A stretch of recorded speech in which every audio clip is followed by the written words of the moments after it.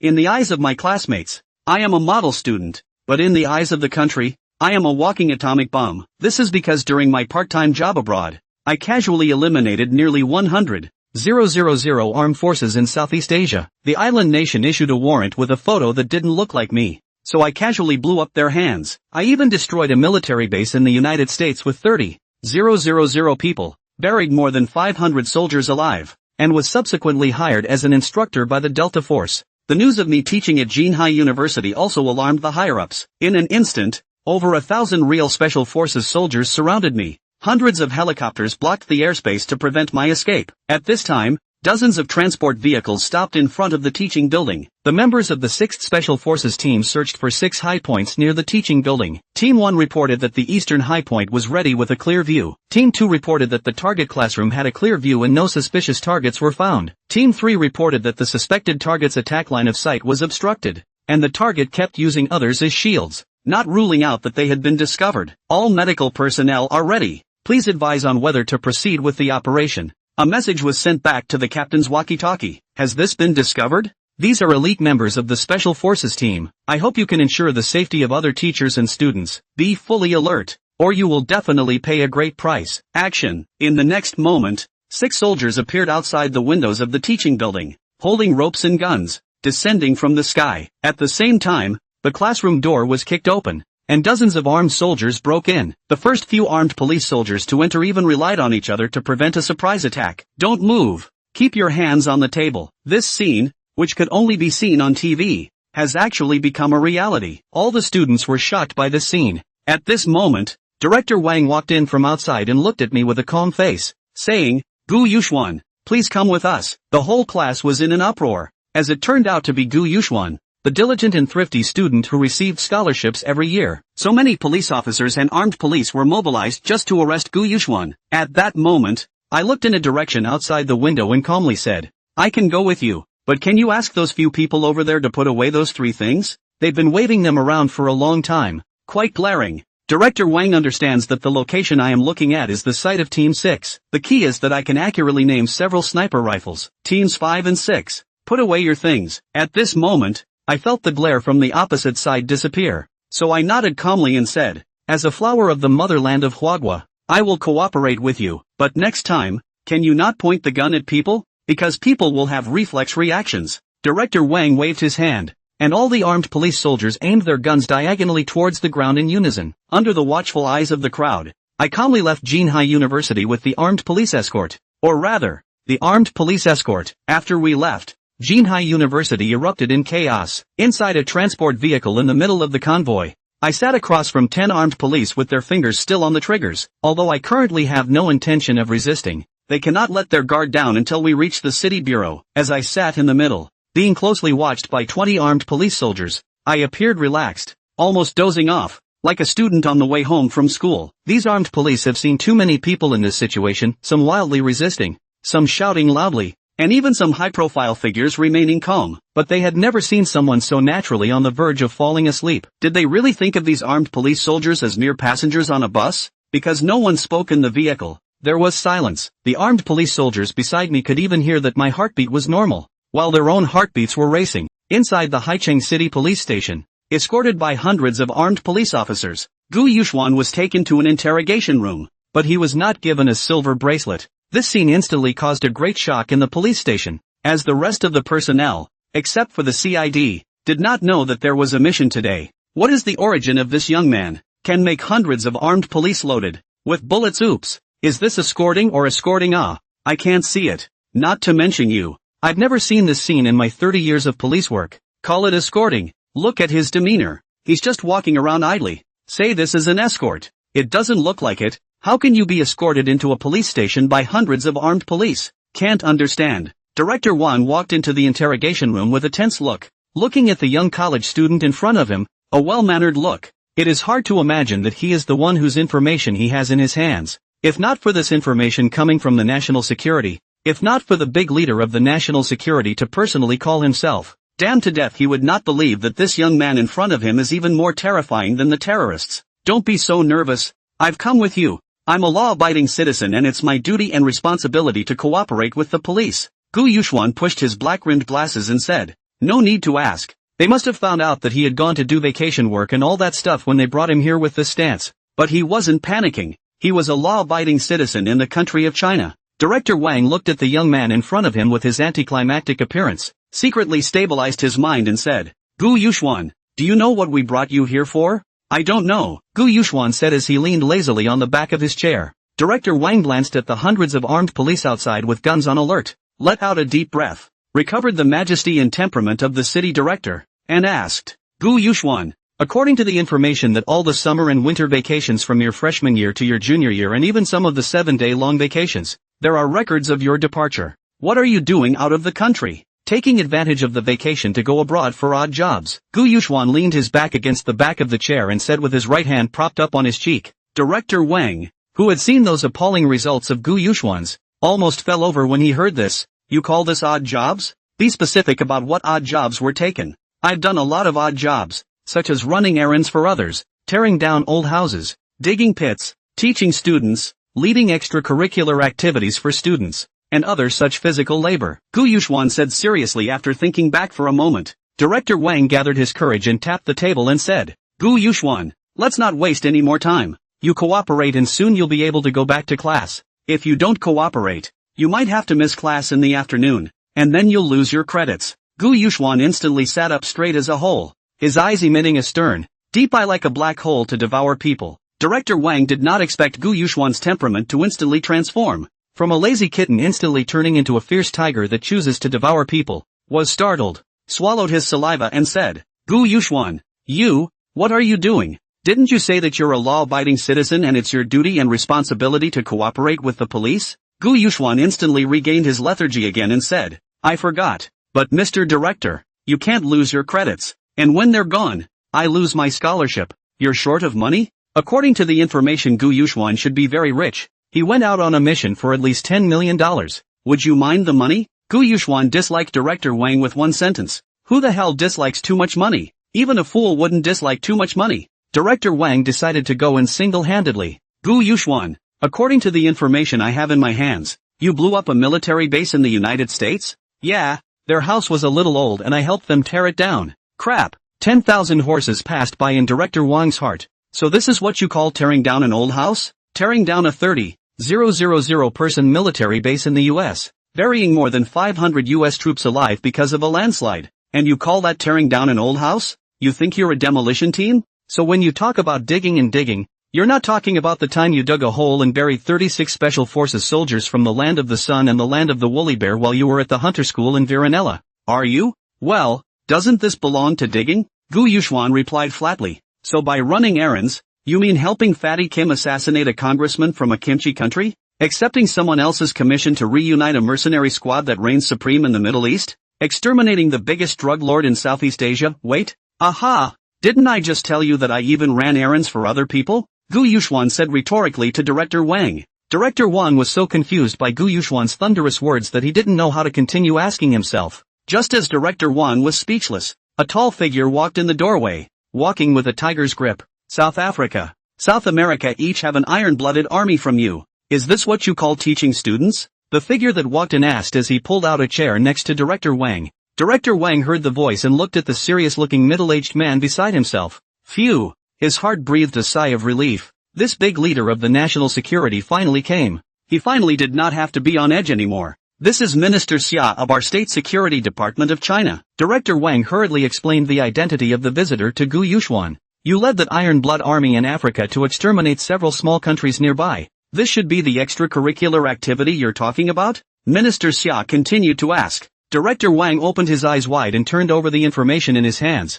This information how they do not have here Director Wang in his heart to the national security scolded a meal. Information are not given full. You know all about it, and you're still asking questions knowingly. So that's meaningless, isn't it? Minister Xia, Gu Yuxuan, still leaning his back against the back of the chair, lightly uttered these words. If an ordinary person heard these words, they could already be characterized as uncooperative or even considered to have been teased by Gu Yuxuan. But this great leader of the national security didn't have any dissatisfaction and laughed. Okay, so let's ask what I don't know. You don't even know anymore. How can you ask? Leader, I still have class this afternoon? Gu Yuxuan said directly. Minister Xia was also given a headache by Gu Yuxuan's eloquence. And just now on the monitor already knew that Gu Yuxuan's speech could exasperate people. And the reality of the contact even more so that he had a deep understanding. Minister Xia or not annoyed. After all, this Gu Yuxuan is not an ordinary person. Not to mention the stalemate to take him to lose how many strong soldiers. And then again, people in the country did not break the law. Slip of the tongue. So let's talk about what I'm not sure about. For example, when you were eliminating the biggest drug lord in Southeast Asia, how did you eliminate his armed forces along with him? Just you? This is also the main concern of the state security. Southeast Asia is not far from the border of China. If Gu Yuxuan also supports or builds up an iron-blooded army in Southeast Asia like South Africa, South America, plus his personal super terrible strength, no matter what his purpose is, but this is something that has to be defended against for China. Gu Yuxuan knew what this Minister Xia from National Security wanted to ask, and he said dryly, just myself, no one else. What? Are you sure it was by yourself? How did you wipe out the nearly 100,000 armed forces of Southeast Asia's largest drug lord all by yourself? Minister Xia and Director Wang almost had their legs shaking slightly. Although this answer was the one that Minister Xia wanted the most, it was also the one that he found the most unbelievable. One man wiped out a force of close to 100,000 men, an armed force that had been sent by multiple countries to suppress it without success? How can you call that a man? Not to mention close to 100,000 armed men with heavy weapons, even 100,000 pigs, 100,000 chickens standing still for you to kill. You have to kill until your hands are soft, right? Gu Yuxuan yawned a little sleepily. I wonder if you guys have heard of dust bombs? Sure, I've heard of it, but drugs don't seem to be combustible dust, do they? But when you replace some of it with flour, doesn't that make it happen? Even after switching to flour, the power of the dust bomb couldn't possibly flatten their entire lair, their entire mountain range, could it? Minister Xia asked suspiciously. The power of this is comparable to a 2-kick missile. It depends on how much flour is used. Just enough, plus the dust explosion triggers up a cascade of weapons and ammunition that ends up causing this. Of course, Gu Yuxuan could not tell Minister Xia and Director Wang that in addition to utilizing dust bombs, he also had a reward from the system, an explosive egg of average power. After Gu Yuxuan traveled over to this world from a parallel time and space, he obtained a not-so-reliable system. Why do you say it's not so reliable? This is because the rewards are randomized after each completed quest, and there are exploding eggs of average power, diarrhea water of average power, and burning turkey legs of average power. This crappy system has a broad understanding of power in general, with extreme instability, such as exploding eggs of general power, and exploding duck eggs of general power. The power of the average exploding eggs can level a valley, but the power of the average exploding duck eggs is the same as a child's game of wrestling with the ground cannon. Can only hear a sound, at least until now. Gu Yuxuan hadn't seen the system reward something of great power, no matter what was of average power. Of course the system rewards aren't all that unreliable. There are rewards for other things like enhanced physical fitness, firearms proficiency, assassination proficiency, martial arts proficiency, increased perception, culinary proficiency, foreign language proficiency, and so on. But the stuff this crappy system rewards most of the time is not very reliable stuff. Minister Xia froze for a long time after hearing Gu Yuxuan's words before slowly coming back to his senses and swallowed his saliva and said, "You've trained an iron-born unit in each of South America and South Africa, and you don't have any plans to do so in the equally chaotic Golden Triangle of Southeast Asia?" Minister Xia, South America and South Africa they give money very quickly, never default on wages. The Golden Triangle side of the money is difficult to get, trouble, but also to prevent them karma waste. You don't even know how hard it is for them to get money in the Golden Triangle. Like the drug lord you just mentioned, who commissioned me to help assassinate a Southeast Asian official and negotiated a price. After I finished, he actually reneged on the bill and said it was his territory, asking what I could do about it. This we Chinese can tolerate? He actually dared to renege on the bill. Gu Yuxuan became more and more agitated as he spoke, standing up with an agitated expression. So you exterminated them because they owed you money and reneged on their debt? Minister Xia's eyes are extremely strange. The drug lord wants to know that he was destroyed because of this. The knight must be in the ground to jump up and slap himself twice, regretting why he is nothing to rely on Gu Yuxuan's account. Of course, something like reneging on a debt is absolutely intolerable. Or else if everyone learns from this in the future, how can I still do business? By the way, I also took a mission about him to make up for some losses. Do you think it's reasonable for him to renege when I've put in all my time and labor and paid for it? Gu Yuxuan said indignantly, his eyes thick with disgust. Minister Xia and Director Wang glanced at each other. Looking at Gu Yuxuan like this, They didn't doubt for a second that if the drug lord hadn't been blown to dust, Gu Yuxuan would be able to pull him out and flog him right now. Indeed. It seems a bit excessive. Minister Xia felt as if there was nothing wrong with what Gu Yuxuan had said. Again, it seems a little off. Who owes a paycheck, reneges on a debt, and moves to reunite someone else? But then, can we still talk to that drug lord who was a criminal? Talk to him about the law? Minister Xia shook his head. What was he thinking? Hastily organizing the thoughts in his mind, he said, so 3 diamond mines, a gold mine, $6 million, and a dozen ocean horses from South Africa, that's what you paid to train them? It's a thank you payment. Who else would go to this shithole in South Africa and have to train them day and night? Gu Yuxuan said rightfully. Appreciation money? You call that a fucking thank you? Is that too much to ask? Have you thought about us? The muscles at the corners of Minister Xia's and Director Wang's mouths were inexplicably twitching, and a wave of speechlessness flooded both of their hearts. Minister Xia originally felt that he was also considered a high official and Gu Yuxuan then. They are simply like beggars, not to mention the Secretary Wang,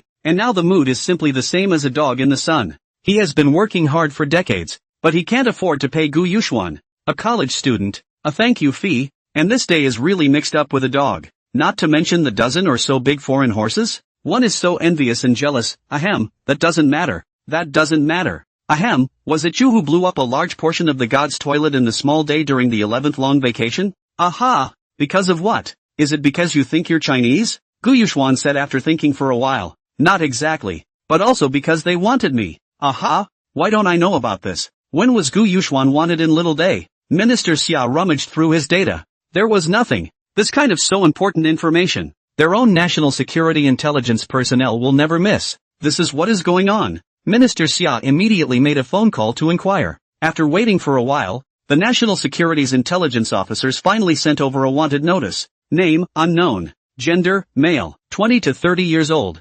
Nationality, unknown, Asian face. The man is suspected to have caused a major eruption of the volcano at Intifudo, with a reward of 70 million yen for information. The following is a hand-drawn picture. The picture depicts a 5 big bearded man. There is a mole on the right side of his face. One hand is digging his nostrils. The appearance that is quite lewd. Minister Xia looked at the wanted notice sent by the intelligence officers, and then looked at Gu Yuxuan, who was a bit handsome in front of him. It couldn't be him. Was the intelligence officers mistaken? Minister Xia moves the computer to Director Wang, who looks at the wanted notice, then at Gu Yuxuan, and shakes his hand to indicate that it's absolutely impossible. Gu Yuxuan, you said you were wanted by Little Day. Just now we went through all of Little Day's wanted posters, and there was no you at all. But there was a hand-drawn picture. It just can't be you, can it? Minister Xia turned his computer toward Gu Yuxuan as he spoke. As soon as Gu Yuxuan saw the picture on the computer, he immediately exploded and slapped the table. Look, look, look. I'm sitting right in front of you guys. You can't even recognize this as me against it. And they actually managed to draw this picture. Isn't this disfiguring me? Wait. How are you sure this person is you? Minister Xia said to the hand-drawn picture and Gu Yuxuan. Gu Yuxuan said, I was on Intifudo at that time, and I was the one who threw a bomb into the crater that started the big mountain fire. If not me, or who else? I can't believe I was drawn so ugly. Minister Xia and Director Wang both wiped the cold sweat from their heads. People were hoping that the less they drew their wanted posters, the better, so that they wouldn't get caught. The young man in front of him was good. He disliked the ugly drawing of his wanted poster, and because of that he even blew up a large portion of the god's toilet in his small life. Then why don't you blow them all up? Director Wang asked suspiciously. The small days of the divine toilet. It can be said that as long as the Chinese people, no one would not want to blow him up, including Director Wang. But Director Wang does not have the same kind of skills as Gu Yuxuan. A big chunk of it was blown up and they have to repair it. And repairing it should be more work than totaling it and then rebuilding it, right? Now they can only repair it. And they don't dare push it down and rebuild it themselves. Gu Yuxuan laughed and said, do you think I will tell you that I am taking the system reward for the power of the General Camel Egg Bomb? As soon as I think of this, Gu Yuxian more and more feel that this broken system is particularly unreliable. Reward things you at least also want to let themselves know how powerful it? Gu Yuxuan deliberately chose an explosive camel's egg with the largest size. According to his guess, a camel's egg of that size will at least contain a lot more explosives, right? Who knows that after the results thrown out, the power will only be able to blow up a large portion of the god's toilet. Damn, this power is not as good as in Southeast Asia to give the drug lords that exploding eggs. After Minister Xia and Director Wang heard Gu Yuxuan's words, their backs immediately went cold. What a ruthless tactic. What a deep mind. Minister Xia felt his throat already unconsciously secreting liquid and gulped, saying, "Where do you rank on the world's assassin list?" 33. Gu Yuxuan replied calmly, his expression ancient. Minister Xia did not expect that he just casually asked, simply thought that Gu Yuxuan is still really on the list. This is not what the wealth list, more not what the school list. Don't look at the fact that Gu Yuxuan was only ranked 33. There were only 99 people on this list, and every single one of them was comparable to a terrorist organization.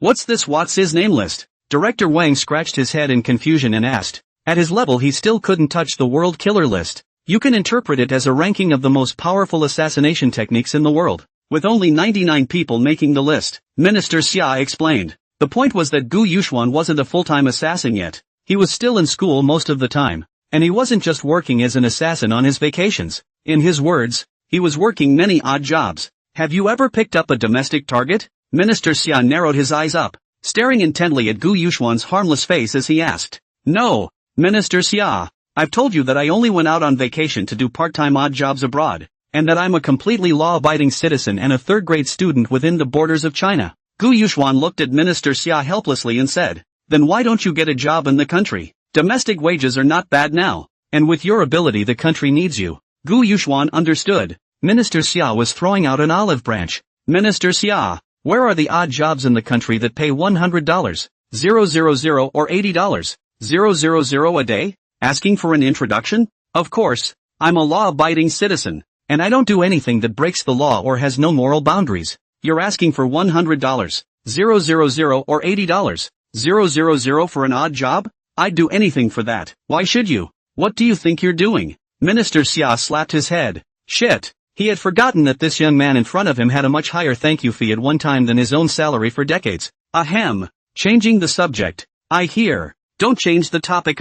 Minister Xia. Old brother Xia. You introduce a copy to me. I don't want to always run out of the country. It's too far. You see, I can fight and resist and demolish houses. Minister Xia, with a face full of black lines, looked at Gu Yuxuan, who was excited when it came to money, and couldn't help but say, how old are you? I'm so much older than you. Why do you call me a chicken hair old brother? Don't change the subject. Do you want to go back to class this afternoon? Do you want credits? Do you want a scholarship? Director Wang looked at this big national security leader with a surprised face. Director Wang also knew him for a long time, and had never seen him like this before, and it seemed that he was infuriated by Gu Yuxuan. Sure enough, when it comes to scholarships, Gu Yuxuan immediately stopped wasting time on this kind of pointless matter and said in a hurry, okay, old chicken feathers, you can ask whatever you want, but... Director Wang just picked up a cup of water and drank a mouthful of water. Was Gu Yuxuan this sentence made to spray out? Minister Xia glared at Director Wang,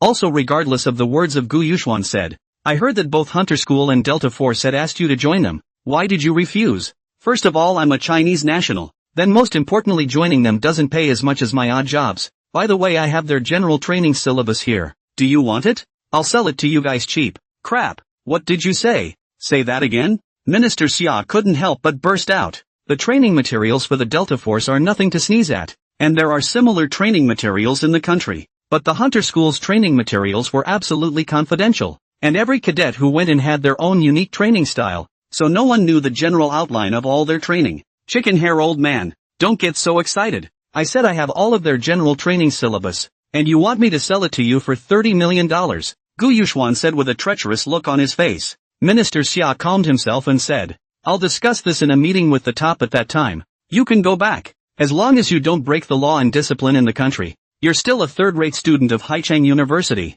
and our conversation today will be kept confidential. Gu Yuxuan crossed his arms and stretched and stood up and said, I can go back then, right? Well, you can go back, but lately you keep your phone open. I can always reach you if anything happens. Minister Xia nodded and said, aha, contact me? Do you really want to buy the training program? Okay, please do contact me if you need anything. Gu Yuxuan got up and walked to the door and suddenly stopped, thought for a moment and scratched his head in some embarrassment and said, that chicken hair old man.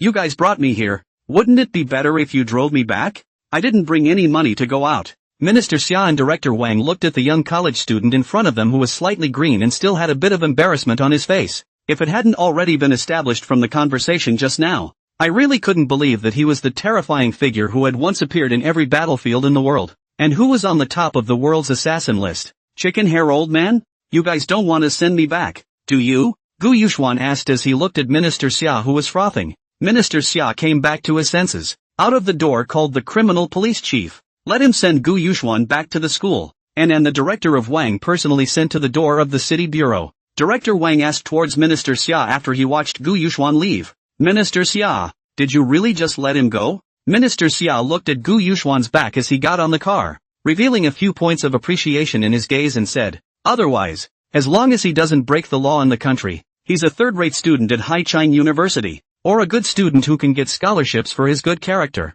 But, Minister Xia, even if he blew up the Rice Army base, exterminating the drug lords, detonating Futu Mountain to blow up the god's toilet, these are outside the country and did not violate the laws of our country. But his assassination of Kimchi state legislators and Southeast Asian officials as well as troops trained in both South America and South Africa have violated. Before Director Wang could finish, Minister Xia waved his hand and said, you only know what you know, not what you don't know. Director Wang's heart slanders, how can I know if you don't tell me? But you put such a horrible person in my jurisdiction. It's fine if you don't know, but if you know, can I still sleep at night? Minister, you more or less give me some insight. I am in charge of the security of the financial center of Haicheng City. I have a lot of pressure in my heart. Minister Xia was silent for a moment and whispered after looking left and right. Do you know which congressman from Pickle Country he assassinated? How am I supposed to know if you don't tell me? Director Wang rolled his eyes. Which one? It's the same congressman who fully supported the deployment of the SAD system some time ago. Hiss. No wonder the SAD system that was making so much noise at that time didn't go away. There was also the assassinated Southeast Asian congressman who was the umbrella behind the fraud ring and had long been secretly sabotaging our anti-fraud operations. Hiss. No wonder the anti-fraud operation has been going so well for a while now, with so many fraudsters being extradited back to their home countries. Those two iron blood armies he trained in South America and South Africa, as long as they are in their areas of domination, treat all Chinese with favor, and the mines in their areas are only contracted to be mined by Chinese. Hiss. I have long heard that the mineral resources over there are extremely rich. So yeah, together with the bombing of the god's toilet and the detonation of Mtifu, do you think this young man will do things without discretion? Would he still mess around within the borders of China? Isn't he a third-rate student of Haicheng University? After listening to these top-secret information from Minister Xia, Director Wang's jaw dropped and nodded, and then thought back. No, if he is really like this, what was the need to bring him back with so much hustle and bustle before?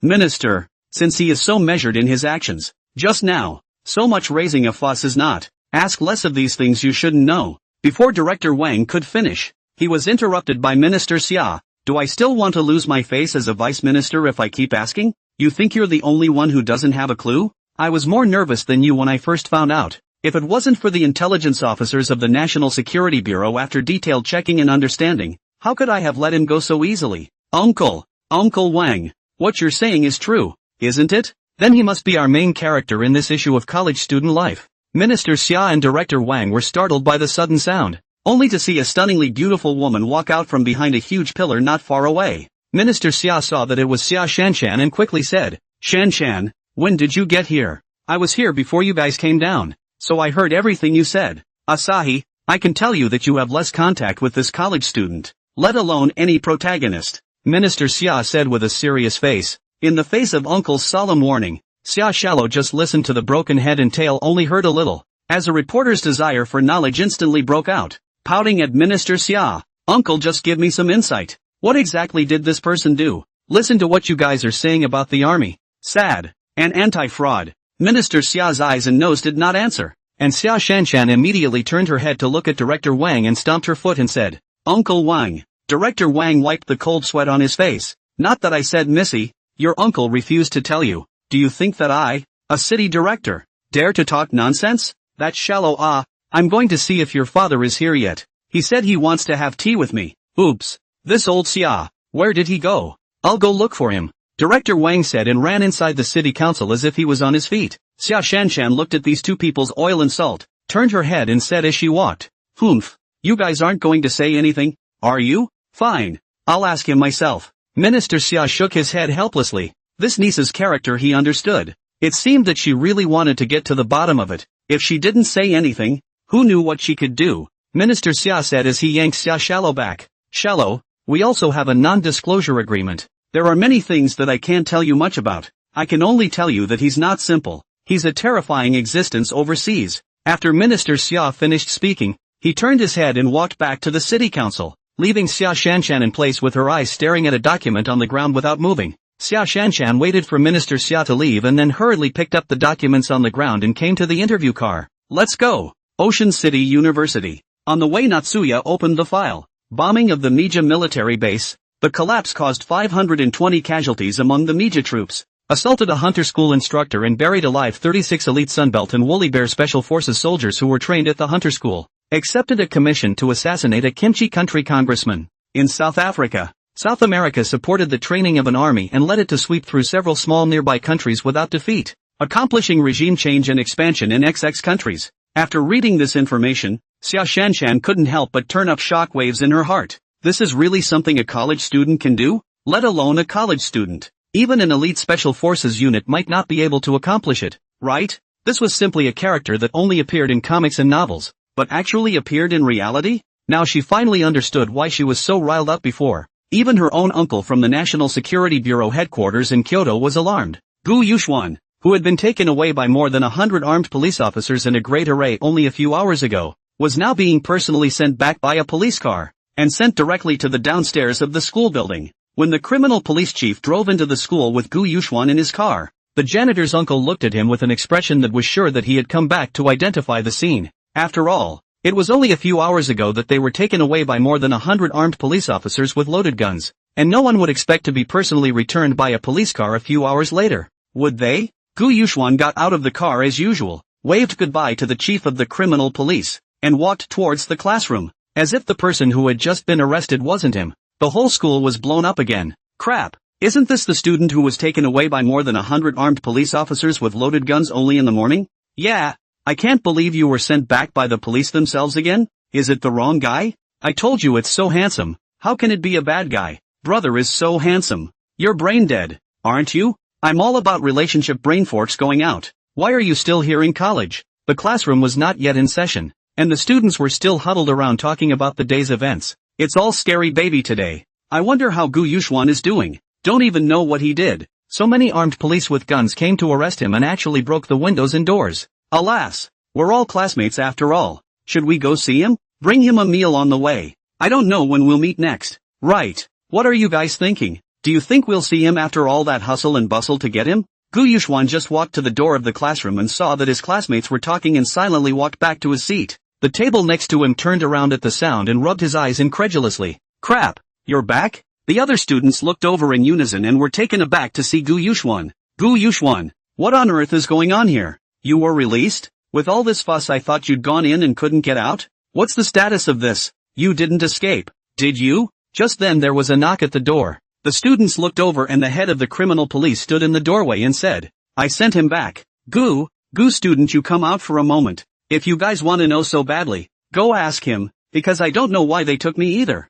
Gu Yuxuan said as he walked towards the door. The students who had 1,000 questions in their minds were abashed at the sight of the police, let alone asking them. Gu Yuxuan came to the door, and the criminal police chief whispered in his ear, Minister Xia and the others told me to talk to you. It's best to stay out of the country for the near future. The ninjas from Kodomo are looking around for you to prepare for vengeance because you blew up the sacred toilet. Gu Yuxuan's eyes suddenly showed a stern killing intent, provoking a chill from the criminally experienced criminal police captain on the side. I didn't go to trouble them. They actually dare to come to me? You tell Minister Xia that I know. If they enter the country to find me fighting back cannot be considered a crime, only self-defense. The chief of the criminal police can only pray that those doggone little day ninjas don't enter the country to find Gu Yuxuan, or whoever wins or loses next. Their city council is going to have a big headache. Gu Yuxuan had just returned to his seat and looked at the class schedule. The next class was an elective, so he buried his head on the table and dozed off, just as he fell asleep in a daze. Hello, may I ask if student Gu Yuxuan is in?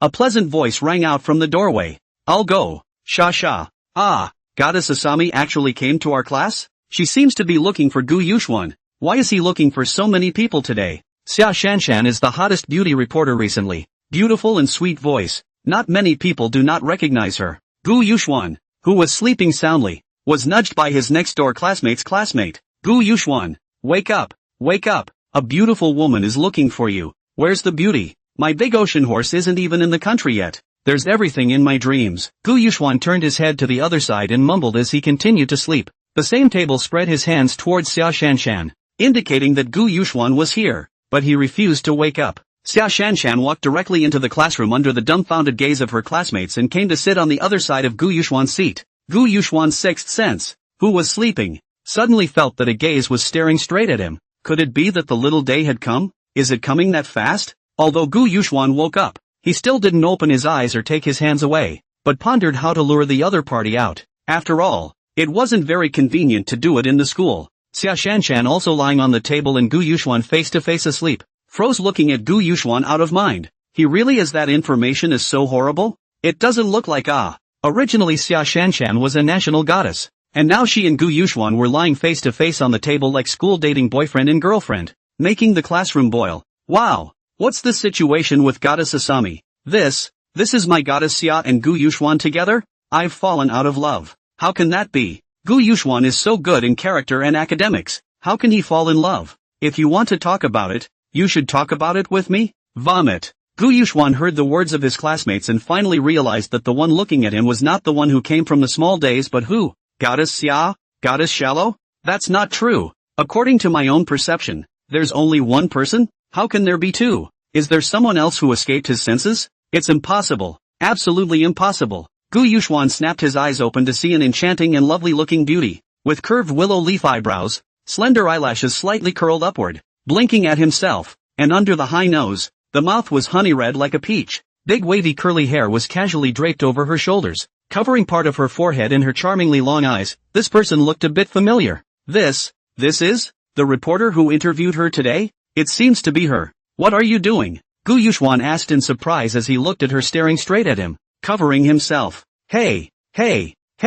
Although you are quite beautiful, but don't hit on me. I'm an innocent boy. No wonder the netizens say that boys should protect themselves out there. Ha! I really didn't think that you were such a person. Xia Shallow laughed. Xia Shanshan lips hooked. This smile sweet and honeyed look. Winks like silk, as if 10,000 flavors engraved into the bones in general. It brought piggish grins to the faces of the male students in the class, and even a couple of them let out. Cluck, cluck, woo, the hog squeals. Only Gu Yuxuan didn't suffer much. Ha! Didn't realize I was such a person? What kind of person am I? What's wrong with you? Why does that sound so wrong? Hey!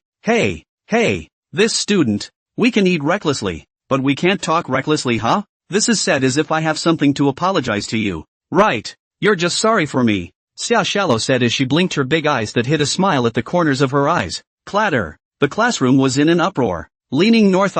Don't you come and ruin such a pure character as mine. I just met you today and you're actually saying I'm sorry? Originally, Xia Shanshan had seen Gu Yuxuan's information. In his heart there is still a point of fear, but more is worship, and now it is even more interesting. Look, by your own admission, I'm sorry for knowing you today. Beauty, let's stop. I'm not making a scene. There are 10 big Yangma already, still missing one more of me? Xia Shanshan whispered in Gu Yuxuan's ear. As soon as these words were said, Gu Yuxuan's eyes condensed, and his eyes looked deeply at Xia Shanshan. Then he turned his head to the other side, no longer paying attention to Xia Shanshan. Just now, Gu Yuxuan's glance, just one glance, made Xia Shanshan fall into an ice cave. And that look was what made her truly realize that this one in front of her was not an ordinary college student. Xia Shanshan's heart for a long time cannot be calmed. That look is too scary. She also did not dare to tease Gu Yuxuan, put away the heart of playfulness, and did not speak again, quietly sat until the end of the class. Gu Yuxuan knows in his heart that it must have been leaked from the city council, but he still says it's confidential? The old me just went out in the front foot. The back foot will be my information leaked out. A bunch of unreliable shit. But he didn't care too much about it, and continued to lie on the table. And Zhou Gong went to play a game of chess, until the bell rang for the end of the class. Gu Yuxuan woke up in a ghostly manner, loosened his muscles and prepared to go home. Gu Yuxuan, today there is only one class that ends early. Is there any time for us to go see a movie? When Gu Yuxuan came to the entrance of the teaching building, he was called by a voice. He followed the voice and looked over. It was a dull face with soft features, a clear and flawless face, and a head of long black hair falling down on his chest. Look, this is our Haichun University school beauty Su Wei and I. Why are you here to find Gu Yuxian again? That's right. Look at the back. Goddess Xia Shallow is still following him. Now the school flower has come to ask him to watch a movie. Really envious and jealous. Gu Yuxuan looked up at Su Wei and I and shook his head. Sorry, I'm not available. What are you going to do? What? I've asked you out every time but you're not available. And you don't always respond to phone calls and WeChat on vacations. So how can we be considered childhood friends? Su Wei and I also heard her classmates' murmurs and looked at Xia Shanshan in the classroom and said, I'm working odd jobs abroad on vacation, my phone has no signal. So I'm really sorry. Gu Yuxuan touched his nose and said, so what are you doing now? Working odd jobs again? Or do you have a date with a beautiful woman? Su Weini asked. Xia Shanshan looked up just in time to see Su Weini's pretty face emerge with a depressed look, and could not help but gently smile, directly crossing over the two of them to walk downstairs. I'm going to go back and check out the part-time jobs. Can you stop working odd jobs all the time? Are you short of money? Well, without further ado, I have things to do. After saying that, Gu Yuxuan directly turned his head and walked away, leaving behind Su Wei and I, who was stomping her feet with a depressed face. Gu Yuxuan stuck his hands in his pants and leisurely walked towards the school gate, and as he walked, he frowned. What the hell do you want? This Xia Shanshan had already followed him all the way. No, it should be counted from the classroom lesson. It had already followed himself for several hours. Student Gu Yuxuan, I'm sorry for just now. Xia Shanshan gathered her courage and said as she walked quickly to Gu Yuxuan's side. Gu Yuxuan was a bit overwhelmed by Xia Shanshan's sudden apology and could only wave his hand and say, never mind. By the way, how did you get my information? Xia Shallow replied truthfully, Minister Xia is my uncle. I picked up your information, then I stopped by to take a look. Gu Yuxuan looked at Xia Shanshan with a speechless face. You really dare to say picked up? It was deliberately picked up for you, right? Then why are you following me? I'd like to invite you again to be our guest for this episode of College Life. Xia Shanshan knew that if she could invite Gu Yuxuan to be their filming guest this time, her own program would definitely be on fire, because Gu Yuxuan's experience was so outrageous. Sorry, my answer is the same as in the morning. Gu Yuxuan finished speaking and walked directly towards the front. Would you please reconsider? I'm sorry, I'm really not interested in this. Xia Shanshan defiantly followed Gu Yuxuan's footsteps as she walked. You have to realize that our chances with this show are tough. You're guaranteed to explode in a day. Well, I know, but I'm not interested. Xia Shanshan, when the reporter has seen all kinds of people, but just have not seen like Gu Yuxuan this kind of thing, not even think about the refusal. And even the reason is lazy to give. From beginning to end on a sentence, not interested. Xia Shanshan continued to follow Gu Yuxuan, but this time she didn't speak. She just silently followed Gu Yuxuan around, just like an ordinary college couple taking a walk on campus. Gu Yuxuan and Xia Shanshan, a pair of handsome men and beautiful women, walked in the school, naturally inevitably causing the passing students to gaze at the salute. What else do you want? Gu Yuxuan said as he stopped again. Xia Shanshan pondered for a while, and said with a smile at the corner of her eyebrows, nothing, taking a walk with you and asking you if you have a girlfriend on the way. No. So what do you think of me? Xia Shanshan was very confident in herself. Not good, Gu Yuxuan said as he looked up and down. Not good? He doesn't think I'm good? A national goddess herself is actually not good in his eyes? Xia Shanshan felt that her self-confidence was instantly shattered. Gu Yuxuan saw that Xia Shanshan didn't say anything, spread his hands and continued to walk forward. And just as he walked out of the school entrance, he heard a sound of footsteps ringing out behind him. Xia Shanshan had a puffed up look and trotted to catch up with Gu Yuxuan, who took a look at Xia Shanshan's look of joy and said, why are you following me again? Still looking all puffed up. People don't know and think I'm bullying you? No, I think you're right. I'm not good because I'm close to the ink and I've been with you today, so, whoosh. Xia Shanshan huffed and puffed and threw her head to the side and said, before the words were finished, two cold-on shot towards Gu Yuxuan from a short distance away at great speed. Xia Shanshan's eyes happened to see that two ninja shuriken shot sharply towards Gu Yuxuan. She couldn't react in time to do anything and instinctively pushed Gu Yuxuan away. In fact, Gu Yuxuan had long known that someone was staring at him, but he just didn't expect that the other party would be so bold as to attack him directly in front of the school,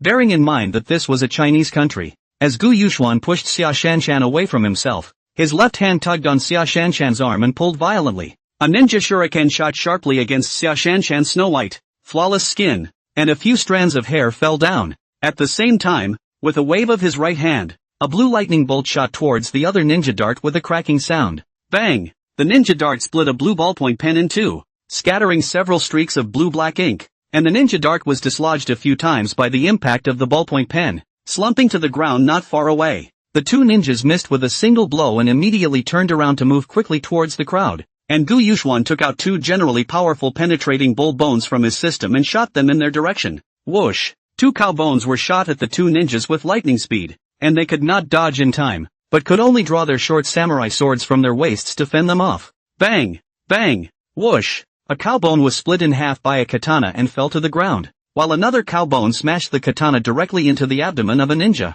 And then the two ninjas disappeared into the crowd. Aha! What the fuck is going on here? Shit! The system is really unreliable. Two identical and equally powerful penetrating cow bones with opposite results. It seems like the same things have varying power. So maybe it's the difference between a flying knife and a missile. Gu Yuxuan had always thought that the same thing had the same power before, so he had been experimenting with the power of different things, thinking that he could use them correspondingly in the future. So he hadn't used two of the same thing. Now these two cow bones completely shattered his conjecture. Hey! It seems that in the future, he can only randomly rely on luck. The system is really unreliable. Ding! Completing the system's hidden quest. Loser saves the day. Rewarded with a short blade of average power to break spells. Completing the system's hidden task of loser saving beauty opens up the redemption system, which can be exchanged with red tickets. Now Gu Yuxuan heard the word general power and felt bad. And what's more, what's the name of the loser to save the beauty? I'm rich and handsome. Okay?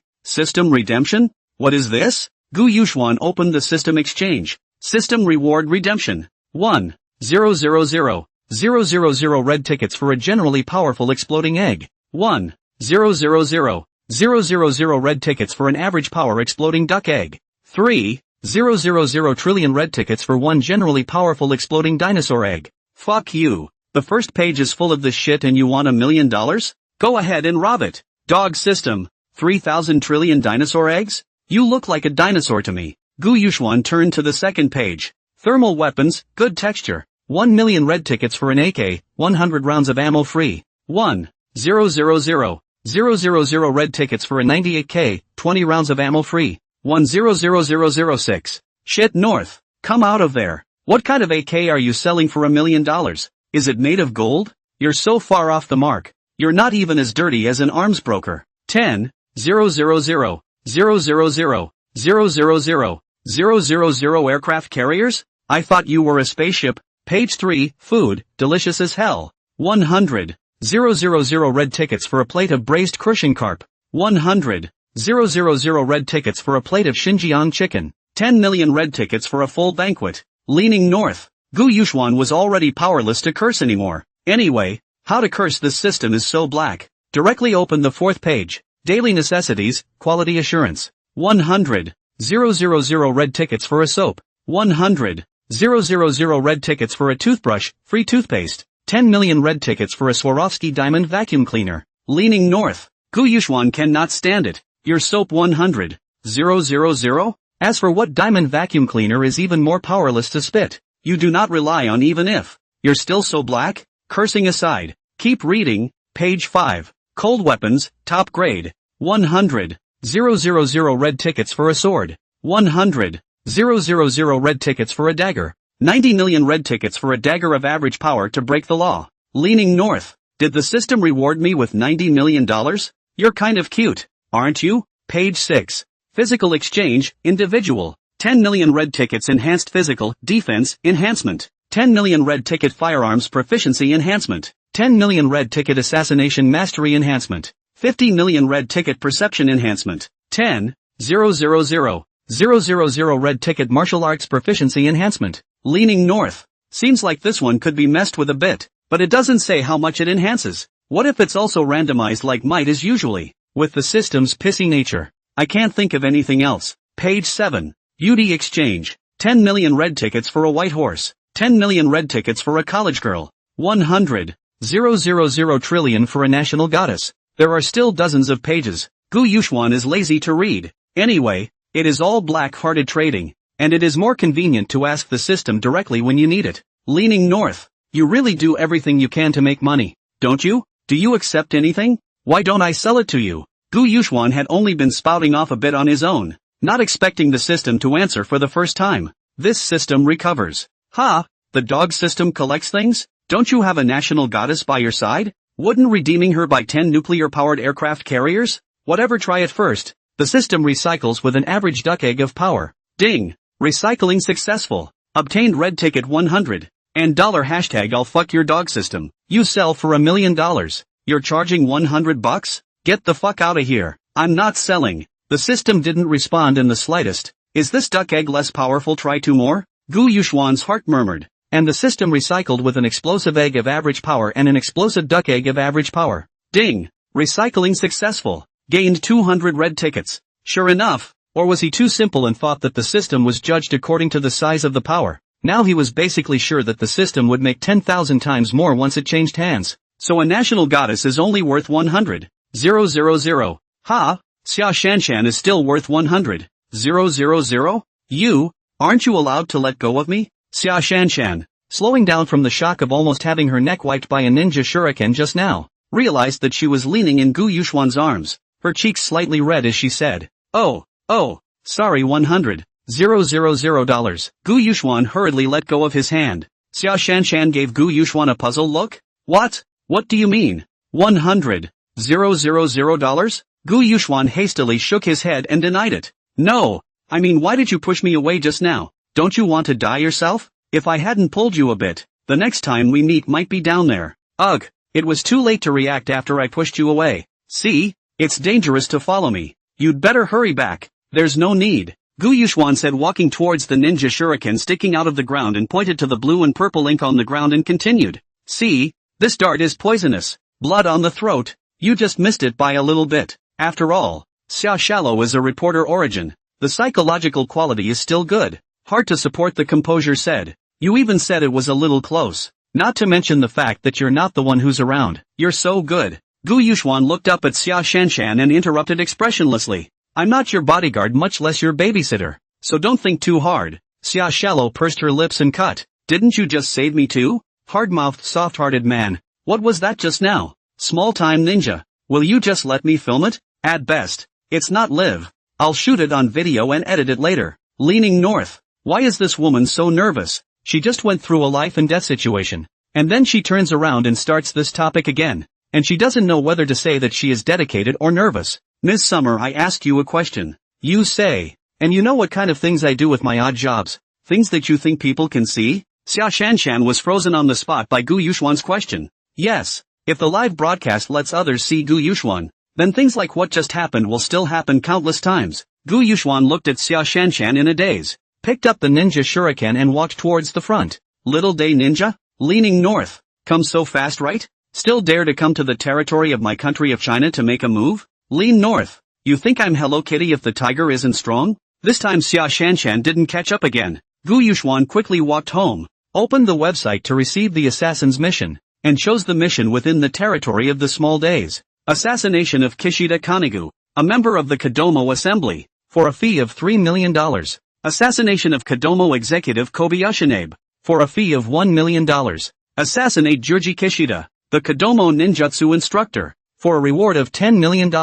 Bomb the Tokyo Tower for a fee of $10 million. Gu Yuxuan picked up all of them in his head and pondered a little, immediately tapped away at the keyboard. Limit 24 hours. Small day ninjas in China immediately turn themselves in to the China Police Department. If there is still one person who hasn't turned himself in, every 2 hours let small day shake 3 times. Signature, Yuxuan. The news sent the entire internet into chaos, with ordinary people thinking it was a hoax and finding it too funny, and even many people in small day's own country disdaining it. However, the top management of various countries, martial arts ninjas and people who have been in contact with the killer list are in a kind of panic, because this news is from the dark net, signed by the 33rd ranked horror person on the killer list. When the news got out, a lot of people within the small days country still didn't give a damn. Not just a 33rd ranked guy? There's no one in the country in the small days? This is intimidation. Intimidation of our great little empire of days. Don't blow it. Our great Bushido and ninjas will surely crush their plot. Just relax everyone.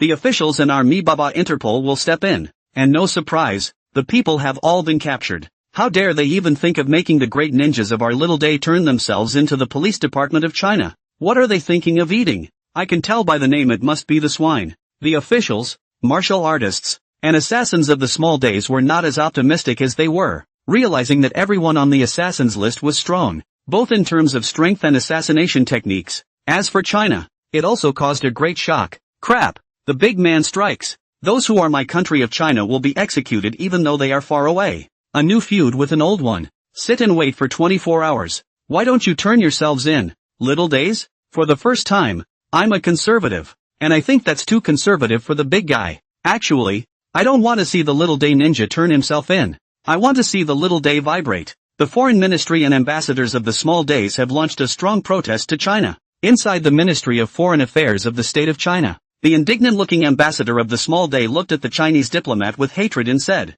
"Xiao Sang, this incident has caused a great deal of bad drops to the friendship between our two countries, and my country hopes that you will deal with it properly and seriously." Diplomat Zhao forced a laugh and coughed twice, saying, "Please rest assured that if this is really the work of our Chinese people, we will definitely punish them severely, but right now my country is really not sure what the situation is, and my country suspects that other countries are provoking the relationship between us." The ambassador of Little Daylight heard this as a shrug and grimaced. Xiao Sang, this matter has already caused a relatively large international debate, seriously affecting the relationship between our two countries, so I hope you will handle it carefully. Our country will definitely crack down on this kind of behavior, but we really don't know which one that Yuxuan is. You see, it's an English name. The ambassador of Little Daylight was completely clueless, and it was true that there was no way to prove that Yuxuan was from China now, but it must have been about 8 or 9 times better if he could send out this content. Zhao San, why are the corners of your eyes and mouth twitching? Diplomat Zhao hastily rubbed his face with both hands and resumed saying with a serious face, nerves jumping, nerves jumping. Diplomat Zhao waited for the ambassador of small days to leave the Ministry of Foreign Affairs and couldn't help but laugh out loud for a few minutes before calling to report it up. Minister Xia received the phone call. The whole person is confused. In the morning I just said that you are the 3 good students of Haicheng University. You declared war on the small days in the afternoon? Killer list ranked 33rd? Yuxuan, is not it Gu Yuxuan this kid? But this good boy, to my liking, with the hot blood of the Chinese, but this still have to persuade, do not make too much. Minister Xia immediately dialed Gu Yuxuan's phone. Gu Yuxuan looked at the caller ID unknown number and connected. Hey, chicken feathers old man. How did you know it was me? Gu Yuxuan had known for a long time that someone from the Chinese officials would definitely be looking for him, and the one who was most likely to contact him was Minister Xia, who had his contact information. Who else would call me but you? Has anyone turned themselves in yet? Minister Xia heard Gu Yuxuan actually ask out this sentence directly.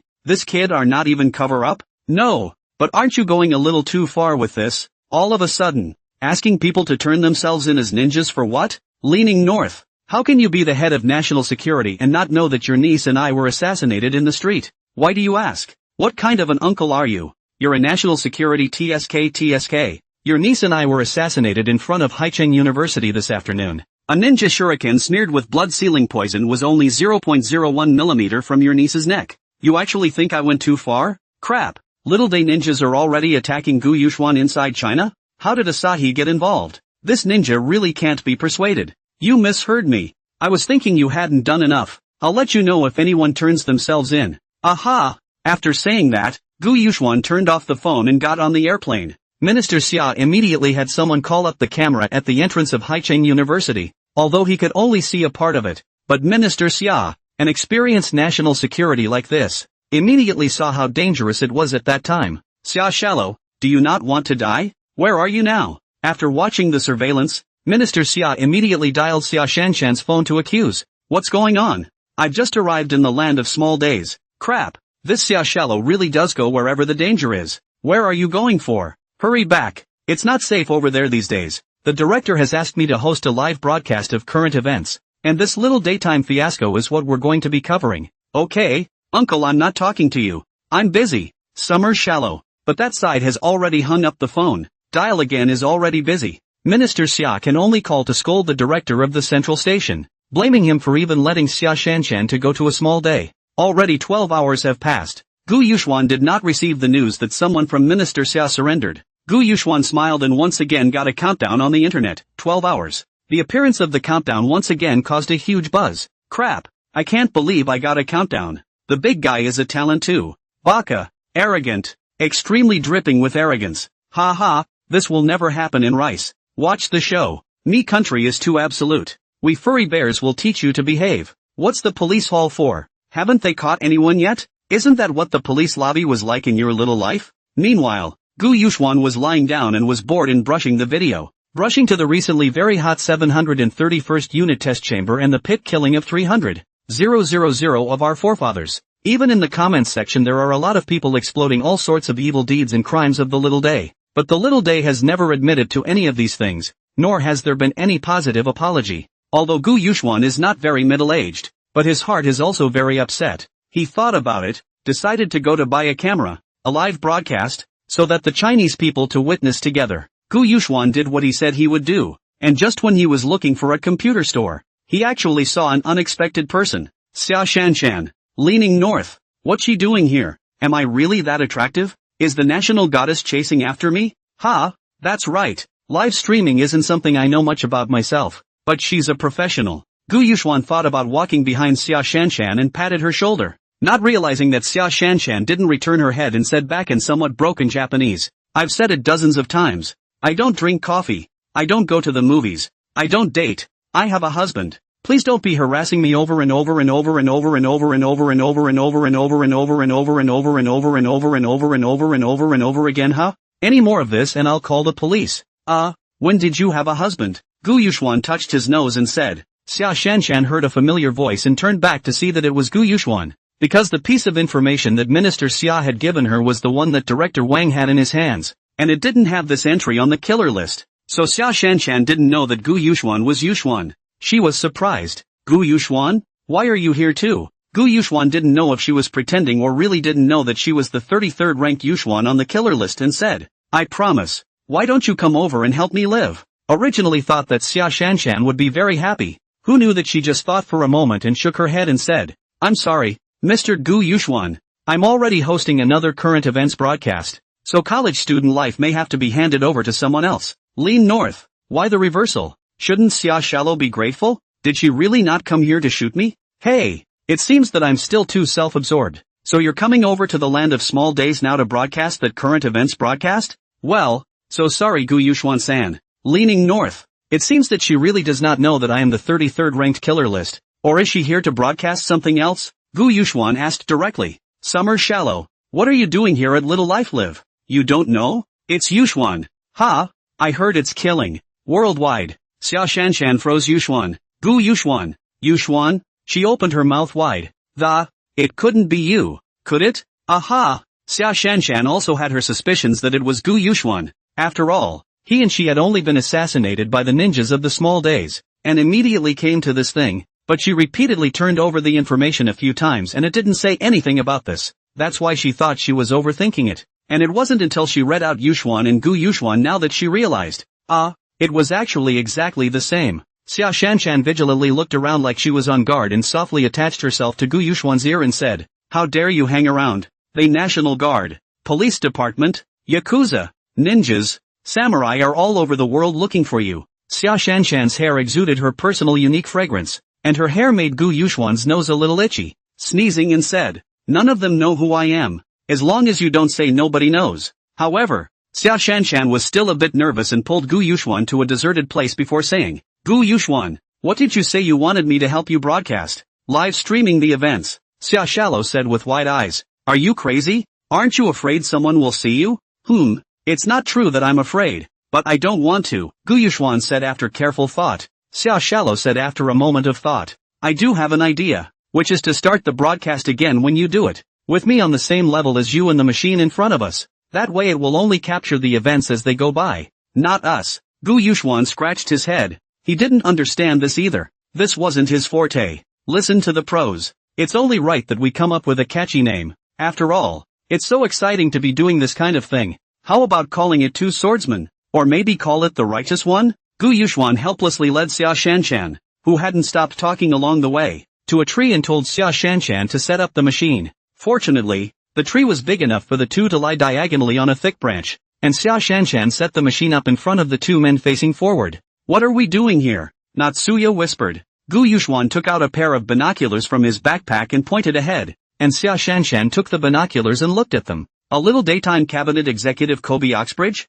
Gu Yuxuan took advantage of the fact that Xia Shanshan didn't pay attention, and hurriedly exchanged a M24 American active sniper rifle from the system with 3 million red tickets. The small day country gun is not as difficult to buy as the domestic, but it is also absolutely not good, especially this kind of sniper rifle, and the time is limited, so it is still cost-effective to spend a heavy amount of money to exchange in the system. Gu Yuxuan set up the M24 and adjusted the angle before Xia Shanshan realized that there was an extra gun. Xia Shanshan looked east and touched the west, just did not see Gu Yuxuan holding a gun.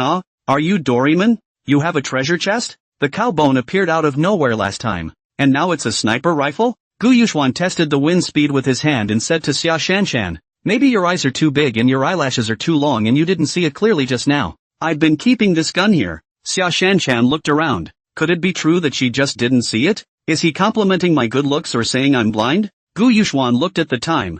There were still 10 minutes left before the 24 hours. Put the silencer on and tried his hand. Why don't you use a Type 88 sniper rifle instead of this American sniper rifle? Xia Shanshan glanced at the American M24 between herself and Gu Yuxuan and said. Gu Yuxuan looked at Xia Shanshan with some surprise. Leaning north. This national goddess even knows how to separate gun models? Yoo-hoo! You actually know the Type 88 sniper rifle and the American sniper rifle? I used a Type 88 sniper rifle a little while ago to make sure I'm Chinese, but if I use this sniper rifle, they won't be able to identify me. By the way, it's almost time. There's 1 minute left to turn on the live stream, and when it's on, we'll just use hand signals to communicate. Don't talk. Gu Yuxuan looked at the time and adjusted the trajectory and aim of the sniper rifle again, making final preparations. Just put your heart in your stomach. I'm a professional at this. Xia Shallow turned the device on and moved the countdown to the live broadcast screen. Wow! Goddess Xia's trumpet is on the air. Ha! Why is there a countdown? It seems like the same countdown time as Yuxuan.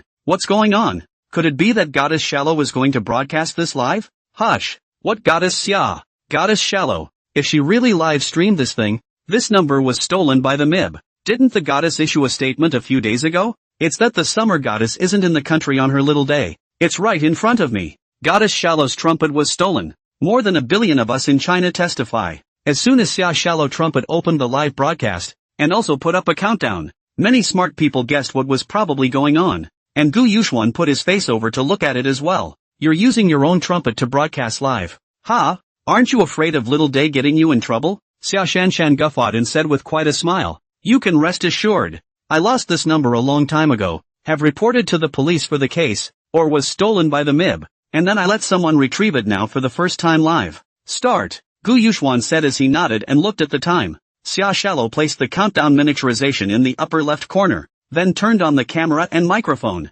and the pattern of the screen immediately turned into a long gun barrel pointing at a house a few hundred meters away. Crap, this is really live streaming this thing. I wonder what the first thing is. If you zoom in, those buildings should have been big officials in the small days. That barrel looks like an American sniper rifle, doesn't it? Keep watching to find out. There's 10 seconds left. How exciting. Let the little life thrill you this time too. Will we get caught live like this? Gu Yuxuan nodded towards Xia Shanshan, and Xia Shanshan made an okay gesture, slowly enlarging the device. Enlarging, and then enlarging again, and the screen slowly saw the person inside. It's Kobe Newbabe, the cabinet executive from the small days. Crap, it's not possible that this Kobe Beefside is the target this time, is it? That's too bold. It's easy to get caught playing like that. You guys see what Kobe Cowside is doing? Crap. You have to code it to make it work. So bold in broad daylight. That woman seems to be the wife of his subordinate. Wow. Just when everyone was talking hot. Whoosh. The sparks from the bullet exiting the chamber made everyone hold their breath. And although everyone had known the outcome, they were still a little incredulous after the bullet slashed its way out of the chamber. That's taking out a high-ranking official of the cabinet of the Little Daylight on Little Daylight Live. Can you believe it? Bang! Kobe Oxbridge fell in response. And it was all relayed live and clear to hundreds of millions of compatriots within China. This is really just done? Actually, there are good people in the small days. It's not good to kill them indiscriminately like this, is it? Shit. You're a Little Day person, aren't you? Shit. Holy mother bitch. Shit. Did you forget about the 731 biochemical lab and the Holocaust? If you've forgotten, you'll go to Urban and Jiling to see it. Fork it out. It's walking $500,000. Man him up and find him. Xia Shallow also saw this comment and immediately set up a floating screen. There are good people and bad people everywhere, but at least dare to admit history positively to be called a human being, and now they don't admit it or even go to worship war criminals. They don't deserve to be human beings. The floating screen exploded at that statement. Well said. This Kobe Oxbridge doesn't deserve to be called a human being. It's just that recognizing history and respecting it is the only way to call it human. Xia Shanshan directly turned off the camera and microphone after setting it up, putting the device away and saying to Gu Yuxuan, okay. Gu Yuxuan cleaned up the scene and evacuated the scene after installing a TNT bomb, which he had exchanged in the system, in the position of the M24 magazine. In fact, the National Guard of Little Day had already identified the place and the people while Xia Shanshan was live streaming, but due to the short time, Gu Yuxuan and Xia Shanshan had already left by the time they arrived. Gu Yuxuan led Xia Shanshan to walk leisurely on the street. A look of leisure. If you don't know, also thought that the two were over to travel. Do you know Korean? Gu Yuxuan asked as he walked. Well, what's wrong? Xia Shallow asked uncertainly. It won't be as bad as your Japanese, right? Gu Yuxuan asked meaningfully. Xia Shanshan was a bit shy by Gu Yuxuan's words and said in Korean in annoyance. It's better than you. So what's wrong with me not learning Japanese? That's good. Then let's communicate in Korean next. Gu Yuxuan also said in fluent Korean. Xia Shanshan nodded. Gu Yuxuan did not say that she also knew that now the small days put the main suspect on the Chinese. If the two of them communicate in Mandarin will be easier to expose. Gu Yuxuan took Xia Shanshan all the way to a hotel near the Asianfu, and spent 2 million red tickets to exchange a jammer in the system, and 10 million small TNT explosives. Gu Yuxuan led Xia Shanshan all the way, putting things in vases and corners all the way to the hotel rooftop. I thought you brought me here to take a break? Xia Shallow said in a depressed voice. Gu Yuxuan raised the jammer and said, finish this one and take you to rest. Interfere with the surveillance for too long and they'll notice the difference. Interfering with surveillance out of sight. Would people not know? Don't worry. This authentic German-made jammer of mine keeps the surveillance in its original frame. It doesn't simply make it invisible. This was a high-grade item exchanged by the system. And the system exchanged things with a pretty good quality assurance besides rewarding things with average power. After all, it is tens of thousands of times more expensive than the market. The system is black, but the thing is really good. If it is so expensive and still not good, the fools go to buy it. But 2 million red tickets also let Gu Yuxuan a burst of neat pain. Xia Shanshan didn't understand all this high technology either, and said as she looked at the Asanfu which was full of National Guardsmen, you don't want to tell me that this is your next target? Bingo! Right guess. Gu Yuxuan leisurely sat on a chair on the rooftop. Xia Shallow immediately opened her eyes wide and said after looking left and right, this time I'm sure. No weapons? What the hell? I know you're good, but you're not trying to single-handedly kill your way in from the sky, are you? Just sit down and rest for a while. Won't you know in a while? Gu Yuxuan said flatly. Xia Shanshan looked at the young man in front of him who was still in his third year of college. And now the whole small world was looking for him, right? Look at him laid back like he's here on vacation. Aren't you afraid? Me? I'm used to it. I still want to ask if you're not afraid? Gu Yuxuan asked as he leaned his hand against the back of the chair and squinted at Xia Shanshan next to him. Scared? I'm horribly horrible. Then why don't you hurry up and get away from me? Just teach me how to start a live broadcast. Gu Yuxuan said in an ancient manner. There are some things that you have to do even if you're afraid. And you have to do them. If I didn't do them if I was afraid, I wouldn't have chosen to be a reporter. At once there was a woman's temperament overflowing from Xia Shanshan. Gu Yuxuan looked at the face of heroic Xia Shanshan. I hope that you will not cry in a moment. He looked at the time, there is still half an hour. Took out his cell phone and dialed the phone of Minister Xia. How's it going? Old chicken hair? Still no one has turned themselves in? This is not true. But now the small day country has filed a serious protest to our country. Your kid is also a chicken thief. Actually took the small number that Asahi was stolen. Uncle. Xia Shanshan was right next to Gu Yuxuan. And at first he didn't know who the old chicken-feathered brother was. But listening to it was actually his uncle's voice. Gu Yuxuan. There's someone beside you? Am I hallucinating? How can I hear my family's shallow voice? Minister Xia wouldn't have thought that Gu Yuxuan would bring along his niece,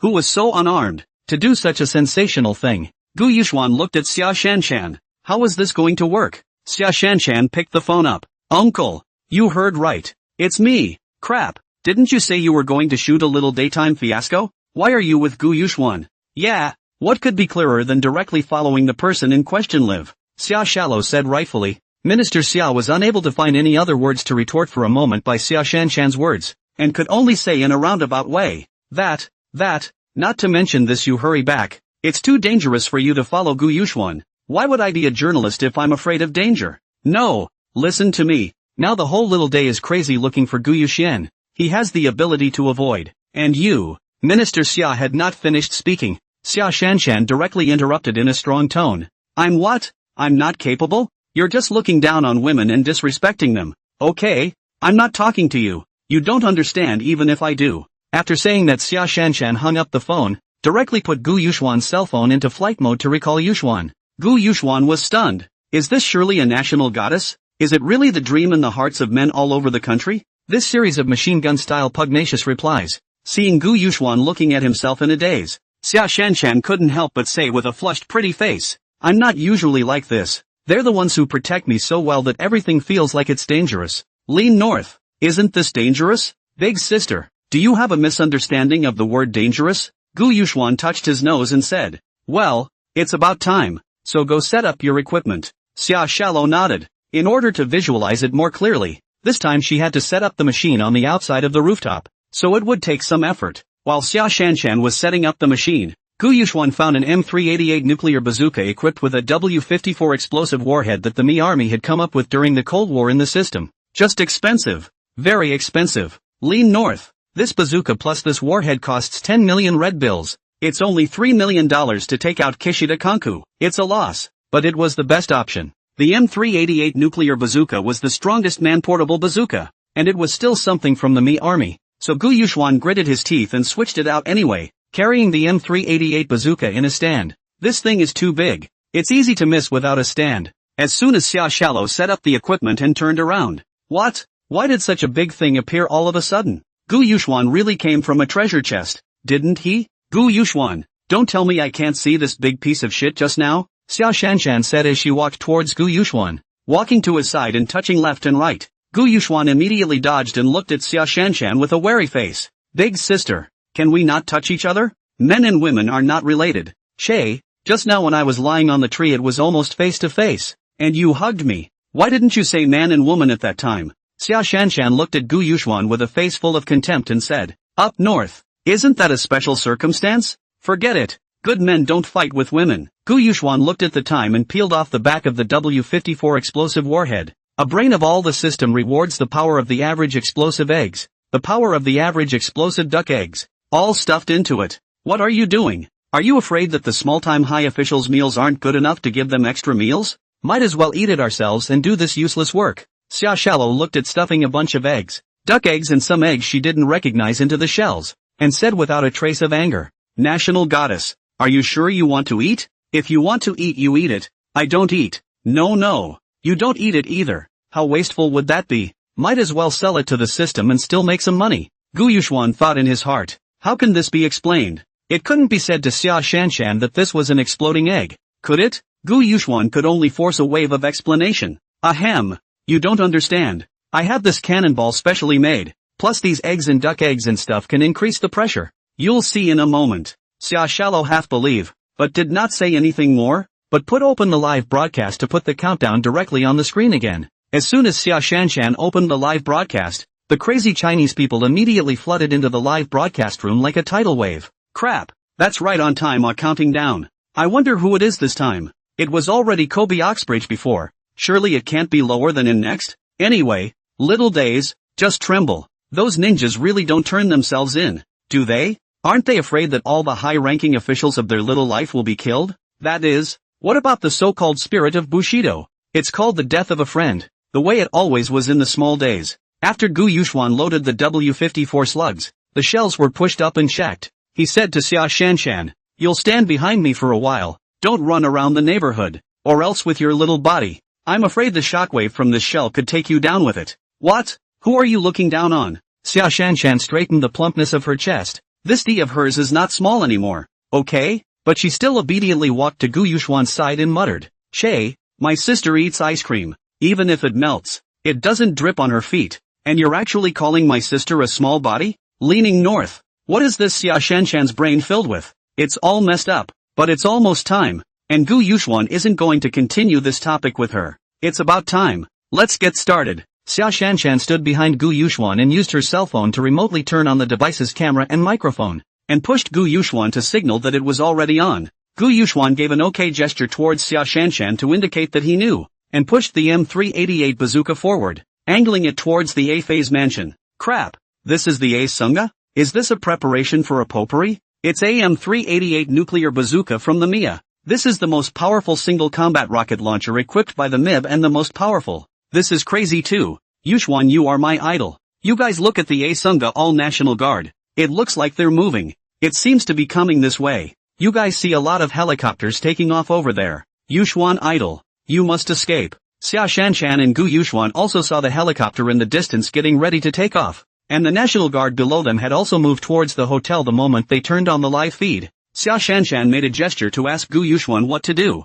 Gu Yuxuan returned a gesture. Are you afraid? Shit. Are you crazy? You can't be afraid of a wrong answer? Two people against a country. And the key is in their territory. Gu Yuxuan saw the look of anger on Xia Shanshan's face and gestured for Xia Shanshan to rest assured that he had a way. Gu Yuxuan didn't delay, directly aiming his quasar at the Ye Songfu and letting out a light breath. Phew! Pull the trigger. Bang! The W-54 exploding warhead flew toward the Ye Xiang house like a stringed arrow, and the air wave that was set off shattered the window glass of the next floor, and Xia Shanshan hurriedly wrapped her arms around Gu Yuxuan. Bang!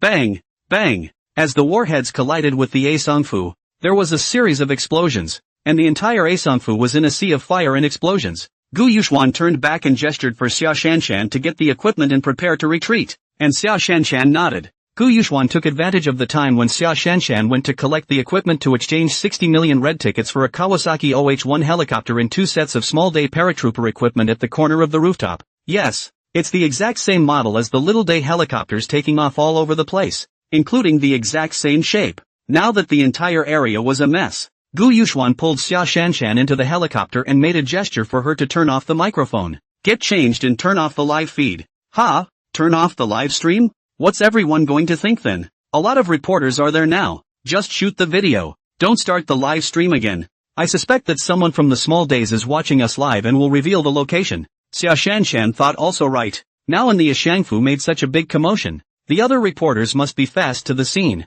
They shoot a other angle to go back to edit at that time is also okay. Where did you get another airplane? Did you have other help? Natsuya said as she slipped the small day paratrooper outfit on her body. Gu Yuxuan also put the paratrooper equipment on his body, then closed the door and walked to the cab to put on his headset. You're overthinking it. Come sit in the passenger seat so we don't dump you later. Xia Shanshan looked at Gu Yuxuan with a skeptical face. I don't believe you, written all over her face, and walked over to the passenger seat. The two of them put on their safety belts, and Gu Yuxuan flew the airplane directly, circled around, and then flew the airplane to the back of the small day plane. Because there were so many airplanes in the sky, dozens of them, they actually failed to notice that there was an additional identical airplane behind them. Gu Yuxuan followed them in a circle around the hotel rooftop, where the National Guard and some other civil organizations on the ground had rushed up to the hotel one after another. Gu Yuxuan said to Xia Shanshan through his earpiece, hold on to the handrail. Xia Shanshan instinctively grabbed the handrail when she heard it, and Gu Yuxuan pulled violently,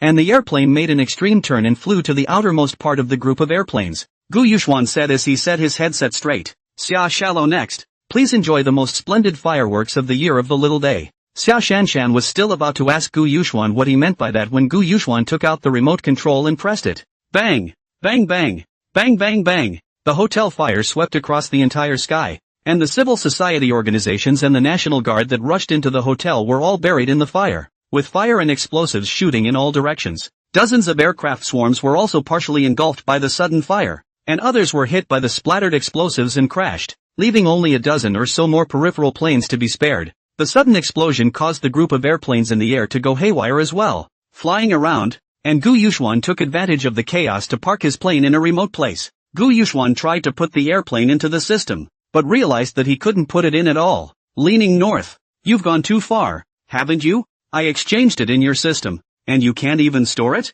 Ding. Sorry, the system doesn't provide this function yet. But you can sell it to the system and the system will be able to include it. Lean north. I bought a plane for $60 million and you won't store it for me. Don't you force me to sell it to you for 6,000? The previous system rewarded out things can be put. Now it can't? Let's just say the system could be a little less shady. The system didn't respond. Hey, I knew it was. Sell it and forget about it. After selling the airplane. Ding. Completing the hidden mission. Burning down the Little Dea minister's mansion and the nearby area. Killing 11 Little Dea ministers as well as high-ranking officials, rewarding the system with 50 square feet of storage space. Lean north. Dog system. Why didn't you tell me about this storage space? You're telling me this after I sold you the plane? Is that too much? Damn it. I won't say anything if you go and beat up a dirtbag. You come to bully me, a mudblood? Gu Yuxuan seems to have forgotten how rich he is. Xia Shanshan also saw that the plane was missing, but so many times. In fact, she was already not surprised, and took her cell phone and walked over to pat Gu Yuxuan on the shoulder. What are you gawking at? Look at this. Xia Shanshan's cell phone is exactly the major media. Scrambling to report the incident. Live. Man-portable rocket-propelled grenade shelling of the Koshian residence has now killed thousands of people, including Koshian and 10 high-ranking government officials. Is there a large amount of explosives inside the Asunga? It is unlikely that the M38 nuclear bazooka coupled with the W54 explosive warhead could have triggered such a large explosion. The hotel exploded, filling the sky with fire and fog, killing thousands of people, including 3,000 National Guardsmen and hundreds of ninjas and martial artists, and it is not known if the attackers fled. The last shooting of Kobe Kawabe, while shocking, didn't draw much attention from countries other than China and the small days. This time it was different, and it can be said that this little day was hurt much more than even a major terrorist attack, and even a host of high-ranking officials were taken out in one fell swoop, which quickly spread to countries all over the globe.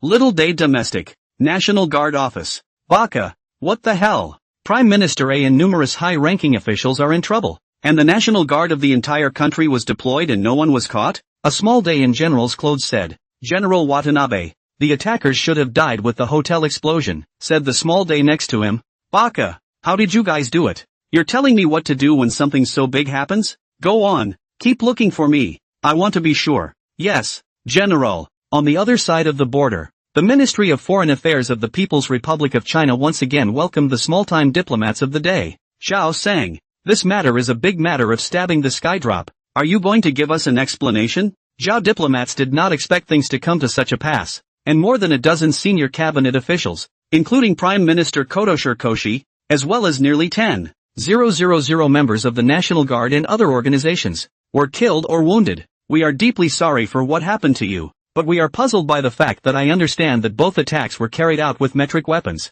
the small-time diplomat said directly. Xiao sang, we're also puzzled by this matter. It should be someone who wants to frame the meter, but the live broadcast was conducted within your Chinese software, and the account used the above but explained. When it comes to the issue of the account, take out the information to tell the truth, and hastily took out a bunch of information and said, Zhao-san, speaking of which, I'd like to talk to you as well. This is the alarm filing of the original owner of the account. You can take a look at it. The small-time diplomat opened the file and looked at it a few times, and it was indeed reported lost in file a long time ago, but who knew if the thing was a forgery? These things can be made up later drops, don't you think, Zhou-san? Diplomat Zhao immediately got serious and said, it's not right for you to talk like this. The weapons and ammunition are clearly in front of you, but you say it's a frame-up, and you say it's fake when we've already reported something with a date. Since you're going to be unreasonable, there's no point in us talking, and given the turmoil in your country, our side has activated the evacuation plan.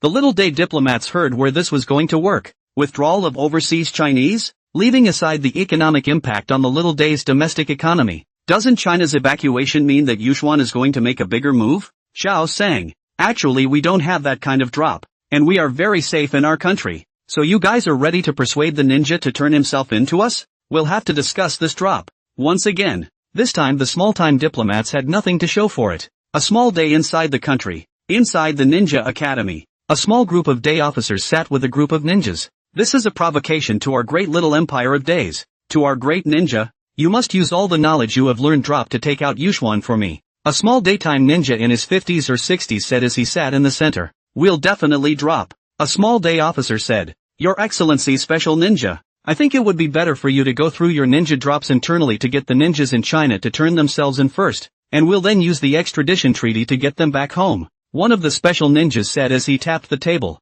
This won't work. Isn't this just us dropping to give in to them? The little day officer thought for a moment and continued. Your Excellency, Special Shinobu, we can let them turn themselves in first, we'll extradite them back, and after we find Yushuan, we'll send someone there. It's not impossible to drop like this. There are 80 ninjas in total, I'll inform them later. Relieved, the little day officer continued. Your Excellency Special Shinobu, I'd like to ask you guys, what exactly did you do inside China? It would cause such a thing. Do you remember the God's Toilet and Mtefudo incident? Tei Shinobu thought about it or spoke up. Remember the drops. The initiator of this drop. After we screened it, we identified a total of more than 100 suspected targets, of which more than 30 are in China, more than 30 in Kimchi, and more than 30 in CA. And then what? Shinobu said as he wiped his ninja sword with a cloth and then slid it back into its sheath. So all three of our countries sent 80 ninjas to take out the suspected targets together. The small-time officer finally knows what caused this incident.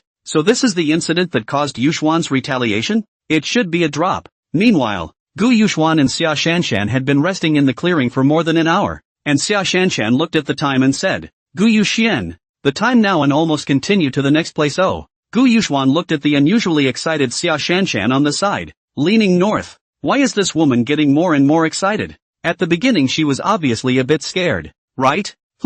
Let's go to the ninja school up ahead, and this time you'll just live next to it. Don't get too close. Why? Why don't you take me to play with you? Xia Shanshan was immediately unhappy. Why don't you take me to play together? It's too much. Gu Yuxuan scratched his head feeling puzzled when he saw Xia Shanshan reacting so greatly. Big sister. This time it's a man and a master. How can I bring you along in a physical fight? Am I that young? Call me big sister. I'm more than 3 times your age. Xia Shanshan fried back. Gu Yuxuan touched his nose and said, really? Can't tell ya. How come you're so well maintained? Good for you. Xia Shanshan picked up Gu Yuxuan's hand and bit down. Gu Yuxuan hurriedly looked at his arm. A teeth mark was clearly visible. Leaning north. What a ruthless bitch. Obviously she said it herself. I was just rushing with words. Call me shallow in the future. And then call big sister. Call once and bite once. Xia Shallow looked at her masterpiece with satisfaction and said triumphantly. Gu Yuxuan hastily nodded. Then let the system help him increase his physique by 3 times. Assassination proficiency by 3 times. Perception by 2 times. And finally, after thinking about it and biting his tongue, he also ordered martial arts proficiency by 1 time. Cursing the dog system while adding it is so dark and expensive. Ding! Having increased your physique 3 times. Assassination proficiency 3 times. Perception increased twice. Martial arts proficiency once. And with this spending of 260 million yuan, you have been upgraded to the honored VIP 1. Leaning north, Gu Yuxuan received the chargeback information displayed on his bank card, and was again in a state of physical pain. But there was no way around it. Gu Yuxuan's next target was the ninja instructor who was ranked 21st on the killer list, and he didn't know if he could win with his current strength, so he could only spend money. Gu Yuxuan felt his increase. It was okay, it should be about right. But what does this VIP 1 mean? Gu Yuxuan opened the system to take a look. Leaning north. VIP 1 own force plus 5%. The North. Dog system. And do this kind of thing? If earlier directly to me this VIP 1 plus, I do not need to spend more 260 million? Pit bastard system. A word. Too damn black. Gu Yuxuan thought about it and cursed again. Leaning north. Spent more than 300 million to pass this VIP 1? How much does that VIP 2? VIP 3? Cost? Black heart system. Xia Shanshan walked and heard Gu Yuxuan suddenly say, leaning north. She asked Gu Yuxuan in confusion. Mr. Gu, what are you talking about? What does leaning north mean? It's nothing. Verbalization. You just don't have to worry about it. You're not scolding me, are you? Xia Shallow blinked her big eyes and asked. Gu Yuxuan said as he covered his forehead with his hand. Heaven and earth can tell. I really didn't curse you. Not far away. Within the ninja school, Special Ninja Jurji Kishida had just discussed the countermeasures with the officials of the Kodamochi Kingdom and returned to his residence within the school, looking at the Vice Island Arctic shells and a whole 20-pound tuna delivered by the student in front of him. Yossi, these students are still quite filial to their seniors. Looking at them fills one with appetite. When Jurji Kishida finished speaking, he picked up a nearby knife and handled the tuna quickly, slashing a circle along the tuna's head and down the belly to the tail in a single stroke. Meanwhile, Gu Yuxuan and Xia Shanshan had already arrived outside the ninja school, only a wall away from Jurji Kishida. Gu Yuxuan made a silent gesture and pointed inside the enclosure, signaling Xia Shanshan to turn on the equipment and prepare for the live broadcast. Xia Shanshan nodded, quickly opened the device to set the countdown on the top of the screen, and took out the telescopic pole for backup. After doing all this, compared an okay gesture towards Gu Yuxuan. Gu Yuxuan nodded and opened his system to look at the unique mask of the Kimchi Kingdom Yibak mask. Leaning north. System you black dog. 3 million a mask? Dollar and hashtag Gu Yuxuan cursed but still exchanged 2 masks and handed one to Xia Shanshan. Xia Shanshan looked at this strange mask with a puzzled face. Boss, if you want to take it also take a better looking one, right? Gu Yuxuan looked at Xia Shanshan's disgusted face and gestured to tell her that this is a mask unique to the Kimchi country. Xia Shanshan understood in seconds and didn't say anything else and wore it. Gu Yuxuan also put on his mask, signaling that he could start. Xia Shallow opened the live broadcast. Instantly tens of millions of people flooded into the live broadcast room. Should these people have been waiting? Constantly refreshing to be able to enter in the moment of opening the live broadcast. Ha ha ha, I knew you guys were okay. That's right, the little days still say you guys were suicide bombers last time. Warrior, explain yourself next time, cause we've been worrying about you. What's the big deal this time? Baja Teeth Road. What are you doing? Shit, a little life. Kick him out. On behalf of Rice, I would like to express my concern. On behalf of the Italian state, I would like to express my concern. On behalf of the Hair Country, I would like to express my concern. Gu Yuxuan got a signal from Xia Shanshan, holding onto the fence as soon as he crossed over. Xia Shanshan set up the equipment on the telescopic pole to hold it in place, and then she herself found a stone to pat her feet to watch. The moment Gu Yuxuan crossed the fence, Shoji Kishida, who was mowing the fish in the yard, paused, apparently having discovered Gu Yuxuan. What kind of friends are here? Since the special ninja needed their own space, their dwellings were in more remote places, and Kishida Juji, true to his name, was not flustered. The knife skills are good. The whole fish was boned in one go, without half a bit of fish meat left on the bones. Gu Yuxuan said in a well-spoken Korean, Yosi, it's a kimchi countryman? Kishida Juji said as he cut up a couple of Arctic shells and placed them on the table. Gu Yuxuan said as he slowly walked towards Kishida Juji step by step. Unfortunately, the fish is contaminated with sewage. Juji Kishida smiled and turned his head to Gu Yuxuan, making a pleased gesture with his palm and said, Your Excellency, it's not right to talk like that. First you try the Arctic shells from our Vice Island. They are crunchy and delicious. I wouldn't dare eat this mutated stuff. Gu Yuxuan walked over to the seat next to Juji Kishida and sat down. Juji Kishida chuckled. Ha ha, Your Excellency is joking. If you think that Arctic shells and tuna are not to your taste, then try our tea. Before his words fell, Kishida Juji held the knife he had just cut the fish with in his right hand with a slight twist, directly stabbing it directly towards Gu Yuxuan's stomach. Xia Shanshan almost shouted out when she saw the scene. Just now Gu Yuxuan and Kishida Juji were still talking and laughing. 1 second the courteous and gentlemanly Chuji Kishida even invited Gu Yuxuan to drink tea. The next second Chuji Kishida stabbed Gu Yuxuan in the abdomen with a knife. During this time Kishida Juji didn't even have time to shift his own grinning expression, but the knife in his hand was already close to Gu Yuxuan. The live feed was also abuzz. Crap, what's with this? This little life? Warrior, is he going to be okay? Yosi, our special ninja excellency is just awesome. This baka has cost us a lot of money and face on our little day. Is this warrior just going to fold on a small day? Brilliant, brilliant. If our MIB fighters would never have been sneaked up on. Our fighters in the country of Savatica have been nothing but successful in being stolen by such tricks. And our kimchi country's masters won't either. Look at his mask. It's unique to your kimchi country. How? Can this be an expert from our kimchi country? We in the West knew this was a farce. In the sound of Kishida Juji's cheerful laughter, the short sword that was about 2 feet with a little tuna blood on it stabbed at Gu Yuxuan in a flash of lightning with the momentum of running thunder. The two were sitting side by side, already so close that they could almost impale Gu Yuxuan with a single reach, and Gu Yuxuan had a mask on his face that made it hard to see his expression. But his face was turned towards Kishida Juji, when the tip of the glittering blade was still 0.01 millimeters away from touching Gu Yuxuan. Gu Yuxuan's clamped down on Kishida Juji's wrist that was holding the blade like lightning. Shoji Kishida immediately felt as if he was firmly locked at his wrist with iron pincers, unable to move even a single time, and it was difficult to advance a single bit with all his strength. After Shoji Kishida saw that the fatal blow failed to land, and his right hand was firmly clamped down by Gu Yuxuan, he quickly used his left hand to pluck out his long katana at his waist. Reversing his grip on the hilt of the blade, he stabbed towards Gu Yuxuan once again, but Gu Yuxuan seemed to have anticipated Kishida Juji's movements and took Kishida Juji's right hand in his hand to block Kishida Juji's left hand.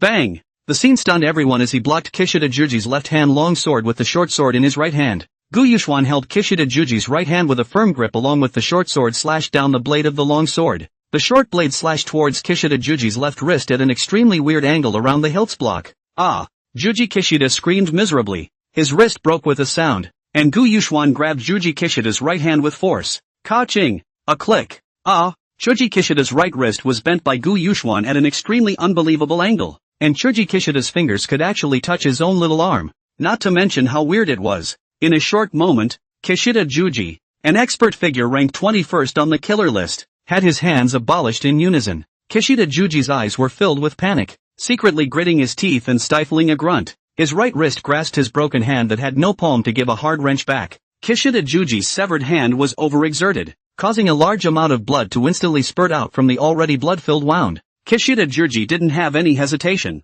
He picked up his own severed hand on the ground with his right hand along with his long sword and dashed towards the door at a very high speed, ready to escape. Just as he was about to run out of the courtyard, the 2-foot short sword had somehow been picked up by Gu Yuxuan. Gu Yuxuan slowly stood up and shot the short blade in his hand at Kishida Juji with the momentum of running thunder. The short blade shot through Kishida Juji's right leg with extreme precision. Bang! A crunching sound came. Juji Kishida was nailed to the door by a short blade going right through the middle of his thigh. Boom! Chuji Kishida fell straight to the ground along with the wooden door of the courtyard, and the blood from his right foot and left hand was flowing like a small stream on the wooden door. The whole process from Gu Yuxuan sitting down to Kishida Juji lying down did not take more than 15 seconds. Everything happened in a flash of lightning. Fast, just too fast. Gu Yuxuan had only made a total of 2 moves before Kishida Juji fell, and even Kishida Juji hadn't injured him in the slightest with his sneak attack. Gu Yuxuan slowly walked over to Kishida Juji's side, squatted down, and looked straight at him. Kishida Juji struggled to get up but couldn't.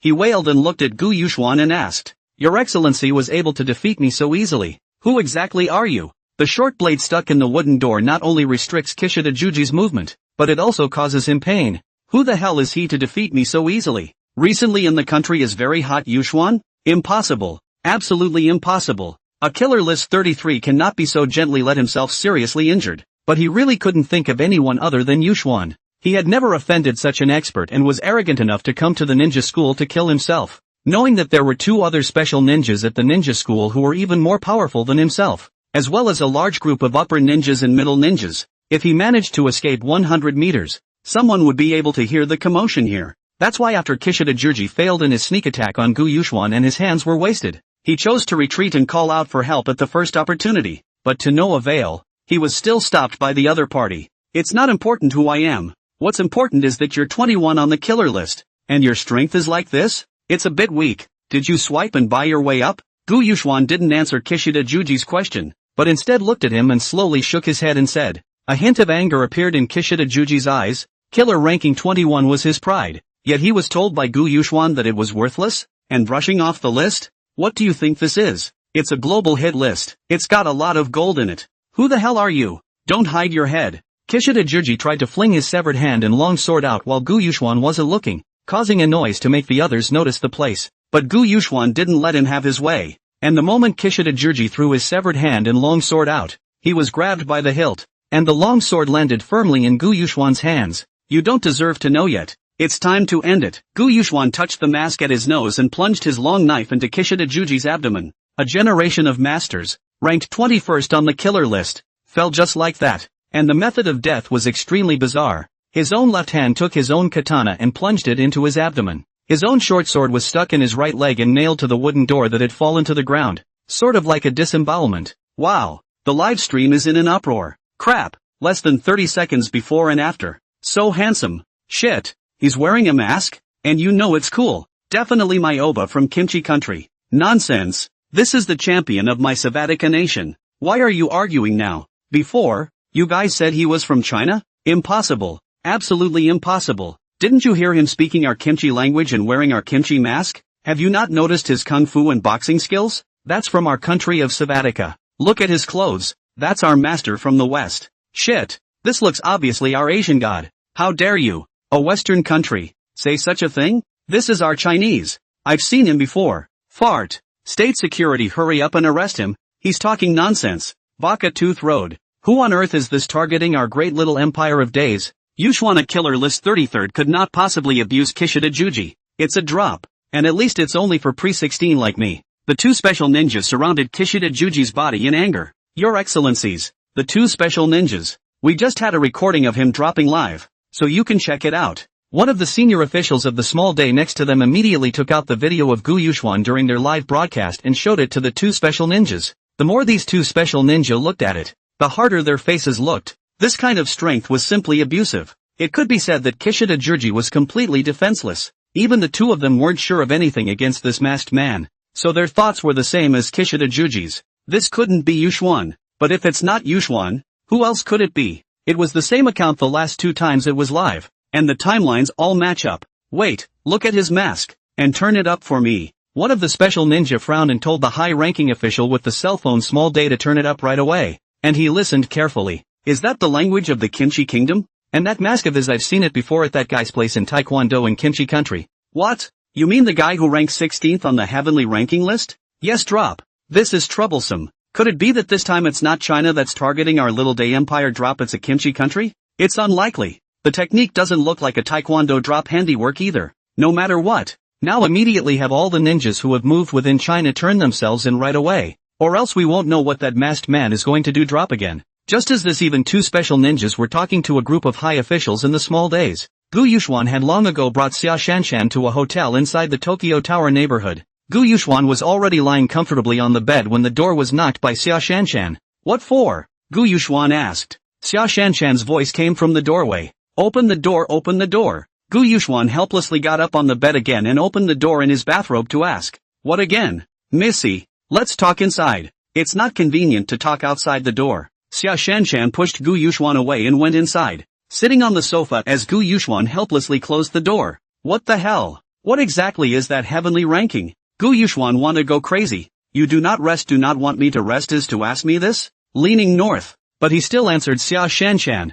Otherwise he would not want to sleep. The heavenly ranking is in existence similar to the killer ranking. You can understand that the killer ranking is the 99 individuals with the best assassination in the world. And the heavenly ranking is the 100 individuals with the highest force value in the world. Is the person from the heavenly list powerful or the person from the killer list powerful? Xia Shanshan asked again. Frontal combat is undoubtedly the sky ranking is superior. If it's assassination then it's the killer ranking. What exactly are you trying to say? Oh, just now a person claiming to be sky ranking 16 private messaged me, saying that we provoked their kimchi country and he wants to challenge you. Gu Yuxuan touched his nose and said, "What do you care? He doesn't know who we are anyway? He said he'd do everything in his power to find you and get rid of you to do right by Kimchi Nation." Cut. He can find us if he says he can? A country couldn't find us in the small days, and he's the only one who can? Gu Yuxuan said disdainfully. Xia Shallow said as she patted her head. "By the way, my uncle just said that the ninjas all turned themselves in.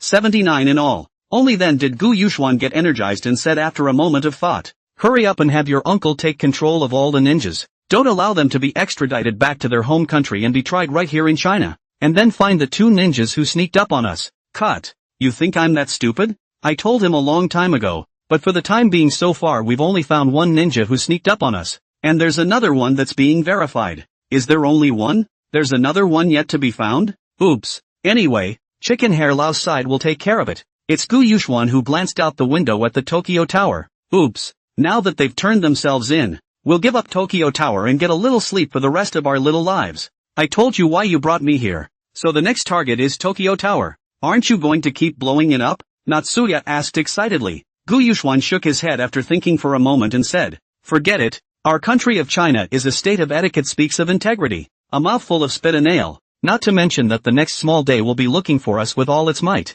Sleep and wake up we go back to our country. Ah, just back home. Ha, it hasn't been fun yet. But you're right. We'll play again next time." "Yeah, let's play next time. You go back to bed." Gu Yuxuan mouthed to cope with Xia Shanshan, but in the heart made up his mind. "You want to think beautiful, and then come back to play. I certainly do not bring you, like bringing an ancestor." Gu Yuxuan was ready to push Xia Shanshan out of the room, but Xia Shanshan closed the door again.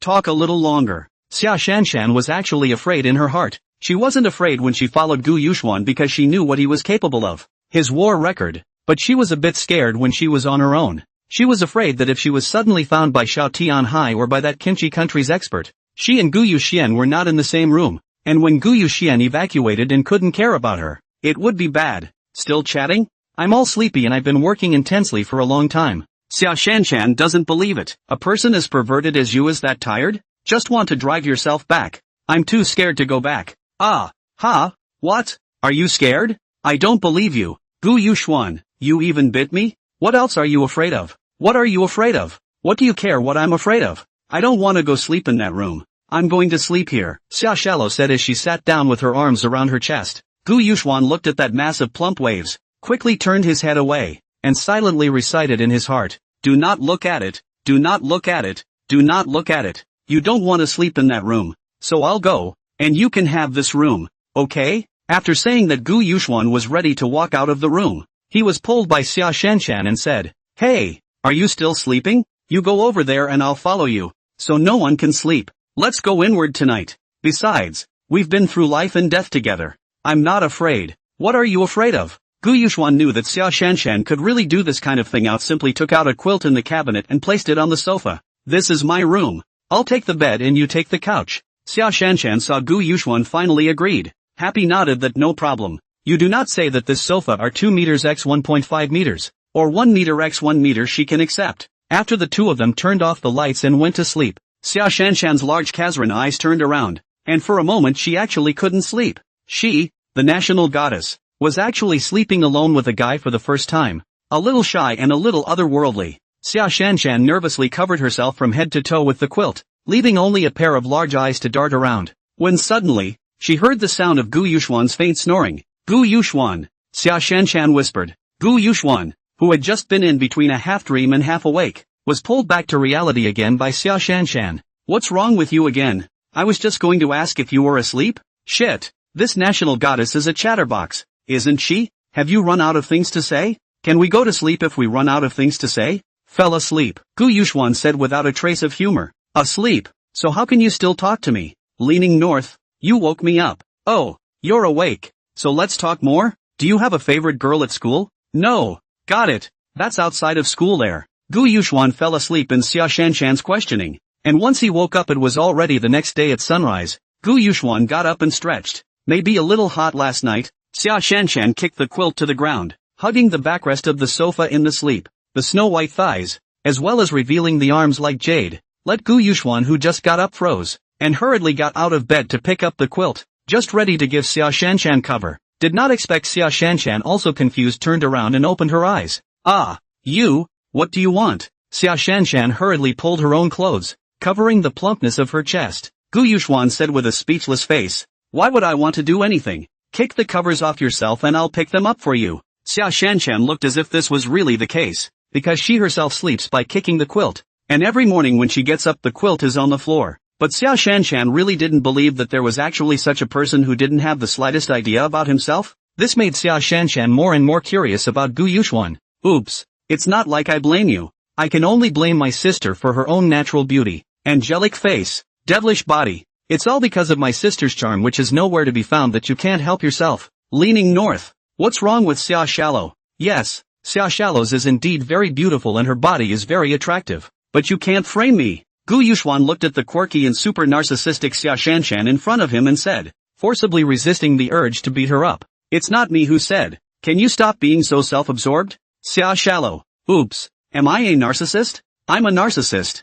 I'm narcissistic, but I have narcissistic capital. And the people chasing me are lined up from here to the West Country. Brother, you don't understand. That's confidence on my part. Sister. Yeah, I don't get it. You get it. I'm going out to get breakfast. I don't think you need to follow me out there when you're that confident. Do you? Hey. I'm confident, not trying to turn myself in. You pulled me off this thieving ship of yours. You're responsible to the end. Xia Shallow jumped up in a hurry and said, boat? They didn't know what was going on right now. But now there was a high probability that the small day's domestic were frantically searching for them, and the airports must have been heavily guarded by them. Taking a boat would be a good option. Why don't we just exchange a boat to go back? However, when Gu Yuxuan saw the price of the exchange in the system, there was a toothache. The cheapest ordinary speedboat was 2 million red tickets. The sea is so windy and rough that the speedboat cannot drive back to China. Gu Yuxuan continued to look down. 2-story small yacht $10. 000 red ticket. Nuclear-powered aircraft carriers 10. 000 000 000 000.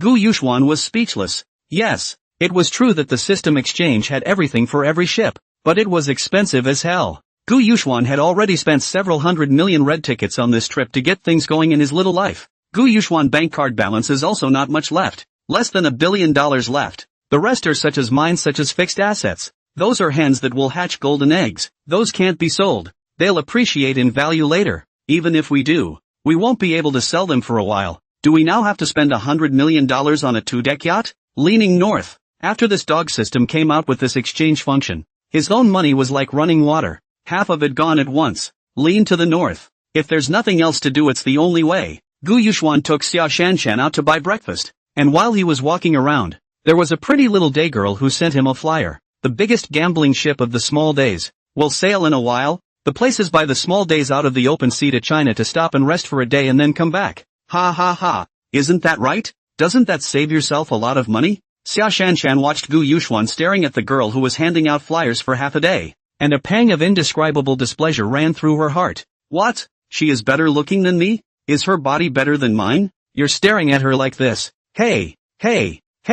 Have you seen enough? Your eyes are dropping to the ground. Is this girl that pretty? Gu Yuxuan was pulled back by Xia Shanshan's voice and didn't care about Xia Shanshan. He directly walked to the girl handing out flyers and asked in Japanese, "Hello, may I ask what's so interesting about this boat?" The girl saw that someone was interested and immediately introduced herself to Gu Yuxuan. After all, she could have a bonus for pulling in guests. "Sir, hello, the gambling ship has everything. Entertainment, amusement, leisure in one. Inside baccarat, pokies, anything, and there will be a lot of teachers to sail together."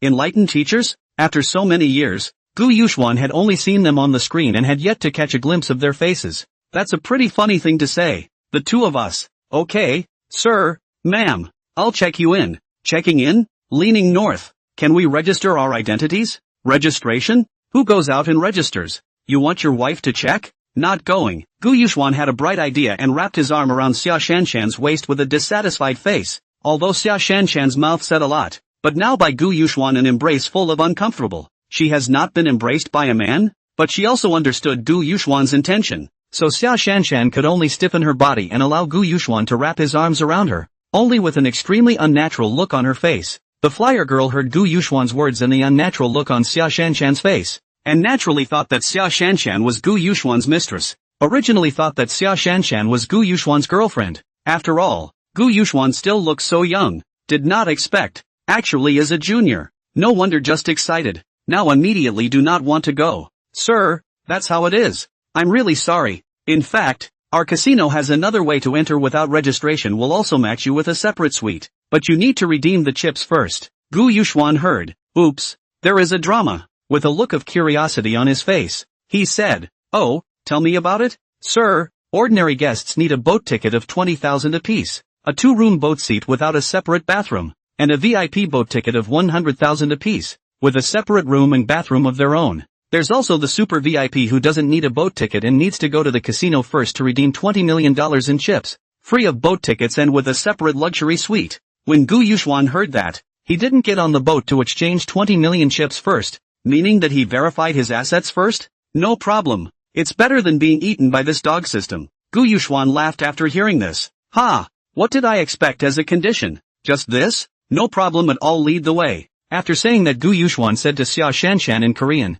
"Right, my pretty beauty." This Gu Yuxuan actually dared to molest himself? Xia Shallow heart this angry Gu Yuxuan, you can. Yes, dear. Xia Shanshan gritted her teeth and leaned against Gu Yuxuan's shoulder. A white jade-like pretty hand smoothly feeling up Gu Yuxuan's waist and violently pinched down hard. The flyer girl brought Gu Yuxuan and Xia Shallow to a casino. The scale is very large. Gu Yuxuan held Xia Shanshan and laughed and joked in Korean along the way to the front desk and directly exchanged 20 million chips. And the front desk also said in not very fluent Korean, "Welcome, sir. Welcome, welcome. You'll go straight through the passage behind me into the gambling ship. It will sail in a few moments. I wish you a pleasant journey." Gu Yuxuan and Xia Shanshan held a large handful of chips to their suite. The ship was very luxurious. 10 floors up and down. The bottom 3 floors were rooms. Gu Yuxuan and Xia Shanshan came to the suite. Only then did Gu Yuxuan let go of Xia Shanshan and said, "I thought you'd had a lot of boyfriends. Just now with that look on your face, you haven't been hugged by a boy yet,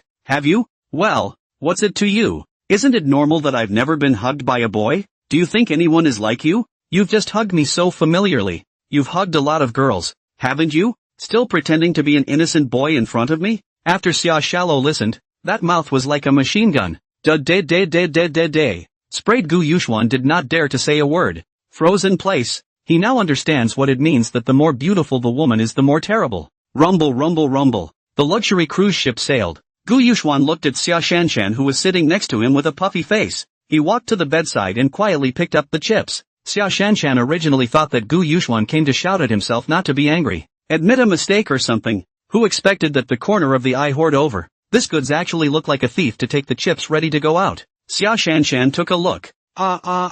What's wrong with this? What are you doing? Gu Yuxuan cradled the chips in his arms as if he was afraid of who would snatch them. Who else is in this room? Isn't it just myself? Xia Shanshan was furious in her heart. What? No, it's fine. I was just thinking that it didn't cost that much. I was looking around and I didn't dare yell at you because you looked so angry. But, Xia Shanshan was almost spitting blood from Gu Yuxuan's anger. I look angry so you go out and see for yourself? Straight man. No wonder he doesn't have a girlfriend. So, it's just as well I want to get out there. After saying that, Xia Shanshan stood up with a bad smile on her face. and half snatched and half dragged the vast majority of the chips in Gu Yuxuan's arms into her own bag. What are you doing? You're holding it too heavy, Gu Yuxuan said in a hurry. Xia Shanshan looked at Gu Yuxuan with a smile on her face and said, this is not afraid that you hold this way. A moment out of the go off all do not know. You see how good to put in my bag, so that it will not fall. Gu Yuxuan felt that what Xia Shanshan said was quite reasonable,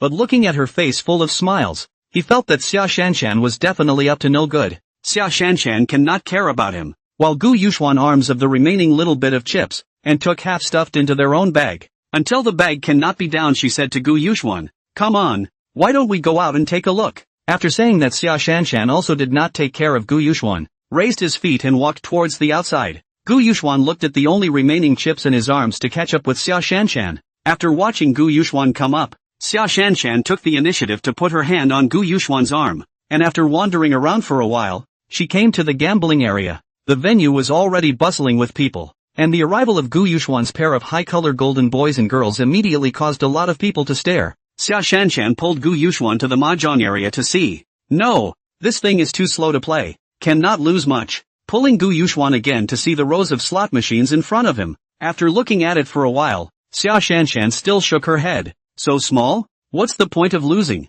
Then went to the Texas Hold'em and Baccarat area to look at. Red half a day didn't understand really trouble. Finally Xia Shanshan brought Gu Yuxuan to the gambling size area. Xia Shallow finally nodded with satisfaction. Here is good, direct, simple and rough. After looking at the poker and dice then the size, she did not hesitate to choose the dice. Why? Hey! It's easier. Just add up big is big or small is small. Poker to draw their own cards but also look at the dealer card. Too much trouble. Xia Shanshan pulled Gu Yuxuan to a table for gambling on dice and found 2 chairs to sit down. Snapping the bag in his hand towards the table, the sound of the chips clashing in the bag naturally caused a lot of people who were gambling next to him to stare. After all, the heavy thumping sound of the bag that had just been placed on the table had indicated that the bag was full of chips. And even if it was the smallest 5,000 chips, that was a lot of chips in one bag. Xia Shanshan ignored the gazes of the people around her and pouted in Korean at Gu Yuxuan. Honey, let's have some fun. Gu Yuxuan froze at Xia Shanshan's sexy and adorable look when she was pampered.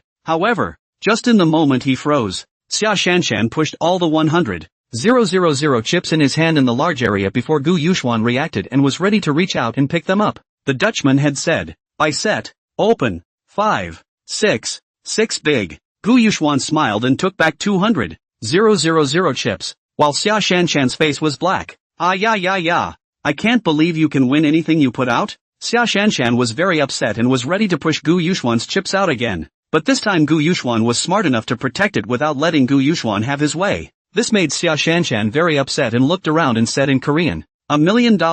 Keep it big. If you don't release me? Gu Yuxuan face green. Right, this bitch has their own more than 19 million chips on it. Cannot dare to mess, only obediently put down their hands of chips. At this point there were a couple of little Korean-speaking days next door who laughed out loud. Beauty, aren't you dropping to place 1 million drops? That's right, beautiful. The man next door to you is useless. Look at me how I can spoil you. Ha ha ha. It's still our little life man who's awesome. Xia Shallow glanced at those little days, then a middle finger said in broken little days words, "You little hot chicks, go play in the mud while you're at it. My man is a couple blocks ahead of you, right?" After saying that, Xia Shanshan took out 800,000 chips in her bag plus the 200,000 chips that Gu Yuxuan put down and threw them together into the big area. Natsuya rubbed her hands together. Hey, it can't be followed by another big one, can it? Lose fast. Lose fast. I'm going to lose all of Gu Yuxuan's money so that he actually dares to taunt me. Humph, the Dutchman said again. Everyone by set. 6, 5, 6 big. Xia Shanshan's heart passed by 10,000 horses galloping by. Is this not very excessive? You can win even if you buy randomly? I don't believe it. Gu Yuxuan received 2 million chips again with a smile on his face, and he wondered if Xia Shanshan was very much a gambling saint, so good at earning? And the gamblers next to her have looked at Xia Shanshan somewhat enviously. This bitch actually has so much luck? Really have to envy this kid next to her. This bitch is pretty and has a great body, and her luck is against the odds. What kind of luck did this kid have? Gu Yuxuan is smiling with his eyebrows, while Xia Shanshan's heart is depressed. I am out to lose money. I am not out to help him make money. Xia Shanshan was very unconvinced in her heart, closed his eyes, casually dumped another 3 million chips, which recalled that Yuxuan did not stop her. Gu Yuxuan gradually felt a little bit that Xia Shanshan is the god of wealth. but as his eyes rolled with the chips to the top of the 3, 3, 3, no, leopard 3, 3, 3, this can't be trusted. Xia Shanshan. Gu Yuxuan was just about to reach out. Xia Shanshan also opened his eyes, quick as a flash. Holding Gu Yuxuan's wrist, Gu Yuxuan's heart was anxious. The next thing I heard the Dutchman said, buy in, open, 3, 3, 3, leopard, leaning north. Xia Shallow is really a god, isn't she? She's not really the goddess of wealth, is she? This time to earn a lot of it, right? Probably can't even lose much money on this little day trip. Xia Shallow looked at the 180 million chips pushed over with a face full of confusion. Not playing, can't play here. Xia Shanshan changed the large amount of chips, cursed and walked to another table. Those who don't know still think she lost how much money. Xia Shanshan huffed and puffed and led Gu Yuxuan to another table, after which without looking took out a $5 million chip and threw it directly on the large area. Another hit. Xia Shanshan didn't care that much. She just didn't believe in evil and once again put 10 million chips on top of the big one again. Unsurprisingly, another hit. Xia Shanshan didn't believe that she would just keep opening big today and continue to put 20 million chips on top of big again. The result is still open wide. Exasperated, Xia Shallow directly cursed in broken Japanese. Hey, are you guys cheating here? Always open wide? The Dutchman was confused and angry in his mind. Miss, you're winning. I'm losing. Did I cheat? You cheated so you could win? What were you thinking? Originally, this table was unoccupied, but after hearing Xia Shallow's words, people gathered around. Xia Shanshan didn't believe it could even continue to be big. Directly pushed 40 million chips to the big top again. The Dutchman opened it with his hands trembling a little. Great. Xia Shallow was powerless to spit. And next she once again played 3 big games in a row. The result was invariably a win. Who would believe it if you said it wasn't outrageous when you've won? Xia Shallow was even more powerless to spit. I'm here to lose Gu Yuxuan's money, not here to help him make money. Just when Xia Shanshan was already on the verge of being pissed off, a young man walked over with a choppy lady. The young man among them said to Xia Shanshan in a human-like manner, hello, pretty lady and handsome gentleman. My name is Tanaka Teiyukai. You can call me Teiyukai too. Too wolfy? Too rotten? What an apt name. Xia Shanshan didn't have time to ignore him, and Gu Yuxuan didn't say anything either. That young man was a bit embarrassed, and at this time, the choppy lady over by his side threw a wink at Gu Yuxuan and said, hello handsome sir, my name is Tanaka Chigusa. Chigusa? Ahem. What kind of name is bad for you to pick? You actually picked this kind of name. Upon hearing this name, Xia Shanshan and Gu Yuxuan couldn't help but laugh at the same time, and Tanaka Chigusa had a stunned look on her face. Gu Yuxuan managed to stop himself from laughing and shook her hand with a smile. Chigusa, but I'm sorry, but you have the same name as a friend of mine, and she's especially funny and talkative. Tanaka Chigusa smiled slightly after hearing that and said as she sat in front of Gu Yuxuan, Mr. and Miss, you guys have won so much just after the ship has sailed. It's really something. Xia Shanshan rattled the chips in front of her after hearing this, her face grimacing. Ugh, I am here to lose money, not here to win. If I had known I was so good that I could hit anything I threw at it, I wouldn't have played. Haha, Miss Chigusa is joking. This is just pure luck. Gu Yuxuan laughed and said, lean north. You didn't win too much to get in trouble, did you? Suddenly, Gu Yuxuan had an idea in his mind. Wouldn't it be better to look for trouble? Rob this boat by himself. Xia Shanshan's winnings in this moment were comparable to half of what she had earned from her own hard work at her part-time job. The people on this ship must be very rich, right? It wouldn't be bad to get some money to feed this black system. And the smile on Gu Yuxuan's face grew even wider at the thought. You're joking, sir. It's too small to play here. I wonder if you'd be interested in playing something else. Chikusa Tanaka said directly. Gu Yuxuan's heart rejoiced. Leaning north. And they said the ones here were too small? That would be too suitable for his system to raise. He. Ms. Chigusa. Wait a moment. Today I'm mainly bringing my female companion for an experience. I'll ask her opinion first. Good you Gu Yuxian. Just I bet you still push and block. Now see people waves. Speak also whine. He actually changed so gentleman? And you say you'll show me the ropes? I'll be damned. That's because I keep winning. If I keep losing money, I don't even know how ugly you'll look. Shallow man. Natsuya looked at Tanaka Chikusa and then down at herself. That's not right. This goddess isn't much younger than this Chigusa. Why is this shallow man treating himself so badly? Do foreign girls have filters? Or does he think he's a brother? Just as Xia Shanshan's thousands of thoughts flashed by, she heard Gu Yuxuan gently say to her in Korean, why don't we go play something else? You can play whatever you like? Really? Xia Shallow asked in Korean. You can play whatever you want? Gu Yuxuan has changed his ways? Is this really what the penny-pinching Gu Yuxuan can say? Why are you so nice to yourself? Could it be playing hard to get in front of this little day girl? Or was he bowled over by the good fortune he just had? Of course it's true. When have I ever lied to you? That's when Chigusa saw that the time was almost right and said, "So Mr. and Miss are both Korean dignitaries. Then would you please come with me, Mr. and Miss? It should be your first time on our gambling ship, right?" Gu Yuxuan pulled Xia Shanshan along with Tanaka Taiyu and Tanaka Chigusa to leave the dice area and came directly into a luxurious area. Taewolf Tanaka and Chigusa Tanaka explain the rules. And because the stakes are so high here, more than just chips can be used, along with checks, gold, and assets. In other words, as long as you have something, anything here can be exchanged for its own price as a chip to place a bet. Gu Yuxuan's smile grew even wider. This means that the people who come here to gamble will carry a lot of gold, checks and assets and such things, which is a powerful help to their own system to raise the plan. Gu Yuxuan's saliva was dripping at the thought. Tanaka Chigusa looked at Gu Yuxuan's appearance and smiled slightly in her heart. Sure enough, no one could resist her charm. Although the female companion beside him had a stunning appearance and a body no worse than his own, but such an arrogant body was dressed so conservatively. How can it compare to the visual impact that her black ultra-short skirt and low-cut backless dress brings to men? Tanaka Chigusa looked at the casual clothes that Natsu Asahi was wearing and was secretly pleased with herself. When Xia Shanshan felt Tanaka Chigusa's slightly provocative gaze and looked at Gu Yuxuan's piggy face, she became increasingly angry in her heart. What breed of pig is this Gu Yuxuan? Oblivious to himself but showing a piggy face to such a leprechaun. Think about it. Xia Shanshan's hand holding Gu Yuxuan touched Gu Yuxuan's waist again. A hard pinch. Gu Yuxuan was instantly brought back to his senses by the pain in his waist, and looked at Xia Shanshan with an angry plus disgusted look on her face. A look of confusion. What's wrong with me? Pinch me again? This bitch hits hard. Tanaka Taiyu and Tanaka Chigusa led Xia Shanshan and Gu Yuxuan to a large door and opened it.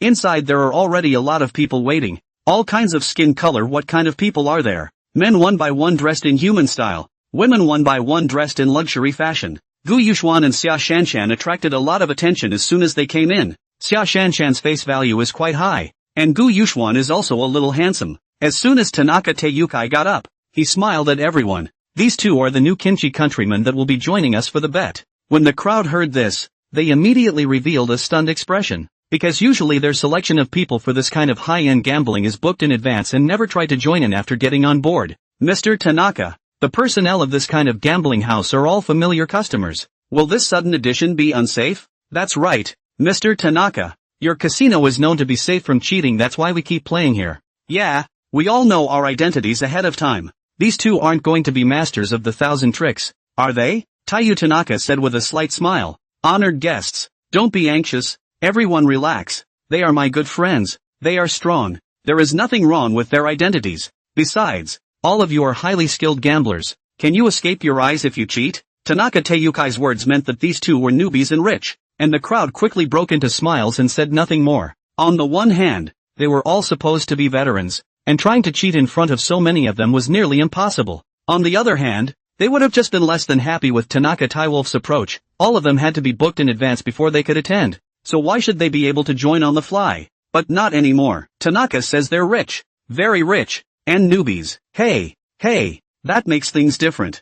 Wolf Tanaka wasn't talking nonsense. Just now Gu Yuxuan and Xia Shanshan had won several $100 million in the dice area, but there was nothing particularly exciting on their faces. Even Xia Shallow face also appeared this very meaningless, not at all fun look. Win money still feel not fun? That can only mean that this point of money people do not put in the eyes. And while Gu Yuxuan did look a bit excited at first, it was clear that Tanaka Teiyukai took this expression of his as a deliberate attempt to coax Xia Shanshan. If one is really excited and nervous about this money, how can one let his female partner put all the bets so that all it takes is one loss and it's all over? Moreover, it had long been heard that there were many plutocrats in the kimchi country, and that they could even control the entire kimchi country. So to summarize, Tanaka Taiwolf thought that Gu Yuxuan and Xia Shanshan were very rich. If Taiyu Tanaka guessed correctly, then their casino could have another big customer in the future. Even if Taiyu Tanaka guessed wrong, it didn't matter. Just based on the fact that they had just won several $100 million at the craps field, it was enough to have a good time here.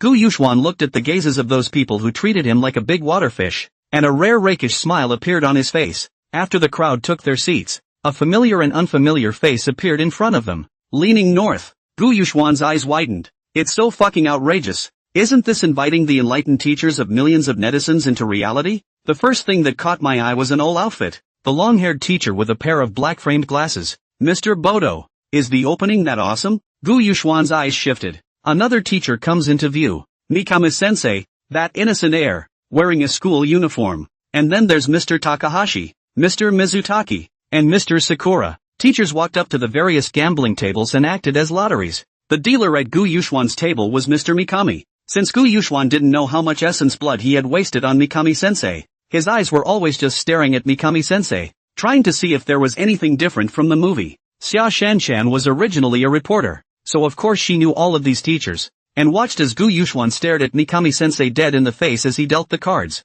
Xia Shanshan directly poured the hundreds of millions of chips in her bag directly in front of her, and the eyes of Gu Yuxuan and the other men at the table were immediately pulled back by the sound of the chips. Lean north. What's this bitch doing? This table is playing blackjack. Xia Shanshan's surface is AK. The card inside did not even look at. Directly all down. The surrounding people were shocked by this crazy move of Xia Shanshan. This woman actually didn't look at the cards. No, I should say that she didn't even touch the cards. Straight down all the way? This is pure luck, isn't it? That crazy? The other 6 people here are not believing in this evil. You have not even seen the bottom card and you dare to go all in? They all called. As a result, an ace on the bottom of Xia Shallow's hand. Blackjack. In this way Xia Shanshan solved the people on a table. The chips plus the funds even came to a shocking 6 billion. Xia Shallow was also confused. She really didn't know what the bottom card was. Just simply want to lose Gu Yuxuan's money. Anyway, this money is not their own. It is Gu Yuxuan's. With Gu Yuxuan this kind of iron rooster. Not a hair of character. He definitely won't share this money with himself. And also he doesn't look at himself more than a national goddess. But he can't take his eyes off this kind of goods. She is purely out to lose money. Gu Yuxuan looked at these chips in front of him and was also confused. Although he was indifferent. Anyway, he ended up thinking of robbing everyone. And it didn't matter if he won or lost. But Xia Shanshan, this operation seems to come faster than his own robbery. Gu Yuxuan said as he looked at the chips in front of him. The chips are too much.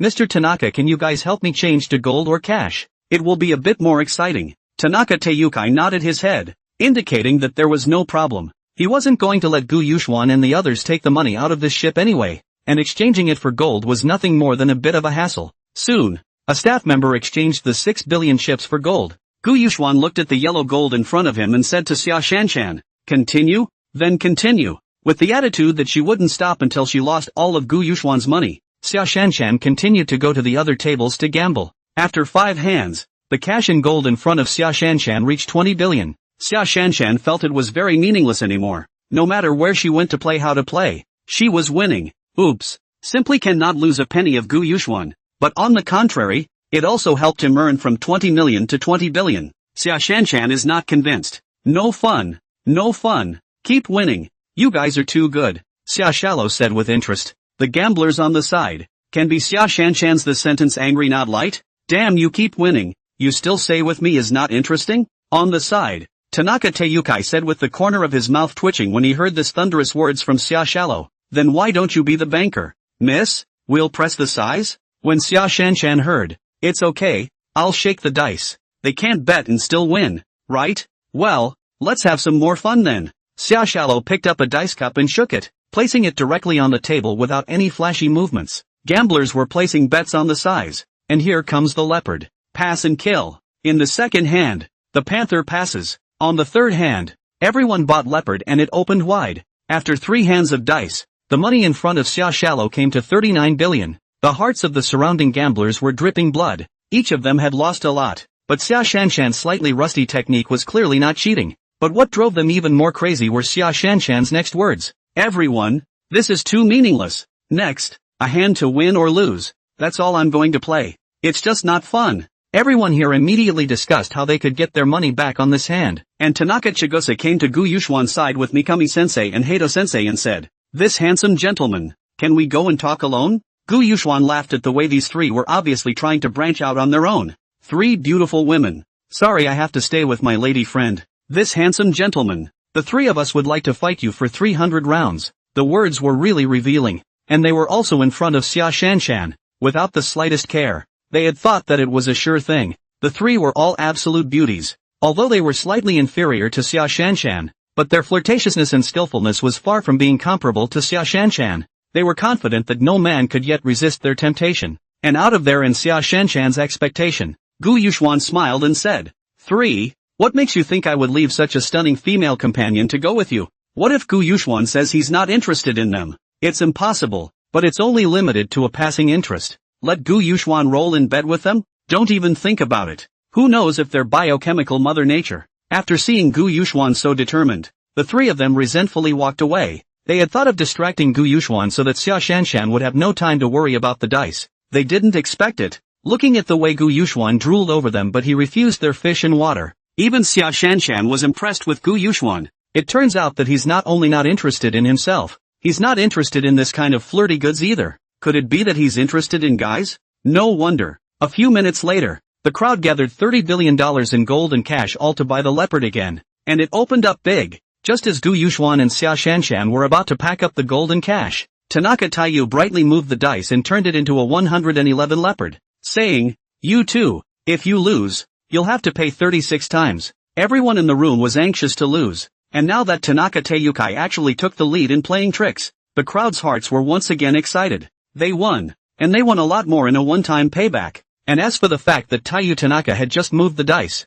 who cared? They lost so much money. All the money was theirs, and even Xia Shanshan and Gu Yuxuan had to come up with 36 times more. The whole crowd cheered. Xia Shanshan was just about to say something when Gu Yuxuan gave her a reassuring expression. Mr. Tanaka, what do you mean by this? Ha ha ha, what do we mean? We don't mean anything. You have to pay when we win. Are you guys so untrustworthy? Aren't you afraid that your country will hold you accountable? When Taiyu Tanaka heard Gu Yuxuan's words, it was as if he had heard something very funny. Ha ha ha. You guys are so naive, aren't you? Do you realize that this is the high seas? There's no control over me. Not to mention that if you ask the people present, it's clear that you guys are the ones who lost and reneged on the debt. I was going to let you get high before I punked you, but who knew you'd turn it down on your own? Gu Yuxuan moved his muscles and leaned north. Finally, we're on the open sea, leaning north. From the time they boarded the ship until now it had been Xia Shanshan who had been the big shot, and Gu Yuxuan was even on the verge of becoming Xia Shanshan's follower.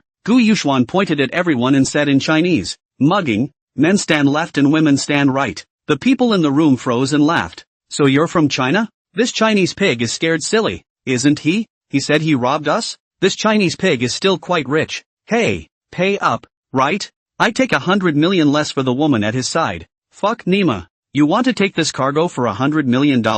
This face she'll tickle my fancy. I'll offer 100 million a night. It's better to let the Chinese pig come up with the money first. I'm afraid he doesn't have that much money. Why don't you give it to me after you drain him? I'll take 100 million less too. After Xia Shanshan heard Gu Yuxuan speak Chinese, she knew that Gu Yuxuan was ready to make a move, and she didn't know where to bring a handful of melon seeds to knock on the side. It didn't feel like they were surrounded in the slightest, but instead had the feeling that the two of them had surrounded the entire ship. Gu Yuxuan looked at the man who said the last sentence, leaning north. Even if you say you're a beautiful woman, would you at least be a woman? Leaning north. What does a man like you need me for? A love affair with a dragon and a man? Fuck you. I'll beat you to death. Gu Yuxuan raised his foot and finished him off with a kick. The surrounding people froze. What? Gu Yuxuan actually dared to take the lead? God damn it. The people present rushed towards Gu Yuxuan and the others, and Gu Yuxuan laughed. The enemy actually doesn't surrender and dares to launch an attack on us? Xia Shallow is holding me. As soon as the words fell, an amphibious tank appeared in the center of the hall. The crowd looked at this huge tank that suddenly came out with their mouths wide open, cursing in their hearts. How could this thing suddenly appear? Did it fall from the sky? They raised their heads and looked at the intact ceiling in puzzlement, while Gu Yuxuan pulled Xia Shanshan and immediately jumped into the tank and covered the lid. Gu Yuxuan looked at this in the system to exchange out of the amphibious tank. The first time I think the system to exchange out of things is not very expensive. It only took a mere 600 million for such a practical tank. If the heads of state heard it they would have cursed Gu Yuxuan for being a loser. Xia Shallow has long seen the strange inside the tank set up the filming equipment, and then touch up everywhere. So big tanks she still saw for the first time. Xia Shallow saw a red button in front of her seat and curiously pressed it gently. She made sure that she only pressed it gently. The anti-aircraft and side-by-side machine guns on the outside of the tank swept up frantically. The hail of gunfire that came in an instant caused the likes of Taewolf Tanaka and Chigusa Tanaka, who were outside, to snap back to their senses and drop to the ground, with those behind them seeing the afternight sprawled out on the ground. Other than a few unlucky ones at the beginning and machine gunning holes all over the place, everyone else was still safe. But the people lying on the ground were cursing in their hearts. Aren't you two a bit much? I don't know where to get a big guy even if you do. And you start shooting without saying anything or asking any questions. Don't you want to rob? We'll give you a chance. Aren't you afraid that if you kill us all, who will rob you? You really don't follow the rules. Xia Shanshan herself was startled by the sudden loud noise. She thought that the tanks had been shot outside, but she looked through the bulletproof glass and saw that the tanks were attacking. I didn't do it on purpose, Xia Shanshan hurriedly said to Gu Yuxuan. The tank is equipped with an advanced fire control system with automatic target tracking, a self-loading 125mm caliber anti-tank smoothbore gun, and anti-aircraft machine guns. What Xia Shalo had just pressed was precisely the activation button of the anti-aircraft machine gun. Gu Yuxuan waved his hand, indicating that he was fine. If these people don't kill their momentum, they definitely won't give in that easily. Not to mention that this is Gu Yuxuan's own true thoughts. Just because Xia Shanshan, the goddess of wealth, helped him win so much money, these few people you kill then kill. Gu Yuxuan picked up a walkie-talkie and said, "Do you guys out there take a beating? Lie on the ground in the hearts of the crowd of 10,000 horses through. You people also strange good Lu. Robbing also asked us to accept or not? We'd like to not take it, but can we not? Just now we didn't even say no and you shot a barrage of bullets. If we dare say no, I'm afraid you'll greet us with your main weapon." Not everyone thinks that way, though, said one little 5'5" day. What can you do if I just lie down? North, good guts. Gu Yuxuan moved the lever on the console, and an anti-aircraft machine gun stuck out, its muzzle pointed at the ground, and the man who spoke waved his hand in a hurry. Boss, I was just kidding. Holding his hand up as he spoke, he stepped backed up to the doorway of the room, and with a quick acceleration scurried out of the doorway and across the cabin into the distance. The rack of anti-aircraft machine guns fired a few rounds in the direction of the man's escape, turning this side of the cabin into a hornet's nest along with the man. Luckily, it was only machine gun fire. If the main weapon attacked, I'm afraid that not only this floor would have suffered. The other people who had ideas saw this scene also all put down their ideas. Don't shoot, we surrender. No, we accept the robbery. Taiyu Tanaka raised his hands in a high voice in surrender. What? Just accept the robbery? Put the gold you have on you and the cash on the ground. Then give you another account number. Give me 100 billion and I'll leave the ship. What? 100 billion? You might as well shoot. That's right. You're not sincere. You couldn't come up with that much cash even if you sold us. You guys don't have enough for $100 billion? Gu Yuxuan also felt that he wanted less. After all, Xia Shanshan just won 69 billion. Just this family fortune also dare to come out to play gambling? Sir, don't shoot. We really can't get that much in cash and gold. We do have fixed assets that we can transfer to you. Gu Yuxuan thought about it right. Liquidity is not so much as normal. I'm telling you guys, I don't care about you. It won't be difficult to come up with $50 billion in gold or cash. Will it? The people present could only begin to put together the scene. In addition to the 69 billion won by Xia Shalo, the other finally only put together 10 billion. Then they each went around looking for someone to borrow and transfer all of the company's liquidity into Gu Yuxuan's overseas account. Sir, you check. 50 billion has arrived, Gu Yuxuan said as he looked at them so relaxed. This one I want enough, but now the pretty girl next to me, she wants 20 billion? Sir, is this? The machine gun fired 3 shots towards no man's land. The crowd was dumbfounded. There was nothing they could do. Who could drive a tank onto a ship? They could only silently continue to gather up the money. Xia Shanshan looked at Gu Yuxuan, actually using himself as an excuse, and said, Mr. Gu, I'd like to ask you, are you really giving me this $20 billion? Originally, Xia Shanshan just wanted to flirt with Gu Yuxuan. After all, Gu Yuxuan's character of that iron rooster was too clear for her own good, and she didn't expect Gu Yuxuan to say without thinking, yeah, I'll give it to you if you want it. What kind of drugs did Gu Yuxuan take today? The Iron Duke actually pulled his hair out? Don't say that this female god of wealth only needs 20 billion, or this female god of wealth wants all of it. All of it can't be. He still has to feed the system. Even if she wants half of all of it, Gu Yuxuan will give it to her. After all, with the goddess of fortune around, is money even a problem? He robbed the casino himself for only $70 billion. People just gambled a few times and won 690. Although the amount was about the same, the skill level was incomparable. Really, for me? Xia Shanshan said as she looked at Gu Yuxuan in dismay. Sure, I can transfer it to you now. With that, Gu Yuxuan took out his cell phone, opened the mobile banking and asked for Xia Shanshan's account. Xia Shanshan looked at Gu Yuxuan playing for real, shook her head and said, "You keep it first. I don't really need that much money here. I'll ask you to take it when I need it." Gu Yuxuan nodded. Think about it. Xia Shanshan take it is really not very convenient. She was originally a stunning national goddess, also has a few tens of billions of cash flow. Who will hit her idea? Right. That's just a lot of money and sex. Whenever you need money, just ask me for it. Gu Yuxuan looked at the time after he finished speaking, leaning north. It's been so long, why haven't we gotten enough? He fired the machine gun a few more times and said, "Hey, guys, are you guys grinding? Or are you guys out of work? I can tell you that if you don't come up with enough money, I'll send you all together to meet the Orochi. The crowd listened to the heartbeat, and did not dare to hide anymore, and hastily shook out the last of their own family money, and finally got enough under the constant phone calls to borrow money. Sir, miss, you're not going to add more this time, are you? If we add more we are really out. Sir, if you can spare us, I would like to thank you on behalf of the Wolf family of Rice. The Wolf family, the genetic warrior family of Rice. Sir, miss, on behalf of the British vampire family, I thank you. Sir, miss, on behalf of the werewolves of the West, I represent the small days of Bushido. On behalf of Little Day Ninja, on behalf of the Little Day Sakura group. After the Wolf family man had spoken his backstory, the crowd had spoken theirs as a shock. That means you've already exploited the money cleanly. There's no need to necessarily take everyone out and make so many forces immortal with you, right? Gu Yuxuan picked up the walkie-talkie and said in Japanese to the crowd, "Ladies and gentlemen, rest assured that we are the most trustworthy in our little day."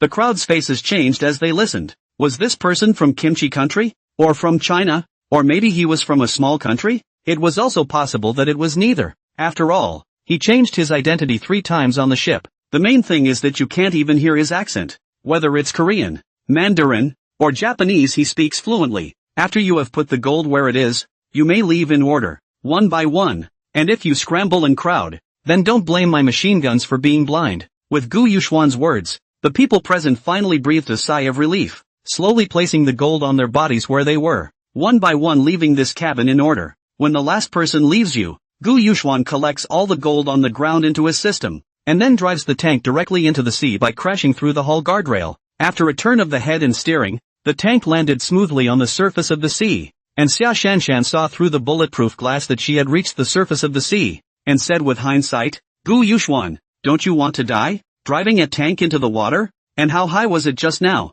Together with the height of the bottom of the ship, it's at least 20 to 30 stories high, right? You jumped straight down?" Gu Yuxuan said as he looked at Xia Shanshan, who was still in aftermath and had a face that blamed herself. The tank's seal storage tanks and high-powered drainage pumps give it buoyancy, and there are propellers that continuously spray water to provide navigational power. As for the high you say? You open the lid and see? Xia Shanshan opened the lid and rode to the top of the tank and stuck out his head before seeing 3 huge parachutes being on the water. And Gu Yuxuan also climbed out. Use a knife to cut all the ropes attached to the parachute to the tank to prevent the parachute from pulling the tank down when it fills with water. After doing so, Gu Yuxuan brought Xia Shanshan back to the inside of the tank's cockpit. Gu Yuxuan fiddled with the levers at the console, aiming the main weapon's autoloading 125mm anti-tank smoothbore cannon at a couple of kayaks in the stern. Bang! After an accurate hit that knocked both kayaks, along with the aft deck, to pieces, Gu Yuxuan moved his main weapon towards the bottom of the ship again, and was about to press down, but was stopped by Xia Shanshan. Gu Yuxuan frowned. This Xia Shanshan will not be this time, mother of God upright? I didn't expect Xia Shanshan to just ask, "Are there any of us Chinese on board?" Gu Yuxuan gave Xia Shanshan an appreciative look. "So it's just worrying about fellow Chinese? I told you so." In the small days like that Gaga mess kill, she did not stop, but also more and more excited. "No, how do you know?" Gu Yuxuan took out a flyer in his pocket, the very same gambling boat flyer, with a small line at the bottom. "Chinese are not welcome on board." Xia Shanshan looked at the flyer and let go of pulling Gu Yuxuan's hand and said, "Does this mean that there will definitely be no Chinese on board? Except for those who, like us, do not verify their identity to board the ship? Aha! And 20 million tickets to go in and gamble on the Chinese. I guess there's no one else but us? Mud Zokai, let me do it." Xia Shanshan drove Gu Yuxuan away from the driver's seat and got on with it herself. Aim, shoot, bang. Another loud bang exploded between the skies. Hit the boat ramp. Natsuya poo-pooed it. Ugh, fumble, go on. After adjusting, Xia Shallow began to aim and shoot again. Bang! This time it hit the hull. Keep going, keep going. Xia Shanshan's head of that unconquerable spirit came up. Bang! It hit. Even better this time. Hitting the deck. 2 more shots in a row. Bang bang. Hit the engine and the uppermost bowsprit, respectively. No more games. No more games. You do it. Xia Shallow finally gave up and continued. Brother, don't play like this. You want to kill or die? Give me a quick word? You're scaring people like that. Who can stand it? Those several attacks just now made the people on the cruise ship have their hearts scared, just afraid that Xia Shanshan would accidentally hit the place where they were. Except for those rich gamblers who were robbed by Gu Yuxuan. The other gamblers who gambled down there didn't have the slightest idea what was going on and how the tanks went down. Whoa! What's this? The tank actually went under. Crap! They're attacking our cruise ship. Baka! These two do not speak of martial virtues or honor. That's right. You say you'll leave us alone and then you regret it. We, the Wolf family, will never let this asshole go. What country are they really from? So untrustworthy? What country are they from? Even if we can't leave, we'll have to call my family to hunt them down. The last thing that asshole said about him was that he was a small-time man. That's just it. It must have really come out at the end. Speaking my native language in the heat of the moment. It looks like it to me too. He's so dishonest. That's right. Call back and tell the family right away. Excessive. The small-time people on the boat were confused. People from other countries could call back and say they were small-time. But what about them? And not know who to call? Just as the ship was in disarray everywhere. Bang! Bang! Gu Yuxuan resumed his seat in the driver's seat and fired his cannons, hitting the bottom of the cruise ship with 2 precise shots, punching 2 large holes in the bottom, letting the cruise ship, which was already in bits and pieces, go completely underwater. After the cruise ship entered the water, it began to be unbalanced slowly. The bow of the ship sank towards the bottom, to the end of the whole cruise ship sank all the way to the bottom of the sea, and the sea level gradually regained its calm. Gu Yuxuan saw the cruise ship completely sink to the bottom of the sea before he drove the tank away from the scene, and Xia Shanshan said as she looked at the surface of the water with a few more fluttering splashes, Student Gu, there are still a few leaks over there? Not finishing them off? Gu Yuxuan looked at Xia Shanshan's excitement and just wanted to say it was fine. Let them. They have already informed the land. It is better to leave early. Without waiting for his words to come out, Xia Shallow had already come to the button of the anti-aircraft machine gun and adjusted the position through the bulletproof glass. Da-da-da-da-da-da-da. Da-da-da-da-da-da-da.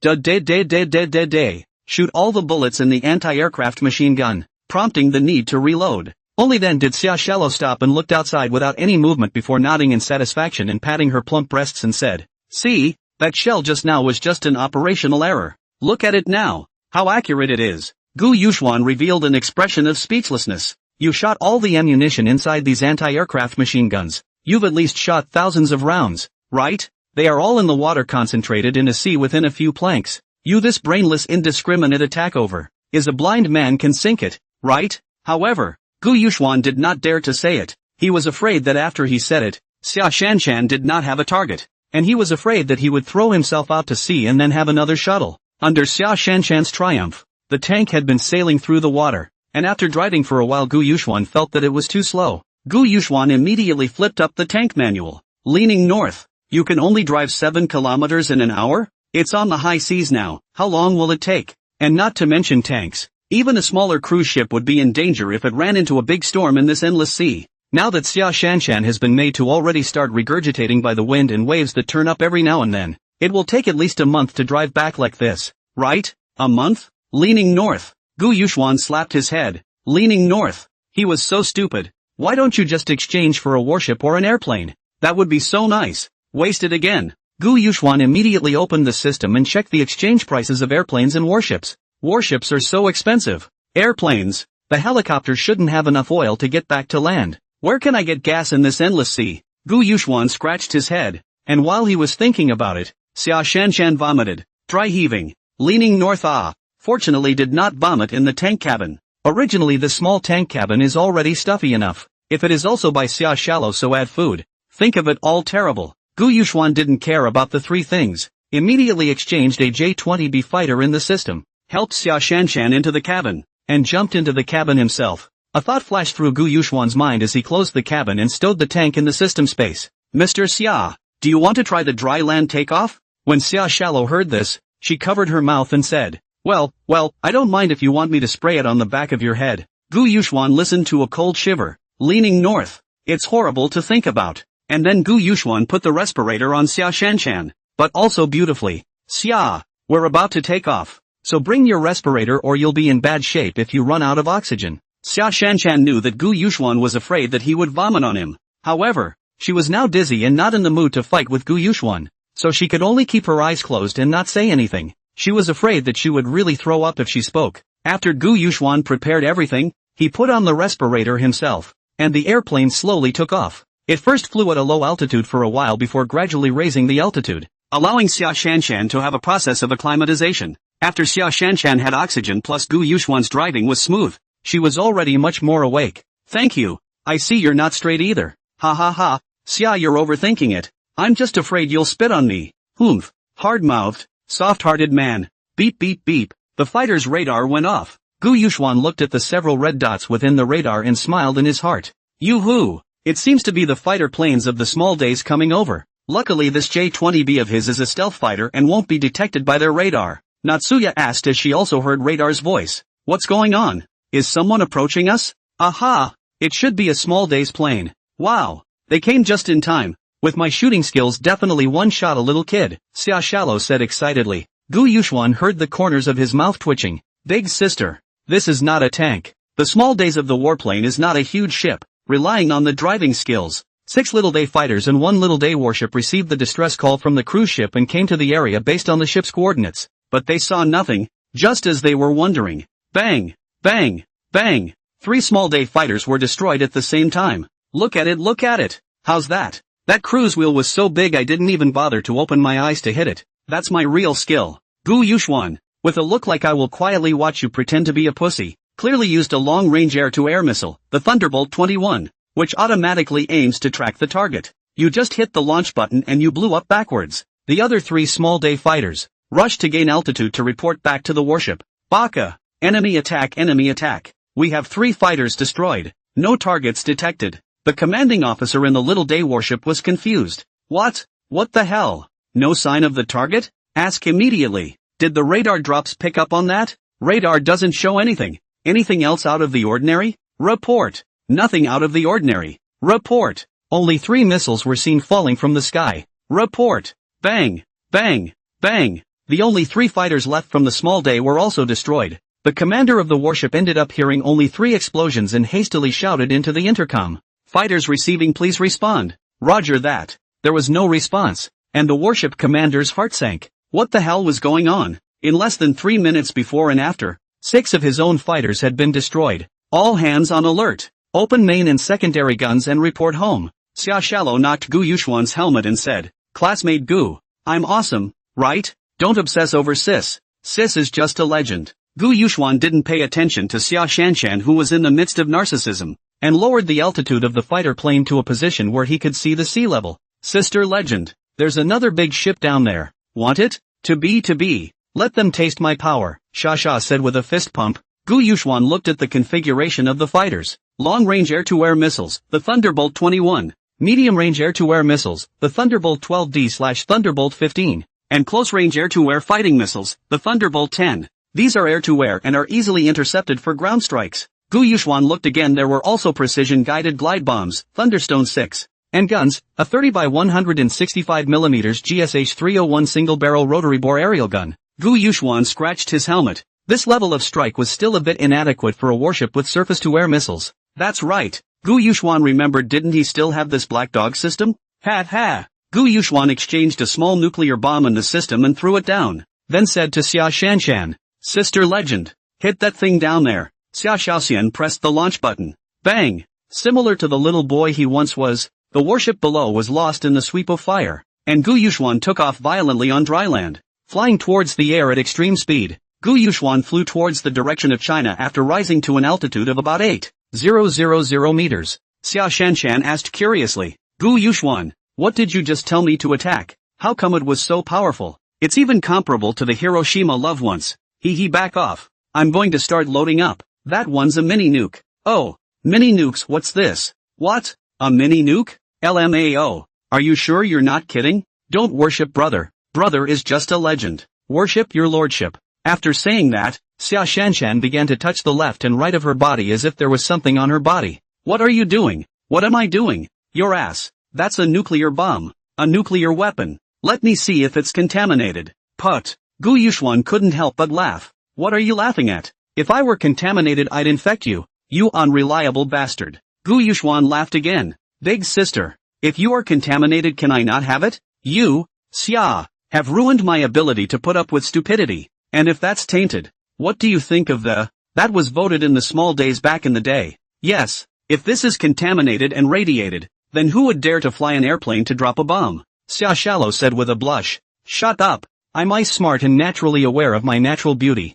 And I'm not just trying to scare you a little bit. Gu Yuxuan looked at the annoyed Xia Shanshan classmate and obediently shut his mouth, afraid that if he talked to her any longer, Xia Shallow would pull her IQ to the same level as hers and then defeat himself with his rich experience. Little life domestic. Baka. How is this possible? Who is targeting our little empire? How is it possible to destroy all 6 of our fighters and one of our warships in that short drop of time? Yes. And a drop of a nuclear explosion was found in the high seas where the accident occurred. Formerly there was Yuxuan messing around in the territory of my little day empire. And so far no one has been captured. And now this kind of thing is happening again. What kind of people have we messed with? With drops like this? Could it be Yuxuan's handiwork this time as well? Unlikely Yuxuan will broadcast live every time he strikes in our country. Without the slightest fear of us knowing, this time it's all out on the high seas. If it's him he'll definitely broadcast the drops. Right drop. And if Yuxuan has nukes, why don't they release them within our borders? Go and release it on the high seas? I also think it shouldn't be Yuxuan.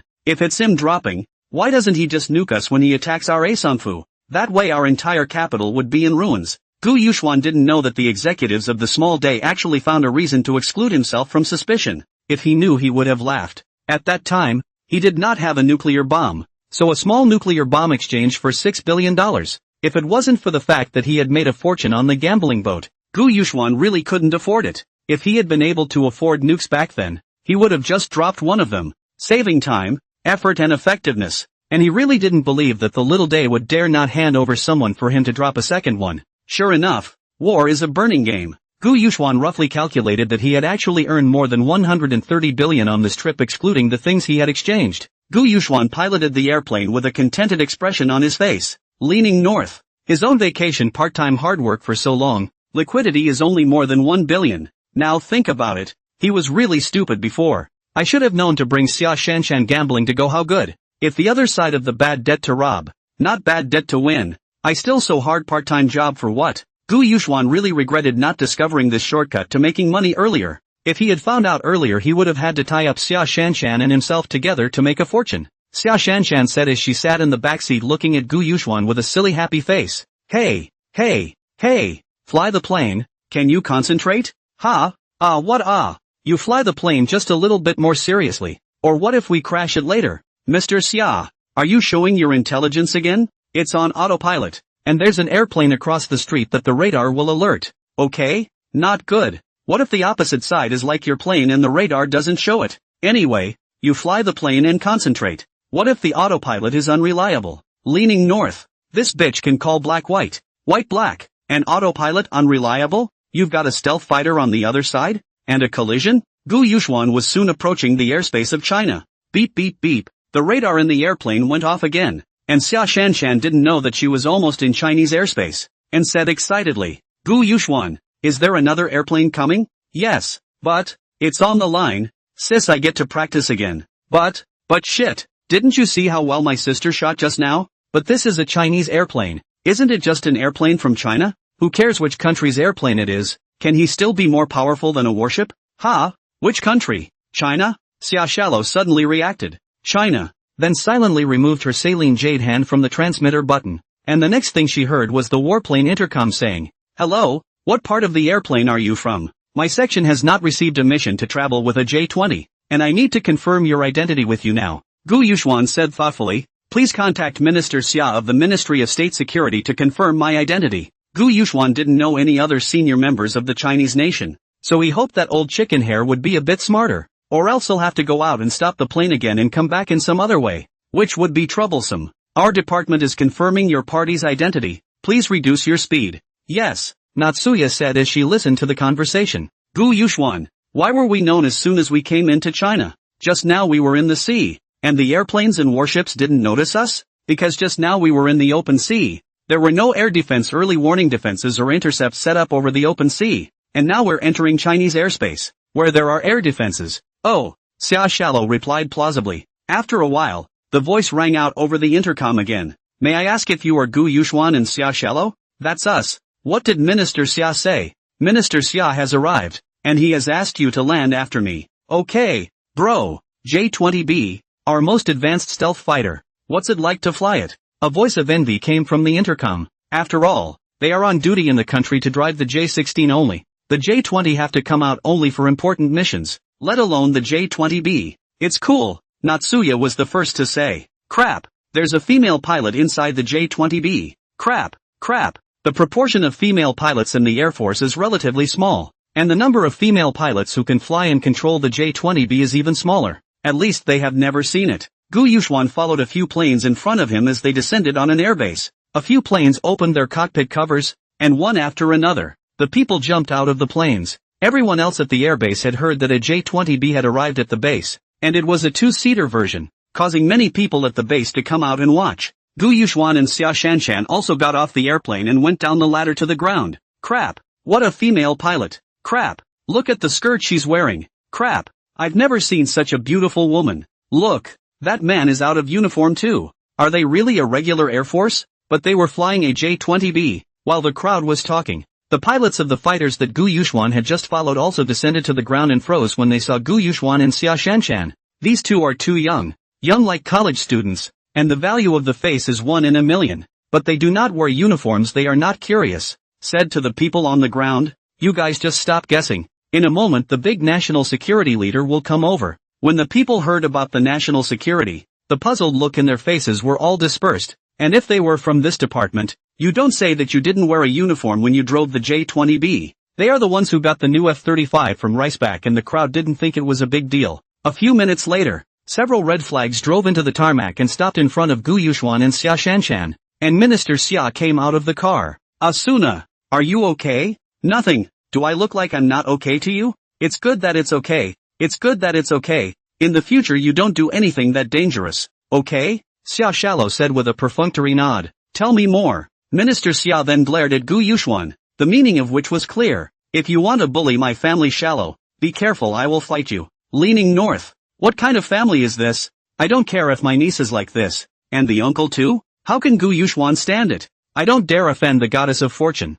but I don't dare stare at you? Gu Yuxuan directly glared back with a glance, a look that made Minister Xia smile awkwardly, forgetting that this guy was no ordinary college student. Get in the car first. What about my airplane? Just park it here. I'll have them maintain it for you. Air Force Base heard Minister Xia's words. His eyes are put out as actuality. Does this mean that he has the opportunity to test drive the J-20B? Gu Yuxuan was depressed. The key was that this fighter was too big, and he had an amphibious tank in addition to a portion of gold in this 50 square space. These things had pretty much stuffed their space. Even after they cleared everything out, they wouldn't be able to fit this big guy. It was just too big. Sell it back to the system? This billions of things and hundreds of thousands of dollars to sell back to the system. They feel too much of a loss. But stay here, right? What if you want to use it when the time comes? What if I have to use it then? Gu Yuxuan said directly towards Minister Xia. Minister Xia almost choked on a mouthful of water by Gu Yuxuan's words. Crikey, damn, this is something that the country has researched,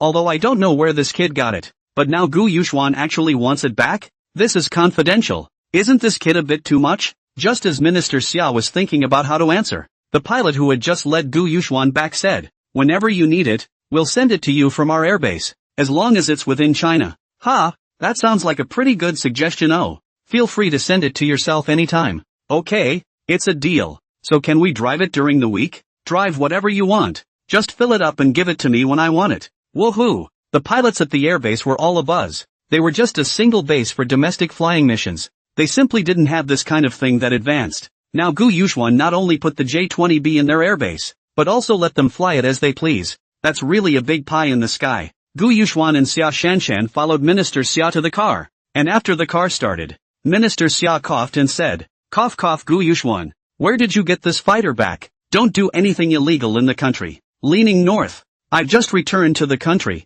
What's the law? Minister Xia's brows knitted up slightly as he said seriously, you mean to say that this airplane is also available abroad? Foreign countries can also build an airplane exactly like the J-20? Leaning north. How can I answer that? Do I tell him about the system exchange? If you don't believe me, go and check if there are any such airplanes lost in the country. I don't think if such airplanes are lost your national security won't be unaware of it, right? Minister Xia slapped his thigh. Right. Why didn't he think of this aspect? Indeed, if the J-20B was lost, it would be a big deal. He wouldn't be unaware of it. So this airplane really can be built on a small day? Minister Xia's eyebrows twisted into a Chuan character. If Little Day really could build the exact same airplane, then there must be quite a few Little Day undercover agents in the country. And they were also in high positions. If so, that's a problem. So important confidential information, others can get. Then other information. It's not made in the small days. It wasn't built in the small days. And it's not lost in the country. So where did you get this airplane?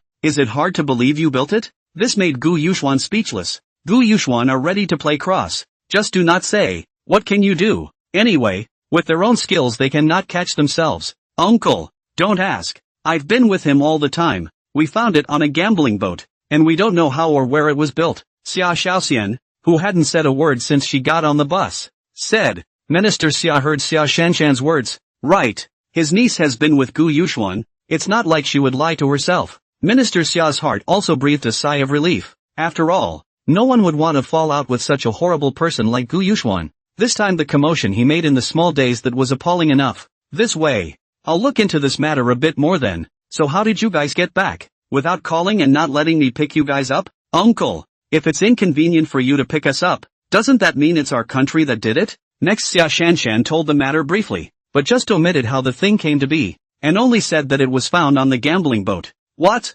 Nuclear? Nukes? On a gambling ship? And then you set off a nuke to blow up a warship in the middle of the day? Minister Xia's mouth was wide open, incredulity written all over his face. This thing for anyone to hear. Who could not be surprised? Aha! Or I pressed the launch button myself. Ah, this, Asahi, you're too good. By the way, have you been contaminated? Xia Shanshan waved her hand and said what Gu Yuxuan said to her now. Minister Xia, you're ruining my ability to put up with stupidity. We're the ones who drop nukes on airplanes. You're a big national security leader and you don't know this bit of common sense? Minister Xia was speechless. These two young people's mouths were one match for another. I really didn't know who was better at arguing between these two. Ha ha, I'm not concerned about you. Caring is messy. By the way, Gu Yuxuan, we would like to hire you for one thing next. I wonder if you are willing to accept. Elder brother Chicken Hair, if there's anything you want to say, just say it. Gu Yuxuan's heart was strange. Oh, actually hiring himself? Minister Xia said thoughtfully, we'd like to hire you to protect someone going to Rice and protect her coming back. Time? Probably in a couple days. What's the rush? No. Gu Yuxuan had to go to class this trip back? He had been on vacation for so long, and if he didn't go to class again, he would lose credits. The most critical thing is, look at the appearance of the summer minister does not look like how much money can give people, not to mention their own trip out but has been a bird's eye view. That 1,800,000,000 of their own really do not look at the eye. Minister Xia frowned slightly. Hey, sure enough, I knew that Gu Yuxuan wasn't that good at inviting him. It's rare that he can protect Xia Shanshan so well. Hey, there is no way. This kind of character is definitely hard to invite. No one can do anything if people don't want to go. It seems that they can only try their best to persuade Xia Shanshan. Asuna, did you get some new interview assignment? Aha, but I'm thinking about it. Asahi, you've finally grown up. Yeah, you should think about taking it or not. They've made such a big deal this time. They've definitely caused a lot of trouble. Minister Xia said with a smile on her brow, feeling that Xia Shanshan was finally growing up and knew that she shouldn't let them worry. Gu Yuxuan had a question mark on his face? What and what? Couldn't understand what these two uncles and nephews were mumbling about. I don't want to take this assignment now. I want to return the bronze that is in exile in the United States to the country. But, Minister Xia spewed out a mouthful of water. Shallow, after you followed Gu Yuxuan out on a trip, how come your thoughts have become even more incredible? Xia Shanshan didn't say anything, but Gu Yuxuan heard a generalization and opened his mouth. Hey, chicken hair old man, don't be bloody minded, I'm telling you. Right, how much to pay? You take care of my school side for me. Leaning north. You should have said you'd accompany the goddess of fortune to the United States. Shit, can we not go to Las Vegas on the way? Can't we not win some money back? Gu Yuxuan, can you stop calling chicken hair old brother and call chicken hair old uncle? Making it seem like you're a generation older than me. Xia Shanshan patted Gu Yuxuan's arm and said. Minister Xia secretly pinched a sweat for Xia Shallow. Not me. My niece. Didn't you read about him? How dare you? But the next scene that he didn't expect appeared. Okay, from now on, We'll call him Old Uncle Chicken Hair. Minister Xia looked at his niece and Gu Yuxuan suspiciously. There was something wrong with these two. Very abnormal. This Gu Yuxuan is a person who is not afraid of the sky and the earth. That's the one person who even I don't put in my eyes. But was actually held by Xia Shanshan? Did they? Gu Yuxuan was seduced by Xia Shanshan's beauty? With Xia Shanshan's posture, Gu Yuxuan had been with her for so long that he must have been eaten dry. It must be. Why else would Gu Yuxuan change his attitude as soon as he heard that it was Xia Shanshan who went? Damn it! I'm really turning into Gu Yuxuan's old uncle, aren't I? Pity about this niece of mine. A good cabbage has been. No. Gu Yuxuan, this person is actually quite good looking, although it is still not worthy of Xia Shanshan, but his strength is very bullish. Minister Xia cleared his throat after a heavenly battle in his own mind. Ahem. School there, I can take care of that for you, but you guys are surprisingly a thing now, so I won't pay the commission. You've eaten my niece and you still want my commission? How dare you? Gu Yuxuan heard. Did old Uncle Chicken Hair also know about Xia Shanshan's money-making ability? I'm not sure if I'm going to be able to do that. Originally also thought that the mosquito is also meat. Did not expect to be Chicken Hair. Old Uncle recognized. Gu Yuxian only touched his nose and said, Uncle Chicken Hair, what kind of relationship do we have? How outgoing is it to talk about money? Just help us arrange a fake identity to go to the rice country. After all, we are going to do great things. After Minister Xia heard Gu Yuxuan's words, he became even more certain of what he had in mind. Sure enough, this kid actually didn't even want the commission. With this kid's penny-pinching personality, if he didn't like Xia Shanshan, how could he be so good at talking? Thinking of this, Minister Xia suddenly stood up his waist. I am Uncle Xia Shallow. Your kid is so disrespectful to himself, and a mouthful of chicken feathers? Identity, this matter is not a problem, but I am at least Shallow's uncle. Pro-uncle. In the future to me to respect a little bit as well as don't bully my family Shallow. Okay, no problem Uncle Chicken Hair. What? Sure enough, this big national security leader definitely knew about Xia Shanshan's money-making ability. Hey, national security's intelligence is really pervasive. Gu Yuxuan scratched his head in slight embarrassment. This, not old Uncle Chicken Hair, not Uncle Chicken Hair. So what should I call you? After all, they were the relatives of the big gold master Xia Shanshan, and they couldn't go too far. And I'm not the one who bullied Xia Shanshan? What do you think? It's good that she doesn't bully me. Don't you know what your niece is like? Minister Xia said with a smile on his face. Just call after Shallow and call me Uncle Xia. Okay, Uncle Summer. After Gu Yuxuan said this sentence, Minister Xia was full of springtime smugness. See, he didn't care about me before, but now, hey, he's still being held by my niece. Minister Xia had been in a high position for a long time, and no one had dared to speak to Gu Yuxuan like this to himself for decades. And if it wasn't for the fact that Gu Yuxuan's strength was too terrifying, Minister Xia would definitely fix him up properly. I can't believe it. I can't believe it. He's being held to death by his own niece. Ouch. Ouch. Ouch. Look at that. TSK. Is this still the same Gu Yuxuan who terrorized the world and took small-time high-ranking officials by the scruff of the neck? Xia Shanshan said as she looked at her uncle with a darkly smug look. Uncle, what are you giggling about? This isn't like your style. You're not even worried about my safety anymore. You used to nag me a lot every time, but this time you didn't say anything. Was he acting obvious himself? Minister Xia rubbed his face to bring himself back to his usual appearance, though the upturned corners of his mouth were enough to show that he was still smug. There's no need for uncle to worry about this. With this boy Gu Yuxuan accompanying you, I think Gu Yuxuan can't bear to see you receive any harm in a million ways. Right, Gu Yuxuan? Xia Shanshan turned her head to look at Gu Yuxuan. Just him? Doesn't give up? Ugh, who believes that? Yes, Uncle Xia, don't worry, Gu Yuxuan said in a hurry. Hey, no way. For the money. Xia Shanshan also looked at Gu Yuxuan in confusion. What's wrong? Why is he so obedient after returning to China? Afraid of your uncle? No way. If I was afraid, I would have been afraid a long time ago. Really like yourself? That would be even more unlikely. He himself doubted that Gu Yuxuan was into men at all. How both of these men are odd today. As if they both know a little something they don't. Uncle, when will the identity be done? And why do you two feel a little weird talking today? Yes? You're mistaken. No, right? Gu Yuxuan and Minister Xia said in unison. As for the identity, there's no rush. Just 2 or 3 days for you to get it done. Right, where are you going now? I'm going home. I'm going to his house. What? Countless question marks appeared on Gu Yuxuan's head once again. Leaning north. Big sister, we're back in the country. What are you doing at my house? Can't you leave me alone for a couple days? There are no casinos in the country. What are you doing at my house? Don't you have a home of your own? I'm going, can't I? Countless question marks also flashed through Minister Xiao's mind. Crikey, the young people nowadays are not to be outdone. They've developed to this extent?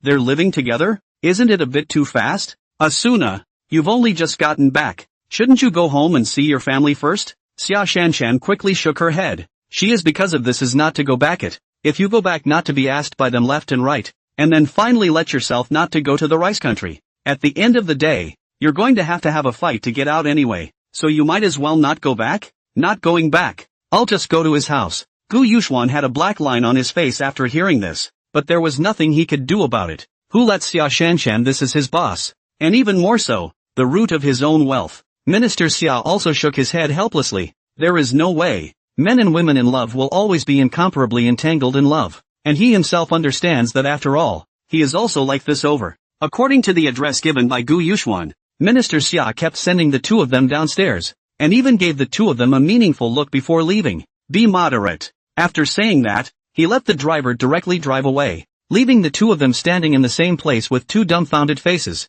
Gu Yuxuan was still depressed that it looked like he wouldn't be able to keep quiet for the next 2 days as well, when he suddenly heard these words from Minister Xia as he left. Moderation? Moderate what? Are you telling yourself and Xia Shallow to be more moderate when you go to the United States? Don't win so much money? But come to think of it, that's impossible. What's Minister Xia got to do with winning money from a rice casino? Could it be that Minister Xia has shares in Las Vegas? Xia Shanshan was also puzzled as she looked at Gu Yuxuan and asked, what did my uncle just say? A little moderation? What do you mean? Gu Yuxuan was also pondering over the words and said with a spread of his hands, how should I know? Maybe tell us not to make too much of a fuss in rice? Oh. Xia Shanshan followed Gu Yuxuan all the way. Countless thoughts flashed through Xia Shanshan's mind along the way. Is his house also like the movie Mr. and Mrs. Smith? James Bond that? Pulling a book. The wall opens up and it's full of guns and ammo of all types. Open the closet and there's a secret door leading to his secret base, which contains information on various assassination targets.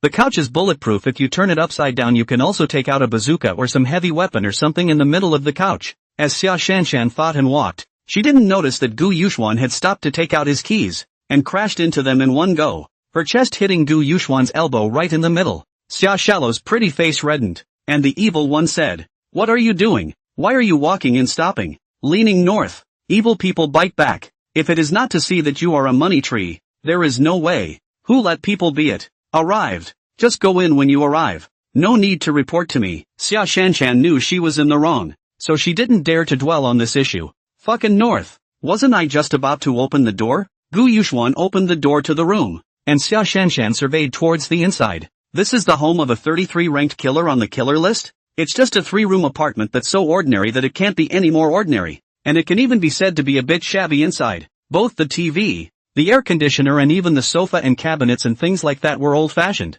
but they were cleaned up and didn't even smell dusty. Although it was inconspicuous, it made Xia Shanshan feel a very cozy feeling, which was simply not like coming from a man's handwriting. Is there someone else in your family? Is it a golden house? Xia Shallow asked as she surveyed the house in front of her. What? It's nothing. Can I have a look around? Whatever. Xia Shanshan walked and looked, and also paid special attention to the stitching of the walls, closet, sofa and such places, and even got down to study it. Gu Yuxuan asked as he watched these strange actions of Xia Shanshan. What are you doing? I'm looking for the secret compartment. What? It's the kind of wall that opens up with all sorts of weapons and elixirs inside. Or open the closet and inside is the secret base with information on your various assassins. Or maybe inside the flipping couch is all kinds of heavy weaponry or something. Gu Yuxuan said with eyes like looking at a fool, looking at Xia Shanshan who was speaking vividly in front of him. No, how could there not be? It's all in the movies. Xia Shallow said with a straight face. You're afraid you've watched too many movies. Gu Yuxuan said with a smile out of the corner of his eye.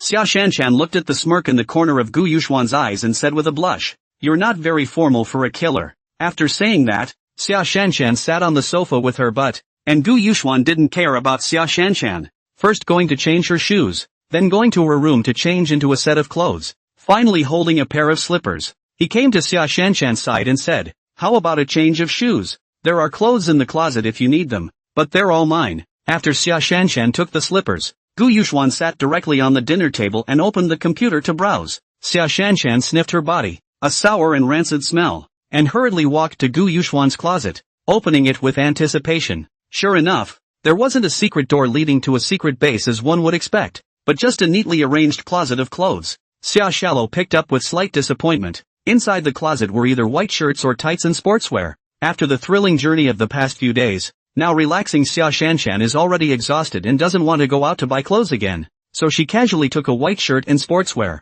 After Xia Shanshan went into the toilet to take a shower, Gu Yuxuan stretched his legs and his sight finally left the computer. First, I went around and cleaned up the house briefly. Then I opened the refrigerator and took the food out to defrost, cut it up and washed it for later. Looking at the time, Gu Yuxuan cleaned the other room again and put the bed quilt set on it, thinking as he did the hygiene. Lean north. How much should I charge Xia Shanshan for coming to stay with me this time? Accommodation, food, labor, electricity, gas, protection, and damage to her reputation. It's not too much to charge her $2 billion, is it? Then after thinking about it, Xia Shanshan's money is in her own place. How else can she collect it? Can't collect a bit? People haven't got a penny in their hands, and they ask her for money? Will she beat the shit out of her? Gu Yuxuan, you can't be too much of a man. At this time, Xia Shanshan had already washed up and came out, and saw that Gu Yuxuan was preparing the bedsheet and quilt cover for her and laughed. Aya, why are you so diligent?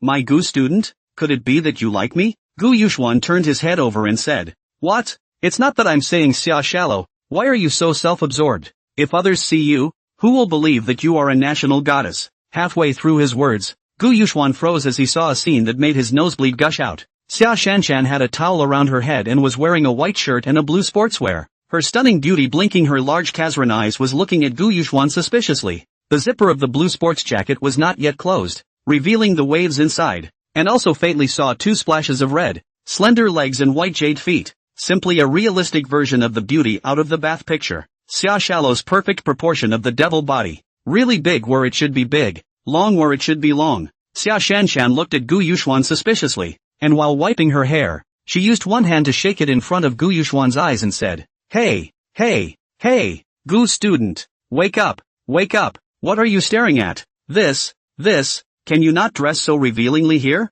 Gu Yuxuan reacted and said. Xia Shallow looked at herself. What? I'm wearing a revealing dress? I'm still exposed in this dress? Xia Shanshan looked at Gu Yuxuan in doubt. It's not exactly revealing, but can you zipper it up? I'm at least a bloody normal man. Aren't you afraid I'll pounce on you if you dress like that? Ha! Gu Yuxian, is not that I look down on you. People like you don't have that colorful heart nor that colorful guts. Why don't you try? Xia Shanshan carefully looked at his body, which saw the redness floating on the white shirt. Pretty face a red zipper up, then hooked Gu Yuxuan's chin with his hand and said. Gu Yuxuan was Xia Shanshan. This kind of action made the face is also a red. His own this is how to mess with such a demon? Quickly turned his head and said. You sleep in this room. You who? Why is Xiao Gugu shy? How come you don't look like someone who owns so many big ocean horses? Xia Shanshan said skeptically. Leaning north. Is this the same thing? I'm known as an honest and innocent young man. Hungry or not? Gu Yuxuan said as he unwrapped his words. Gu Yuxuan did not say okay. As soon as he said, Xia Shanshan's stomach rumbled. All the way to the road, have not eaten well. Not hungry is strange. Hungry. So go ahead and cook. I've got everything ready, so you can cook whatever you like. Xia Shanshan thought that Gu Yuxuan asked if he was hungry because he was preparing to cook for himself. Who'd want to do it themselves? I don't know how to cook. I can't cook. Can't cook? Are you still a female? Gu Yuxuan asked with wide eyes. When Xia Shanshan heard this, she was furious and happy. If you don't know how to cook, you're not a woman? What kind of fallacy is that? Classmate Gu, don't you know if I'm a female if you come and try? After saying that, Xia Shanshan leaned towards Gu Yuxuan and took a few more steps, pulling Gu Yuxuan and said. Gu Yuxuan smelled the burst of fragrance coming from his side, and his blood rushed up and quickly grabbed Xia Shanshan's wrist and said viciously. Xia Shallow, don't push me anymore, or I'll really put you on the spot. After Gu Yuxuan finished speaking, he walked out of the room without looking back. Xia Shanshan was also shocked by Gu Yuxuan's eyes just now. All along she felt that Gu Yuxuan was not interested in herself, and was very upset in her heart. Moreover, through this period of time together,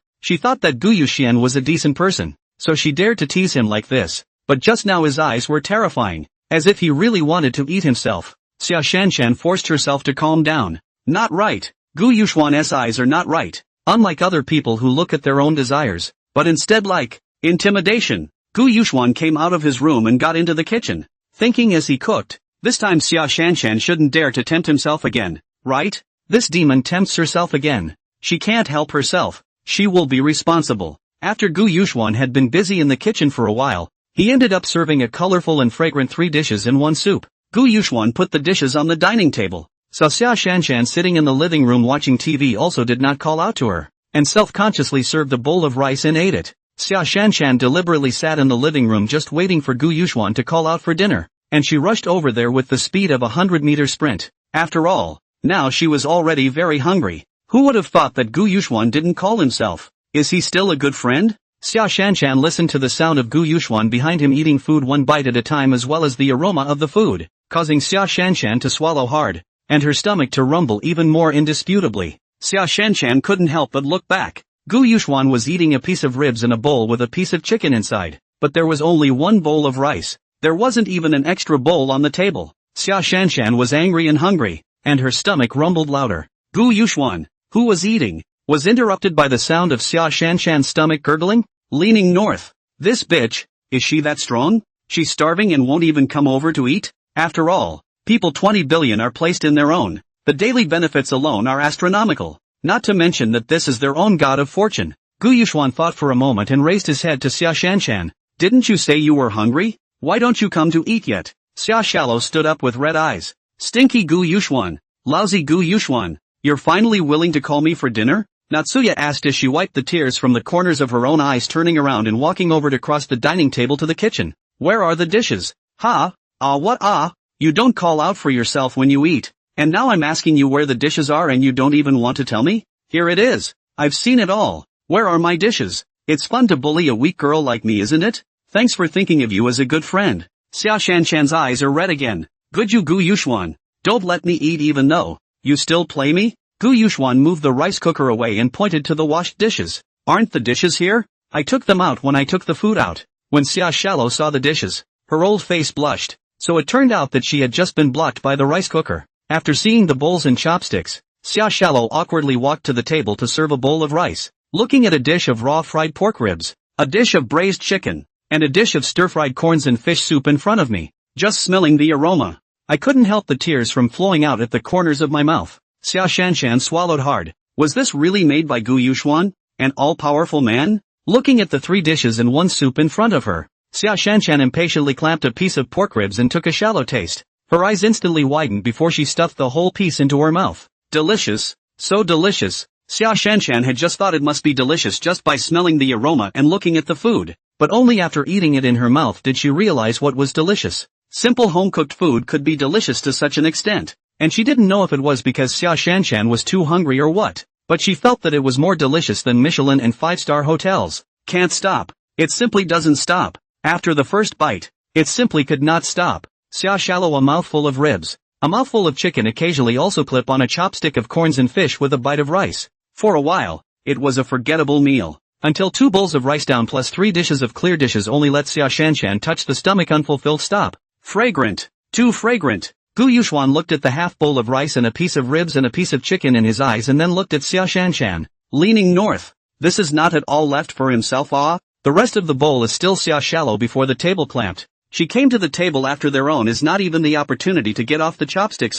Okay. It's okay. And there's a little bit of fish in the broth. Are you still eating? I'll eat if you don't. Pay attention to the image of your national goddess, or your fans and suitors will doubt their eyes if they see you. Xia Shanshan comfortably leaned on the back of the chair, looked at the only fish left on the table. His eyes emitted a fine light, but then touched his stomach. He really couldn't eat anymore. You eat. I can't eat anymore. What image do I have in front of you? What image of me have you never seen? Who made you cook so well? Gu Yuxuan coughed violently a few times, almost choking on what Xia Shanshan said. Fucking north. Did this bitch realize she was just bluffing? She's teasing her again? What do you mean? I've seen you like this before? North. That's not a good thing to say. Cough cough cough. You say that. What's wrong with what I said? Not much. I'm not bad at cooking. Gu Yuxuan hurriedly changed the topic to the meal. Xia Shallow immediately gave a thumbs up and said, how is this okay? Compared to you I think those what Michelin, what 5-star and 6-star meals are a slag. By the way you are full, right?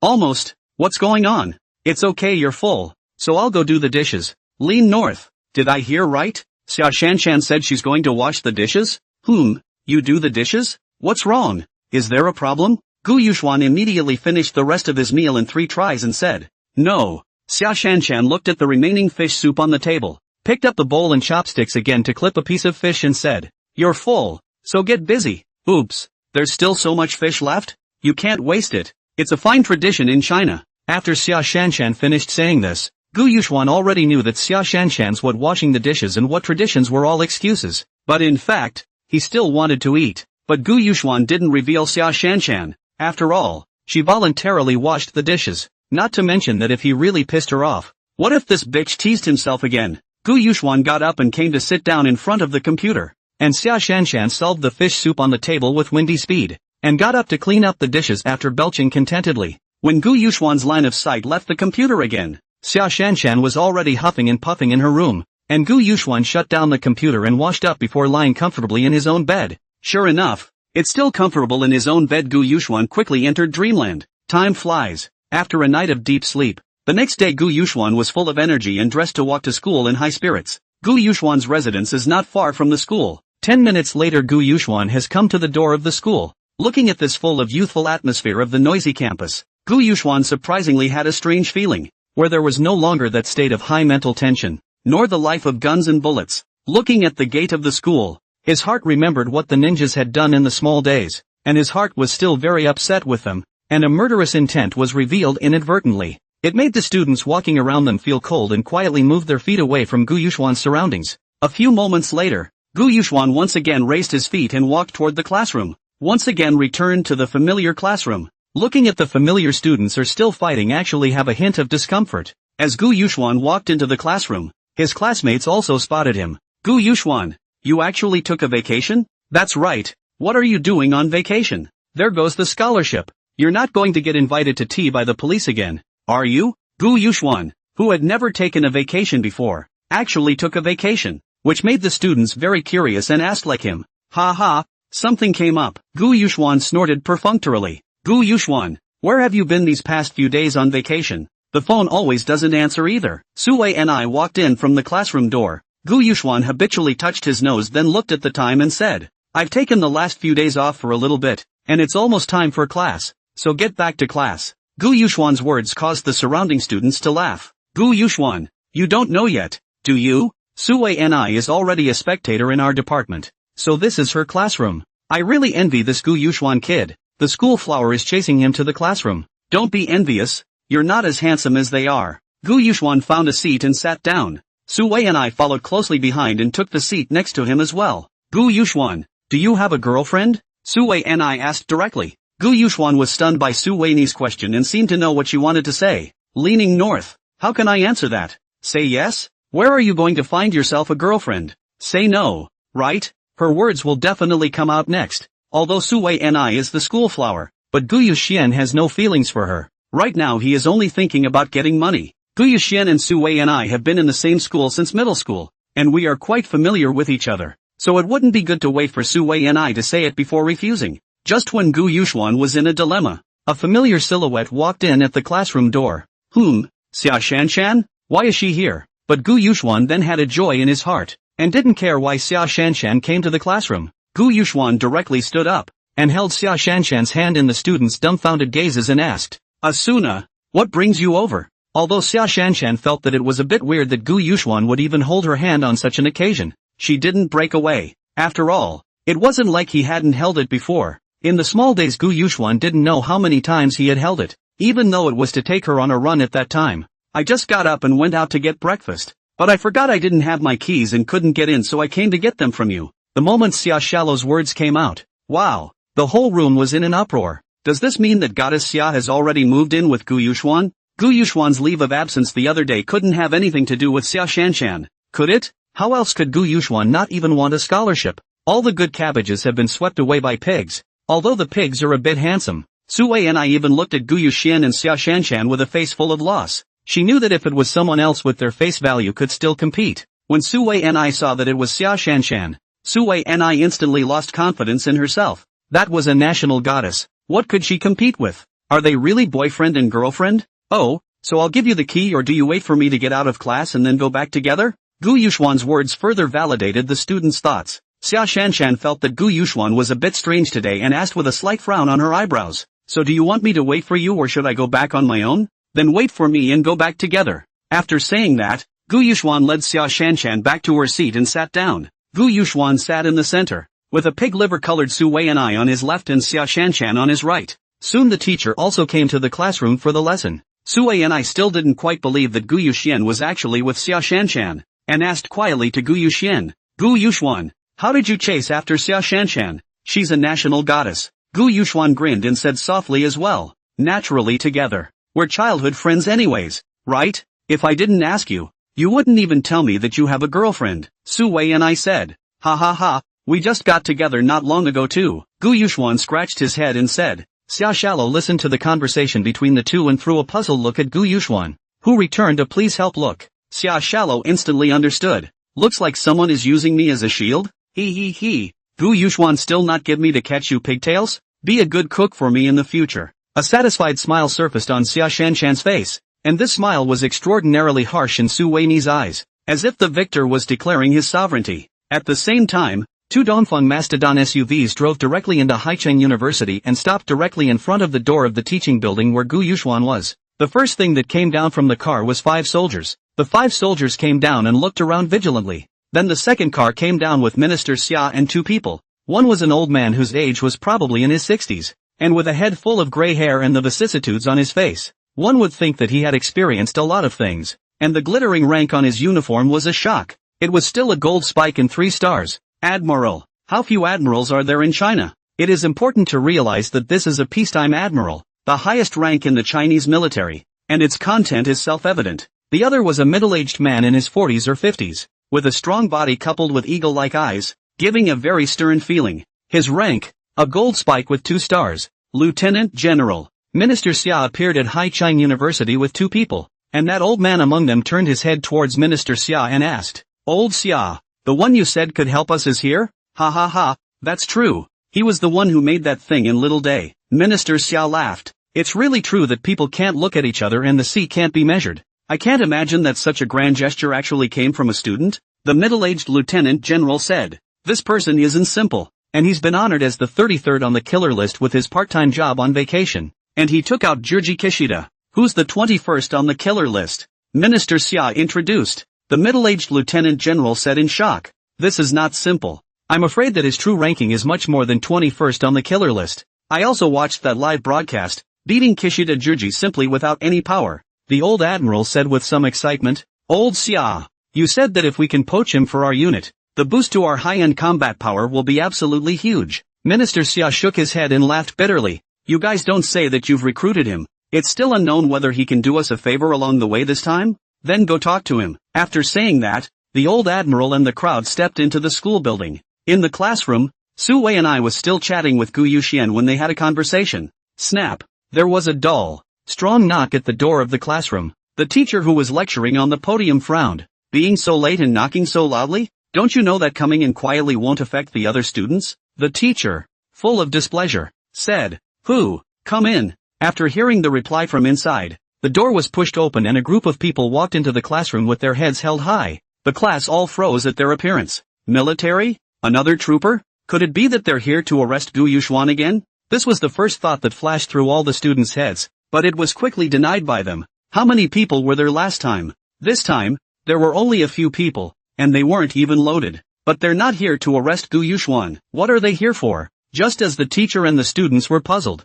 some of them recognized the ranks on the uniforms of the old man and the middle-aged man. Oh, my God. That's a lieutenant general next to the admiral. Crap. Look at their shoulders. An admiral and a lieutenant general. The whole room was stunned, and everyone was once again flaxen and frozen. Admiral? In their class? Is anyone here a second-generation government official with a powerful background? And Minister Xia looked at the students in front of him who were holding their breath and did not dare to make a single sound. And only he himself opened his mouth first to break this depressing atmosphere. I'm sorry students for disturbing your class. Let's look for Gu Yuxuan. Gu Yuxian. Sure enough, it's Gu Yuxuan again. Whether it's a beautiful woman or a big shot who's here to see him. What is this Gu Yuxuan who's been a classmate of everyone for almost 3 years? The students were once again in an uproar. And Gu Yuxuan, who had already been arrested by a large number of armed police once before, was once again made the center of attention in the arena by Minister Xia's words. What exactly is Gu Yuxuan? Last time it was the armed police.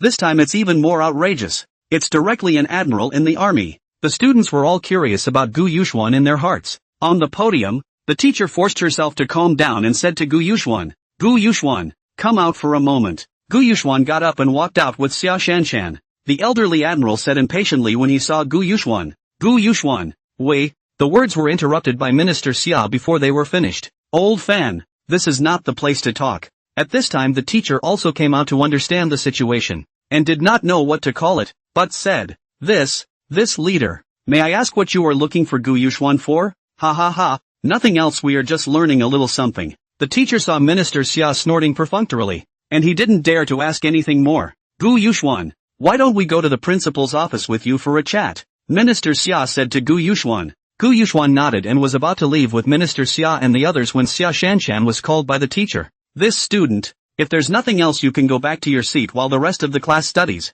Xia Shanshan was not going to do it, took Gu Yuxuan's hand and raised it and said, he won't go if I don't. I'm his girlfriend. Minister Xia revealed an expression that was really like that. Having known about the two of you for a long time mold, the middle-aged lieutenant general frowned because what they said next was absolutely confidential, and was just about to stop it when he heard Xia Shanshan say, Uncle, what's with that look? You still owe us a fighter jet. But Minister Xia almost spat out a mouthful of old blood. This is not even married yet. The elbow is turning outward? The middle-aged lieutenant general immediately stopped himself, not to mention the fact that this was a relative of Minister Xia. I'm afraid that the only one who could talk like this was the one who had been messing things up with Gu Yuxuan in the small days of live broadcasting. The teacher also heard a little bit of the strings, and didn't mention the matter of letting Xia Shanshan return to the classroom again. 10 minutes later, the teacher led the crowd to the front of the principal's office, and as soon as the principal saw this formation, he paused, then hastily got up and shook hands with the crowd.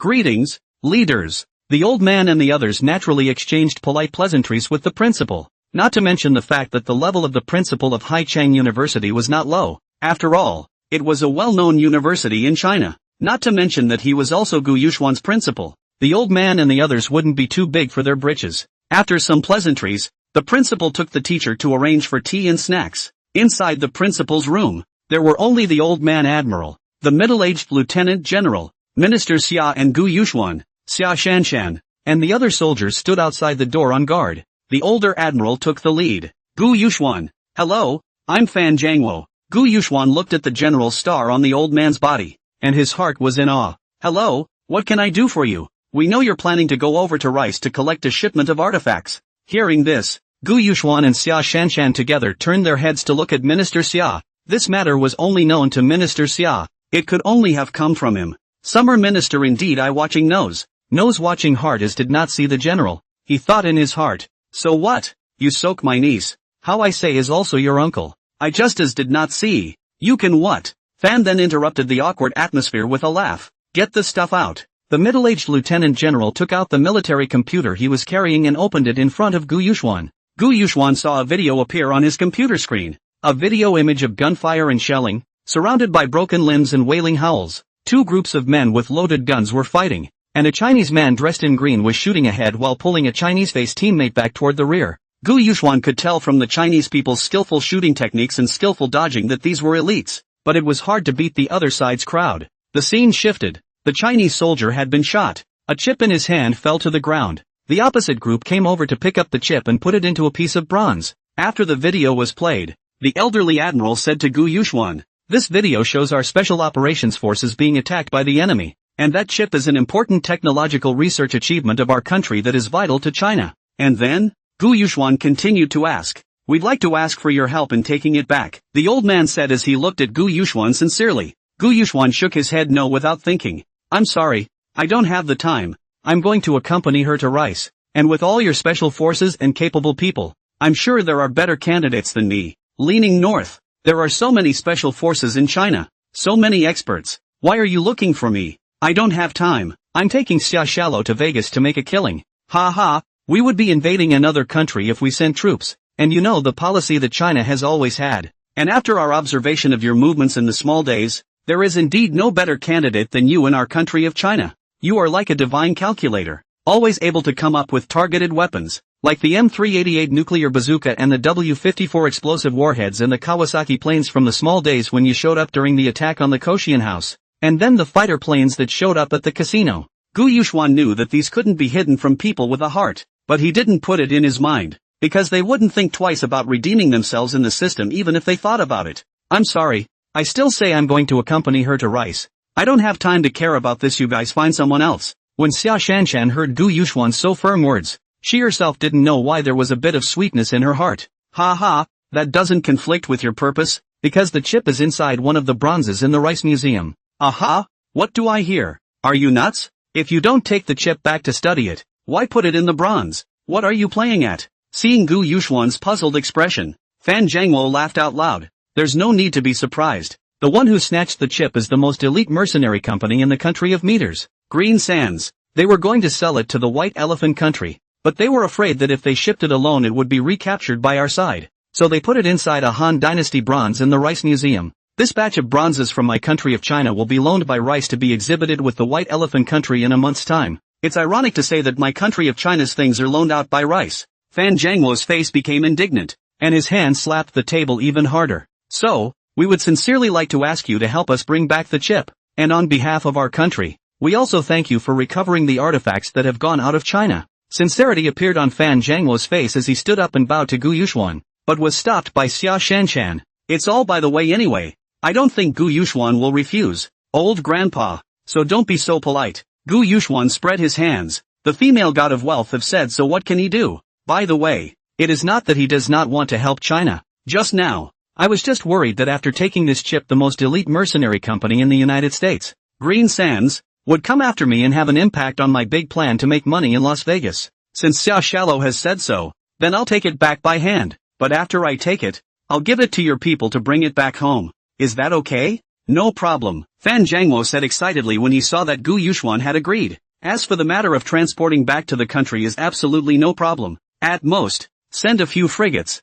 nuclear submarines to take the waterway to bring back. The most troublesome thing is the guards of the Museum of Rice, and the stopping of the people of Qingsha, as long as Gu Yuxuan can get the things to come to the border. China, the big country in the east, is not a vegetarian. If you have any needs just ask, as long as we can do it it's no problem, Fan Zhangwo continued. Aha! Say it again, Gu Yuxuan said faintly. At this time, the principal also came back and said to Fan Zhangwo and the others, sorry, went to take care of something. The crowd was well aware of the principal's smooth and old-fashioned behavior of purposely leaving a separate space for a few people to talk, but they didn't point it out. It's fine, principal. You've taught a good student, Fan Zhangwo complimented the principal. The principal of the school is also fresh in the memory of Gu Yuxuan. If it is another student he may not remember, but Gu Yuxuan is an exception. He has won a scholarship for 3 consecutive years, or the department's top students, and last time so many armed police came to the school in full gear to take away is also Gu Yuxuan.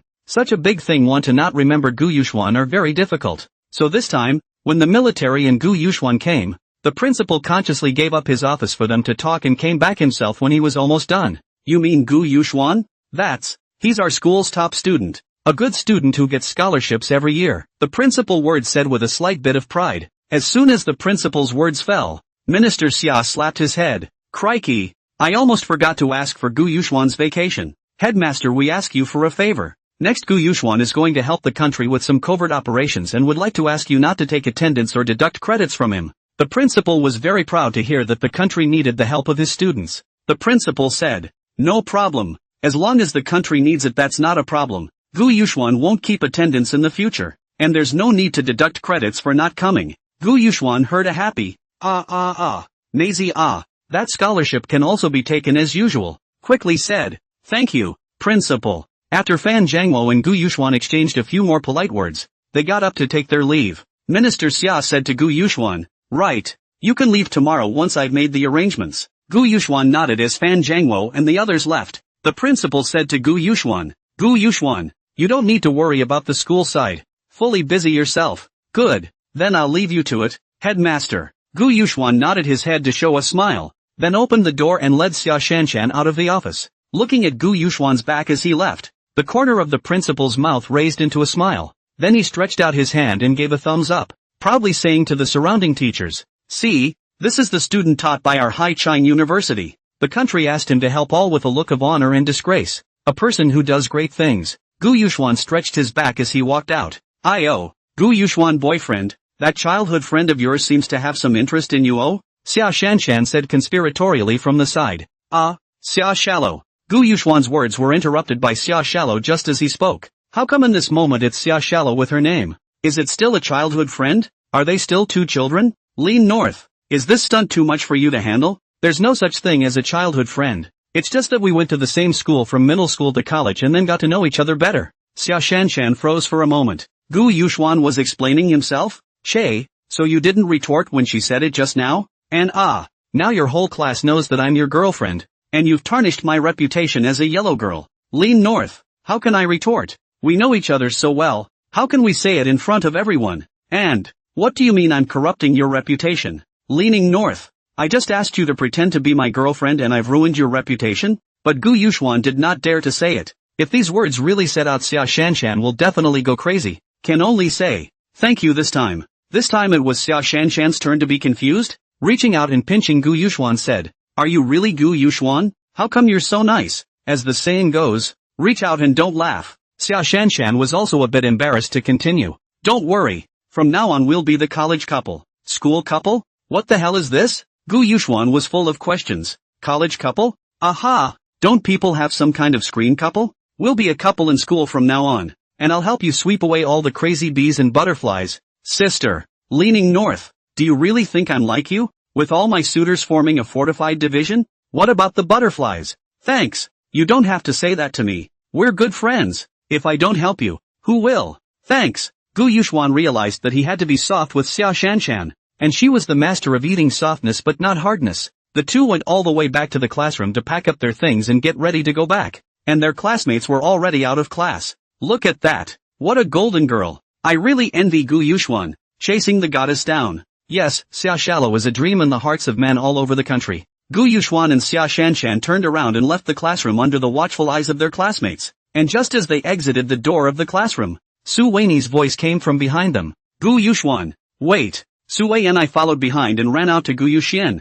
Gu Yuxuan, take care. Although I don't know how long you'll be out this time, remember to eat on time and take care of your body. Gu Yuxuan and Xia Shanshan froze. And Su Wei and I actually guessed that Gu Yuxuan was going to be away for a while again. But also the military came over then. Now before school was over the two packed up their things and left the classroom. Plus Gu Yuxuan's usual style. The smarter ones could guess it. Xia Shanshan said as she looked at Su Wei and I, who was full of concern. That's not something you need to worry much about. I'll keep an eye on him at all times. Leaning north. Gu Yuxuan thought in his heart. Xia Shanshan, you want me to do all the cooking myself? And you will care? Said as if it were true. After saying that, Xia Shanshan and Gu Yuxuan left. Su Wei and I wiped her red eyes and took a deep breath to walk back to the classroom. After Gu Yuxuan and Xia Shanshan walked down the school building, Xia Shanshan looked upstairs at Gu Yuxuan's classroom and said, Gu Yuxuan, am I going too far in saying this? Gu Yuxuan glanced at Xia Shanshan and shook his head. That's fine. It's never been a world away. After hearing this, Xia Shallow nodded her head as well, then shook her head violently. Aren't I with you too? Actually, if you really like it, you can melt into the same world. You just don't like people. Gu Yuxuan listened to the meaning of these words as if they were a bit wrong, but he couldn't tell what was wrong. I just think of her as a friend, a classmate, and nothing more. Su Wei and I is so good looking you actually can't see it. Are you blind? But it's hard to say. After all, my sister is better looking than her. And sleep with you, you are indifferent. Blind. What Xia Shanshan doesn't know is that Gu Yuxuan isn't indifferent. It's that he's afraid of being responsible. And last night if Xia Shanshan had tempted her further, Gu Yuxuan would probably have been overwhelmed with lust. The two of them arrived all the way to the entrance of the school, and Xia Shanshan stopped and looked around. This is where our destiny began. Sins. Gu Yuxuan. I'll beat you to death. The two of them fought their way back to the house. When Gu Yuxuan suddenly received a system prompt. Ding. Congratulations to the host for completing the hidden quest small day trick or treat. Rewarded with 5 eggs of average power, 5 dinosaur eggs of average power, and 5 law-breaking daggers of average power. Leaning north. This system is really unreliable. How long has he been back in the country? And only now is he prompted to complete the hidden mission. But this hidden mission rewards a little too much. Ding. Congratulations to the host for activating the mission. Artifacts returning to China. Bring the artifacts of China that were lost in the rice country back to China. The reward is unknown. This system, you say it's unreliable. Activate the mission now. You say it's reliable, right? How long had he been back? And only now was he prompted to complete the hidden quests of his little life. Gu Yuxuan thought that there were no hidden quests this time. Early the next morning, Minister Xia drove to pick up Gu Yuxuan and Xia Shanshan at the airport. Minister Xia shook Gu Yuxuan's hand and said in a serious tone, "Yu Xian, I'm counting on you for Asahi. You have to protect her for me. Don't worry. Chicken feathers, Uncle Xia." Minister Xia's face changed when he heard the word chicken feather, and only later did he hear Gu Yuxuan change his words. He patted Xia Shanshan's hand and said, "Shallow good eye. We won't need to chase you for a blind date in the future. And I guess no one will dare to go on a blind date with you. Why? They're afraid Gu Yuxuan will get them killed." Ha ha ha. Both of them were amused by Minister Xia's remark. Xia Shanshan, Gu Yuxuan and Minister Xia said their goodbyes and went directly into the VIP lounge waiting room. The identity Minister Xia arranged for Gu Yuxuan and Xia Shanshan was a middle-class couple, the man named Chen Yuan and the woman named Pan Hong. Minister Xia arranged for the first class of the airplane. Gu Yuxuan and Xia Shanshan were watched by everyone as soon as they entered the VIP lounge waiting room, because Xia Shanshan was just too stunning. Gu Yuxuan hurriedly picked up the mask and hat for Xia Shanshan to wear and walked to the seat inside to sit down. As soon as they sat down, a man in a suit who looked like a successful man came to them and smiled faintly at Xia Shanshan and Gu Yuxuan. "Hello there, my name is Jack, and may I have the honor of taking you to lunch, young lady?" Xia Shanshan froze. In the past, this kind of situation would often happen to her, but since following Gu Yuxuan, she hadn't encountered it. "Is this guy blind? Can't you see there's a man sitting next to me?" And Jack, a good Chinese man, forgets his mother's name. Xia Shallow signaled Gu Yuxuan with her eyes. "Hey, it's your turn to appear. This is my girlfriend. There's no time to have dinner with you," Gu Yuxuan said directly. Jack looked at Gu Yuxuan with disdainful eyes, then condescendingly looked at Gu Yuxuan with his nostrils and said, "I wasn't talking to you. I was talking to this beautiful young lady. What's your business? Lean north. What do you mean by that? He said I'm his girlfriend. What's wrong with me?" And this look in his eyes makes Gu Yuxuan very unhappy. "I told you, this is my girlfriend. Get lost." "Yo yo yo. You even said girlfriend? That means you're not married yet." "She's my girlfriend if she wants to be next." "Little piece of shit. I'm not going to be able to do that." Gu Yuxuan wanted to explode. This robbing someone's girlfriend can be robbed so blatantly, brightly and openly? "Ask your mom if I'm trash. You'll see. I never should have given birth to you in the first place." Xia Shanshan snorted and laughed when she heard it. Gu Yuxuan actually said such words? Laughing to death. Jack heard the angry pointing at Gu Yuxuan and said, You what you? Don't know, go back and ask your mom. You, vulgar. You don't deserve such a beautiful lady." Gu Yuxuan was happy to hear it. The ultimate in vulgarity is elegance. And the ultimate in elegance is vulgarity. That's why I'm so civilized. And your mother gave birth to you so vulgar. But Xia Shanshan couldn't hold back her laughter even more when she heard this. Where had Jack heard this kind of cursing before? He didn't react for a moment until he heard Xia Shanshan's laughter. Annoyed, he reached out his hand to slap Gu Yuxuan. But who was Gu Yuxuan? If he could really be hit by Jack, he wouldn't even know how many times he had planted himself on the battlefield. Gu Yuxuan wrapped his hand around Jack's wrist and directly flung it,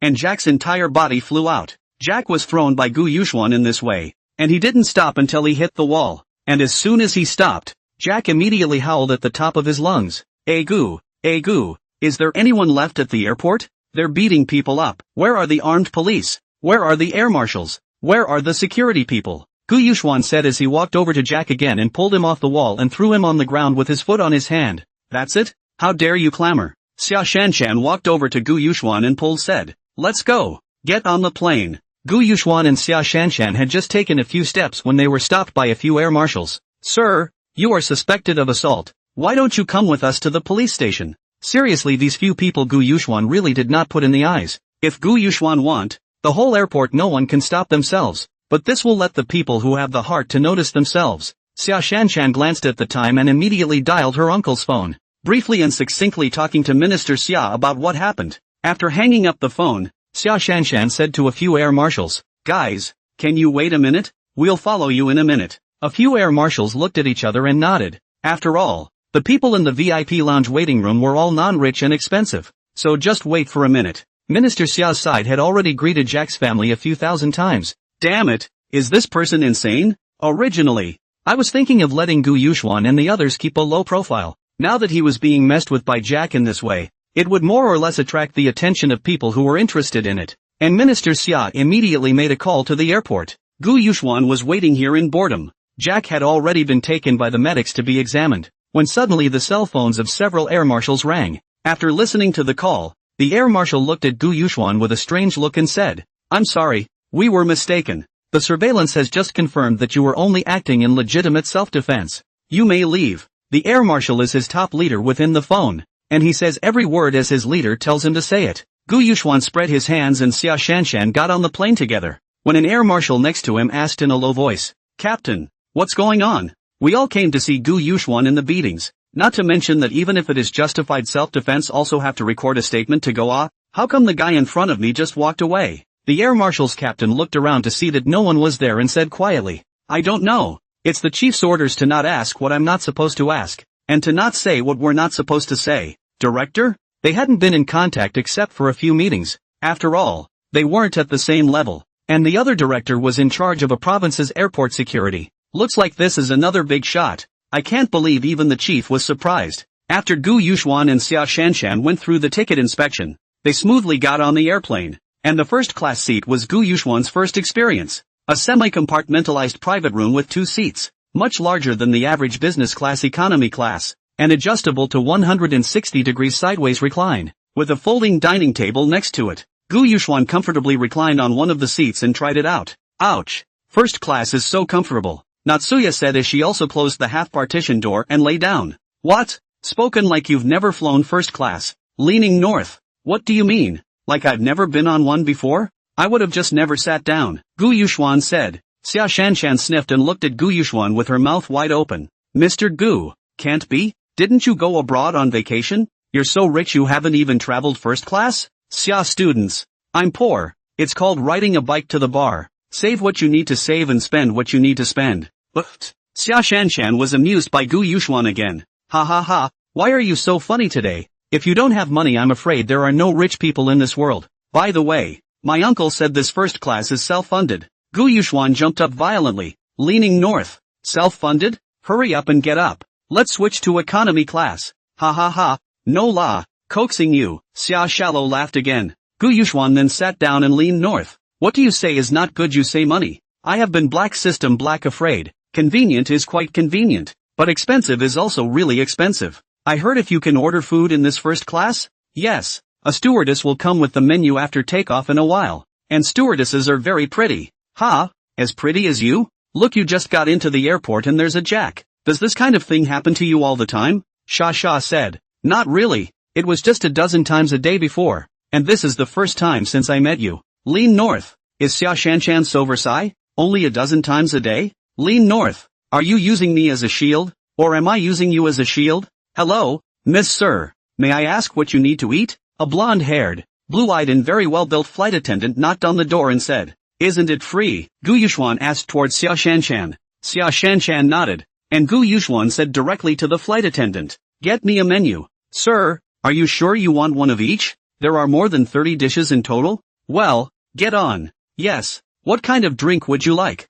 Sir, 2 bottles of ruby red wine. May I ask if you two have any contraindications? No. The stewardess said wait a moment and then left. Xia Shanshan was watching Gu Yuxuan's divine operation and gave a thumbs up towards Gu Yuxuan. You actually ordered the entire menu? Gu Yuxuan nodded rightfully. Of course, it doesn't cost anything anyway, and I don't know how long it'll be until the next time I fly first class again. Xia Shanshan looked at Gu Yuxuan, who shouted about poverty every day, and wondered, Gu Yuxuan, we've gotten quite a bit of money this time on the Little Days gambling ship, haven't we? Speaking as if you're poor. Why don't you spend the money you made? Lean north. No? Is it enough? I can't even afford to exchange a national goddess for a massage. And I can't even afford to exchange a nuclear-powered aircraft carrier. So tell me I'm poor, right? You'll see later. I'm really short of money anyway. You're so secretive. You don't have a secretary, do you? You're giving all your money to your secretaries? Fuck the North. I don't even have a wife. How dare you say I have a secretary?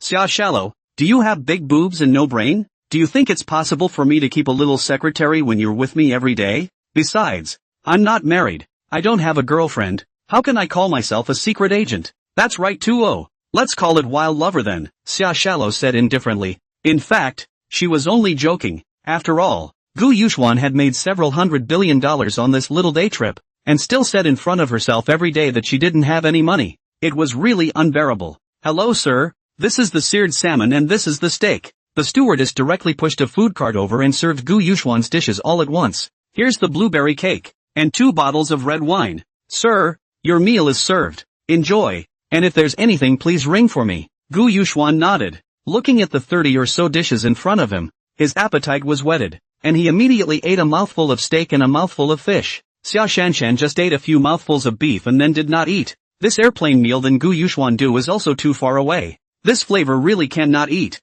Gu Yuxuan was eating with gusto, and when he saw that Xia Shanshan was actually not eating, he hurriedly took a few pieces of cake and put them in front of Xia Shanshan. Eat, eat, eat. Not enough, then asked the stewardess to get it. After saying that, he drank a big mouthful of red wine. Xia Shanshan really didn't know how he ate with such an appetite. Didn't he find it hard to eat? I'm full. You eat. Gu Yuxuan wolfed down the meal in front of him, just as Xia Shanshan generally did in his home. Is this good? It's not even 1/100th as good as what you make, Gu Yuxuan said as he threw a piece of cake into his mouth. It doesn't matter if it's good. What matters is that it's free. Xia Shanshan looked at this appearance of Gu Yuxuan, and the Gu Yuxuan who attacked the Afei's mansion in the small days is really the same person? Gu Yuxuan also didn't care about Xia Shanshan, finished showing off the things on the table one after another, and finally finished the red wine as well, burping comfortably. Hiccup. Is so cozy. Should I ask the flight attendant to prepare another one for you? Xia Shanshan asked with a raised eyebrow. Gu Yuxuan touched his rounded stomach with an unfulfilled feeling. I'm full. Can I pack it? Pack one for us to eat at rice. Xia Shallow had a black line. Gu Yuxian ah, Gu Yuxian. You really disgrace this person, but I cannot afford to lose. Can't. Ha? You can't? Why is this airline so stingy? We spent so much money to fly first class, and we still can't pack, Gu Yuxuan said with dissatisfaction. Xia Shanshan looked at the disgruntled Gu Yuxuan and thought in her heart, I want to be able to say, the probability is that you will pack away the entire flight's dishes, right? Gu Yuxuan fell asleep in a daze after eating his fill, and when he woke up again the airplane was ready to land. He asked in a hurry, Xia Shanshan, can we have another serving from the flight attendant now? We can save another meal by eating it before we get off the plane. Is this really the Gu Yuxuan who terrorized the world? Is this really the great god who puts the little life in a pot? Xia Shanshan rubbed her temples and said, now that we've started landing, we're no longer handing out meals. Leaning north. I should have gotten up earlier, Gu Yuxuan said with chagrin. Pity. After the plane landed, Gu Yuxuan and Xia Shanshan took a car and went directly to the booked hotel, and after putting their things away, the two of them took another cab and rushed towards the museum. In the end, after the destination, Gu Yuxuan looked at the eyes of the brilliant rice museum. In front of the eyes flashed a trace of excitement. After all, after this matter is done, you can take Xia Shanshan to the casino. While Xia Shanshan looked at the rice museum, an indignant coldness appeared in her eyes. The two men followed the flow of people to the entrance and were ready to go in when they were stopped by the two rice museum personnel guarding the entrance. Both of you, please show your tickets to enter the museum. One of the museum personnel, who looked big and thick, said to Gu Yuxuan and Xia Shanshan, leaning north. You need an entrance fee for this place? You want to charge us Chinese money for an exhibition of my country stuff? Shame on you. When Gu Yuxuan was just about to curse a few words, Xia Shanshan on the side was revealing a sweet smile and said, excuse me, this is our first time here, please where do we purchase tickets? The museum man pointed to a spot outside. Beautiful lady, over there is where they sell tickets. I hope today is a happy day. Gu Yuxuan and Xia Shanshan looked over in the direction of his finger, and sure enough, there was a house in front of them, and the crowd lining up in front of them had formed a long line, leaning north. Gu Yuxuan's heart is in a state of deep dissatisfaction. So many people? How long do we have to wait in line? Might as well think of some other way to get in. Xia Shanshan, however, thanked the museum personnel and then turned toward the place where tickets were sold to line up, and Gu Yuxuan followed and whispered, how long will it take for so many people to line up? Let's find another way to get in. Xia Shallow shook her head and didn't say anything. Gu Yuxuan felt that Xia Shanshan arrived here as if she had changed, giving an indescribable feeling, a bit cautious as if with a bit of seriousness. Summer Shallow, why are you being a little strange? Natsuya said as she took a few steps forward. No, you're being sensitive. Leaning north. Could it really be that he is sensitive? Gu Yuxuan said to Xia Shanshan, can you stop being so serious? It's making me weirdly uncomfortable. Xia Shanshan didn't say anything and nodded her head, and after lining up for close to an hour it was finally Gu Yuxuan and Xia Shanshan's turn. Xia Shallow smiled as she took out her wallet and asked with a smile. Hello, 2 tickets, please. Your passports or green cards, please. Xia Shanshan handed over the 2 men's passports, and a puzzled voice came from inside the window. Chinese? Natsuya nodded and said, yes. The man inside said arrogantly, oh, 2,000 meters of gold. Gu Yuxuan and Xia Shanshan frowned when they heard that the one in front of them only had to buy a ticket for 5 meters of gold. So how come they were now asking for 2,000 meters of gold here? Hello? Why are we getting different fares than the guy who bought the ticket in front of us? Where's the why? I say so much is so much. And if you don't have money, go back to your country of China. The people inside the sales window had a bad attitude and waved their hands like flies to drive away Xia Shanshan. Xia Shanshan held back her anger and was ready to pull out the money but was stopped by Gu Yuxuan. Leaning north. Why are you giving him a hard time?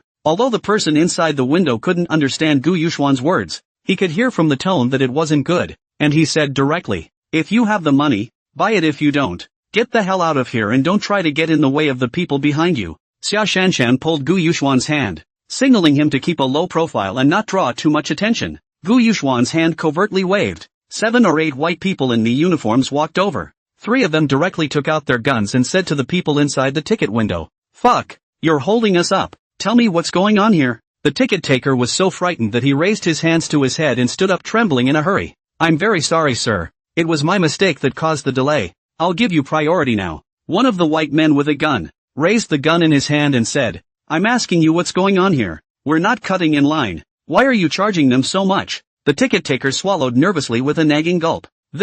Most of these are Chinese artifacts, and many Chinese will go out of their way to see them, so we'll raise the price whenever we see that they're Chinese. Gu Yuxuan sniffed directly in Xia Shanshan's wallet and took out 2,000 meters of gold and put it on the table and said, don't waste time, just give me the ticket. The ticket salesman now dared not put his hand down, afraid that once he put it down, he would be killed directly by the 3 armed uniformed white men as resistance, and could only watch the uniformed white men. The uniformed white man then lowered his gun and said, damn it, hurry up and don't delay the old men. Only then did the ticket seller dare to put his hand down, but he didn't dare to charge Gu Yuxuan 2,000 meters of gold, and only collected 10 meters of gold before handing the remaining money and 2 tickets to Gu Yuxuan.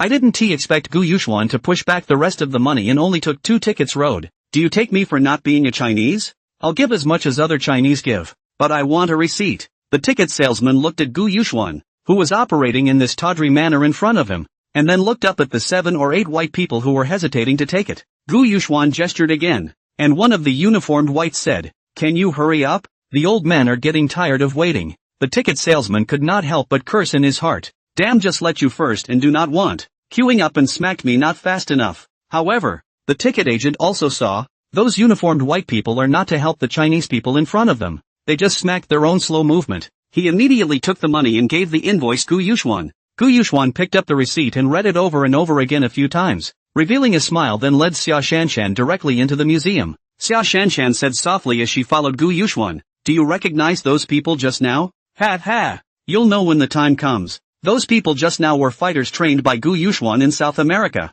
and have long since been placed by Gu Yuxuan in the meter. Not like your style. Ha! Gu Yuxuan, you actually asked someone to collect 2,000 meters of gold. Ha ha, it's not my money. It's yours. Not to mention that the 2,000 is equivalent to him selling the rice museum to us. So why not? Xia Shanshan glared at Gu Yuxuan, feeling that it is my money that you are so generous? See how my mother can cure you. Like I still have 20 billion with you, right? Give me 2,000 meters of gold. Fucking A. How could this happen? Gu Yuxuan instantly slapped himself twice. Leaning north. Why is he so cheap? This 2,000 meters of gold were to be in their own pockets out? Gu Yuxuan hastily broke up the conversation and said, leaning north. It's really worthy of being the biggest museum in Rice. It's so big. Looks so extravagant, even the walls are gold-plated. Xia Shanshan was also just teasing Gu Yuxuan. After hearing that, she looked up to the interior of the museum. The vast space and the glorious decoration made her lose her mind as well. Gu Yuxuan looked at Xia Shanshan, who was lost in thought, and gently patted her and said,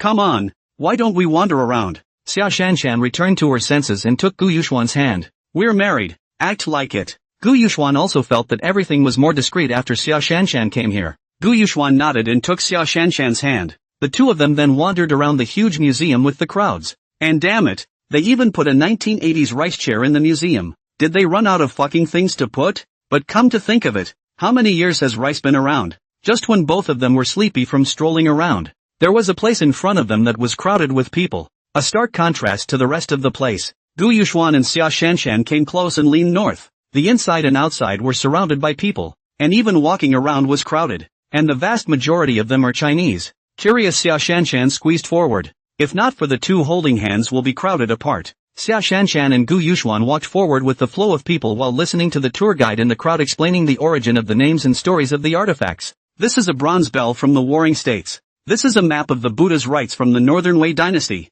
This is a colorful painting from the Western Han dynasty. Celadon from the Eastern and Western Jin dynasties. Inkstones of the Sui dynasty. Tang 3 colors of the Tang dynasty. There are also pounding diagrams, diagrams of successive emperors, and various other valuable artifacts. However, these are roughly looked at. The crowd did not stay directly toward the innermost influx. Gu Yuxuan and Xia Shanshan also was crowded in. Why are you still pushing in there? I haven't finished reading yet. I can't help it. The back is crowding me. We'll look at those later. First, these 3 national treasures in front of us. What national treasure? Don't you know? A transmission jade seal, a jade pendant and a 3-legged tripod. Heirloom jade seals? Aren't the 9 jade seals one in the Chinese museum? One was auctioned by the country, and the other 7 have been lost? Everyone, look, this jade seal is really the heirloom jade seal. Soon one of the 3-legged pots appeared in front of Gu Yuxuan's eyes. This pot was full in the center, with 3 columnar feet underneath, and the ears on both sides perfectly holding up the entire pot. The second piece was a crystal-clear fish-shaped jade pendant, a simple and ancient shape, only half the size of a palm. Even the fish scales were carved in a lifelike manner. The third, a jade seal, has a dragon carved on it, and 8 words written underneath. By the mandate of heaven, both life and eternity. Hiss! The entire room let out a sound of sucking in cool air. This is the first state seal of China, and I heard that it was carved from Yishur Bai. Most of you came here to get a glimpse of this state seal, right? One of them said in Mandarin. It's a pity that this lost jade seal is actually not in China, but in a country like Rice. Yeah, everyone comes here to get a glimpse of the jade seal. It wasn't there before. I heard that this one was only released for exhibition in the last few days by Rice. Everyone is here to see the first heirloom seal for themselves. After all, we don't know when it will be returned to the country. Damn, just now there were some MiG people saying that only barbarians like us in China would use this kind of stone as a national heirloom. Who the hell said that? Let's see if I beat him? That's right. No better than that piece of rotten wood they passed on from Rice? As Gu Yuxuan listened to everyone's words, a coldness flashed in his eyes, and he looked at Xia Shanshan, only to find that she was staring blankly at the fish-shaped jade pendant. Gu Yuxuan patted Xia Shanshan's hand doubtfully. What on earth is wrong with you? It's been weird all day today, and also now you're actually lost and fought over that fish-shaped jade pendant instead of looking at the jade seal of transmission. Nothing. I'll talk to you then, Xia Shallow said back. After Gu Yuxuan and Xia Shanshan wandered around some more, determining the location and monitoring of other things, the two of them left the museum in Rice. Gu Yuxuan and Xia Shanshan left the museum and went straight back to the hotel by car, after having the hotel send the meal. After Xia Shanshan sat in the chair and took a sip of red wine, her eyes fell into memories as she said towards Gu Yuxuan, "Didn't you ask me why I only stared at that fish-shaped jade pendant? Didn't even look at the jade seal of transmission more than a few times." Aha! Xia Shallow said as she drank the red wine from the glass in her hand. Because that jade pendant was lost from my grandfather's ancestor, and since my grandfather's grandfather has been trying to retrieve it,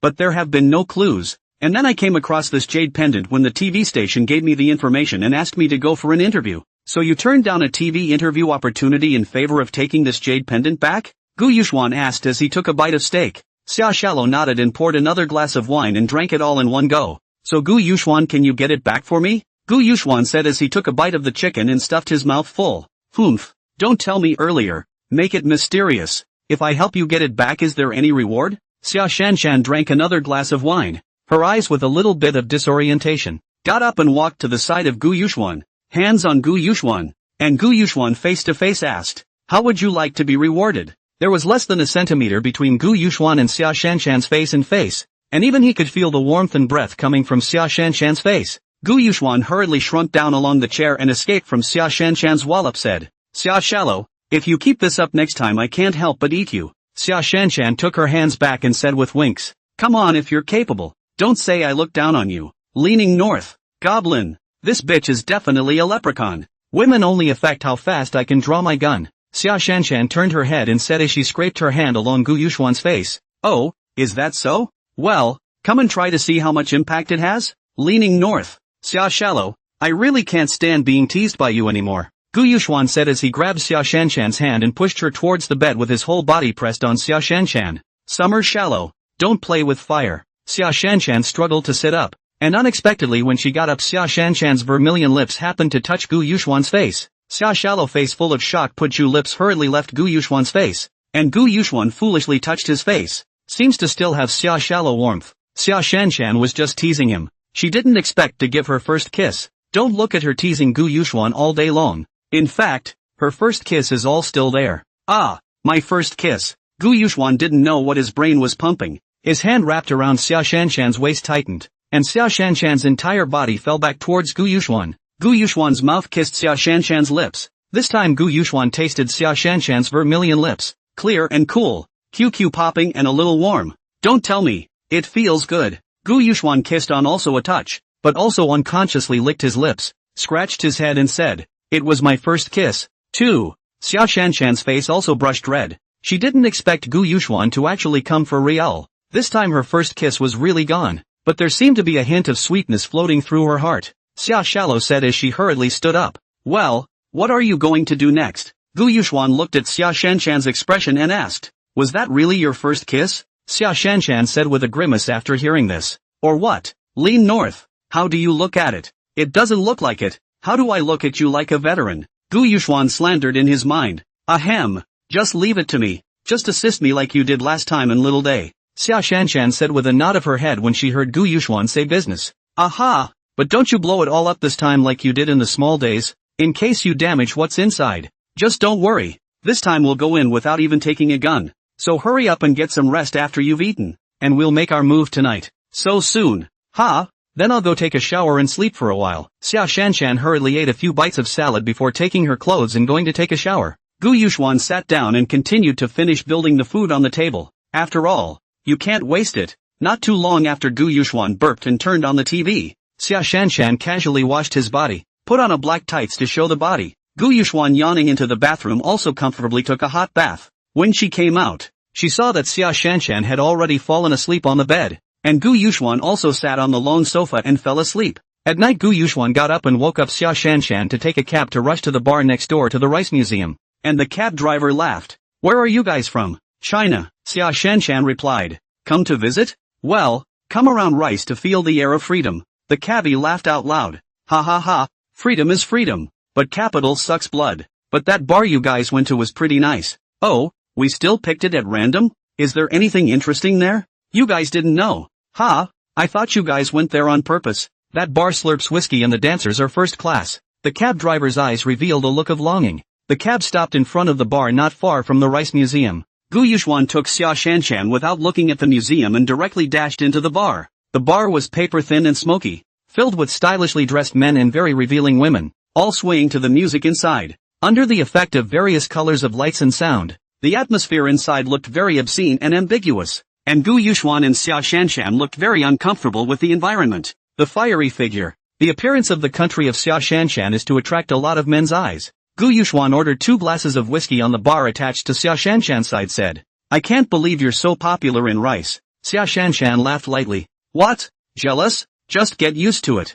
"No, I just heard before that the Mizos don't see things the same way we do. They like the phoenix type." "And then what?" Natsuya asked. The corner of Gu Yuxuan's mouth picked up and said, "I can't imagine it's really like that. That's for sure. Sister is so everywhere." "Wait, Gu Yuxuan, what do you mean?" Gu Yuxuan touched his nose and said, "How could I mean anything? I'm just saying you're popular." With a glare in her pretty eyes, Xia Shanshan used her foot to ruthlessly stomp on Gu Yuxuan's instep. "Ah!" Gu Yuxuan covered his feet and screamed, "Lean north. That's a hard-ass bitch." Gu Yuxuan and Xia Shanshan drank a glass of wine and then walked with the men and women to the back door of the bar. Behind the back door was an alley with no way out, and in the alley the pairs of men and women were doing the most primitive sports. In the dim light of the back alley, pairs of unclothed men and women were playing sports without shame and without caring what others saw. When Xia Shanshan saw this scene in front of her, her face swished red, and even her neck and earlobes seemed as if they could drip blood. This, how is this so wild?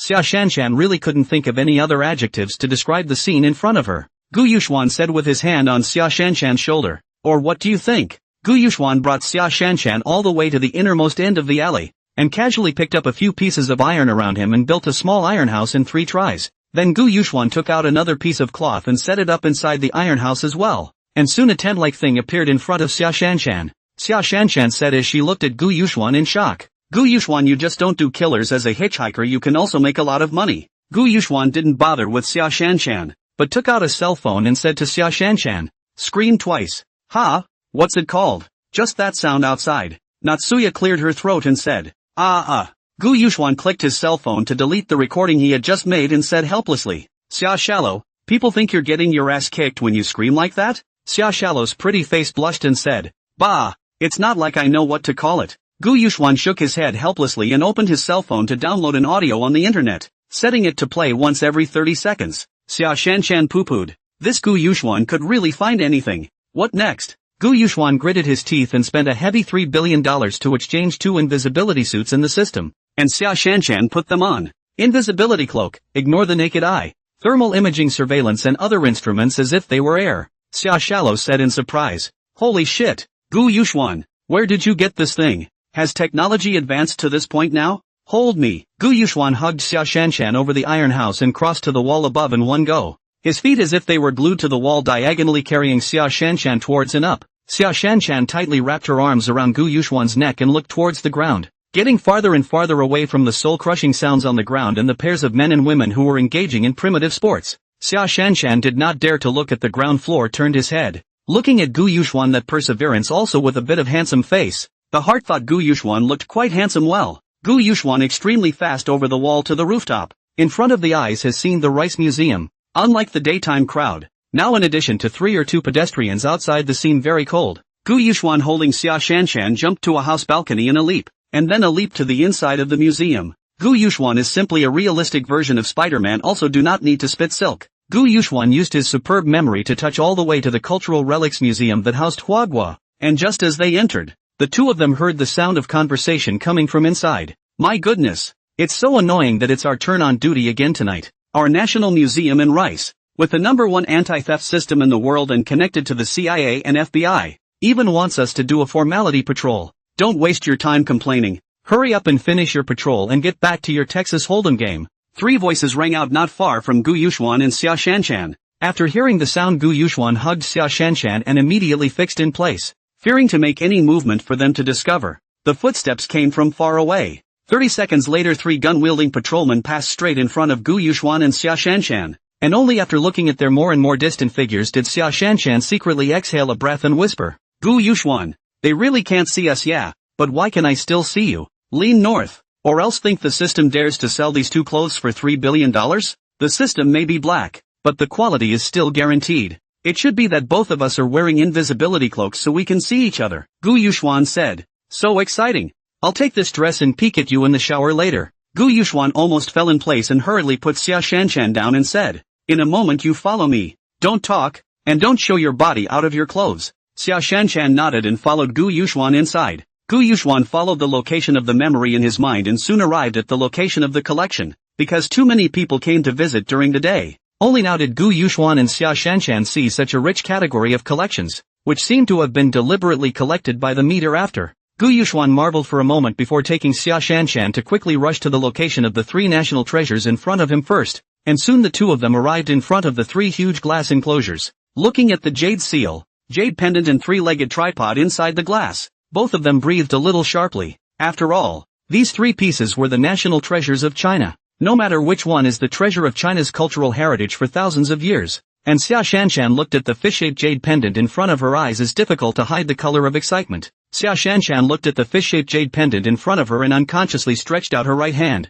wanting to open the glass cover to take out the jade pendant when she was pulled by Gu Yuxuan and shook her head. Lean north. Is this bitch a tiger? This was a national museum in the country of Rice. How could it not have an anti-theft system? Even though the 2 of them came in easily with their stealth suits on. But this Rice National Museum has not had a single theft from the time it was built until now. Gu Yuxuan does not believe that this museum is just so simple. The 2 had been paying attention to this museum's anti-theft equipment since they entered the museum, and hadn't found anything other than surveillance and infrared and thermal imaging sensors. Xia Shanshan pulled Gu Yuxuan with some urgency. Gu Yuxuan gave her a look that waited for a moment, and Gu Yuxuan carefully looked at the glass cover again. There was a power sensor the size of a grain of rice around the glass cover. Fortunately just now Xia Shallow didn't pick up the glass cover, or else it would have touched the power sensor. This museum actually has state-of-the-art power sensors, and it's a little tricky to get the sensors to alarm at the touch of the glass cover. If the sensors called the police it would certainly attract the attention of the patrolman and even the FBI,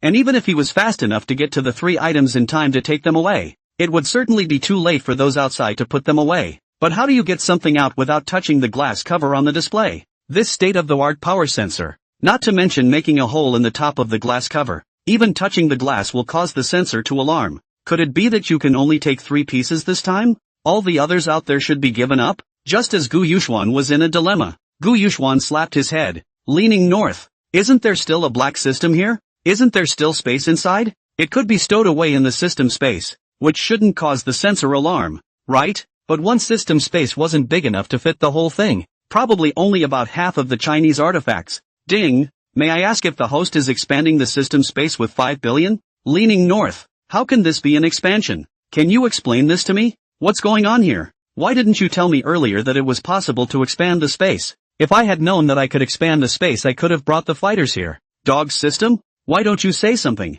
Gu Yuxuan cursed the system in his heart, but the system didn't give him any answer. Gu Yuxuan said that his heart is tired. Stalled of this unreliable system, but it cannot be helped. Can only carry out the exchange? After all, not once the theft is complete. The next time cannot be so good to take. Gu Yuxuan immediately exchanged the system space with 5 billion. The system space immediately expanded rapidly. A few seconds later the system space finished expanding, and had come to a staggering thousands of square feet or so. Ding! May I ask the host whether to turn on real-time system prompts? What the hell is this? The system didn't have any answer. Leaning north, this system is really unreliable. Just turn it on. There's nothing to lose anyway. After Gu Yuxuan finished expanding the system space, he looked at the 3 national treasures in front of him, and silently recited in his heart, storing the things into the system. The 3 national treasures in front of them directly disappeared in front of the 2 together with the display cabinet. Xia Shanshan has already gotten used to it and can be said to be not surprised. Gu Yuxuan also did not dare to delay. After all, this along with the display cabinet disappeared. Although the museum has no light, the monitoring should not see any clues. But Gu Yuxuan still decided to fight quickly. A long time to change this reason he still knows. Gu Yuxuan with Xia Shanshan quickly had to circle around the museum up. Gu Yuxuan didn't care what was in front of him, but whatever was in the glass cover on the display cabinet, Gu Yuxuan collected all of them into the system space. Gu Yuxuan took Xia Shanshan to finish collecting the cultural relics of China, and then quickly had to run to other pavilions to continue to collect, until the large museum was empty. Gu Yuxuan looked at the museum in front of him that didn't have any collections, nodded with great satisfaction, and patted the non-existent dust on his hands. When Gu Yuxuan was about to leave the museum with Xia Shanshan, the system suddenly prompted. Ding! The system prompts the host if he needs to exchange for a vacuum cleaner of average power. Lean north. What's going on? What time is it? Lean north. Ask me if I need a vacuum cleaner. Are you nuts? I don't mind if the system is unreliable, but at least you need to know when it's unreliable, right? Gu Yuxuan turned on the mighty average vacuum cleaner and looked at it. A vacuum cleaner of average power, priced at $30 million, with a range of power from the average household vacuum cleaner to nothing that can't be vacuumed. Lean north. A real-time system tip can be played like this? If it's nothing that can't be sucked, that's awesome. Redeem one. Gu Yuxuan took out an average power vacuum cleaner and turned it on. Brush, brush, brush. The decorations on the floor tile walls of the National Museum of Risen and the ceiling, everything was sucked into the system space. Leaning north. Finally white for once. Did this system have a conscience? It actually lets me redeem a mighty general vacuum cleaner with that much power in one go. Xia Shanshan, who was following behind Gu Yuxuan, had already seen it all, but she was still a bit confused after seeing Gu Yuxuan take out a vacuum cleaner. But after seeing the power of the vacuum cleaner, Xia Shallow's face reddened and she quietly tightened her clothes with both hands. After Gu Yuxuan's maneuvers, Gu Yuxuan nodded with satisfaction as he looked at the Syrian-style decorated Rice National Museum in front of him. Then holding Xia Shanshan, he walked outside, and just as he held Xia Shanshan just leaped up and over the wall. A group of patrollers behind them were walking inside with their weapons. Looking at the nervousness of these patrolmen of the Rice National Museum, they should have realized that the surveillance inside was out of order, because just now Gu Yuxuan accidentally sucked the surveillance into the space as well. Gu Yuxuan's eyes looked at them meaningfully, wondering if their brains would buzz when they saw the scene inside the museum after entering it. Sure enough, the moment the head of the museum patrolman opened the door, looking at the Syrian-style decoration of the museum linen stayed, and his face also showed an unbelievable expression. Sure, this is the Rice National Museum, the place they patrolmen know best, and not a Syrian refugee camp? Impossible. Absolutely impossible. It must be that we've gotten up violently. It must be that we entered the wrong way. Definitely. The head of the patrollers muttered under his breath. He closed the door again and closed his eyes before opening it again. But when he opened the door again, it was still empty of Syrian decoration. The patrolman who had only thought the surveillance was malfunctioning and came over to check it out looked at this fiendish look on the head and rushed in to see what could have made the head act this way. It doesn't matter if you don't look at it. This look scared the patrolman behind you. And there are even a few patrolmen who can't accept it and have fainted on the ground. Only 2 more sensible patrolmen hastily pressed the alarm before trembling to the fainted several people in front of them to slap them awake incredulously. Is this real? Is this sure it's not the amazing pirates? Just which power is so big that it actually tore down even the decoration, the floor, and the ceiling? The FBI and Rice came to the Rice Museum to investigate as soon as they received an alert from the museum. In the face of such a bad thing, as the director of the FBI and Rice, John Lem naturally also came to the scene at the first time he received the news. John Lem just got out of the car and asked the people who were already investigating, "What's going on? What's missing from the National Museum? Any leads on suspects?" John Lem asked his men as he walked towards the inside of the Rice National Museum, and the men around him didn't know where to start for a moment. "Chief, you'll see how big a deal it is when you go in there. They almost removed the entire National Museum, and the damage is still being tallied." John Lem looked to the Rice National Museum after hearing this. Is it really that exaggerated? Outside this is not good? The golden splendor. John Lem retracted his gaze toward the museum. In fact, he already had a guess in his heart. The lost should be the hottest jade seal from China recently. As for the henchman's comment about removing the entire National Museum, I should mean stealing the most valuable ones inside, right? After all, the anti-theft system of this Rice National Museum is not a vegetarian. Not to mention taking all of them, they just took the hottest and most valuable jade seal in here. John and Lem was already in awe of this group of people, but the moment he stood at the museum and looked inside, he froze, looking around inside like a rough house. Only the sparking wires on the walls told him definitively that this was no rough house. John Lem looked inside the museum incredulously and took a few steps backward. If it wasn't for the big words Rice National Museum still hanging overhead, John Lem would have suspected that he had come to the wrong place or was hallucinating. The night was destined to be a sleepless one, and the news that the Rice National Museum had been ransacked made the world explode. Rice, you guys had your day too? Didn't you laugh at our small life when our Asanfu was bombed back then? Ha ha ha ha. Big Hair sent a congratulatory message to Rice. Isn't Rice the world's policeman? How can it still be stolen? No, no, no. It should be called taking. You should know that this time, when the Rice country exhibited the jade seal in the Rice National Museum, it was an opportunity to satirize the Chinese country. And at that time, everyone in the entire Chinese country was holding a fire, but cannot do anything. After all, their own national treasures are indeed in the hands of other countries. China, if there is excessive behavior, may lead to the other side of the destruction of cultural relics. That blew up inside China as well. Damn it, Rice, you guys had your day. Isn't it a bull? How come someone stole your home? Not stealing the house. I heard it was demolished by the other side. Yoo-hoo, Rice's biggest museum got ransacked by someone else? I can't imagine that the famous Rice would be pulling his crotch that much. Who would be so capable of ransacking the Rice National Museum? Could it be why? What are you talking der upstairs? It's not Liv. That's right, but I heard there wasn't even a ceiling or finish left. I've seen photos of the scene too, and I have a feeling the garbage disposal next door to my house is worth more than him. The rumors on the internet continued to intensify, and even finally evolved into the entire country of Rice people were ransacked, and the front of the National Museum of Rice is also a mess. The crowd was now swarming with people who wanted to get a glimpse of the Rice National Museum, but these people were stopped by the Rice military. But the army was clueless about the journalists who wanted to get first-hand information, although they were able to stop some individuals and small journalists. But for those who represent the capital behind the famous journalists and major newspaper journalists, army executives are afraid to offend. So the scene inside the National Museum of Rice was also reported. Inside the Rice Hexagon building, the head of the Rice country, special departure, Kifu watched the news of the National Museum reported on the TV, angrily slammed the table and shouted to the outside, "Have the department heads come to a meeting right away." The secretary outside the door heard this and immediately called to notify the heads of the departments. And in less than 2 minutes the heads of the departments came over with a look of horror on their faces. Special outrageous. Kifu, eyes full of anger looking at the crowd, voice cold, said, "Shouldn't you guys give me a statement about this? Have you found the people? Did you find the missing things?" The faces of the heads of the departments became even more horrified, and they hurriedly lowered their heads, not daring to speak, because they had found nothing, not even knowing who the thief was. Extraordinarily, Kifu looked at the heads of departments with a look of ostrich and knew the result, angrily slammed the cup on the ground and roared, Congress has just called to inquire about it. And I never thought that this could happen to our most powerful and advanced country. Rice.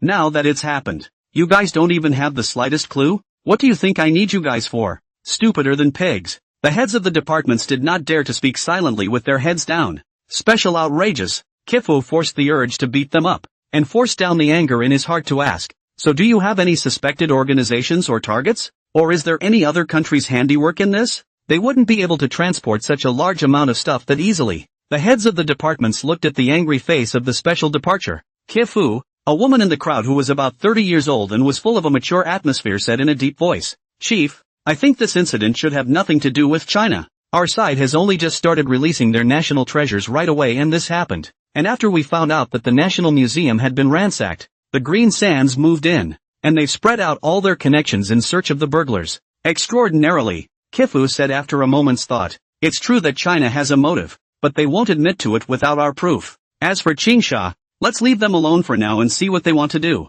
Step up and go get me an investigation. And step up your efforts to put the federal troops and the National Guard on the line. Just as the top brass of Rice and Qingsha were increasing their efforts to find Gu Yuxuan and the others, Gu Yuxuan had already hugged Xia Shanshan and returned to the tin room he had built for himself at the beginning. Gu Yuxuan returned to the tin room and turned off the cell phone, and Xia Shanshan took off the invisible clothes and put them into the system space, so that Xia Shanshan could mess up her hair a little. Xia Shanshan also understood Gu Yuxuan's meaning and messed up her hair, then slid the clothes on her shoulders down her shoulders a little bit, revealing a white jade flawless shoulder. Gu Yuxuan led Xia Shanshan outside to open the tin house to the outside. Not 2 steps before he heard a black man next door said, Holy shit, dude, you're too durable. Can I borrow this place? Gu Yuxuan nodded his head as he listened and said go ahead. And as soon as Xia Shanshan heard this and looked at the black man in front of him and the big Yangma underneath him, her pretty face reddened. The black man said thank you and then took the big ocean horse underneath him into the tin house and let out a lewd and ambiguous cry as Gu Yuxuan took Xia Shanshan out.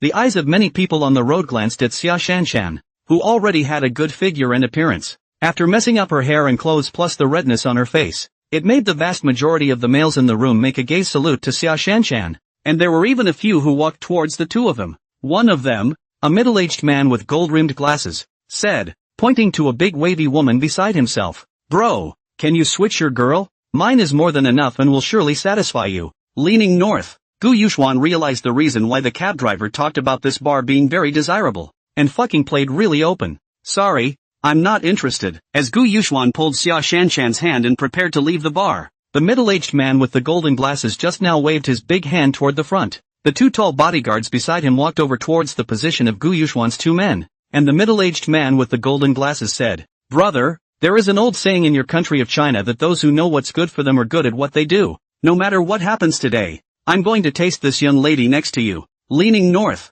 Gu Yuxuan is worried about how to create his alibi. This bastard actually sent it to me. If we fight, the whole bar will testify for us. Gu Yuxuan said with a slight smile, touching his nose and pretending to be angry. Damn, you want to fuck my girlfriend? See if I don't whip you. After saying that, Gu Yuxuan didn't wait for the 2 bodyguards to react and directly copied a whiskey bottle beside him. Bang! The sound. Gu Yuxuan directly threw the whiskey bottle over, ruthlessly opened a scoop on the head of the middle-aged man with the gold glasses, and rushed to his side to ruthlessly kick the in leg. Seeing this, the 2 bodyguards immediately stepped forward and grabbed Gu Yuxuan's feet and slammed them hard into the ground, and Gu Yuxuan let out a miserable scream. This was followed by copping a couple of the bottles around them and giving them so many hits. The middle-aged man with the gold glasses and the 2 bodyguards were all smashed by Gu Yuxuan, who dragged his injured leg and ran out of the bar, limping and pulling Xia Shanshan. In addition to the bar, Gu Yuxuan pulled Xia Shanshan towards the museum in the opposite direction of the limp run, ran to a cab in front of said drive. The 3 chased out of the bar and watched as Gu Yuxuan had gotten into a cab and fled the scene, and had wanted to pull out a gun and shoot, only to see a large swath of police and military outside. The 3 of them hastily put away this thought, and could only stomp their feet helplessly and return to the bar with a middle finger and a spit in Gu Yuxuan's direction. The cab driver also saw the scene in his reverse mirror and laughed softly. Dude, a fight? Gu Yuxuan rubbed his injured leg and said after screaming miserably a few times. Yeah, a bunch of fucking perverts. The cab driver said as he looked in the rearview mirror again at Xia Shallow in the back seat. Dude, you brought such a good-looking girlfriend. It was inevitable. Soon, Gu Yuxuan and Xia Shanshan would arrive at the entrance of the hotel, and Xia Shanshan very carefully helped Gu Yuxuan to bring him back to his room. When Xia Shanshan was ready to go find medicine for Gu Yuxuan, Gu Yuxuan stood up and stretched his bones and said, "What are you going for? Get you some medicine and rub it in." Gu Yuxuan jumped up in place. "Look, where do I rub?" Xia Shanshan then reacted. He was Gu Yuxuan, the existence that killed the 21st Kishida Juji on the killer list in seconds. How could he believe that he was injured by a few ordinary people? Is this the intelligence of a woman in love? Ugh, what is one thinking? Xia Shanshan looked at the Gu Yuxuan who was jumping around in front of him, came behind him, stretched out her hand and pinched the soft flesh next to Gu Yuxuan's stomach, and pinched it down with force. "Ah, what are you doing, Xia Asahi? I told you not to talk to me, making me worry for nothing." "Shit, what's wrong with you, Xia Shanshan? Am I that weak in your heart? How can a couple of hot chickens hurt me? This I thought we had a heart-to-heart." "Bah, who has a heart-to-heart with you? Why are you pretending to be hurt?"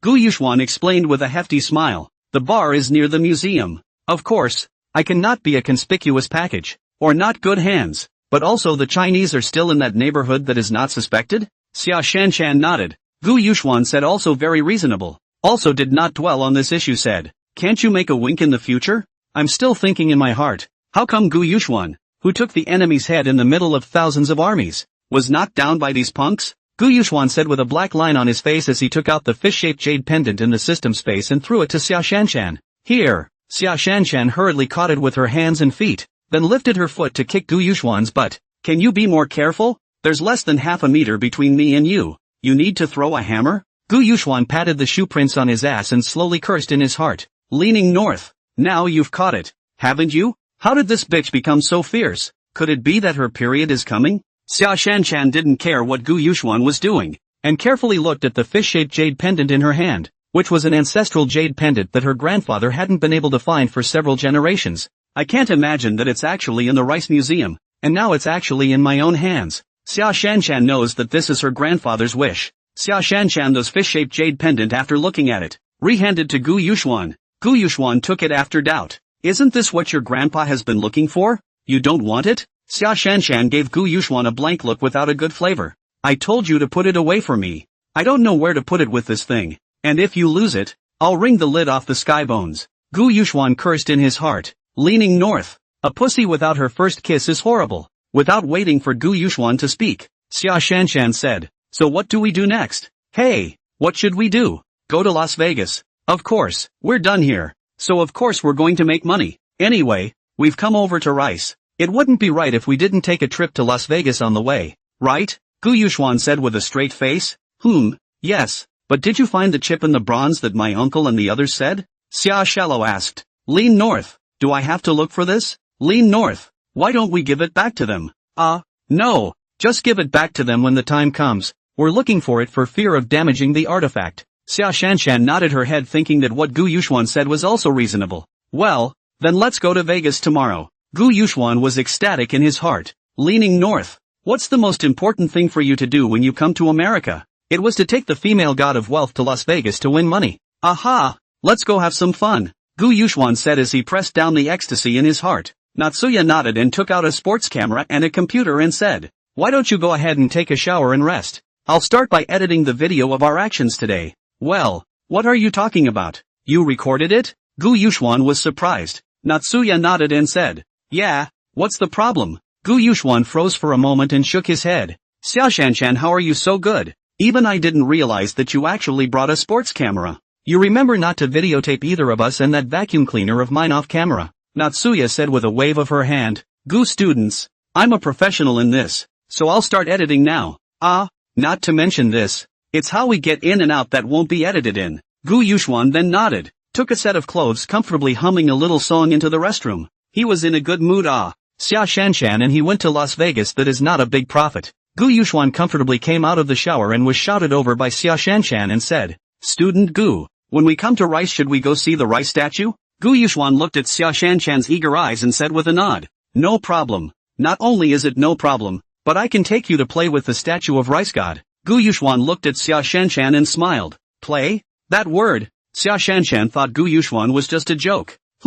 We'll go to Vegas after we tour the Rice statue of God." The next day, Gu Yuxuan and Xia Shanshan both slept until the afternoon before waking up quietly, and after washing up, the two of them casually went out to eat a Chinese meal. Western food Gu Yuxuan is really not accustomed to eating, but in the rice country to eat this meal of Chinese food can be eaten at home more than 10. Gu Yuxuan, a face of heartache, muttered. What the hell? How dare you charge me $2,000 for this 5 or 6 course home-cooked meal? Isn't this too much? What a ripoff. Xia Shanshan heard Gu Yuxuan's words and laughed softly. Gu, this is Chinese food in a foreign country. It's normal to be expensive. And you're so rich that you don't have to look so depressed about this $2,000, right? No, that's not true. It's called riding a bike to the bar, saving what you should save and spending what you should spend. Gu Yuxuan casually beckoned a cab to take Xia Shanshan straight to the rice idol, and soon the cab arrived at the ferry port. Because the Yanaguni statue is built on an island, you need to take a ferry to get there, which runs every half hour between the city and the island.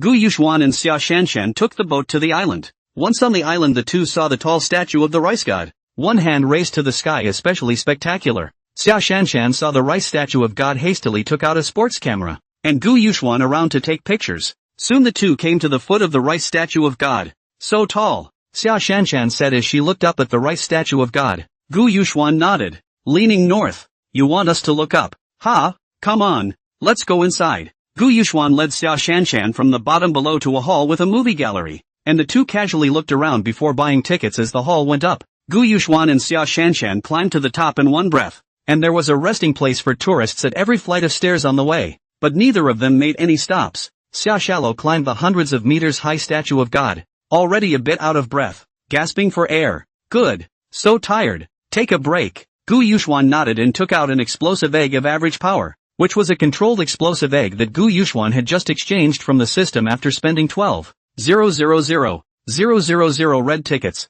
Gu Yuxuan placed the egg in a hidden place at the top while cursing the system in his mind. Leaning north. Add a controller price, flip a flip. Black. After Xia Shanshan rested for a while, Gu Yuxuan handed Xia Shanshan 6 explosive eggs of average power, and Xia Shanshan looked at the eggs in her hands doubtfully and said, Mr. Gu, why are you giving me eggs? My stomach is still full? Gu Yuxuan had a black line on his face. Leaning north. Eat, eat, eat. All you think about is eating. Who's going to help me win if you eat? No. For you to play. In a while when you go all the way down, put one every 20 or 30 meters. Put it a little more stealthy to finally keep others from finding out. Xia Shanshan looked at Gu Yuxuan suspiciously. She almost wondered if Gu Yuxuan was a psychopath, and a bit more secretive? Those who didn't know thought it was a bomb. What's this? Putting eggs? What's this saying? Gu Yuxuan said mysteriously. Sha, just put it on and be done with it. You'll know when the time comes. Xia Shanshan looked at the secretive Gu Yuxuan, but she didn't say anything else.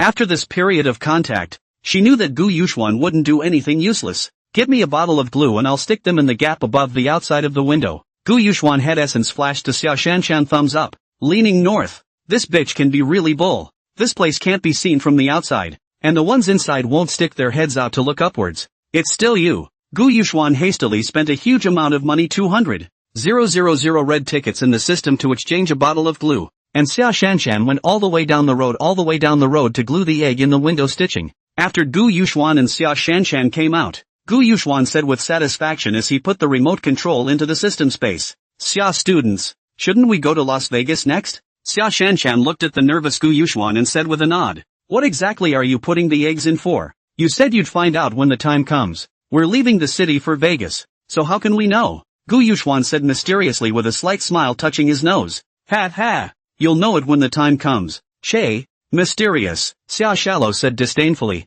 Gu Yuxuan brought Xia Shanshan to Las Vegas and went straight to the biggest casino, Caesar's Casino. After getting off the plane, at the entrance of Caesar's Casino, a dozen or so welcome guests of various skin colors wearing low-cut short-skirted beauties laughed at the two of them. Gu Yuxuan and Xia Shanshan. Hello sir, ma'am, and welcome to Caesar's Casino. Gu Yuxuan nodded, then brought Xia Shanshan to follow a welcoming lady to the first floor casino. Sir, ma'am, the second and third floors are all casino, with baths, accommodation, KTV, bars, entertainment, swimming pools and so on up there. Anyone can enter the first floor casino, but the upper 2 floors require certain credentials to be certified. Gu Yuxuan looked over toward the casino. The first floor alone had a few thousand square feet, with countless gambling tables including craps, baccarat, mahjong, and a few thousand slot machines and such. The place was lavishly decorated. What with the horns, sheep skulls, swords and axes, all topped with a layer of gilding. The whole space was gilded.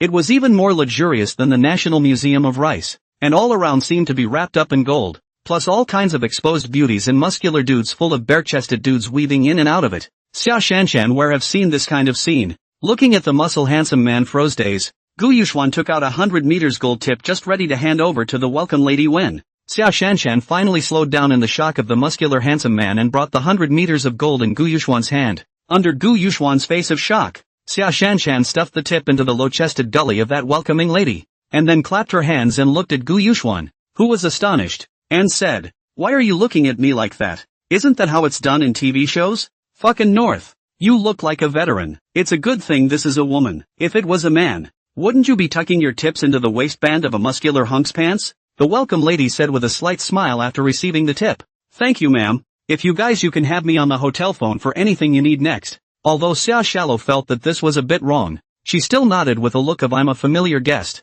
When the welcoming lady saw Xia Shanshan's nod, the smile at the corner of her mouth grew even wider, and she slightly bent her body and retreated. "Gu Yuxuan, what that welcoming lady said just now seems a bit strange. Lean north. Why are you nodding if you don't know what it means? Didn't you hear her say anything about needs and services? Demand. Service. Are you sure you don't know what that means?" "I don't know. What do you mean?" Xia Shanshan really didn't know what it meant. If it was Gu Yuxuan himself or two men, Xia Shanshan would understand it in a second. But she and Gu Yuxuan were a man and a woman. This was not understandable. "Oops. Never mind what you mean. Let's go in and have a look." "Lean north. Don't you know how open the country of rice is? Known as the land of the free. There are many things in it that you can't imagine." Gu Yuxuan brought Xia Shanshan to the chip exchange office, exchanged 10 million rice gold chips, looked around and then went straight to the table where the dice were betting and sat down. "Crap. It's 10 big ones in a row. What the hell? Try opening a big one on the next fucking hand? I don't believe it." Two men about 40 or 50 years old with red faces are not angry in the curse. Looks like it is already is losing a lot. After all, has been continuously open 10 small long dragon. After the hand of the female dealer in a low-cut bunny outfit pressed on the dice cup 3 times in a row. As the sound of the dice spinning stopped, the female dealer said, "Place your bets, everyone." Small. I don't believe in 11 big hands in a row. One of the two men with a pigtail tied behind his head directly placed 20,000 meters of gold. And another man in a suit thought for a moment before throwing out $60,000 with force and saying, "Great. Let's see how many handles he can get with his little long dragon." Gu Yuxuan said as he looked at Xia Shanshan. "You or me?" Xia Shanshan glanced at Gu Yuxuan. "Why are you so fake? Obviously letting me place a bet, but still pretending to be asking me." Humph. Xia Shanshan didn't dare to guarantee that she would win this time. After all, she didn't have the idea of losing all of Gu Yuxuan's money this time. "Then you do it." Xia Shanshan didn't dare to bet recklessly this time,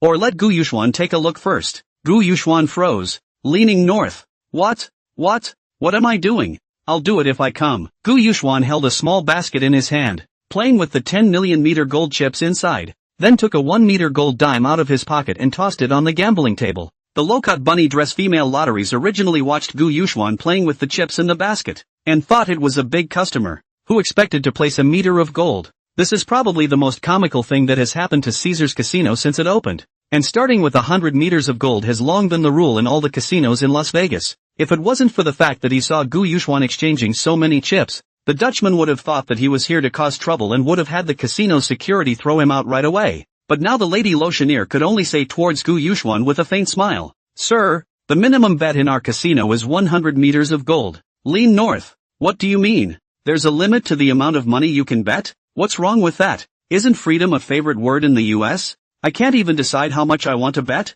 100 is 100. After saying that, Gu Yuxuan searched inside the basket, and still didn't have that small amount of chips, the smallest of which was 10,000 meters of gold. Gu Yuxuan once again felt his hand into his pocket and took out 100 meters of gold and slapped it on the smaller area of the table. And with it, he also took back the dime he had on the table. The Lady Lotteries also noticed Gu Yuxuan's hand, but he was holding a dime, and the Lady Lotteries didn't say anything. "Ladies and gentlemen, the buy is set. 2, 6, 5, 13 points big." The Dutchman opened the black lid on the outside of the dice cup and said without haste, "Lean north. Big again. 11th big? Is it too much?" The man in the suit called out excitedly, retrieving his winning chips. Finally a win. Gu Yuxuan and the man with pigtails in the back of his hair, their faces were blue. Xia Shanshan said as she looked at Gu Yuxuan's face, "Gu Yuxuan, you only lost so much as 100 meters of gold. do you need to look like this? Shit bae. I could have lost just 1 meter of gold, but she said she couldn't play that little, causing me to lose 99 more meters of gold. Xia Shanshan secretly cursed a miser in her heart before she took the chips and took out 1,000,000 meters of gold and threw it on the big area. The man in the suit still bought the big one, and the man with the braid still bought the small one. With so much money this time, the latter said in a hurry in order to prevent Gu Yuxuan from taking the chips back again. Buy it, buy it, buy it. 6, 6, 5, 17 points big. The braided man saw another open big hard a slap on the table, eyes covered with blood, mouth cursing, while the suit man is excited to retrieve the winning chip said, sure is still big, ha ha ha. Gu Yuxuan's depressed face was swept away, but also excited to recover. Xia Shanshan won the chips, thinking in his heart, it is true that it is still necessary for the female god of wealth to come out to be reliable. The Dutchman said with a smile as he pressed the dice cup, ladies and gentlemen of honor, please place your bets. The braided man was furious and lit a cigarette, and pushed the table more than 100,000 meters gold chips out of the small area cursing, fucking stud up, if it opens wide again I'll never gamble again.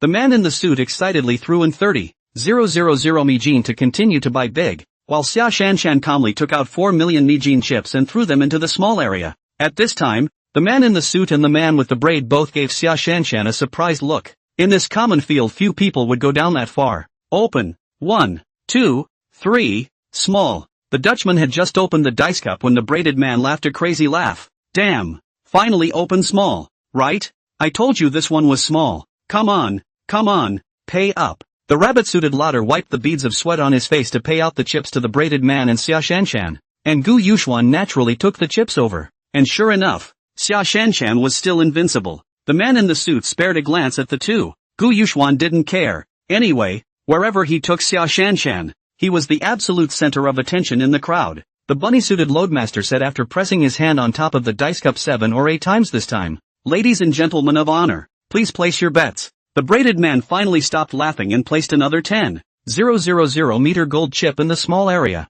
while the man in the suit looked at Gu Yuxuan and Xia Shanshan twice. Only after seeing that they didn't make any moves to place their bets did they slowly take out 2,000 meters of gold and place it in the large area. After the two of them had placed their bets, the Dutchman didn't mean to open the dice cup, but looked at Xia Shanshan and Gu Yuxuan and said, sir, ma'am, will you play this one? Xia Shallow nodded to put 5 million rice gold chips directly on the 1 above. This tart operation naturally more let the crowd present a shock. This is not a typical people stupid money more performance. Unlike the people present who were surprised that Xia Shanshan was an ingrate, Gu Yuxuan's gaze was filled with excitement as he quietly nodded to Xia Shanshan. After all, unlike size, where the odds are only 1 to 1, leopard pays 10 times, which saves a lot of time. Buy the bet. The Dutchman took the lid off the dice cup and looked at the numbers inside, unconsciously gulping before saying, 1, 3 points, leopard. After the Dutchman finished speaking, his eyes looked at Xia Shanshan with a hint of indescribable meaning.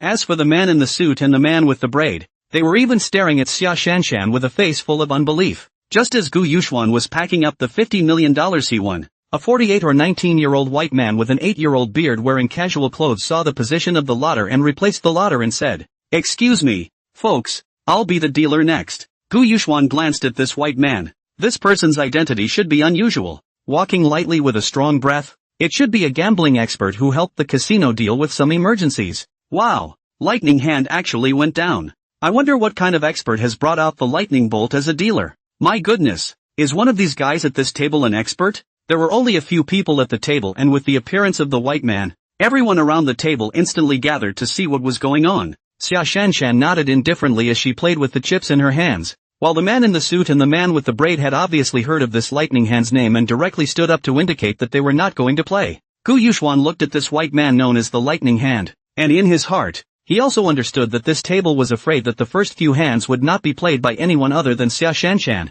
As it happens, Gu Yuxuan also wants to see who will be better with Xia Shanshan's luck when she meets the so-called gambling masters, the masters of the 1,000 tricks. Lightning hand bent his body slightly. His right hand grabbed the dice cup and threw it quickly towards the sky a few times, then his left and right hands exchanged the dice cup back and forth. The action was done in a single motion. Lightning hand said as he placed the dice cup on the table, ladies and gentlemen, buy it and leave it. The surrounding crowd of onlookers saw this scene and said, how does this go down? I just heard what sounded like the dice standing up inside. That can only be guessed at. Just now Lightning Hand utilized the dice to collide multiple times at different angles, disrupting the possibility of listening to the dice. I wonder how these two will cope, Xia Shallow said with dumbfounded applause after watching the Lightning Hand shake the dice cup. Wonderful. So wonderful. Everyone in the room, including Lightning Hand, thought that Xia Shallow was praising his exquisite gambling skills. Lightning Hand said, "Admit it, admit it." "Admit what?" "The dice shaker you just performed was amazing.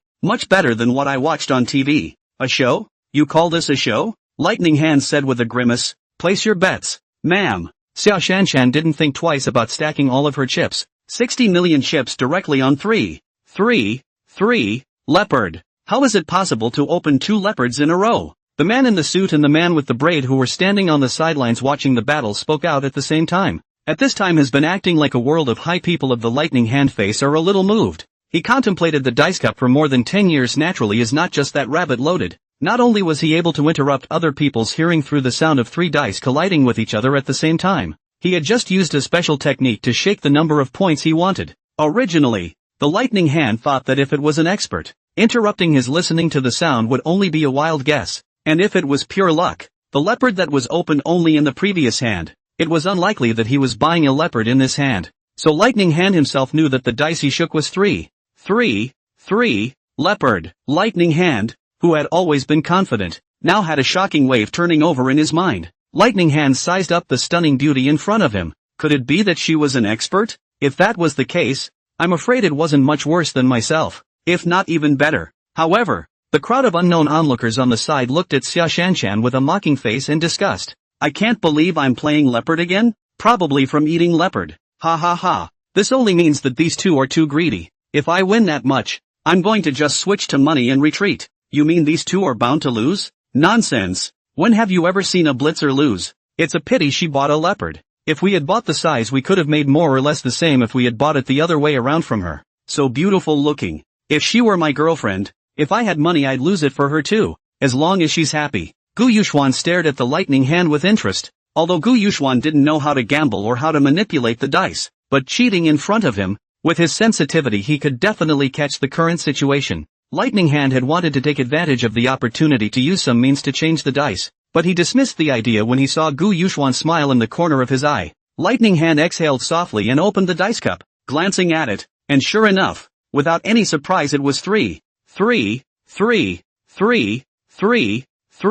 9 points. Leopard. Gu Yuxuan excitedly put the chips into the basket. Sure enough, Xia Shanshan's gambling luck was unstoppable. Even the gambling experts could not resist. Crap. Is this for real? Lightning Hand, Ju, actually lost? Damn it. I should have known that I just followed this beauty down. I should have slapped myself twice. That's right. We just actually questioned this beautiful woman. Get on to the next hand. This time I'm going to bet against a pretty girl. Yes.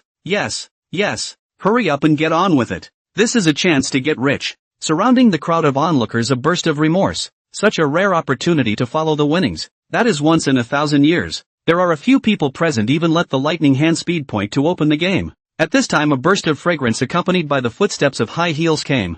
A woman in her 20s. Face slightly powdered eyebrows. Winking eyes slightly picking. The plumpness of the chest is not lost to Xia Shanshan walked over. Hello, too. The woman opened her mouth to speak with a glutinous voice that seemed to carry an endless attraction and allure, causing the surrounding crowd to lose their minds by the woman's flirtatiousness. This place is no longer worthy of the two of you. There are rooms upstairs with more ways to play and bigger. What do you think? The beautiful woman spoke in a delicate manner, and no matter the face and figure, she showed off her charming color, and her hands were propped up on top of the gambling table in front of Gu Yuxuan and Xia Shanshan. The huge peaks and white flower gullies almost made Gu Yuxuan mesmerized, and Xia Shanshan looked at Gu Yuxuan who was mesmerized by this demon girl in front of her. The small hand quietly reached into the soft flesh between the abdomen of Gu Yuxian, really ready to give Gu Yuxian a heart. Was suddenly caught by Gu Yuxian, patted her hand signaling her not to speak. Gu Yuxuan said after releasing Xia Shanshan's hand, "Great, I'll go up. Will you stay with me?" The beauty smiled and said, "That's for sure, although my appearance is not as good as the beauty next door to you, but my skills are very good." Oh, the meaning was quite revealing. If Gu Yuxuan hadn't given Xia Shanshan a signal, she would have cursed this woman at this time. "Let's go then," Gu Yuxuan said as he stood up, looking at the backs of Gu Yuxuan and Xia Shanshan as they entered the second floor. The people present all revealed expressions of disappointment, as it wasn't for them to go up there. After the flirtatious beauty brought Gu Yuxuan and Xia Shanshan into the middle of a VIP room, she walked over to the latter's position and said, "Bosses, are you going to keep gambling or do you want to go into the room with me and play a game?" Listening to the words of the flirtatious beauty, Gu Yuxuan said with a laugh, "Come to the casino to gamble. Of course, is it hard to believe that you really think we're going to do sports with you?" Gu Yuxuan's words caused the smile on the flirtatious beauty's face to instantly disappear, and a grim look was evident. "What's the bet? Or the dice cup? As you like," Xia Shallow said indifferently. Xia Shanshan's indifferent attitude made the flirtatious beauty's face become even more ironic, and the flirtatious beauty pointed to the dice cup on the gambling table and said, "Then let's keep betting on the dice cup." Xia Shanshan didn't take the words of the flirtatious beauty, but held Gu Yuxuan's hand and said, "It's so boring. Hurry up and finish betting and we'll go eat." Without waiting for Gu Yuxuan to say anything, the door to the private room was opened, and lightning hands and a man in his 50s with a lanky Asian face walked in while saying, "Linger, then hurry up and start playing with the two of you." When he finished speaking, he walked over to the gambling table, and the lightning hands immediately and respectfully pulled out chairs, and the lanky man sat down in a big hurry. Yes, the flirtatious beauty's face suddenly relaxed, as if this lanky man was her C-pin. Gu Yuxuan looked at the flirtatious beauty and said, "Oh, your name is Linger? You're not from Rice?" Linger said as she placed the dice cup on her heel. "I'm a hybrid. Guys, can we get started?" Xia Shallow nodded listlessly. "A little bit of invincibility is so lonely." Linger took the lid of the dice cup with her left hand, and with her right hand, she slapped it on the gambling table with a thunderous momentum, and the 3 dice flew up together. When the 3 dice flew to the plumpness of Linger's chest at the same time, Linger's left hand made a stroke as if it was lightning, and the 3 dice were already spinning frantically in the dice cup. Linger tossed the dice cup upwards with her left hand. The dice cup made a few turns in the air before landing on her right hand, the large mountain on her chest shaking violently as she shook the dice with her right hand. Bang! Finally Linger landed the dice cup on the gambling table with the swinging of the big mountain on her chest, and said with an arrogant look on her face, "Place your bets, both of you." Gu Yuxuan looked at Linger somewhat strangely and touched his nose, saying, "Linger beauty, you're wet." "Oh, I'm talking about your clothes being soaked with sweat." Anyone who heard the banter in Gu Yuxuan's words understood that a hint of killing intent flashed across Lightning Hand's face, while Linger's face was icy cold as she looked at Gu Yuxuan and said heavily, "Please, place your bets." When Xia Shanshan heard Gu Yuxuan's words, her heart was even more like a mixed bag of flavors being knocked down, and she didn't know what it was like. The more Xia Shanshan thought about it, the more angry she became. How dare she molest someone in front of me? Using her foot, she stepped hard on Gu Yuxuan, and then pushed all 600 million meters of gold chips onto the leopard. Xia Shanshan this move so that the stout man and Ling airface have changed body are slightly trembling. "This is their unique stunts surprisingly are Xia Shanshan see-through," Linger said with a deep breath. "Buy it and leave it,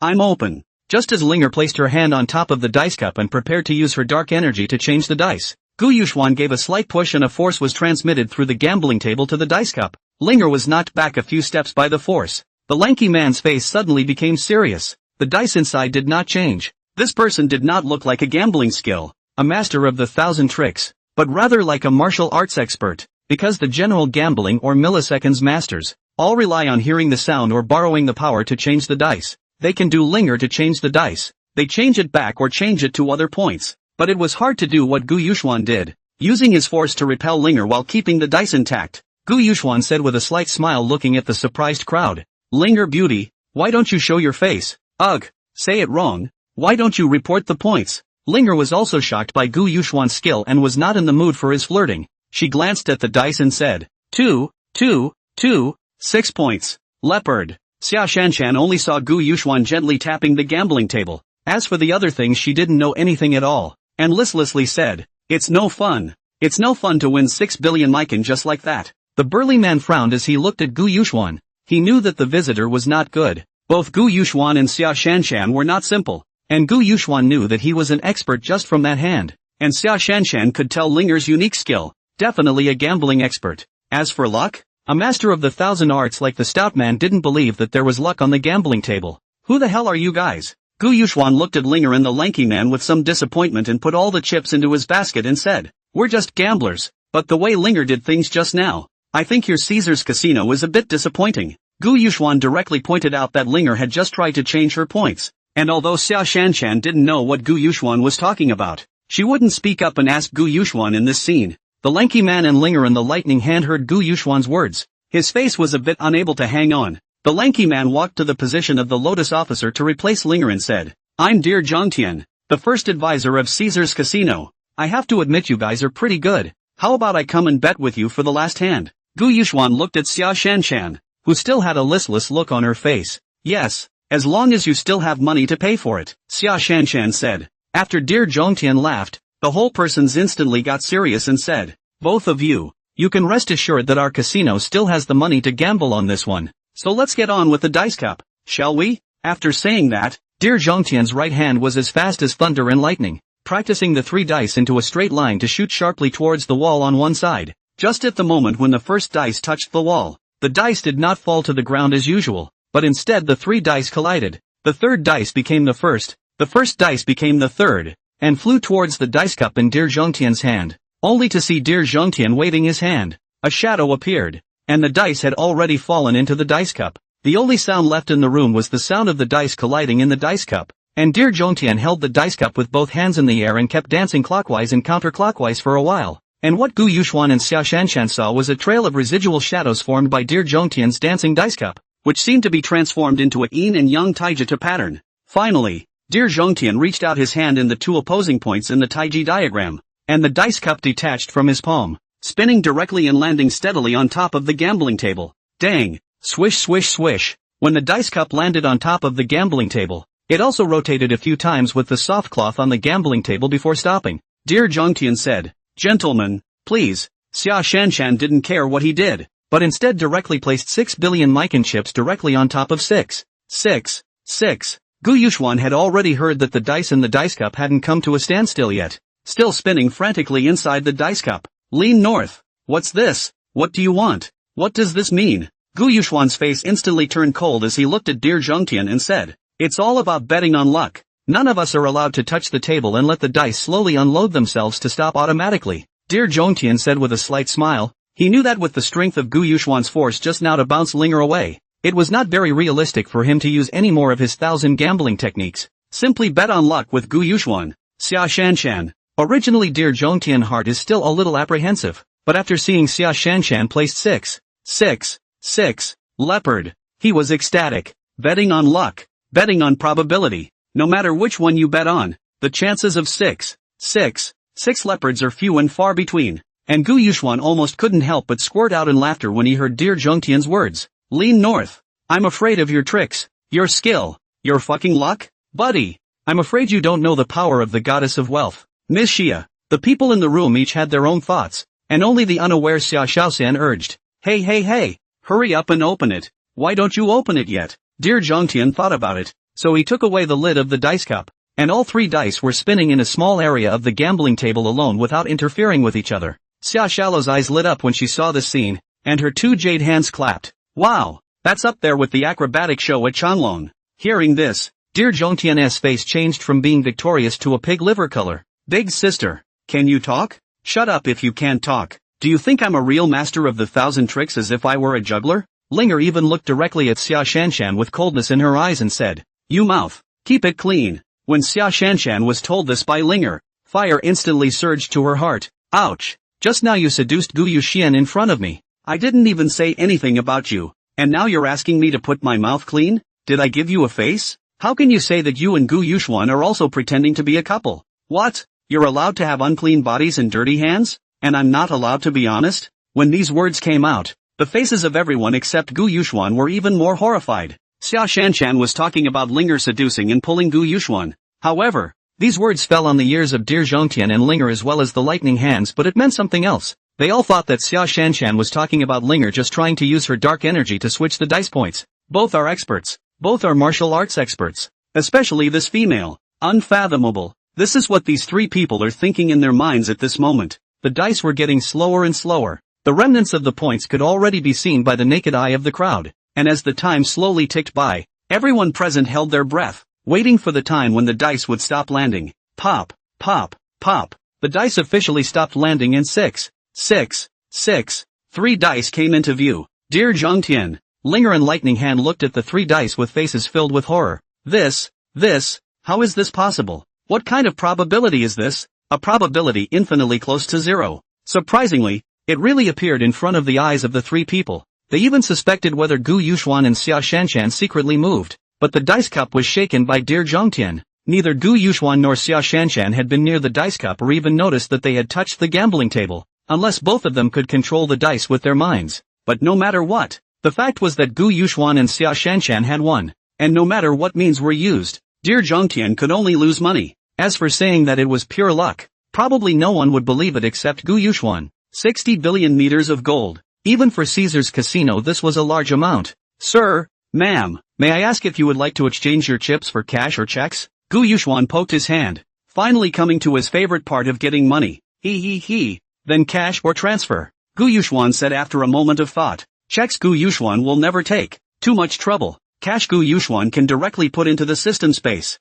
Transferring money that is even better. Dear Zhongtian immediately asked Gu Yuxuan to take the bank account number. Cash is basically impossible to have so much to put in the casino. More than 60 billion meters gold, that is what concept. I'm afraid that a villa stuffed with cash can't be stuffed with that much. Right? Gu Yuxuan soon received a text message alert of the deposit. So are you guys still betting? Why don't we gamble some more? Dear Zhongtian said with a flash of unnaturalness on his face. Both of you are masters. We are willing to bow down. Gu Yuxuan obviously also knew that this meant that they were not going to gamble, and they conceded, asking, don't you have any more powerful experts sitting around? Let him come out and play with us. We still want to bet on the leopard again? Dear Zhongtian's face instantly turned into a pig liver color. Betting on the leopard again? 60 billion and then 10 times? This is rice gold. Even if Caesar's casino is more rich and powerful, it cannot withstand such a toss. If it wasn't for dear Zhongtian's suspicion that both of them were unfathomable martial arts experts, it would be that they couldn't take this 60 billion meters of gold with them, and they actually didn't know how to be satisfied? I'm the first counselor. There's no one else. We're all Chinese. There's no need to rush everyone, right? Why don't I let Linger go with you? As a sign of sincerity given by us in this regard. Dear Zhongtian finished handing a wink to Linger. Linger, originally cold face, immediately changed to the first time we met flirtatious look, said, brother, if my slave follows you, I'll be your person from now on. I'll do whatever you tell me to do. Dear Zhongtian and Linger's words made Lightning Hand's face dramatically change, full of anger and jealousy. But he didn't say anything because of dear Zhongtian's presence. These words also caused the originally listless Xia Shanshan to look at Gu Yuxuan with a teasing look in her eyes. She'd like to see if this beautiful Gu Yuxuan wants it or not. After all, Linger's appearance was originally excellent, coupled with her hot body. The key from the attitude of the Linger after coming up to know that she is not like the last teachers and Tanaka Chigusa general people can do anything. Sister, Linger will definitely listen to you as well when she follows you in the future. You are the eldest and Linger is the youngest, Linger immediately said when she saw Xia Shanshan staring at Gu Yuxuan. Gu Yuxuan looked at the blonde, fair-skinned hybrid Linger in front of him. She was definitely better than the big Yangma he had once taken in, both in terms of looks and hands. If used well, it would definitely be an ace in the hole for himself in the future. But Linger's ever-changing personality made Gu Yuxuan unable to tell when she was acting and when she was for real. What's more, Linger was originally a member of Caesar's casino, so whether she was placed into the forces under her control or followed her, it was tantamount to an information collector plus a bum. Ha ha, everyone is joking. Miss Linger is not an item. If we're not betting, then we'll take our leave first, Gu Yuxuan said as he pushed back his chair and stood up. Gu Yuxuan's words caused dear Zhongtian's eyes to flash with a look of unknown significance, while Lightning Hands was even filled with excitement and even a hint of gratitude. Sir, do you dislike Linger that much? Or do you think Linger isn't even qualified to serve you? Linger said with her small mouth, the corners of her eyes moist, a look of pity, looking blearily at Gu Yuxuan. The average person would definitely feel sorry for Linger when they saw her like this,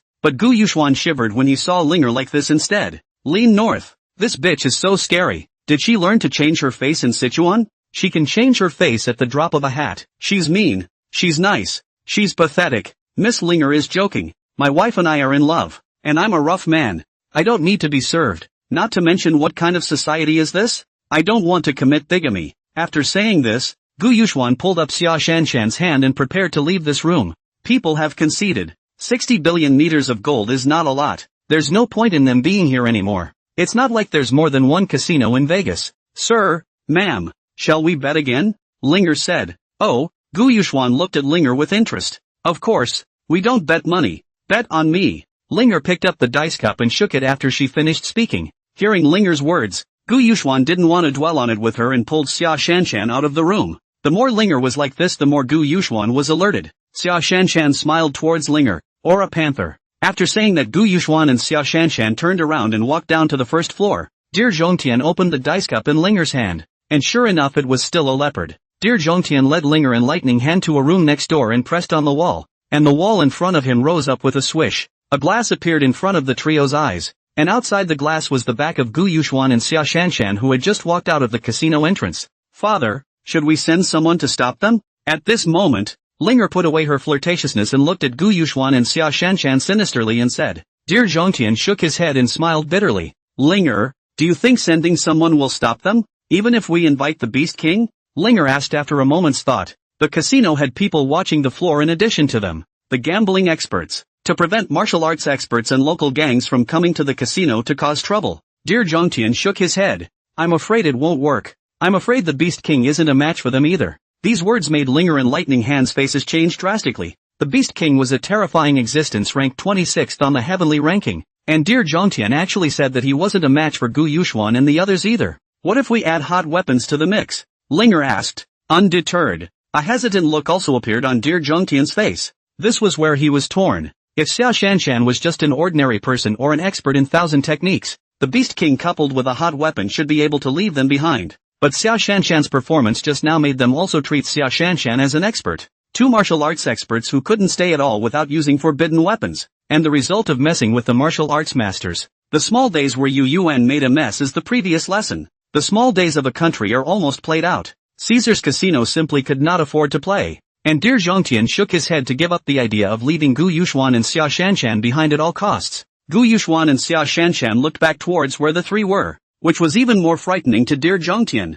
knowing that this was one-way glass. With this terrifying sensitivity of theirs, no one would believe them if they said they weren't martial arts experts, right? Gu Yuxuan took Xia Shanshan farther and farther away until he disappeared from the trio's sight before stopping a cab and heading straight towards another casino. Mr. Gu, why don't you take Linger? What a great body. What a good-looking person. Leaning north. Is this bitch jealous or flirting? Xia students. Linger such a time bomb you just take it away. Anyway I don't want it. People like her can never become their own. Bah, what do I want with her? I've got everything she's got and better. What? You don't think so? No. Gu Yuxuan not yet finished will be Xia Shanshan's slender jade hand touched the soft flesh of the waist. The hand of force that the acidity cannot be described in words. Leaning north. This bitch is really getting over the top. If you weren't my lady of fortune, I definitely want you to look good. Gu Yuxuan and Xia Shanshan used the same routine to win more than 30 billion meters of gold in other casinos. And Gu Yuxuan roughly converted the meters of gold into red tickets and calculated that this trip to Las Vegas earned more than 39 billion red tickets.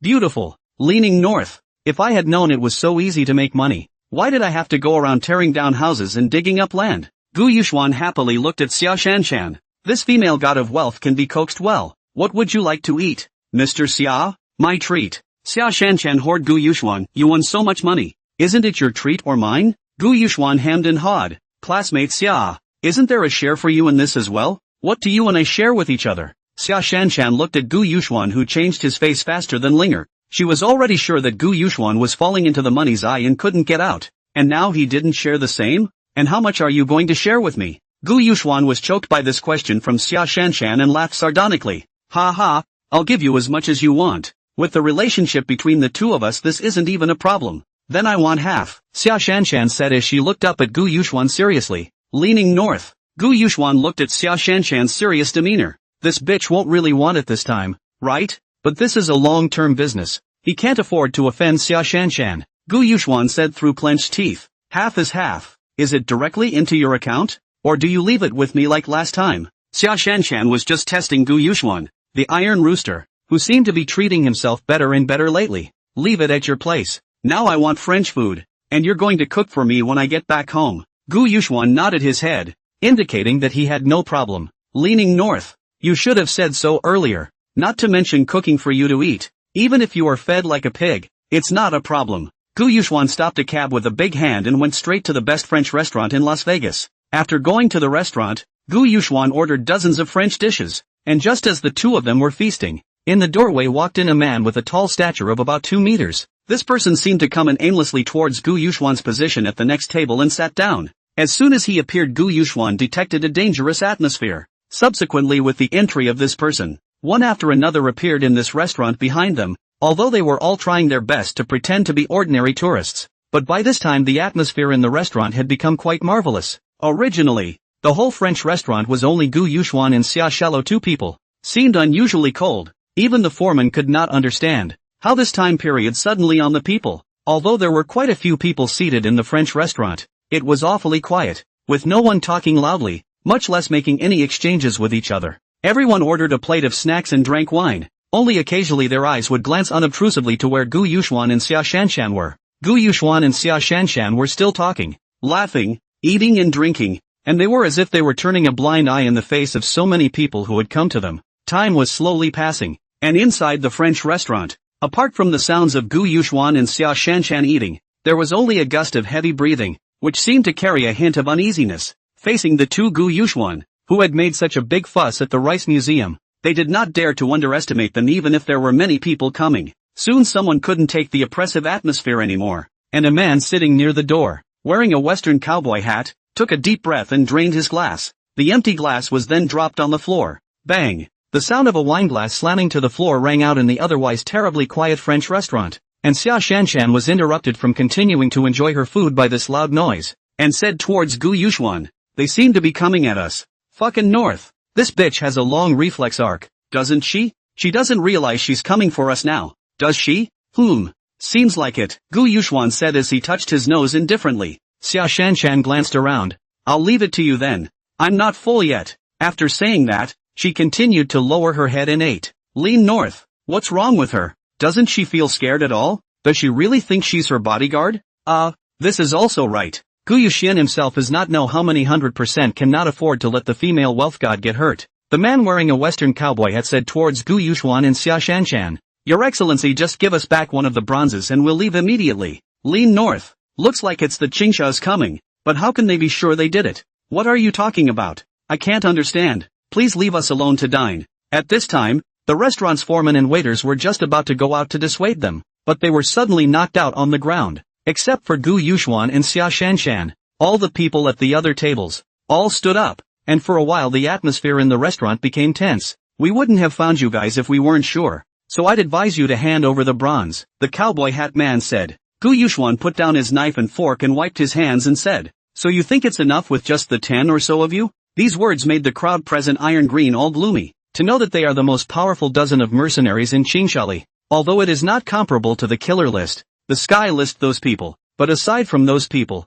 their group of mercenaries were definitely the world's first-class experts, and now they were letting someone else say that they weren't good enough? The first one to enter the restaurant, the 2-meter-tall strong man who made Gu Yuxuan feel a dangerous aura, looked at Gu Yuxuan and said with a grave expression, "We certainly don't think we can necessarily handle you alone, so look out the window. There are hundreds of other good mercenaries out there, and all we want is a bronze." Gu Yuxuan said with a dumbfounded smile, "So big. You guys are looking at us enough. What kind of bronzes do you want?" The 2-meter-tall strong man said with a sigh of relief after hearing Gu Yuxuan's words and feeling that this was in the cards. "You were able to ransack the Rice National Museum unnoticed, so we certainly won't underestimate you. As for the bronzes, we need to see them all to know which one we need." As expected, the people of Qingsha were really cautious. Gu Yuxuan had thought to try to find out the whereabouts of the chip, but it didn't matter. It was fine in this batch of artifacts anyway. "That's excessive, isn't it? You mean I'm taking out all the bronzes for you guys?" Gu Yuxuan said with an angry expression.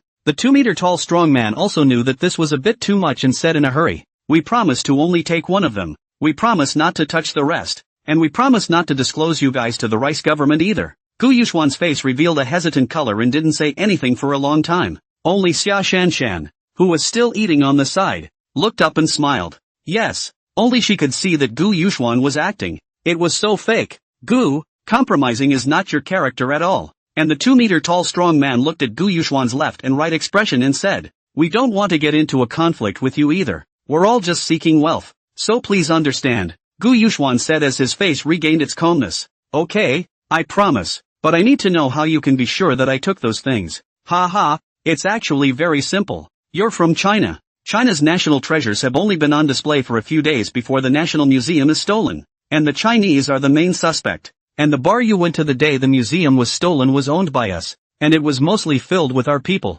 including the black man who went into the teepee behind you," the 2-meter-tall strong man said with a laugh. "And then what? With that you're sure it's me?" the 2-meter-tall strong man continued rather proudly. Of course not. But that Negro didn't notice a lewd odor in the teepee after he went in. And then we'll compare it to the moans you all made during that time in the teepee. Gu Yuxuan interrupted the strong man. What? Comparison? Why do you guys have that sound? Coincidentally, we were just trying to record some videos to make some pocket money, but we didn't realize it would come in handy, which is why that black guy went into the teepee, leaning north. That means there was a pinhole camera in the back alley of the bar in the first place? Definitely a pinhole camera. If it was a regular one, I'm sure I would have noticed it myself. Leaning north. I should have known better than to go into a bar and just put on an invisibility cloak and go into a museum. Leaning north. What started out as going into a bar just to get out of the suspicion of taking a bus to a museum that late in the day was now a clue that someone else had found out. Could means everyone. Last question. How did you know we were in Vegas?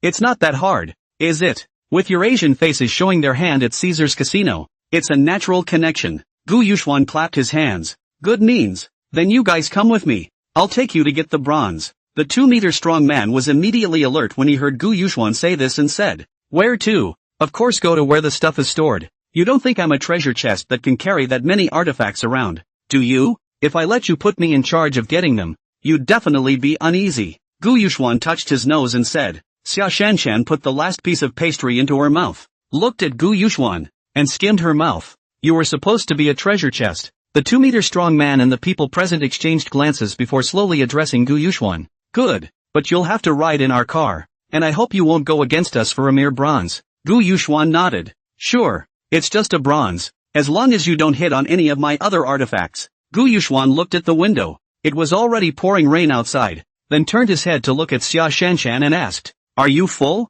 Let's go when you're full. Although Xia Shanshan didn't know what Gu Yuxuan wanted to do, Xia Shanshan had the advantage of absolutely not asking at a time like this. Well, go. Xia Shanshan stood up. Gu Yuxuan in his pocket pulled out a dozen generally powerful remote control exploding eggs, all touched once and then threw one to each of them. The crowd spirits were all tensed up by Gu Yuxuan's sudden movement. This is a token. If you don't take it, I can't guarantee your safety when we arrive later. After receiving the egg, the crowd looked carefully to make sure that it was an ordinary egg before their expression slowed down. And the 2-meter strong man just wanted to say something. Bang! Bang! Bang! The sound of gunshots rang out from outside the restaurant, and the 2-meter strong man and the others first froze, and then looked at Gu Yuxuan with an unkind face. Is this one of yours? Gu Yuxuan said with a shake of his head after looking outside through the window. We're still in there. If we're in there, why are our guys shooting all of a sudden? Did you guys mess with someone? When the 2-meter strong man heard Gu Yuxuan's words, he felt that it was also so reasonable.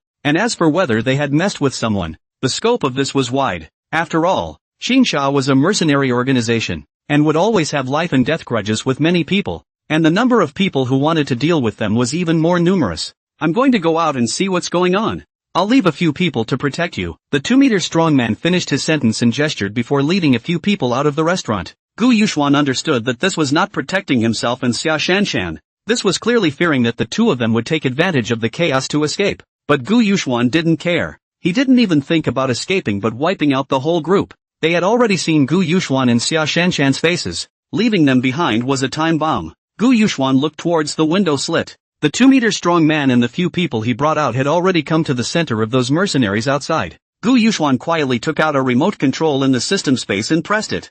Bang! Bang bang! Bang bang bang! A dozen or so explosive eggs of average power exploded all of a sudden. Although this explosive eggs of average power were not too reliable, and the least powerful ones were like falling ground cannons. However, it was so powerful that it could level a mountain. And the moment Gu Yuxuan pressed the remote control, he picked up Xia Shanshan and jumped towards the window on the other side. The restaurant and the place where the original hundreds of mercenaries had been could no longer be seen as they were. Only a deep pit remained. Xia Shanshan, who was in Gu Yuxuan's arms, also finally understood the purpose of the egg he had put there at the statue of the rice god. So it wasn't an egg, it was a bomb. Gu Yuxuan put shallow down, looked at the explosion in front of him, and after determining that there were no survivors, he waved his hand toward the front. A few moments later, the 7 or 8 white men outside the museum appeared in front of Gu Yuxuan and Xia Shanshan with a dozen or so well-presented white women. When they saw Gu Yuxuan, they immediately stood upright with their left hands on their right chests and performed a salute in unison.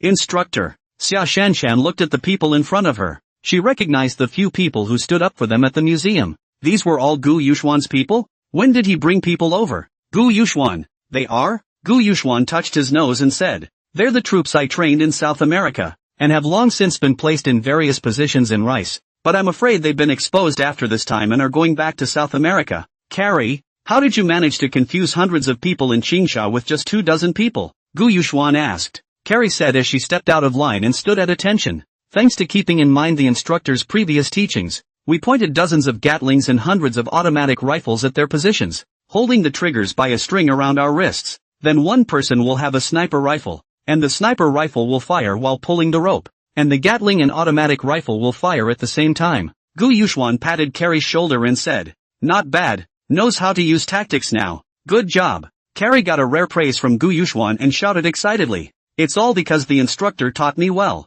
You guys get ready and go back to South America now." Gu Yuxuan said towards them. "Yes," the crowd responded, giving a standard Chinese military salute before turning to leave. Xia Shanshan looked at their departing figures towards Gu Yuxuan and asked, "Gu Yuxuan, why is there a female here? And she's not bad looking." "North, of course it's good looking. If it's not, how dare they give it to me? That's the big Yangma on the profile. I put them into the army to serve as well." Gu Yuxuan said, "Oops, this is the big ocean horse that was given to Gu Yuxuan? Pity, pity." Xia Shanshan unconsciously shook her head. "What's your expression?" Gu Yuxuan asked as he saw Xia Shanshan shaking her head uncontrollably. Xia Shallow said, "That's a pity expression. I just forgot to ask if they were still girls." Leaning north, "What's in this bitch's head? Xia Shallow? How can she think of this? Is she still a girl? Of course it is." "No, it's not. Even if it's not, I didn't cause it. Let's go, let's go. Don't be thinking about this every day. With all the commotion here,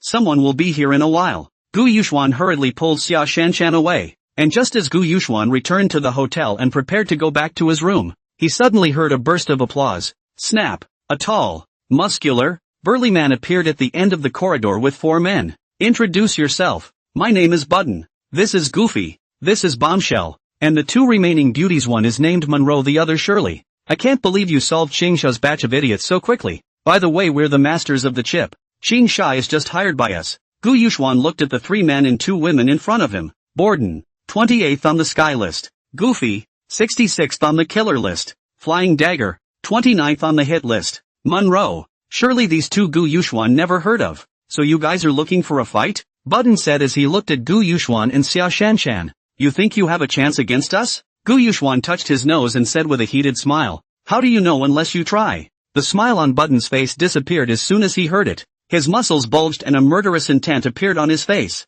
making people feel a sense of oppression when they looked at him. Button slammed towards Gu Yuxuan like a mad cow, and Gu Yuxuan didn't move, waiting for Button to get close to him before Gu Yuxuan lifted his foot and kicked him in the knee. At once Button felt the nerves in his knees being broken, and Button instantly lost consciousness in the entire lower half of his body, but the upper half of his body remained forward due to inertia, lying straight on the ground. A cold aura appeared in the eyes of the flying daggers when they saw this scene, and they took out 6 flying daggers from their own bodies and smashed them towards Gu Yuxuan and Xia Shanshan. The flying dagger's flying dagger was simply too fast, and it had already exploded towards the 2 men before the crowd could even see it clearly. The flying daggers arrived in an instant. Gu Yuxuan just raised his right hand towards the flying daggers, and 2 of the 3 flying daggers that bore the brunt of the attack changed direction and shot towards Button in front of Gu Yuxuan. Swish! Swish! Bang! Bang! The 2 flying knives plunged towards Button's kneecaps with unerring accuracy, and the terrifying impact of the flying knives went straight through Button's kneecaps and nailed them to the floor. Ah! Button let out a miserable howl as he lay less than 3 meters away from Gu Yuxuan's body. The 3rd flying dagger was caught by Gu Yuxuan with his left hand, and the 3 flying daggers behind it flew in immediately afterward, only to be pinched and changed in direction by Gu Yuxuan with great speed. These 3 flying daggers in the back shot in the direction of Gao Fei and the flying daggers at a faster speed than they came. This scene is really transformed too fast. Gao Fei simply can't react in time, has been stabbed through the head by a flying dagger, and the flying dagger is worthy of being the 29th expert of the killer list. Facing the 2 flying daggers that shot sharply, the flying daggers did not have time to react, and only had time to use the 2 flying daggers in his hand to resist, and was shocked by the tiger's mouth cracking, spitting out 2 mouthfuls of blood. Between the 2 sides a few moves high and low, 2 killers on the list of experts. A heaven list experts. 1 dead and 2 seriously injured. "Who the hell are you?" Flying Dagger asked as he wiped the blood from the corner of his own mouth. Gu Yuxuan was satisfied with the result, as he had taken out $30 billion to strengthen himself just in case when he came. He touched his nose and said, "I am who I am. Only you are too weak." Flying Dagger looked at the two men with a grave expression. With such a stature of the other party, whether it was in the killer list or within the top 10 of the heavenly ranking, there should be a place for the other party. Gu Yuxuan said with interest as he looked at the Flying Dagger. You said you hired a Azora, so why did you grab the chip? Flying Dagger glanced stealthily back at Monroe and Shirley. You promised to tell you if you don't kill me. Shit North. You think I can't see it with that obvious look in your eyes? Looks like asking a little minion like you won't get you anywhere. Gu Yuxuan touched his nose. Yes. As soon as the words fell, the Flying Dagger in Gu Yuxuan's hand shot towards the Flying Dagger along with the voice. Whoosh. When Flying Dagger heard Gu Yuxuan's reply, he just wanted to say something, but he only felt a coldness in his neck. He touched a piece of blood with his hand. He pointed his finger at Gu Yuxuan. You, collapsed before he could finish his sentence. Gu Yuxuan clapped his hands towards Monroe and Shirley. Ladies, shall we talk?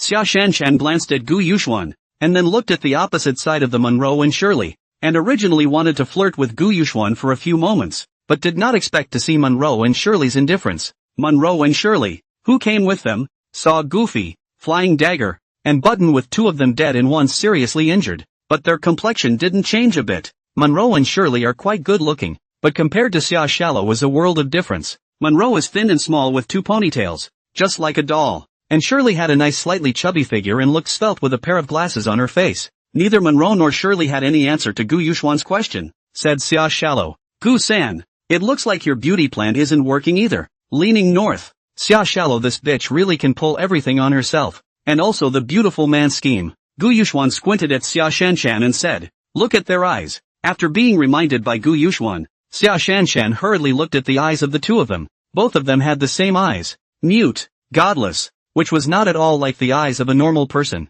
This, they look like fools. Puppet, Gu Yuxuan said. Puppet? Xia Shanshan was taken aback and hurriedly pulled Gu Yuxuan's arm to ask. Lean north. This is a puppet, not a ghost. Why are you so scared? Gu Yuxuan raised his arm, and Xia Shanshan pulled his arm down again, hiding her entire body behind Gu Yuxuan's arm. Leaning north. Xia Shallow, you really don't realize that you're more annoying than a puppet. What are you doing? Gu Yuxuan couldn't help but ask as he watched the strange behavior of Xia Shanshan. Xia Shanshan said as her entire body hid behind Gu Yuxuan. I once read a book that said that when you look into the hollow eyes of a puppet, the hollow inside him will slowly devour the person who has looked into it, turning the person who has looked into a puppet as well. Lean north. Xia Shallow, are you a monkey's joke? How can you believe this? What is this book you're reading? It's a lie. I don't care. I'm not watching anyway. How embarrassing would it be if I turned into a puppet and was manipulated by someone else to strip naked on the street? Lean north.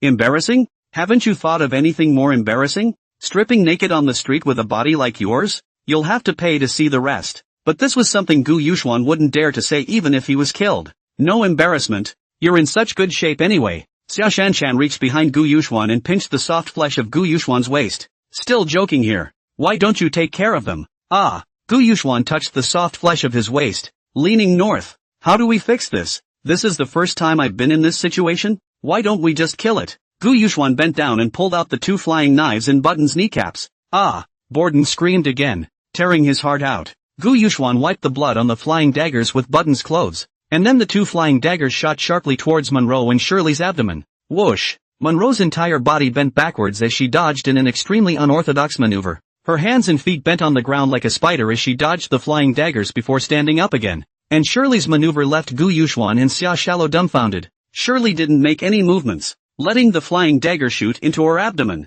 After the flying dagger shot Shirley's abdomen, Shirley bent over and pulled her feet with both hands in a single bend, turning her entire body into a ball spinning in place. A few seconds later, Sherry returned to her original form and the flying dagger fell to the ground. The flying dagger didn't even damage Sherry's clothes. It was also the first time Gu Yuxuan encountered this situation. Leaning north. Is this still a human being? How can he not be hurt? He's absolutely unharmed? How is that possible? Xia Shanshan hid behind Gu Yuxuan to see the scene and immediately called out. Crap! This is technical work. If you send them to the circus to perform, they will definitely be a hit and sell out. Gu Yuxuan was made very helpless by Xia Shanshan's shock. Leaning north. Why are you thinking of the circus for everything? Now in this situation, can you be more serious? Gu Yuxuan couldn't figure out what to do for a while, thinking left and right or not coming up with a solution, while Monroe and Shirley didn't take the initiative to attack themselves. Gu Yuxuan pulls Xia Shanshan and prepares to leave. When Shirley and Monroe move,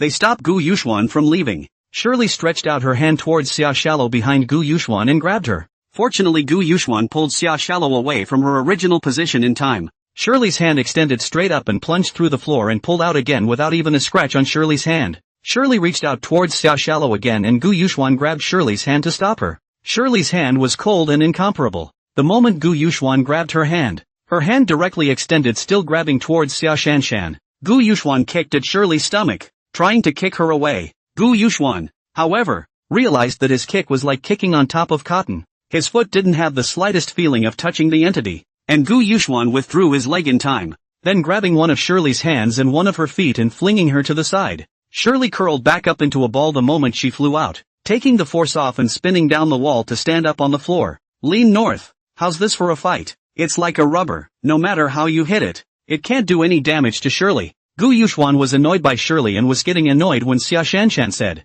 I wonder if she can stop a bullet. Lean north. Right. Bullets. Gu Yuxuan immediately used 1 million red tickets to exchange an AK in the system and shot a barrage of bullets towards Shirley. Ta-da-da-da-da. The bullets hit Shirley's body and she curled back into a ball, and after a few dozen seconds, Shirley recovered and 30 bullets fell to the ground. Leaning north. Gu Yuxuan just couldn't believe it. He immediately pulled out another RPG, loaded the shells and shot them, and a minute later, Sherry was still back to her old self, and the shells fell to the ground. Gu Yuxuan just didn't believe it, took out another magazine and swept a barrage of bullets over, then took out 5 more explosive eggs of average power and threw them over. Shirley rolled up all the average power exploding eggs and bullets, and Gu Yuxuan took out 5 more average power exploding eggs and threw them towards Monroe. After throwing it, Gu Yuxuan pulled Xia Shanshan and jumped out of the window. Then the explosions went off in quick succession. Bang!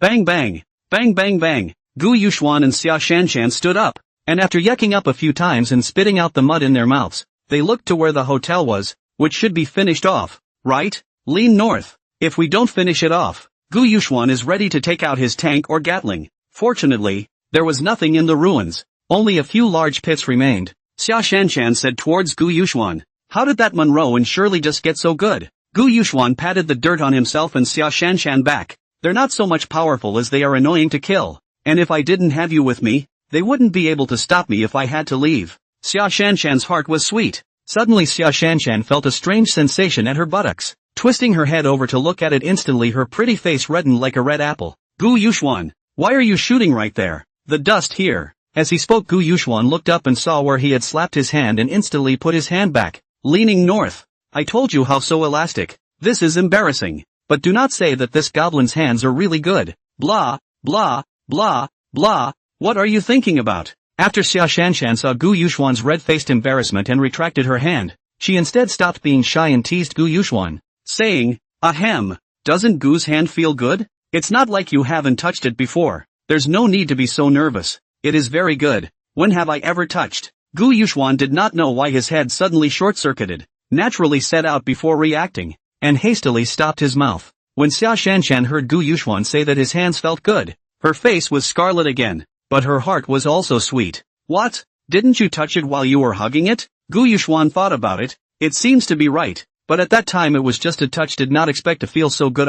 Leaning north. What are you thinking? This is a demon. Can't you mess with her? Ahem. That go. Gu Yuxuan brought Xia Shanshan to another hotel and opened a double room. After washing up, Xia Shanshan and Gu Yuxuan quickly entered dreamland. Early the next morning, after Gu Yuxuan and Xia Shanshan got up, Xia Shanshan looked at the sunlight outside and said, Gu students, all the way to Las Vegas. Isn't there a dam here? Let's go take a look. Gu Yuxuan nodded. As long as the goddess of fortune wanted to go, she went. Gu Yuxuan and Xia Shanshan rented a car and drove all the way to the dam. Summer Shallow asked in the car, Student Gu, why were that Monroe and Sherry and the girls so powerful yesterday? Were they being manipulated? Gu Yuxuan said after pondering for a while, they're not actually powerful. I rather think they've been turned into something inhuman. Their bodies close to infinitely soft. They should be manipulated. Natsuya asked curiously, what does softening mean? It means like QQ candy. It's hard to poke and tear. Wouldn't that make the people behind the manipulation of Monroe and Shirley even more powerful? Not necessarily. I do think he's average. If he was really powerful, he would have come out to catch you himself. Gu Yuxuan scared Xia Shanshan and said, arrest me for what? You have such a good body. So beautiful. Turn you into a puppet. Gu Yuxuan continued to scare Xia Shanshan faintly glared at Gu Yuxuan obliquely. The meaning in her eyes was obvious. Gu Yuxuan, you scare me again. You will know the wrong. After Gu Yuxuan saw Xia Shanshan's eyes, he reached up and pulled his hand towards his mouth, indicating that he would not speak. Gu Yuxuan and Xia Shanshan all the way after touring the dam, passing by a bar near the dam. The people coming and going in and out of the gate. You can know how hot it is. Gu Yuxuan, there are so many people here. I don't know what's so fun. Why don't we go in and have some fun? Well, come on anyway. Gu Yuxuan found a location to park the car, and then took Xia Shanshan stepped into the bar. Just as soon as he entered the door, a burst of perfume, smoke, sweat, all kinds of flavors came to the surface. The smell makes people still a little bit on the head. In the doorway to see inside the smoke, cannot see exactly. Gu Yuxuan led Xia Shanshan through the bar's foyer to the interior of the bar, and the two found a waiter who was weaving around in the crowd to open a card seat. Xia Shanshan also ordered a few bottles of red wine and foreign wine. Xia Shanshan poured 2 cups of wine and took a cup to Gu Yuxuan, said, "Cheers, Gu student. Cheers, Xia Asahi." After a few glasses of wine, Gu Yuxuan called out to the waiter and called for a few snacks, and the two of them drank a few more glasses of wine after that. Xia Shallow seemed to have already subbed in, her mind already swaying from side to side in time with the melody of the music. At this time, a Meterian came over with a wine glass and looked at Gu Yuxuan, who was drinking at the card table, with a bright light in his eyes. "Brother, come, let's have a drink." Coming to a place like this, Gu Yuxuan also let go a bit. "Here, have a drink," Xia Shanshan said as she saw that Gu Yuxuan was actually drinking with a Meterman. "Mr. Gu, who is this?" Gu Yuxuan spread his hands to show that he wasn't sure, and the Meterman glanced at Xia Shanshan with a flash of disgust in his eyes, but he didn't show it, picked up the wine glass and also very gentlemanly toasted Xia Shanshan, and then continued to toast Gu Yuxuan, like he wouldn't stop until he got Gu Yuxuan drunk. Then the beige man said with a slight drunkenness, "Oh my brother, I can't believe you can drink that well." Xia Shanshan watched as the Meterman toasted Gu Yuxuan cup after cup and said to Gu Yuxuan in Chinese, "Gu student, why do I feel as if he's trying to get you drunk?" Gu Yuxuan heard Xia Shanshan's reminder, then hit a jolt, leaning north. "I've heard that there are a lot of gay people in the United States, so I'm not going to run into them, and also look at their own right?" Gu Yuxuan got up after being toasted a few more times by the rice man. "I'm going to the restroom." Originally, Gu Yuxuan was going to take the piss, but he didn't expect that this me man patted Gu Yuxuan's shoulder and said, "Dude, it just so happens that I'm in a hurry too. Let's go together." Shit, this can't really be a gay guy, right? The more Gu Yuxian thought about it, the more disgusted he felt, and he dodged away from the man's hand and walked towards the restroom. The rice man followed closely behind, and by the time Gu Yuxuan crossed a passageway to the sink outside the restroom, the noisy music was already much quieter. The rice man asked as he quickly approached Gu Yuxuan, "Dude, I see you hit it off. Tonight's on me," said the right hand of this rice man. Climbed up Gu Yuxuan's shoulder again, and his hand also followed Gu Yuxuan's shoulder all the way towards Gu Yuxuan's buttocks. Leaning north, Gu Yuxuan cursed in his heart and grabbed the hand of the Meterman and pushed it away. Bang! The rice man was pushed by Gu Yuxuan and knocked down on the restroom door, but he smiled instead of being angry and used his other hand to touch the hand that had just been grabbed by Gu Yuxuan and said, "That smells good. Man, I don't mind if you have a woman to play with. I don't mind." Leaning north, "You don't mind? I fucking do. Ugh, fucking asshole. Sorry, I'm not interested." The Meterman even picked up the hand that had just been grabbed over there by Gu Yuxuan and smelled it, saying, "I can give you anything you want. Money, or power." Leaning north, "I want you to die." Gu Yuxuan couldn't stand it and slapped over. Due to Gu Yuxuan's strength, the rice man was smashed by Gu Yuxuan's slap and smashed the restroom door. The rice man was smashed over the head. Gu Yuxuan clapped his hands and prepared to leave the restroom, when suddenly the sound of hurried footsteps came from behind. When Gu Yuxuan heard the voice, he turned around and looked. The me-man had already stood up and slammed into Gu Yuxuan with great speed. Gu Yuxuan took a look and was happy. "Fucking north. What the fuck do you mean you have to make me gay?" Gu Yuxuan viciously kicked towards his face, and the me-man was directly blown lifeless against the wall by Gu Yuxuan's kick. Gu Yuxuan looked around and saw that there was no one around, and he didn't want to attract other people's attention to put the Meterman into the system space. Lean north. It really does fit in there. I wonder if a live person could fit in there. We'll have to try it when the time comes to do so. If it can, then it takes off straight away. Gu Yuxuan returned to the card seat in a beautiful way, pulled Xia Shanshan out of the bar, and after returning to the car, Xia Shanshan asked, "Classmate Gu, where's the yonkers who try to eat you up? It won't be eaten by you, right?" In the face of Xia Shanshan's molestation, Gu Yuxuan drove the car out for some distance before taking out the rice man in the space and placing it on the back seat. Xia Shanshan was startled by the sudden appearance of the me-man and said, "Crap, Gu Yuxuan, how did you get him in here?" Gu Yuxuan said after glancing at the meter man in the rearview mirror. "Ah, this guy is gay and wants to hang out with us." Xia Shaoxian patted the meter man and said after seeing that he didn't have any reaction, "People are looking at you, right? They want to play with you, right? What's it got to do with me? Did you get him killed? None of your business? He just said himself that he wouldn't mind hanging out with the two of us." Xia Shanshan looked at the me-man in disgust, stood up in the passenger side, and kicked at the me-man in the back seat with her foot. "Damn, want a fart to eat?" Still feeling unresolved, Xia Shanshan kicked a few more times, and the body of the rice man fell asleep from Xia Shanshan's few kicks. Pop! While the rice man slept on, a document and a set of keys fell out of his blouse, and Xia Shanshan saw hesitated, covered his nose in disgust and clamped it up with 2 fingers. Xia Shallow threw the key on the platform in front of the passenger side, opened the documents and looked at them, exclaimed, "Crap, Gu Yuxuan, do you know what this guy is?" Gu Yuxuan looked at Xia Shanshan's fussing and said disdainfully, "What man? Dead people." Xia Shanshan said with a blank look at Gu Yuxuan, "I can't believe this gay guy is actually one of the ace pilots at Las Vegas Air Force Base named Sukta. Ward, lean north. That's it? An ace pilot? How messed up is the Rice Army? Is it possible to be in the barracks? Then it's really a case of people not being able to look at each other. Just this guy is actually some kind of ace pilot." After Xia Shanshan put down her documents, she picked up the string of keys again and saw that there was a small sign in the center of the key that said Waltham Apartments. She raised the key and said to Gu Yuxuan, "Gu student, do you want to take a look? What's there to see here?" Gu Yuxuan had no interest in this. "We don't know where to hang out right now anyway, so why don't we just go there? I'll go see if there's any evidence of me June engaging in gay sex. Not to mention saving money on the room." Xia Shanshan's sentence that can save money on the room directly poked Gu Yuxuan's heart. Gu Yuxuan immediately drove toward the Waltham apartment. 20 minutes later, Gu Yuxuan pulled up to a huge airbase not far from the Waltham apartments, stopped the car and put Suketa Ward into space, taking the key and leading Xia Shanshan towards room 306 printed on the key. Gu Yuxuan came to the door of room 306 and attached his ear to the door and listened. After determining that no one is inside, look around before taking out the key to open the door and Xia Shanshan into which quickly have to close the door. Gu Yuxuan only to measure up this room. 1 room, 1 hall, 1 kitchen and 1 bathroom. The inside is still quite neat. It should be hired to clean every week. As for why Gu Yuxuan knows that it is not him who cleans himself, that's because the 2 trash cans on the floor had advertisements and phone numbers for XXX cleaning written on them, and there were 2 computers on a table in the lobby. The first thing Xia Shaoxian did was to come to Sukta Ward's room to look for it. And sure enough,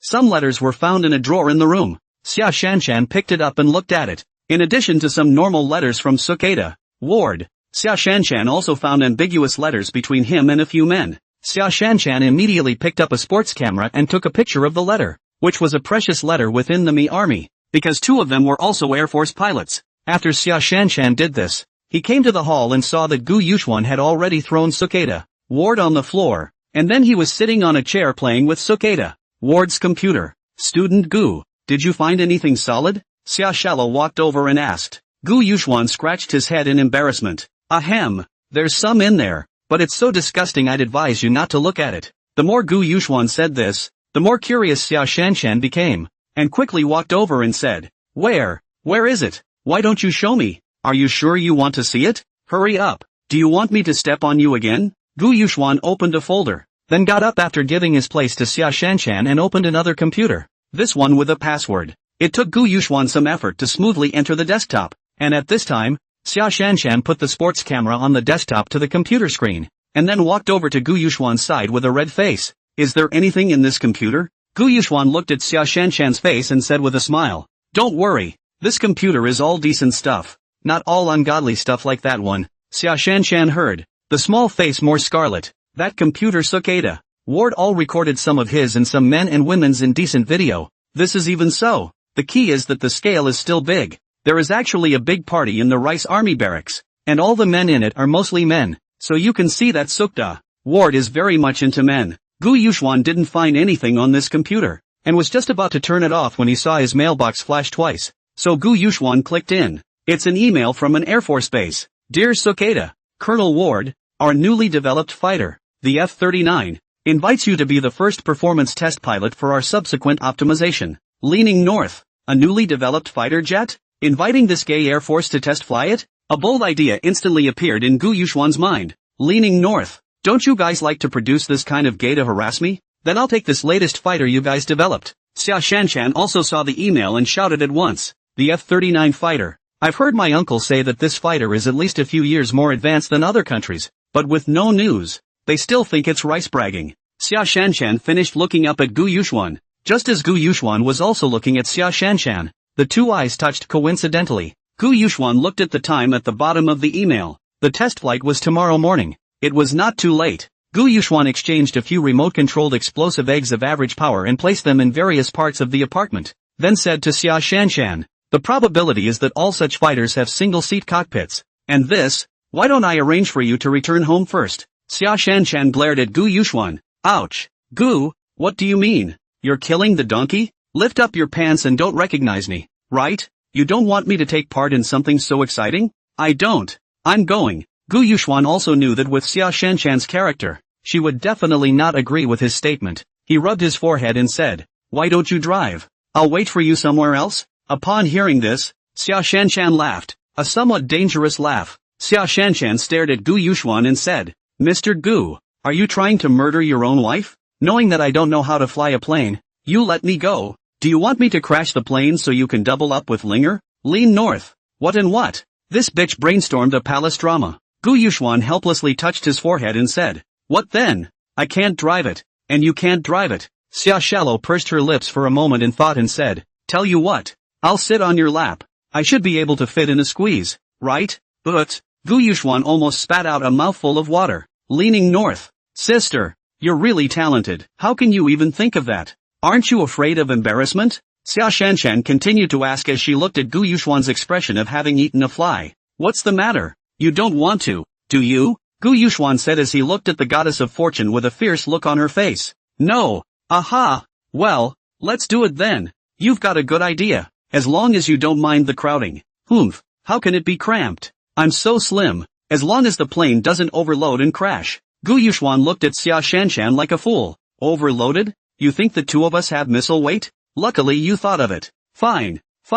I'll pretend to be Sukta then. Ward. And you can just follow me tomorrow in your invisibility cloak. Xia Shanshan is a bit upset. Can't I disguise myself as Sukta? Ward, are you looking down on women? Don't you know that women can hold up half the sky? Why can't I pretend to be him and you follow me? Gu Yuxuan glanced a few times at the two plump peaks on Xia Shanshan's chest with a strange look. Leaning north. As long as other people are not blind, you can't hide these two peaks from people, right? Xia Shanshan followed Gu Yuxuan's gaze and instantly covered her breasts. But she also instantly understood that her own superiority was too obvious and said in embarrassment, ahem, got it. I'll follow you. Gu Yuxuan looked at the time. It was still early, and Xia Shanshan took a rest at Sukeda Ward's apartment, and waited for the next day when it was dawn. Gu Yuxuan gets up and walks into the restroom and disguises himself against Sukeda Ward's corpse, and after 10 minutes, Gu Yuxuan walks out of the restroom and wakes up Xia Shanshan. After Xia Shanshan was shaken awake by Gu Yuxuan, she opened her eyes and looked at the person in front of her and jumped up violently and rubbed her eyes and exclaimed in shock, Sukda, Ward, how could you? I'm Gu Yuxuan. Only then did Xia Shanshan touch Gu Yuxuan and said, crap, Gu Yuxuan, how could you do that? If I can't even do this level of camouflage, then I still deserve to be on the killer list? Gu Yuxuan skimmed his lips and said, Xia Shanshan looked at Gu Yuxuan in front of her, and then looked at the real Sukeda Ward, outside the restroom, and said, I knock. This level of yours is not called a disguise. It can be called exactly the same. Is that your usual look also your disguise? Gu Yuxuan gave Xia Shanshan a breathless look and handed over an invisibility cloak and said, why don't you put on your invisibility cloak and we'll get ready to go to the airbase? Xia Shanshan also did not make a scene, directly put the invisibility cloak on the body. Gu Yuxuan looked at the empty surroundings and said, forget it, why don't you just wear it later? Why? Xia Shanshan's voice came from behind Gu Yuxuan, because I'm afraid I won't know if you're getting on or not, or you can just hold me. Then I'll hold you. Xia Shanshan took Gu Yuxuan's hand. Gu Yuxuan threw a few exploding eggs of average power around the apartment before taking Xia Shanshan to the car and driving towards the airbase. Xia Shallow looked at Gu Yuxuan who was disguised as Sukeda Ward. The more she looked at him, the more curious she became. How on earth did this person do it? Xia Shanshan close to Gu Yuxuan's face seriously looked at him. Gu Yuxuan suddenly opened his mouth and said, Xia Shallow, can you not lean so close to me? When the time comes, I'll accidentally punch over. Then you'll have to go see Sukata. Ward, where did people go? How did you know I was near you? Xia Shallow's mouth hardened as she returned, leaning north. It's hard for me not to know. Your nostrils are spraying on my chin. If I didn't know that Xia Shanshan was there, this feeling Gu Yuxuan would have punched over. Your breath is spraying my chin. Okay, stop it. We're going into the base now. There were several teams of heavily armed me soldiers patrolling right outside the base, and when they saw Gu Yuxuan's car coming over, they immediately stopped Gu Yuxuan's car and asked, "Who are you? What are you doing here?" "Me, Sukata, Ward," Gu Yuxuan said as he took out Sukata, Ward's ID without changing his face. The patrolling soldier said after coming forward and checking the documents and Gu Yuxuan, "So it's Sukta, Colonel Ward? What's with the drive back this time?" Leaning north. "I forgot that I rented this car myself. It seems that Sukta, Ward does not have a car." Gu Yuxuan's face did not change color, nodded and said, "This is not rushed back to have a task. Afraid to be too late, so drive. I can go in, right? You know Sukta, Ward's rank is colonel, which is already a very high rank, not to mention that he's an ace pilot at the airbase." The patrolling soldier didn't dare to make things difficult, and hurriedly handed the documents back to Gu Yuxuan, saluting a military salute and said, Sure, please," Gu Yuxuan said after receiving the documents and driving directly to a parking lot inside. Summer Shallow. "Follow me." Gu Yuxuan came to the playground not far away. There were already a lot of patrols on the playground. Gu Yuxuan looked at the soldiers around him, looking at their words and behavior. It was clear that these were not ordinary soldiers, but special elites. But thinking about it, this airbase was so important. Even the first test flight of the newly researched fighter jet was here. Even if he told the fool that it was all ordinary soldiers, he wouldn't believe it, right? Looking at the scene in front of the per capita special elite, Gu Yuxuan know that this test flight, the rice country, how much attention. This time dozens of military vehicles came to the side of Gu Yuxuan. A 4-star general with a head full of white hair came down from the first military vehicle and said to Gu Yuxuan as he patted his shoulder, "Hard at work, Sukata, Colonel Ward." "That would be my honor," Gu Yuxuan replied respectfully. Soon the personnel from the military vehicles behind them came down one after another, and soon organized themselves into several squares. And the 4-star general with a head full of white hair said to everyone, "I'm sure you all know that the reason for bringing everyone together here this time is to test fly our newest researched fighter, the F-39. I'm sure that with your position you've heard that this and the F-39 fighter will be an important strategic weapon for the future of our country and for consolidating us as the #1 country in the world in rice. So for this first test flight of the F-39, our top brass are taking it very seriously. So it's been decided to make our ace pilot Sukta, Colonel Ward, the first test pilot." Everyone applaud. Snap. The 4-star general with a full head of white hair said as he signaled that everyone was ready. "Next we have our chief designer of the F-39 to explain the basics of the F-39. Slap. Another round of applause. An old man in his 70s said as he was being assisted in the car. "I'll give you a brief explanation of the F-39. A fighter jet with a length of 30 meters and a wing width of maximum takeoff weight of 60 tons. But what we're most proud of with this fighter, we have 3 engines at the same time. A main engine fueled by energy." The old man took a sip of water and proudly continued. "A gasoline-fueled sub-engine and another fueled by gunpowder, 50 grams of which can fly thousands of kilometers." Wow! There is a clamor below. Using gunpowder as fuel is incredible enough. What is the concept of 50 grams of gunpowder flying thousands of kilometers? That's only the amount of gunpowder in 3 bullets. Only when the people below had all slowed down in shock did the old man continue to speak with satisfaction. "This fighter can reach a top speed of 30 times the speed of sound. Has an anti-surveillance capability that is undetectable by all radars to date, and can take off in a straight-line catapult, carrying 30 small tracking missiles, 30 medium trajectory tracking missiles, and 3 disintegration nukes, as well as laser beam machine guns and electromagnetic cannons. I can guarantee that all aspects of this fighter's combat performance are definitely far ahead of other countries for at least a few years. But of course this is just data, and it's up to you all to do the actual maneuvering." The 4-star general with a full head of white hair immediately said, "I don't need to repeat the importance of this first test flight of the F-39. This first flight will be by Sukata, Colonel Ward, and after he flies the rest of you pilots in turn. Sukata, Colonel Ward, step forward." Gu Yuxuan immediately took a step forward and stepped out of the line. And the 4-star general with a head full of white hair looked at Gu Yuxuan seriously and asked, "Sukta, Colonel Ward, would you please tell us out loud whether you are confident in causing this first test flight mission of the F-39 or not?" Gu Yuxuan replied with an aura of sheer determination emanating from his body. "Report, sir. I'm confident." The 4-star admiral with a full head of white hair said with a satisfied nod, "Go ahead and get ready to board." The 4-star admiral then made a motion towards the back. A rumbling sound rang out, and the ground a few hundred meters away split in half as the F-39 fighter slowly rose up. Seeing the F-39 fighter not far away, everyone present couldn't help but breathe sharply, and Gu Yuxuan was even looking at the good-looking fighter without blinking. At the 4-star admiral's gesture, Gu Yuxuan jogged all the way to the F-39's feet and borrowed a ladder to the cockpit of this fighter. "Summer Shallow, are you coming up?" Gu Yuxuan had just finished asking when he felt a pressure on his body. Well, how come this cockpit is so small?" Xia Shanshan's voice came over in front of Gu Yuxuan. "Sit down." After Gu Yuxuan finished saying this, without waiting for the ground crew below to signal, Gu Yuxuan directly operated it, and as Gu Yuxuan pressed a few buttons, boom boom boom, with a loud roar, the F-39 took off in a direct dryland takeoff and shot straight up into the sky, quickly disappearing from the eyes of the airbase crowd. Looking at the F-39 that suddenly took off without listening to the command, the 4-star admiral immediately said to the officer beside him, "What's going on with this cicada? Ward, contact him immediately. I want to know what's going on." Soon the crowd followed the 4-star general to the tower of the airbase, where they were relieved to see the F-39, which had returned to hovering overhead. "This cicada, Ward, is really good at bluffing. Contact him to come down." The tower contacted Gu Yuxuan over the radio. "Cicada, Ward, your test flight mission is complete. Please stop showing off your skills and return to base as soon as possible." On the airplane, Xia Shanshan said as she sat on Gu Yuxuan's lap, "So this is the newest fighter plane from the US? It doesn't look like much, does it?" Gu Yuxuan said as he looked at Xia Shanshan. "You'll see what this fighter can do in a minute. For now you keep quiet and I'll communicate with them in Japanese." "Okay." Xia Shanshan already knew what Gu Yuxuan was trying to do.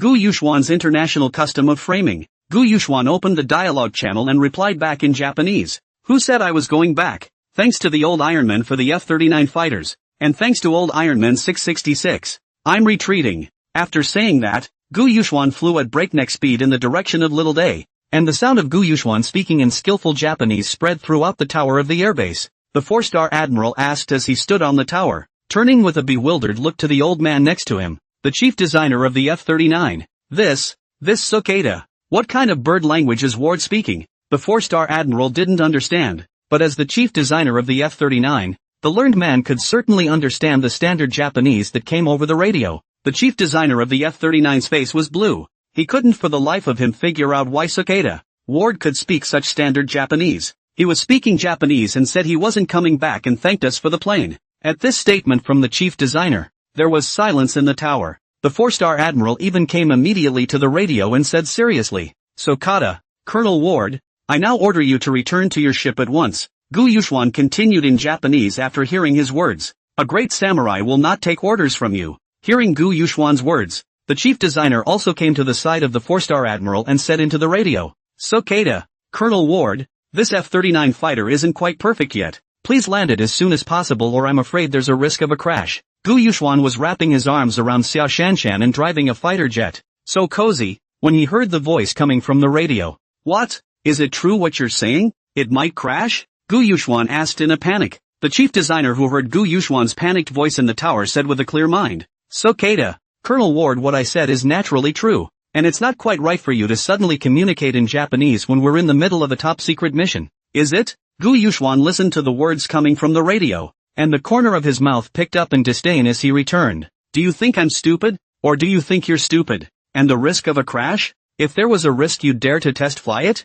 It's my freedom to communicate in whatever language I like." "Sire." The chief designer was scolded by Gu Yuxuan in this chopping manner, and was suddenly confused as a whole, turning his head to look at the 4-star admiral and the head of the airbase with an unkind expression on his face. "Is this the ace pilot your military recommended to me? For such an important test flight mission, you guys actually recommended me a guy like this?" The head of the airbase bowed his head and said coyly, "Cicada, Ward wasn't like this before. He's just a man obsessed with fighters and absolute speed. Don't worry, we'll punish him severely when we return to the ship." Full of white hair on the face of the 4-star admiral at once also more or less a little hung up. This cicada, Ward, is his carefully selected ace pilots. Now that he had actually made such a big joke, the 4-star admiral hastily recalled the information that the airbase had given him about Sukta. Ward, profile cicada. Ward has no problems other than a bit of a weird hobby. As for that, a little bit of Dragon Yang's quirks in the free and open rice country is not a big deal. After all, in this free country who still do not have a little bit of quirks? For example, the 4-star admiral he himself is interested in lorry. Cough cough far away. the 4-star admiral hastily said to the head of the airbase. The information you gave me didn't say Sukata. Ward is fluent in Japanese, and he's now a threat to national security like this. And this is your ace pilot? The head of the airbase is a disgrace. You handpicked your 4-star general, and now that something's wrong, you're blaming it all on me? That's too much, isn't it? But the person in charge of the airbase had no choice but to say with a stiff upper lip, as the official was a big man. Knowing a few foreign languages shouldn't be too much of a stretch in this day and age, should it? And it's true that he's technically the most suitable candidate to test fly the F-39. The chief designer asked with a quick wave of his hand, interrupting the conversation between the 4-star admiral and the 4-star general. Now Sukata, where has Colonel Ward arrived? And it is of the utmost importance that he should hasten his return. As soon as the words left his mouth, the soldier in charge of reconnaissance on the tower immediately said, Sukta, the F-39s flown by Colonel Ward are circling above us. Gu Yuxuan flew the airplane back towards the airbase, and Xia Shanshan, who was sitting in Gu Yuxuan's lap, said, Gu Yuxuan, why are you flying back again? You can even see the Mi Army's airbase. Gu Yuxuan smiled mysteriously at Xia Shanshan. Didn't I let you enjoy the most splendid fireworks of the small days last time? This time I'll let you see the most brilliant fireworks in the free rice country. After saying that, Gu Yuxuan took out the remote controls and pressed down. Boom boom boom. Wolfam's apartment was blown to rubble by a couple of moderately powerful exploding eggs that Gu Yuxuan had placed there. Xia Shanshan looked at the tiny explosion. Especially when looking down on the sky, it was even smaller. Could it be compared to that gorgeous fireworks in the small days? Before Xia Shanshan could taunt Gu Yuxuan, she saw Gu Yuxuan's right hand leave the joystick and open the protective cover of a red button. Summer shallow. Do you press or do I? Natsuya said in disbelief. Che, I'll press it. Let's see what kind of tricks you pull. Xia Shanshan continuously pressed twice on that button as soon as she spoke. Whoosh, whoosh, wow. 2 disintegration nukes instantly shot out on both wings of the F-39 towards the airbase, and in midair the 2 disintegration nukes swished and split into 60 smaller nukes. In unison, they shot sharply toward the airbase, and that chief designer on the tower, the 4-star admiral and the crowd, watched the scene with dumbfounded amazement. How could they not expect Sukta? Ward actually dared to do this, before they had time to wait for them to think more. Boom boom boom, boom boom boom, fires shot out in all directions. A huge mushroom cloud appeared one after another. The airbase's ground-to-air defense system was instantly activated, but it couldn't withstand the close-range attack of 60 small nuclear bombs. The entire airbase was instantly obliterated by dozens of nuclear bombs. Such a huge explosion that the entire Las Vegas, and even the entire country of Rice, was thrown into a panic. Even Gu Yuxuan and Xia Shanshan on the fighter jet were shaken by the aftermath of the dozens of nuclear bomb explosions, causing the fighter jet to flip a few times in the air. People's earthquakes and carquakes.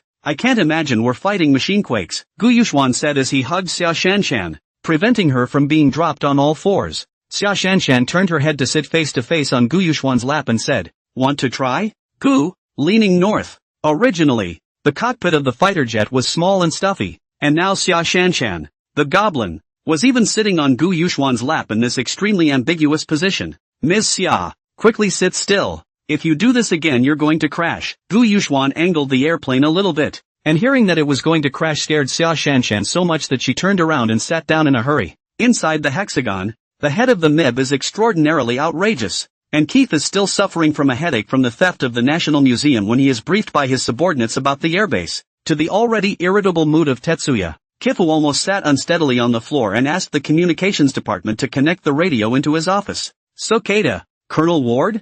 This is special departure. Kifu, what the hell is going on here and why did you attack the airbase? I am ordering you to stop immediately and be investigated. Extraordinarily, Kifu said to his subordinate immediately after he finished. Immediately contact the fighter groups near F-39 to intercept him, and have the Federal Air Force go after F-39 immediately as well. Even if they destroy him, they can't allow him to leave the Mealing airspace. Gu Yuxuan said in standard Japanese with a light laugh. So you're the extraordinarily outrageous, Kifu the funny chieftain? It's none of your business. Don't point fingers at the great warrior of the empire of his little day. Listening to Gu Yuxuan's wave of words that were pulling full of mocking value, tepid Kifu's face became very ugly as he said, You're a little day person? You dare to provoke your Mibaba? Let me catch you and you'll know what cruelty is. Gu Yuxuan said with great disdain, Our great Bushido spirit will not take any threats. Not to mention you are just an overgrown toothless tiger. We won't be afraid of you in our little day. As soon as Gu Yuxuan finished speaking, the F-39's radar suggested that several airplanes were flying towards his direction in a closed circle.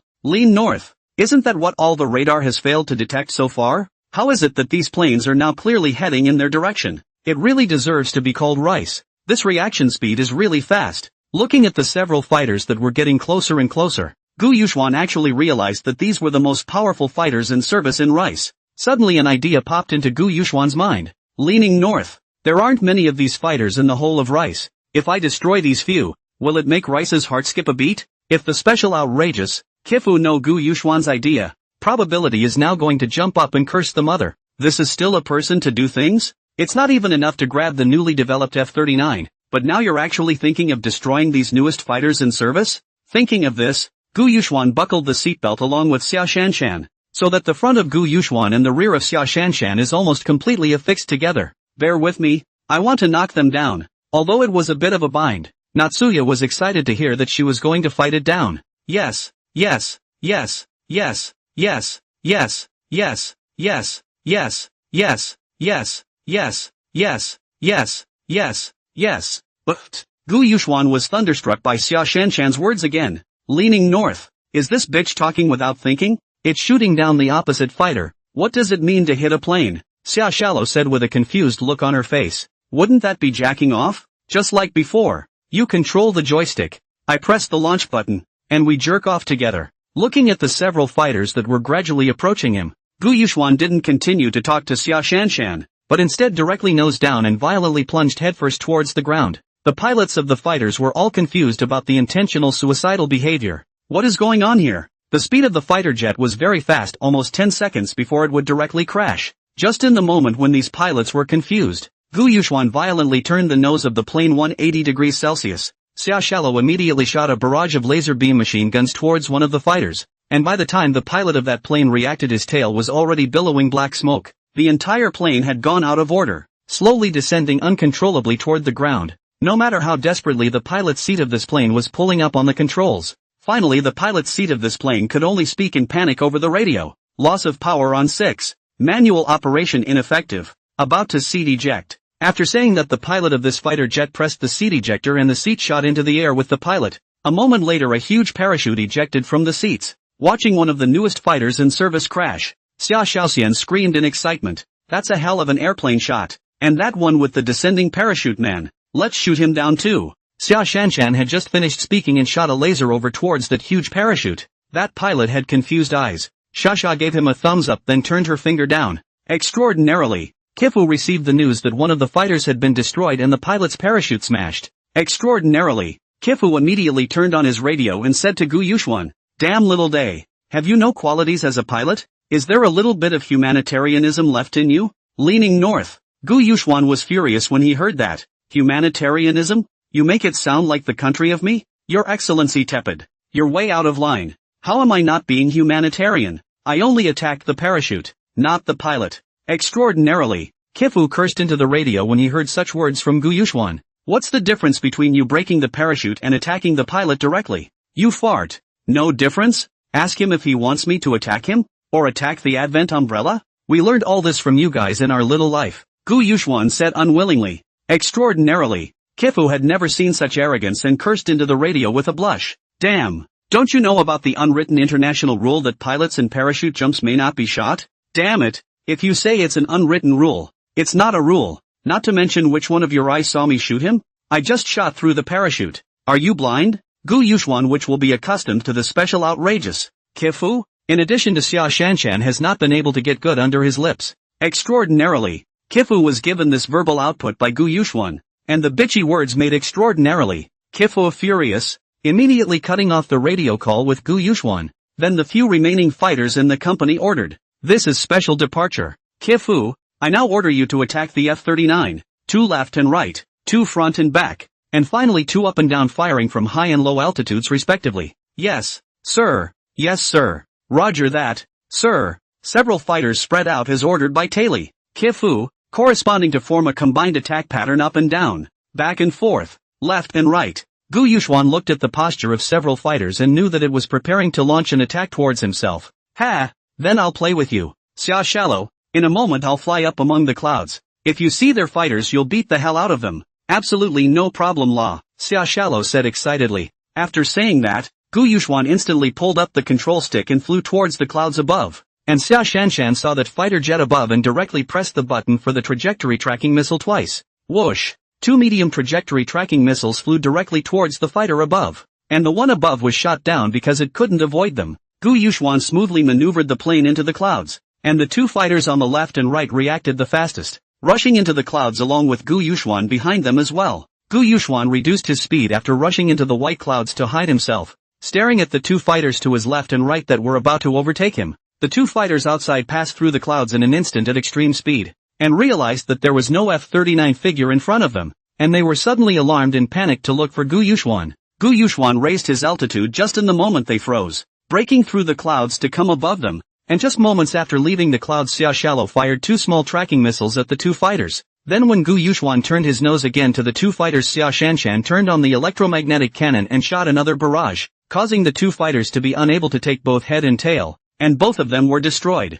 At this time, the fighter that had been following Gu Yuxuan's plane above had also reacted and rushed into the clouds, and all they saw was a cloud and 2 destroyed fighters that were falling. The other 2 fighters then rushed into the clouds to come, and the 3 fighters were searching for Gu Yuxuan in the middle of the clouds. Due to their radar not being able to spot Gu Yuxuan, so they also didn't realize that Gu Yuxuan was right above them, and Gu Yuxuan and Xia Shanshan looked down at the fighters running around below with a lack of interest. Gu Yuxuan didn't count playing with the fools that were running around below, and most importantly, Gu Yuxuan didn't want to waste it and wanted to take the 2 fighters that he had just destroyed into space. After pulling away above their heads for some time, Gu Yuxuan violently broke through the clouds downwards, turning on silent mode to come to a low altitude. After stowing the 2 fighters he had just shot down into space, Gu Yuxuan looked at a large open space on the ground, and after descending the fighter, he opened the seatbelt, only to see that Xia Shanshan's clothes were all wrinkled. Thinking that it must have just been strangled out by the seatbelt, Xia Shanshan organized her clothes and looked at Gu Yuxuan and said,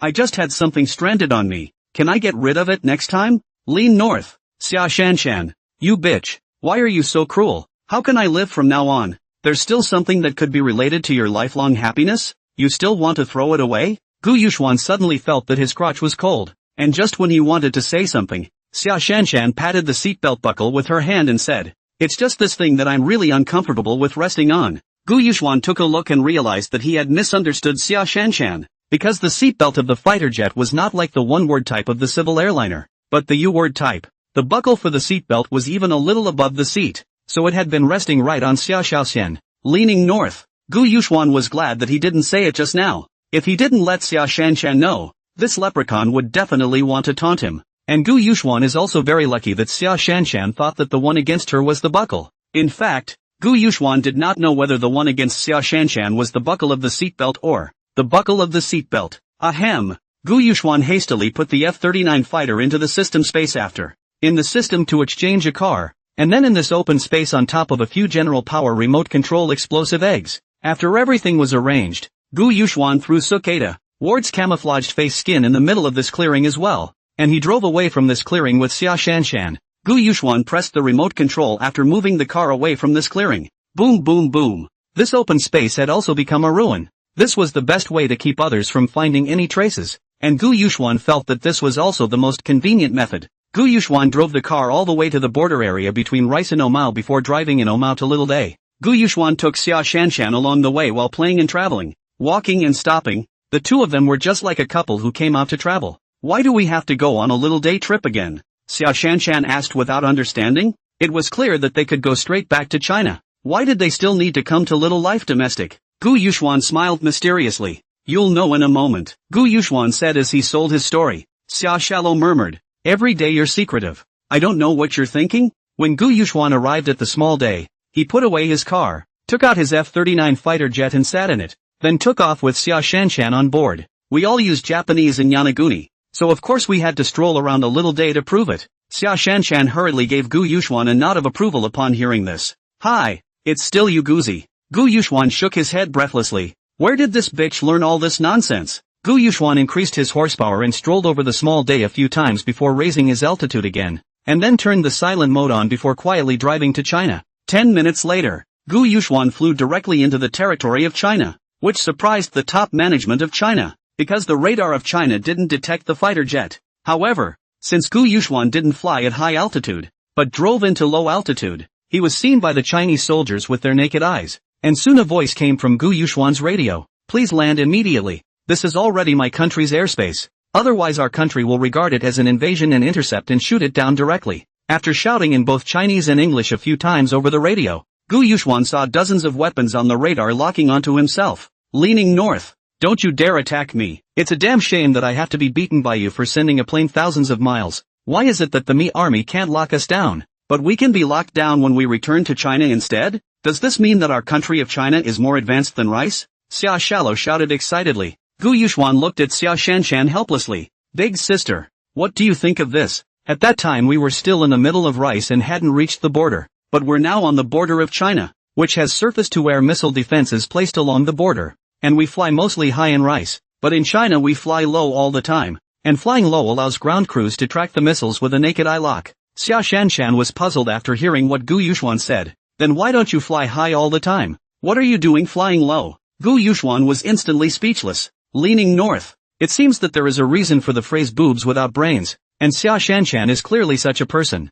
This is China, not the United States. Radar cannot be detected, but I fly low means I have no harm. Not to mention that we do not need to land.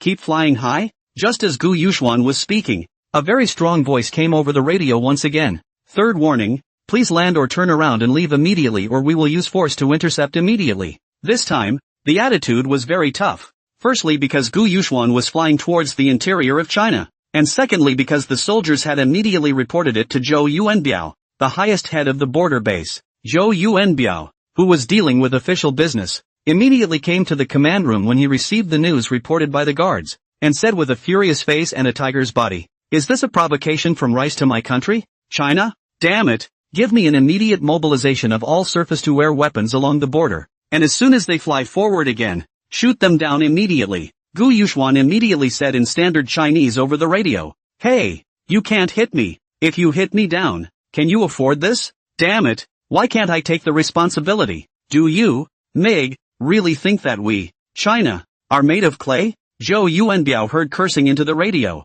"Put your dog shit. Who told you that I am from the United States? I'm a pure Chinese man. You can't afford to break it. I'm here to deliver the plane." Gu Yuxuan in this aspect of playing the mouth cannon in addition to Xia Shanshan has not really falsehood. The old man negative. What? What are you kid talking about? Zhou Yuanbiao reacted before he could finish his sentence. Sending an airplane? The corner of Gu Yuxuan's mouth picked up. Now you know how powerful I am, don't you? Little bastard. You still dare to be stubborn with me? I said, I came to deliver the airplane. If you don't believe me, contact Minister Xia of the Ministry of State Security or Fan Zhangwo of your military and ask them. Listening to the voice coming from the radio, the entire command room of the border base was quiet, because this was too unbelievable. Sending the fighters of rice? Is this something that regular people can do? But Zhou Yuanbiao is aware of what Gu Yuxuan said about Minister Xia and Fan Zhangwo. Minister Xia he is not familiar with, but Fan Zhangwo is his head. Zhou Yuanbiao said to the people around him, all surface-to-air weapons at the border remain on standby, but no attacks without my order. Go, clear a runway and prepare to land the boy. After Zhou Yuanbiao set everything up, he immediately dialed his superior, Fan Zhangwo. Soon, Fan Zhangwo's voice came from the phone. Old Zhou what's the matter with finding me? Zhou Yuanbiao didn't dare to speak like he did to Gu Yuxuan at this time, but said respectfully, Chief, I did come to you about something, which, well, it's kinda unbelievable to say the least, so I decided it would be better to ask you about it. After Zhou Yuanbiao described the situation over here, he quietly waited for Fan Zhangwo's instructions over the phone. You're saying that someone stole the MiG fighters and gave them to us, and now it's over your border base? And gave my name and that of Minister Xia of the Ministry of State Security? Fan asked, holding the phone. Chief, yes, he pilots a fighter we've never seen before and none of the radars can detect it. By the way, this kid dislikes people a lot and speaks with barbs, Zhou Yuanbiao said. Fan Zhangwo pondered for a while. Rice, Minister Xia, can't this only be Gu Yuxuan? But didn't they agree to pick them up at the border of rice? How come you've come straight back to China now, and you've even brought back a marvelous-looking fighter jet? Fan Zhangwo immediately said. Now immediately put the border bases on level 1 alert. I'm flying over right now, and be careful to make sure you block all news from leaking out. Zhou Yuanbiao, who received Fan Zhangwo's instructions, subconsciously stood at attention and saluted at the phone. The chief promises to complete the mission. Fan Zhangwo, who hung up the phone, immediately called Minister Xia to come over and go to the border base with himself. While waiting for Minister Xia to come over, Fan Zhangwo still dialed a phone after hesitating in the office. "Chief, I have something important to report," an old, strong voice said from the other end of the phone. "General Fan, you say." Fan Zhangwo reported Gu Yuxuan's situation in detail with the Supreme Head. After hearing Fan Zhangwo's words, the caller said after thinking for a while, "You did a good job. I'm afraid that this matter will be an opportunity for the Mi Congress to make trouble. The next may have to be hard with them. You and Lao Xia to do as you want. The rest to me." Fan Zhangwo, who was instructed by the Supreme Chief, did not dare to delay for a moment, and immediately boarded the airplane with Minister Xia, who had rushed here in a hurry. Minister Xia, who was unaware of this on the airplane, asked towards Fan Zhangwo, "Old Fan, what's going on here? Looking for me over in such a hurry?" Fan Zhangwo said as he sat in his seat on the airplane and glanced at Minister Xia. "Anxious? This is a matter of instructions from the Supreme Chief himself." Minister Xia froze after hearing this and said after a pause, "What's going on? Alarmed the Supreme Chancellor?" Fan Zhangwo also no longer sells, taking advantage of the airplane on the things they know to the summer minister to say in detail. "What? This kid got another fighter jet? Last time he got a J-20B in Little Day. This time he won't get an F-35 in the MiG, right?" Minister Xia's words are obviously high hopes for Gu Yuxuan. "We must know that the F-35 is the most powerful fighter in service in the United States is not one of them.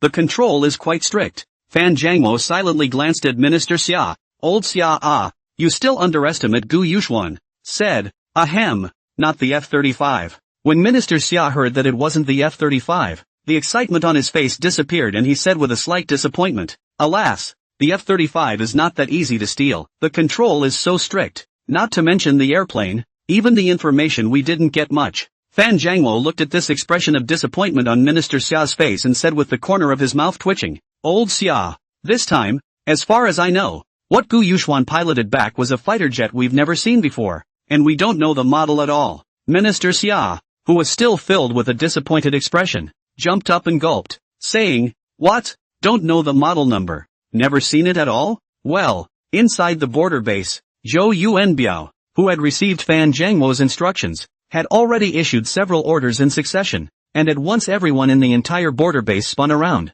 Zhou Yuanbiao once again came to the command room to go back and forth arranging various things at the base, including clearing a runway for Gu Yuxuan to land. After everything was arranged, Zhou Yuanbiao once again opened the radio to talk to Gu Yuxuan and said, "We have verified your party's identity. General Fan and Minister Xia are on their way here, and right now my base is clearing the runway for you in preparation for your landing." Gu Yuxuan said after hearing Zhou Yuanbiao's words, "I told you that you can't afford to take this responsibility and you didn't believe me now do you? Really? It seems you're just majorly a rebel and won't listen to advice." Zhou Yuanbiao was immediately choked by Gu Yuxuan's words, but now he could only choose to ignore Gu Yuxuan and turned his head towards the communicator in his hand to ask, "Is the runway cleared? Have the ground crew lights been arranged? Are the roads around the base guarded?" Just as Zhou Yuanbiao finished speaking, the communicator in his hand immediately rang. "The runway has been cleared. All ground equipment has been checked and all personnel are on standby. A level 1 alert has been put in place all around the base, and the radar battalion has maxed out its radar."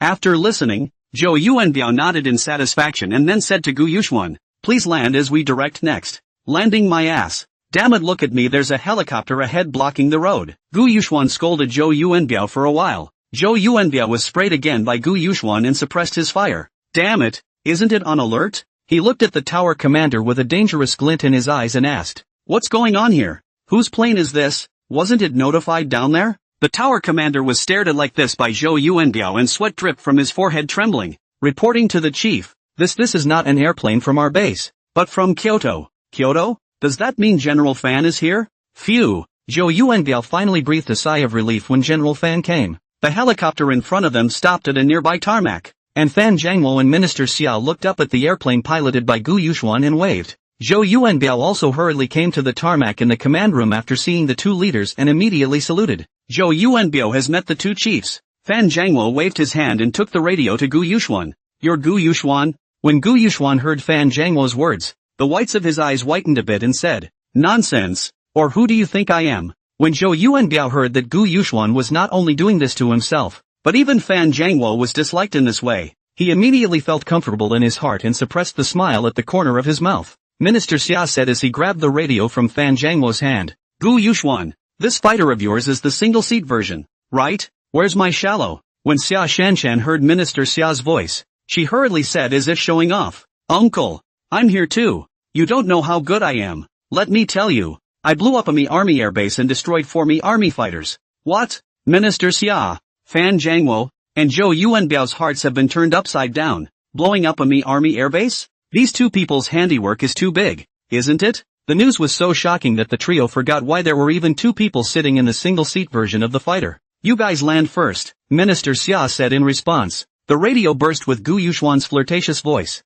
We would have landed a long time ago if it wasn't for that bullshit helicopter from nowhere. And if I wasn't afraid that Uncle Chicken Hair would have a hard time with you guys, I would have just shot that helicopter down. At those words, Minister Xia and Fan Zhangwo's faces darkened. This kid was mocking them for just blocking his landing? Don't talk poorly, land quickly or I won't let my family's Asuna go out with you next time. Leaning north. I can't believe I gave Chicken Hair Lao a chance to catch my soft spot. Ugh. Later, I'm going to pick up 2 airplanes coming down with me. And you guys clear the field so we can land all 3 together. After saying that, Gu Yuxuan didn't care about the doubts of the crowd and maneuvered the plane towards the high-altitude clouds, releasing the 2 F-35 fighters that were in the system space. The 2 fighters were steadily placed on the wings of the F-39 by Gu Yuxuan, and Xia Shanshan instantly took out her sports camera to capture this incredible scene. The 2 F-35s were mounted on the wings of the F-39s and slowly descending, and with a slight loss of balance, the 2 F-35s would have simply crashed. Gu Yuxuan carefully maneuvered the plane,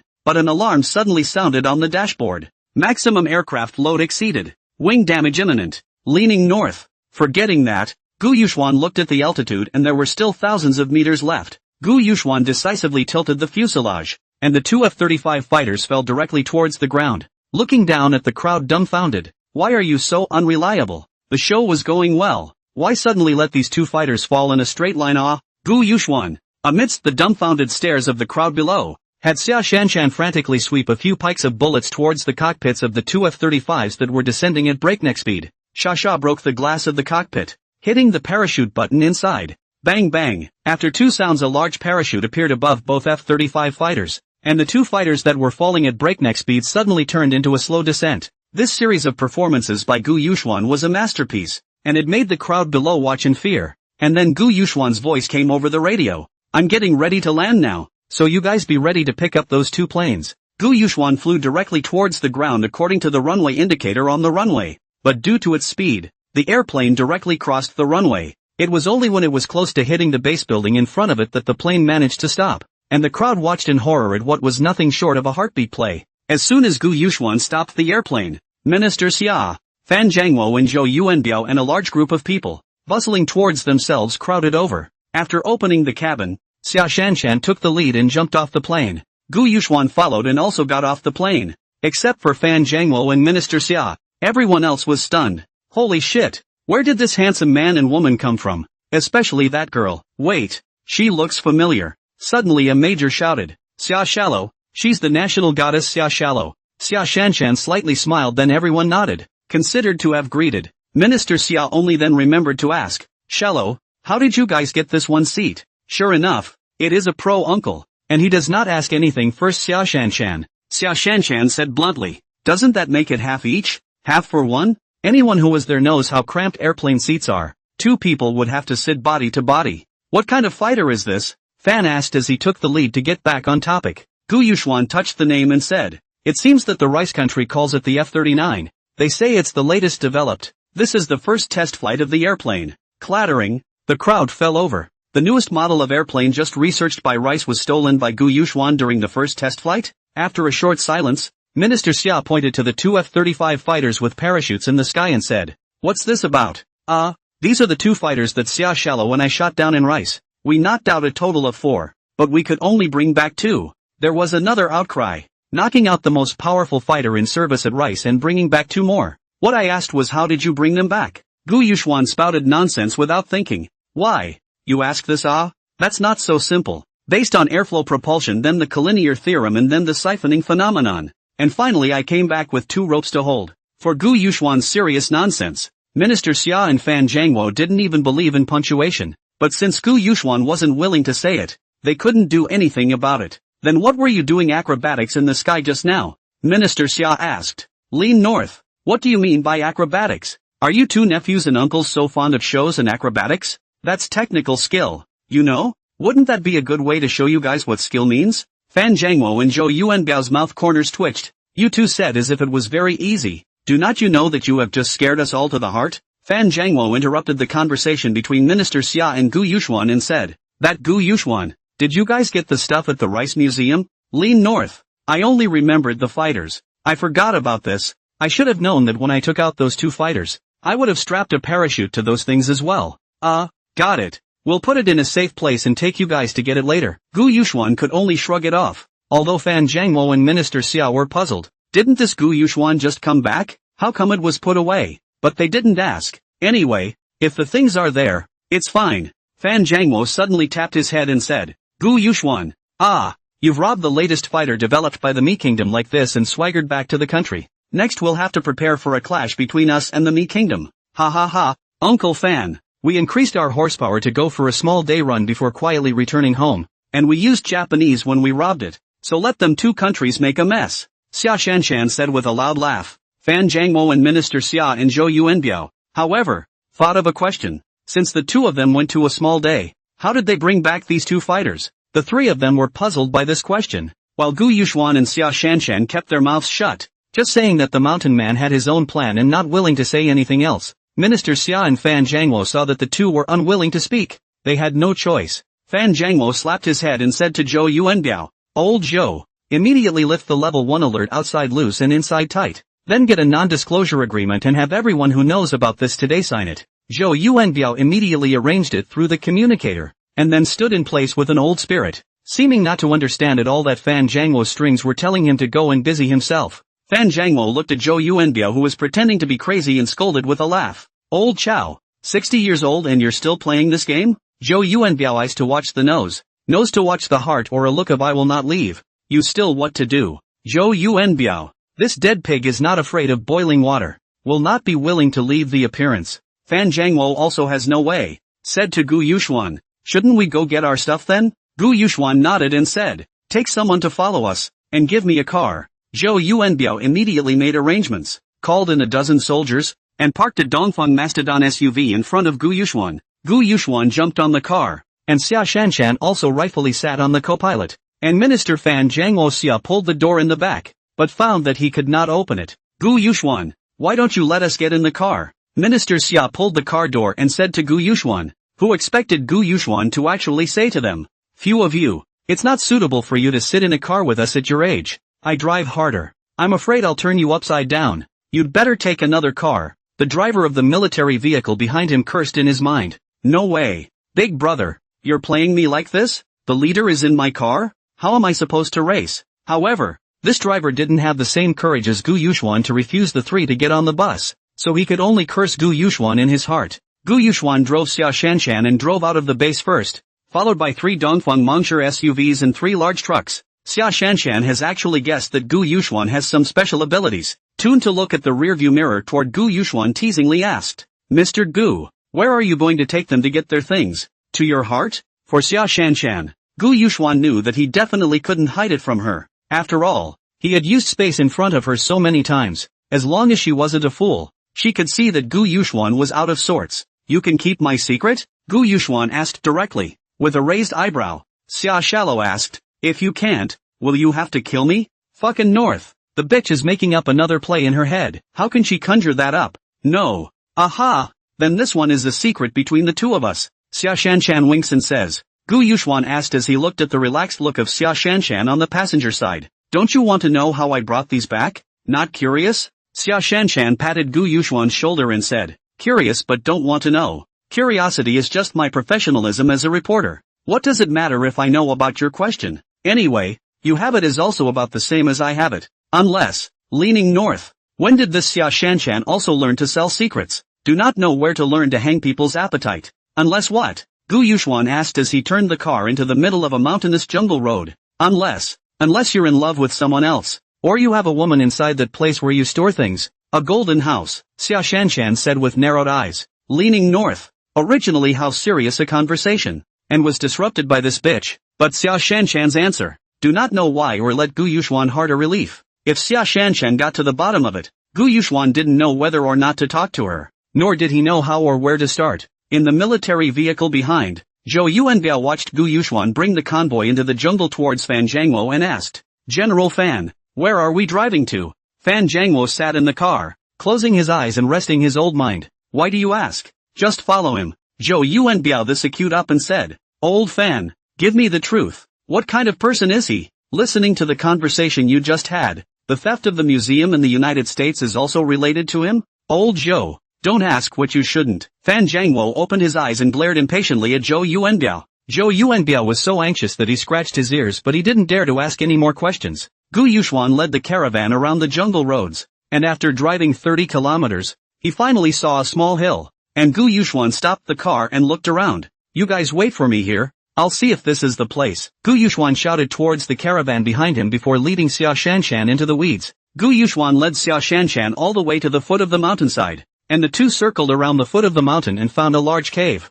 After Gu Yuxuan took Xia Shanshan inside to explore a bit, he found that there was a lot of space inside, and the ground was flat, so putting artifacts inside wouldn't damage the artifacts. Leaning north, if I hadn't just forgotten that there were museums and all that stuff, I would have known better than to put those two F-35s here too. That wouldn't have caused so much commotion. Gu Yuxuan, who was feeling remorseful, was interrupted by Xia Shanshan. Mr. Gu, should I go out first? No need. After saying that, Gu Yuxuan waved his hand and released all the artifacts in the space, and the originally empty cave was instantly piled with various artifacts. Gu Yuxuan, who had done all this, clapped his hands and said towards Xia Shanshan, who was looking at the dazed Xia Shanshan in front of him, Go. Although Xia Shanshan had seen Gu Yuxuan change things out or make things disappear for no reason many times, this time when he changed out so much, he still left Xia Shanshan dumbfounded. It wasn't until Gu Yuxuan spoke out that Xia Shanshan reacted. Okay, well be right there. Gu Yuxuan and Xia Shanshan turned around and walked out of the cave, when they saw three figures not far away in a sizzling manner, which caused Gu Yuxuan to raise his eyebrows at the three old codgers. But it's good to save yourself from walking back, Gu Yuxuan said towards the three. Come on out. The stuff is in here. Hearing the sound of the three, knowing that he had been discovered by Gu Yuxuan, Fan Jiangwo simply stood up and scratched his head and laughed. We didn't mean to follow you. It was a fear that you wouldn't be safe. Gu Yuxuan and Xia Shanshan glanced at each other. What this great General Fan said might not even be believable to him, right? But the two didn't point it out. The stuff is all here, so you can put someone to work. As soon as Gu Yuxuan's words fell, Zhou Yuanbiao waved his hand towards the dozen or so soldiers on the main road not far away, signaling them to come over. When the crowd arrived, Gu Yuxuan and Xia Shanshan led the crowd to see the cave full of artifacts, and the crowd was immediately stunned jaws by the cave of artifacts inside. Zhou Yuanbiao even swallowed his saliva to moisturize his dry and bitter throat and said, Damn, you're really taking the rice museum in one pot. Ha, so many things, I brought these few people, how can this be moved? Gu Yuxuan looked at the stupefied crowd with his arms around his chest and spread his hands, saying, I asked you to bring people. Who knew these were the only ones you'd bring? Damn, this kid, he is not unaware of how many people he brought. Zhou Yuanbiao was just ready to dislike back, but fiercely realized that he was not an opponent. Fan Jiangwo hurriedly said to Zhou Yuanbiao, Old Zhou, hurry up and call for help. Zhou Yuanbiao hurriedly let the soldiers go out to contact more people to come over to help, while Fan Jiangwo, Minister Xia and Zhou Yuanbiao, three people already cannot wait to jump into the pile of artifacts. Looking around, the trio carefully traveled through the artifacts, which came from all eras. This is the Tang Dynasty's pounding picture? Minister Xia suddenly exclaimed as he looked at the scroll in front of him, causing Fan Jiangwo and Zhou Yuanbiao to both gather around. Indeed, this is indeed a pounding map from the hands of a great Tang Dynasty master, but wasn't it long rumored to have been burned by the foreigners? Fan Jiangwo said after picking up the pounding diagram and carefully examining it. After the three of them sighed a bit, gently pounding the map down, once again went in the artifacts to look up. Gu Yuxuan looked at the three people who were struggling to find, said, the three-legged tripod and the seal of transmission are in the center. After hearing this and following the location of Gu Yuxuan's finger, all three of them immediately stopped the movements of their hands and walked quickly towards the center area. After coming to the center area and looking around, the three of them finally saw a three-legged tripod and the jade seal of transmission quietly placed on the ground. Fan took a deep breath and exhaled, opened the glass cover of the tripod, reached into the interior of the tripod and carefully touched it. Fan Jiangwo's movements are very small. It can be seen that he is very afraid of damaging this cultural relics. Aside from the summer minister and Zhou Yuanbiao stared nervously at the hands of Fan Jiangwo. Not long after, Fan touched out a chip the size of a soybean. Phew, the three finally breathed a sigh of relief. Fan Zhangwo was even more careful to put the three-legged tripod in the glass cover, for fear of damaging a single point. After Fan Zhangwo and Minister Xia studied for a while to determine the authenticity of the chip's absence, Minister Xia looked to Gu Yuxuan who was at the side and said, Gu Yuxuan, you're being unkind. Since you knew that this three-legged tripod and the jade seal of transmission were together, you didn't talk to us about it, and you made us look for it inside for so long. North, I wasn't sure the chip was in the tripod. Can you blame me? I'm lazy. It's healthier to look for it. That's because you guys didn't ask me either, right? What is this thing though? You guys are actually that nervous about it? Gu Yuxuan said. Fan Zhangmo said mysteriously. This is the practical information of our air and space mothership and the missiles against the White Elephant State. The troop deployment map. I can only tell you that much. If you don't understand, you search yourself. Leaning north. Air and space carrier. I wonder if the system can redeem it. After saying that, Fan Zhangmo and the three of them observed the heirloom jade seal through the glass cover. It's really worthy of being a jade seal carved out of Hishir Bai, Fan said. Minister Xia gently opened the glass cover, but his hand still did not dare to touch the heirloom jade seal and said, This is the first heirloom jade seal of my country, China. I don't know where Rice got it. Zhou Yuanbiao also circled around the jade seal of transmission and said, Damn it, wherever them international bandits got it before, it's our country's now anyway. Fan Zhangwo looked at Gu Yuxuan and Xia Shanshan on the side who wanted to speak, and after thinking for a moment he still asked, So what are you going to do with all this stuff? Gu Yuxuan spread his hands and looked at Xia Shanshan, who felt Gu Yuxuan's gaze and pointed to herself and asked, I'll take care of it? Leaning north. Originally to go to the rice country is what you mean. Now actually look surprised. Gu Yuxuan held his forehead and said, Or what? My Ms. Summer. Xia Shanshan style glanced at Gu Yuxuan. This Gu Yuxuan oldie modest. What is called your Miss Xia? But Xia Shanshan still heart-sweetly said, Well, how about this? Why don't you take care of it, uncle? Hearing that Minister Xia's hand holding the glass cover of the Transfiguration jade seal shivered for a moment, he hurriedly put down the glass cover and stood up pointing his nose towards Xia Shanshan and said, What? I'll take care of it? Gu Yuxuan looked at Minister Xia this and Xia Shanshan as the same action. The heart thought that these two people this is worthy of two uncle and nephew whether it is the tone of voice or action are extremely similar. Xia Shallow looked at Minister Xia with eyes like a fool. What are you excited about? It's not like I'm giving it to you. I'm just letting you handle it. Yeah, what else can I do with it? Do we work so hard to bring things back home and sell them in other countries? You can turn it into the state if you want, or get your own museum. Hearing Xia Shanshan's words, Fan Zhangwo and Zhou Yuanbiao's faces were dumbfounded. This old Xia really has a good niece and niece-in-law. It really makes people envious and jealous. And do what you want with that F-39 and those two F-35s, but you can keep my J-20B for me. Gu Yuxuan also hastened to say, These fighters Gu Yuxuan is not accustomed to driving, the single-seat version of the thing or the old rice thing, driving out too eye-catching,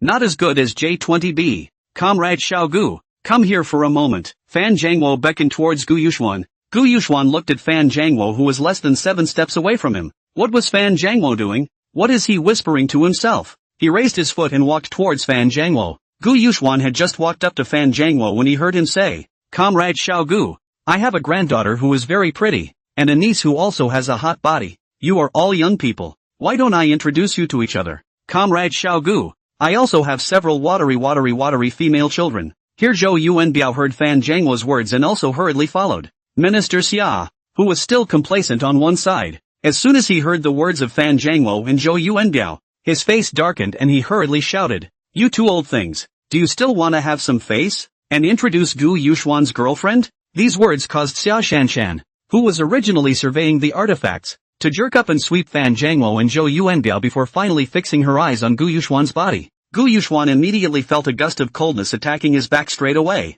and he didn't need to turn around to know that it must be caused by Xia Shanshan's eyes that could eat people. Ahem. Thank you both for your kind words. I'm more social, so I'd rather not. Only after Gu Yuxuan finished speaking did Xia Shanshan's eyes turn from his to Fan Zhangwo and Zhou Yuanbiao. Fan Zhangwo and Zhou Yuanbiao looked at Xia Shanshan's cannibalistic eyes and glared fiercely at Minister Xia before saying to Xia Shanshan, Girl, don't listen to your uncle in the nonsense. I just said that people of the same age introduced to get to know each other. What male and female friends mess are his own nonsense. Minister Xia muttered in an aside. Che, don't you guys just want a piece of this drunkenness? Xia Shanshan looked at Fan Zhangwo and Zhou Yuanbiao with a wink and said, You guys can introduce them. I'm fine with it, as long as he wants to. I'm going to go to the north. Gu Yuxuan cursed in his heart. Why did it involve me again? Introduce a ball. Don't come and ruin my friendship with my female god of wealth. I'm a social terrorist and am adamant about it. Only then did Xia Shanshan secretly put down one of the bronze swords in her hand and walked over to Fan Zhangwo and Zhou Yuanbiao and spread her hands in front of them and said, I can't help it if he doesn't want to. When Gu Yuxuan saw Xia Shanshan's action of putting down the bronze sword, his heart secretly celebrated, leaning north. Fortunately, he hadn't been joking just now. Ha ha ha, look at Comrade Xiao Gu's fright. I was just joking. Seeing this, Fan Zhangwo immediately snorted. Zhou Yuanbiao also said in a hurry, that's right, old Xia. Little Xia, why are you guys still serious? Minister Xia skimmed his mouth, obviously not believing it, while Xia Shallow laughed. I knew the two of you were joking. By the way, suddenly remembered that I still need to use that F-39 in the United States of America. I'll go pick it up in a while, so I won't take up your base position. Lean north. Can you fly a fighter plane, and take it away to be useful? Who believes it? Gu Yuxuan himself belabored in his heart, but Fan Zhangwo and Zhou Yuanbiao but believe. Especially Fan Zhangwo at this time hate to hit their own two slaps. I people old Xiao why? This is great. He himself had gotten through to the supreme leader, and the first leader had already sent down professional researchers. Now Xia Shanshan wants to take the fighter away. What can be done? Fan Zhangwo looked at Minister Xia, wanting him to hurry up and say a few words, but he didn't expect Minister Xia to be the same as he didn't see. Comrade Xia, where are you taking the fighter? What about me driving to air bases in other regional military districts and looking for other military admirals so you don't have to pimp yourselves out so hard? Xia Shanshan said to Fan Zhangwo half-jokingly, and directly said the three words pimp, not giving this General Fan the slightest bit of face. Fan Zhangwo and Zhou Yuanbiao's face changed when they heard this. The two of them, one of them is the head of the military region of the border base, and one of them is even the admiral of the entire Chinese country. That there aren't many of them. Where have they been talked about by other people like this? But it is true that the two people are not right in the first place. This in front of others to introduce women to other boyfriends, this matter is really a bit too much. Ha ha, look at what you said. This and your Uncle Fan polite what? Your Uncle Fan was just joking and testing Comrade Xiao Gu's devotion for you. Fan Zhangwo hurriedly grinned and compensated. There was no way. He had already greeted the Supreme Chief. If Xia Shanshan really took the airplane away now, the consequences would really be unthinkable. Leaning north, Gu Yuxuan cursed in his heart. Damn. This means that you Fan Zhangwo is a good person? I became a test subject? Yes, and that chip. Also give me back to buy to the White Elephant State, forget it. That way not only will not let people test, but also can get a large sum of money it. Gu Yuxuan looked at Fan Zhangwo and said icily. Gu Yuxuan's cold and icy eyes caused Fan Zhangwo, who had been in a high position for a long time, to shiver, as if falling into an ice cave, and the temperature around the crowd seemed to have dropped several degrees. Minister Xia, sensing that it was a bit depressing and that the atmosphere at the scene had come to a point of extreme embarrassment with Gu Yuxuan's words, hurriedly said, Old Fan, why are you still so fond of jokes? And it's still cold jokes. Really, it's time to change this character. Fan Zhangwo at this moment, as if he heard heavenly music, hastily followed the steps down and said, Ha ha, it's not funny, is it? It can't be helped. As the saying goes, it's easy to change your nature, but you can't change your character. Xia Shanshan was originally a half-joking remark in her heart that she was not comfortable with what Fan Zhangwo and Zhou Yuanbiao did. Now the atmosphere made so awkward, but also Xia Shanshan did not expect, coupled with their own pro-uncle's openings to intercede. Xia Shanshan also said, Okay, we're not kidding. Uncle Fan, you hurry up and have someone transport these artifacts. When Fan Zhangwo saw that Xia Shanshan no longer pursued the matter, and Gu Yuxuan didn't speak again, his heart also secretly breathed a sigh of relief, and then said with a straight face, Xia girl, Xiao Gu, you guys have made a great achievement this time. Guess what favor I got for you? Looking at the serious and mysterious Fan Zhangwo, Xia Shanshan very dryly shook her head and said, I don't know. Why don't you tell us about it? Before Fan Zhangwo could open his mouth, Gu Yuxuan, who was on the side, said with a flash of light in his eyes, Did you give us each an unlimited bank card? Gu Yuxuan this out. Xia Shanshan slapped his forehead. Really this goods and think of money? And Fan Zhangwo three people corner of the eye twitching. Not to mention, originally really want to give this. But later, when opening an account for Gu Yuxuan through the domestic banking supervision system, it was discovered that Gu Yuxuan's recent expenditure on capital flows was horrifying. Simply can be described as appalling. If this card is given out, with Gu Yuxuan this kind of spending speed, in less than a year, we'll be able to spend the national treasury empty. That's why in the end, they didn't arrange an unlimited bank card for Gu Yuxuan and Xia Shanshan, but they didn't expect that Gu Yuxuan would actually ask for it himself now. Ha ha, Xiao Gu you're joking. Your strong capital is known to all. Give this thing you that doesn't seem too insincere? Giving other sincere favors. Leaning north. Gu Yuxuan's face turned blue as he cursed again in his heart. Damn, this is the greatest sincerity. Isn't it upside down? Don't you know I'm short of money? Seeing this disappointed little look in Gu Yuxuan's eyes, Fan Jiangwo pretended not to see it and continued. You have been authorized from above the right to mobilize any local and border troops in exceptional circumstances, but only for the right reasons. Of course. Gu Yuxuan helplessly skimmed his mouth. This thing didn't seem to be of much use to him, but Xia Shanshan's eyes lit up, and she was very satisfied with this authorization. The expressions of Gu Yuxuan and Xia Shanshan's two people let the three of them. Fan Jiangwo, looking at Gu Yuxuan's unimpressed expression, he continued. And then there is also within Kyoto to give you a courtyard house. You should know that the courtyard house in Kyoto belongs to the type of non-tradable. This is the special authorization from the top can only be traded. This caused Gu Yuxuan's expression to move as he asked, does this mean that the dignitaries in Kyoto as well as the rich and powerful businessmen can't buy or sell a courtyard house?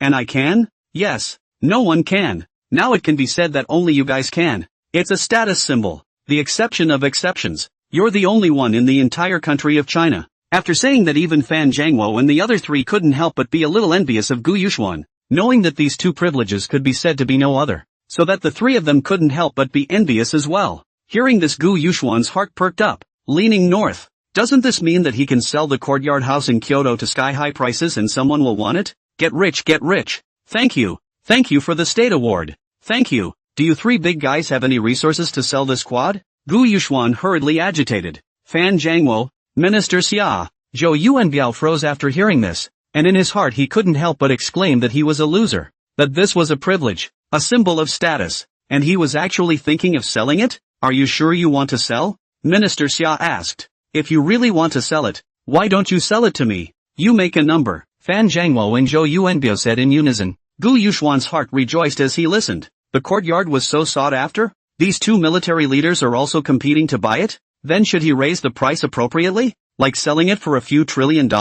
Just as Gu Yuxuan was pondering the price, he was patted on the shoulder by Xia Shanshan's small hand and said, Gu Yuxuan, did you hear me clearly? This quadrangle between the two of us, I won't allow you to sell it? Can you sell it? If you want to, just sell me your half of the property rights? Gu Yuxuan only reacted at this time, leaning north. Right, there's still half of Xia Shanshan's? As for selling half of the property rights to Xia Shanshan? Don't kid yourself. Xia Shanshan can't afford it. I'm going to sell it for trillions. Do you have that kind of money? Once Gu Yuxuan's words came out, the people present immediately opened their mouths wide. Several $1 trillion? Selling a courtyard house for a few $1 trillion? You're going to rob it? More. How much? Xia Shallow couldn't believe her ears and asked again. Gu Yuxuan touched his nose and said, what's wrong with a few trillion? As soon as Gu Yuxuan's words left his mouth, Xia Shanshan had to give him a thumbs up. Gu Yuxuan, this can't be called a sale anymore. It's simply called a robbery. No, it's better than a robbery. Gu Yuxuan looked at Xia Shanshan's stunned face and wondered, why this look? You see, Hangda owes $2 trillion. I'm the only one in the world. There's nothing wrong with selling a few $1 trillion, right? Xia Shanshan was pulled back to reality by Gu Yuxuan's justified words and said, no, where's the problem? If you can sell a few trillion, I agree, no problem, plus raise my hands and feet in favor. Gu Yuxuan turned his head to look at Fan Jiangwo and Zhou Yuanbiao and asked, General Fan, General Zhou, what do you think? Is it needed? Fan didn't answer, just looked up at the top of the cave as if there was something on top of it, staring motionlessly. And Zhou Yuanbiao really couldn't help himself and asked towards Gu Yuxuan, I'd like to ask if you used to do robberies? How dare you think of selling a quadrangle for a few $1 trillion?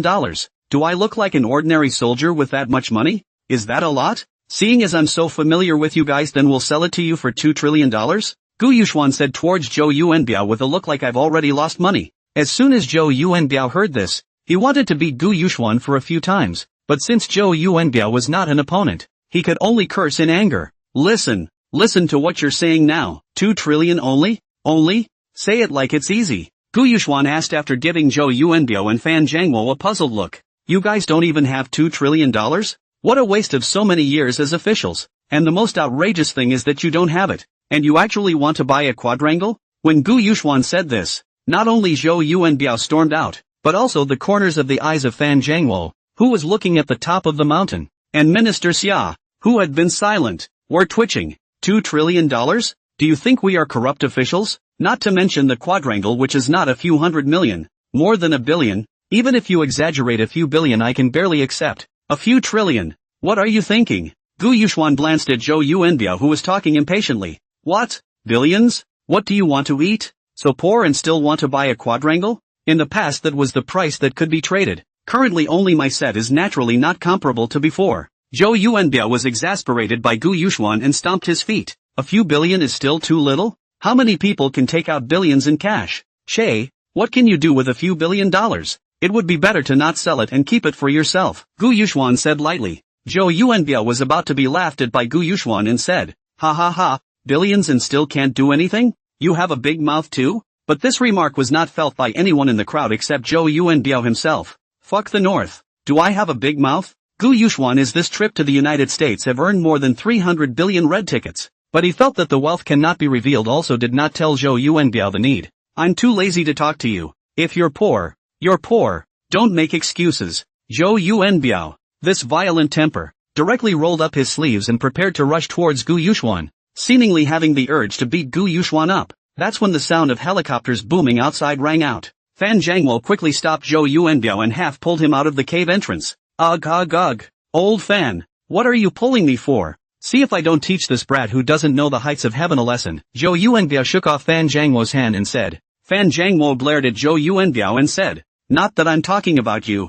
How old are you? Old Chow? Still looking like this? What do you mean I look like this? It's not like you haven't seen how beat up this kid is. If you really fight him, can you be his opponent? You just stop for a while, and people turn in those fighters. Artifacts and chips to the state without even looking at them. You'd think they don't have any money? Because the Supreme Chief gave an order to keep all of Gu Yuxuan's affairs secret. Fan Zhangwo couldn't say anything explicitly and could only remind Zhou Yuanbiao from the side. Ha! This, Zhou Yuanbiao can climb up to this position is not a fool. To really know money may have long sold these things. Other countries grabbed. After all, no matter which one of these things are worth a lot of money, even if they were really patriotic, it would be a simple matter to get the top brass of China to give a few $1 billion after handing the stuff back to China. But the Chinese government didn't do that. Instead it didn't give any monetary rewards, which means that the top brass of China thinks that Gu Yuxuan doesn't lack this amount of money and is really rich. Hiss, Fan Zhangwo said as he looked at Zhou Yuanbiao who was still in a daze. Old Zhou ah.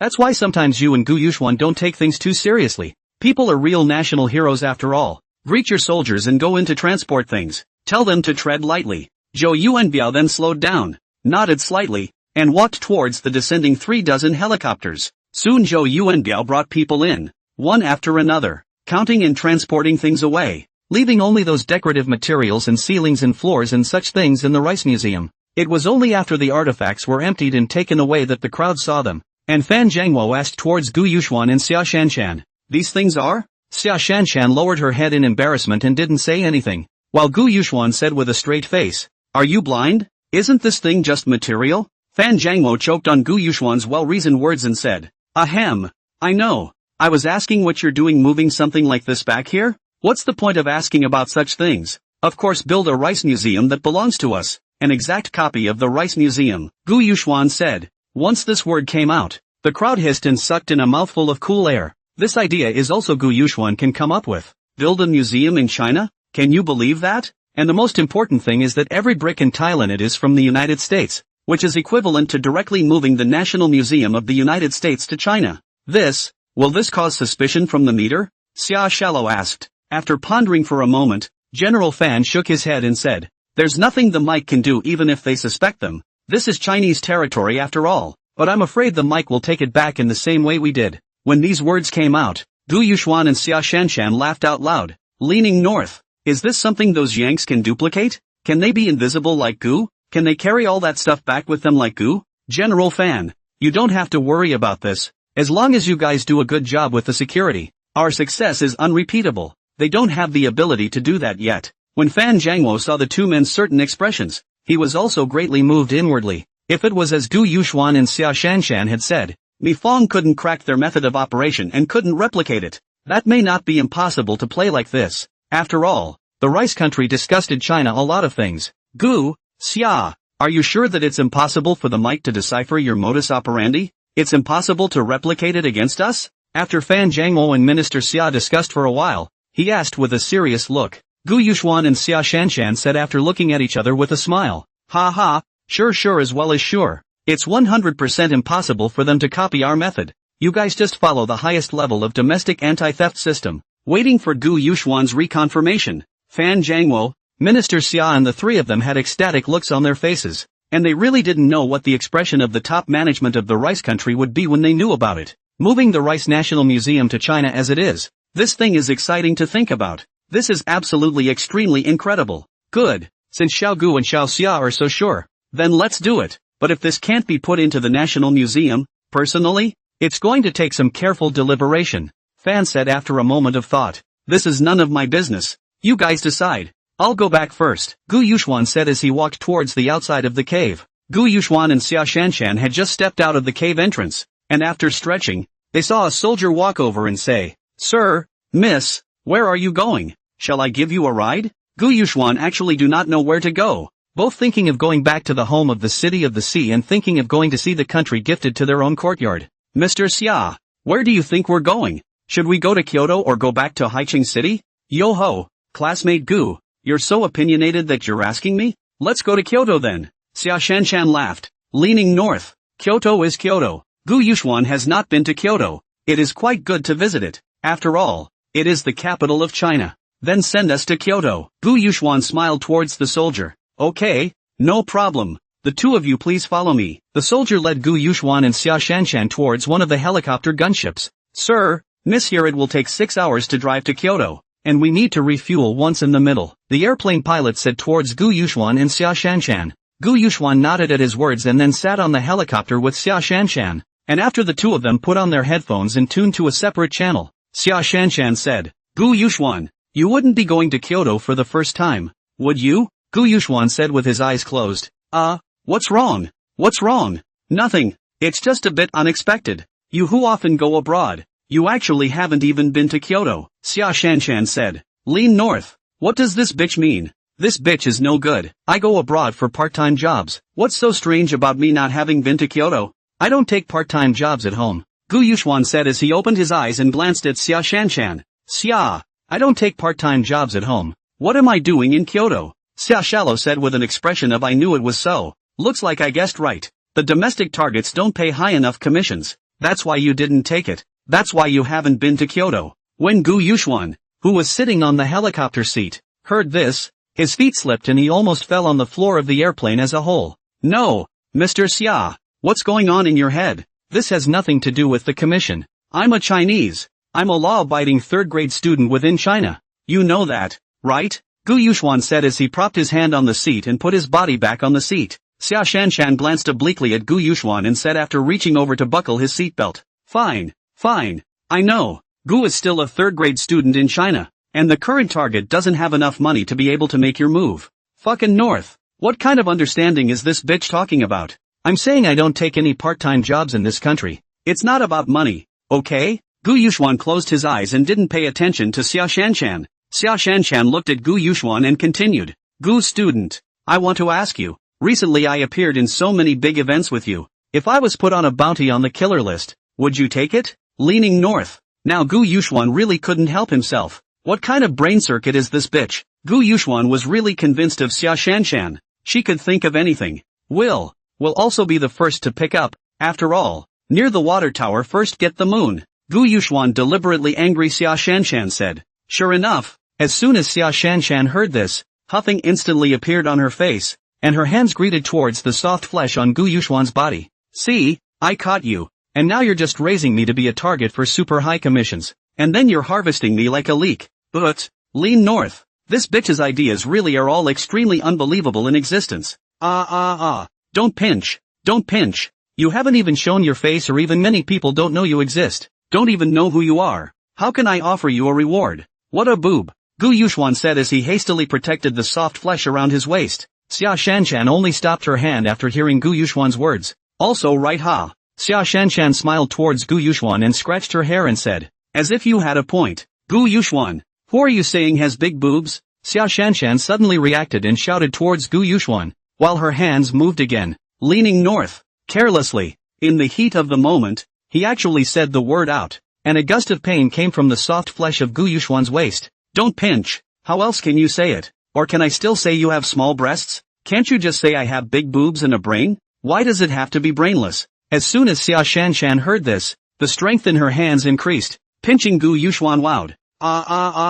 Wrong Xia students. You have big boobs. Big boobs. I'm the one who said it wrong. Only then did Xia Shallow let go of the soft flesh between her fingers with a cold grunt. Leaning north. How can there be such a word as big boobs and brain? What's more, Xia Shanshan, big breasts are really big, but the brain is sometimes absent. If not to see that you are a female god of wealth, early to sell you to the system. Of course this is something that Gu Yuxuan would never dare to say. If he did it would definitely be an epic two-fingered zen. Since you know you're wrong, let me treat you to bean juice when we get to Kyoto. That's one of the best in Beijing, Xia Shanshan said as she looked at Gu Yuxuan with satisfaction. Seriously? You invited? Gu Yuxuan asked, because Xia Shanshan's pursuit of taste buds was very high, and something that even she called one of the best. That should be pretty good. When Xia Shanshan heard Gu Yuxuan's words, the corner of her eye slightly picked up, patting her plump breasts, and said, "Of course it's true. It's on me." In the chat between Gu Yuxuan and Xia Shanshan, the plane soon landed in the airport.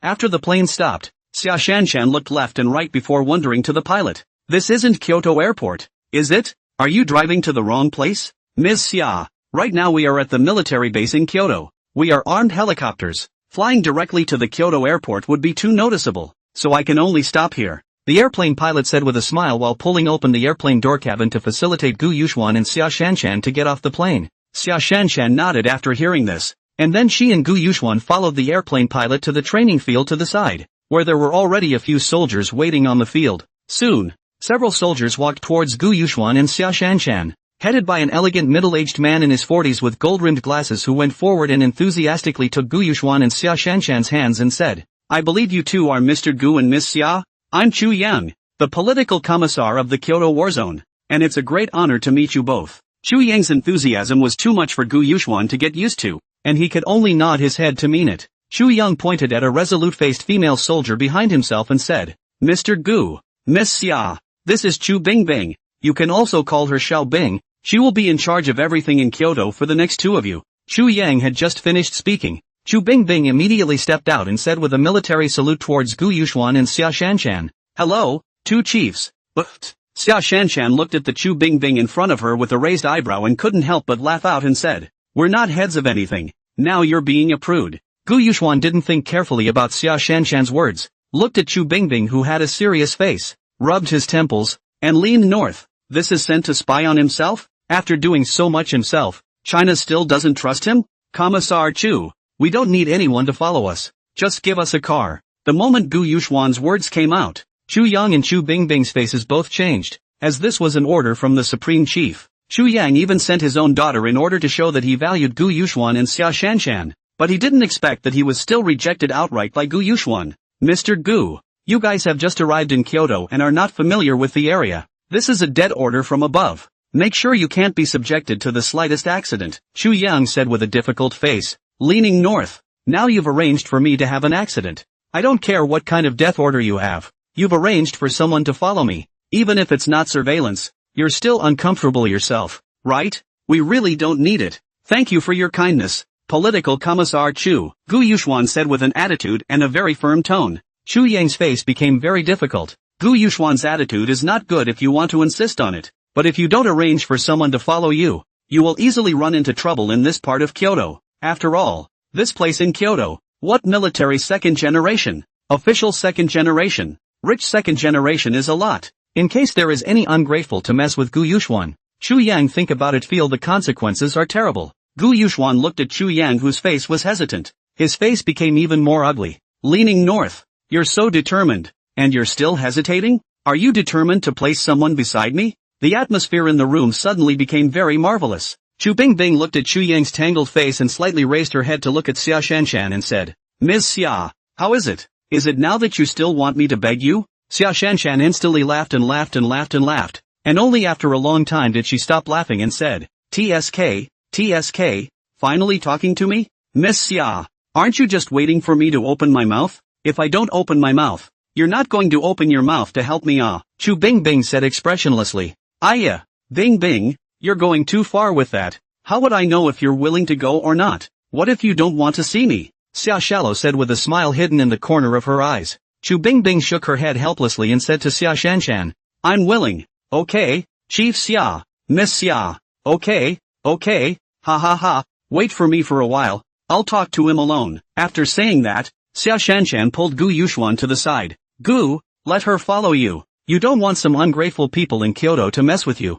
right? Bring her along and let her solve all this, Xia Shanshan said. Leaning north. This bitch and Chu Bingbing seem to be very familiar with each other? Actually, as long as Xia Shanshan, the goddess of wealth, was willing, Gu Yuxuan didn't care. After all, People's Xia Shanshan is Gu Yuxuan's god of wealth. Even if we don't talk about this, she still has several $100 billion still on Gu Yuxuan. In case Xia Shanshan asked for the money back, that wouldn't be fun. But it was too humiliating to let Xia Shanshan take herself so easily every time. So Gu Yuxuan replied, not long? I won't do it. What do you need her for? Aya. This is not the way to say. This place in Kyoto, there are so many powerful people. Hit the small to the old. The domestic, you are still a good student, cannot lay heavy hands. How troublesome. Xia Shanshan seriously analyzed with Gu Yuxuan. Leaning north. That's right. Forget that this is in the country, and it's still the capital of China. There are too many powerful people. It's just trouble. I don't care, but it looks as if you're quite familiar with the one called Chu Bingbing?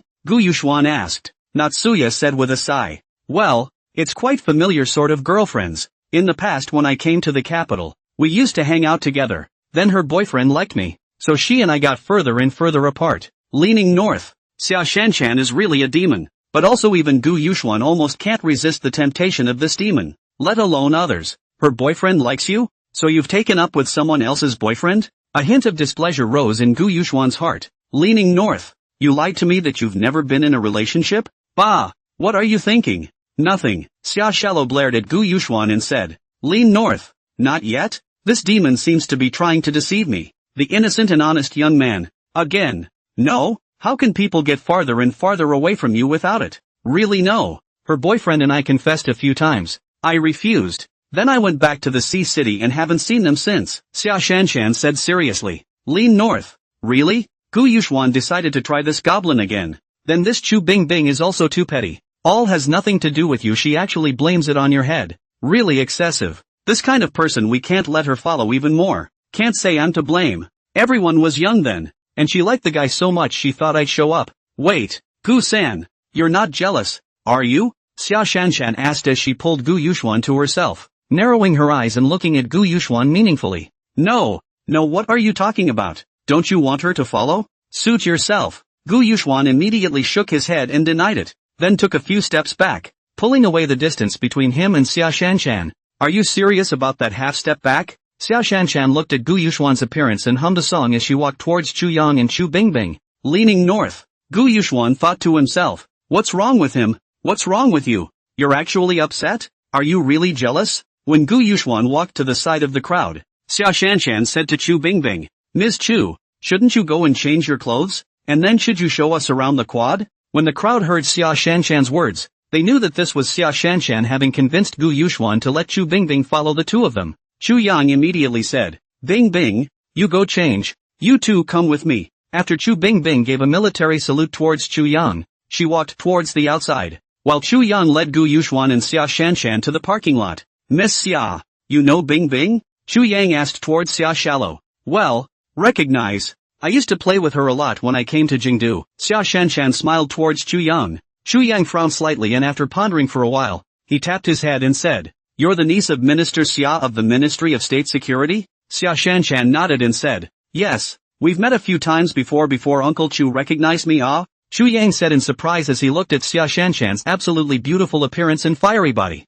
Shallow, you're really getting prettier and prettier. If it wasn't for the fact that you're also named Xia, I wouldn't dare to recognize you. Ha ha, Uncle Chu is fallacious. After Xia Shanshan finished speaking, Chu Bingbing, who had taken off her uniform and was wearing a t-shirt and light blue jeans, also came to the parking lot. Only then did Gu Yuxuan look carefully at Chu Bingbing in front of him, with his lingering cold sword eyebrows and eyes like glass beads, revealing a heroic spirit. Chu Bingbing appearance is not as good as Xia Shanshan, but it gives a valiant feeling. Distinctive features, because of long-term training, out of the mission. The skin has been presented with a healthy wheat color. Xia Shanshan watched Gu Yuxuan staring at Chu Bingbing, and immediately cursed in her heart. Then her footsteps moved slightly, and her heel stepped on Gu Yuxuan's instep. Leaning north, Gu Yuxuan immediately came back to his senses after feeling the pain coming from his feet. What are you doing? Natsuya. Xia Shanshan could now suddenly feel what Chu Bingbing felt when her boyfriend said he liked her and confessed to her. What else?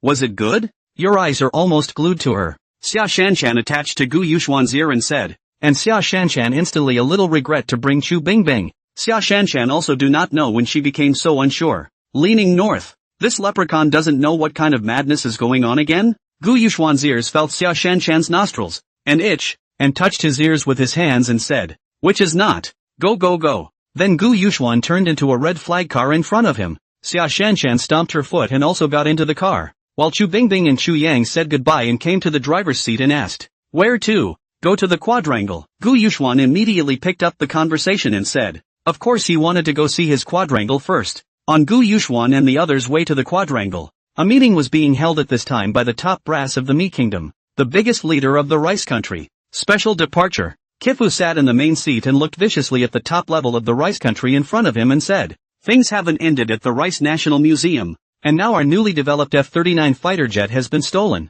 When something of this magnitude and very bad impact occurs in just 2 days, I'd like to ask what you guys do for a living. John. Lem. You first. FBI Director John. Lem sniffed and wiped the cold sweat on his own forehead. Then he stood up with a hesitant face and said, the theft of the National Museum of Rice. I think it should be the handiwork of China. As for the F-39 fighter, I did not participate in the investigation is not good to comment. This statement was met with a secret sigh of relief from many of the police. John. And the first thing Lem did was to brush aside the loss of the fighter jet. Then just put the theft of the National Museum of Rice on the head of China, which has always treated China with the attitude of an enemy anyway. As for whether China really did this, it's none of his business. Anyway, there's no evidence, no clues at this point, so it's okay to say whoever you want. John. Mr. Lime, why would you define that it was done by China? You know our anti-theft system is seamless. China has such ability? An old man from the military said toward John. Lem. The military people will not let John.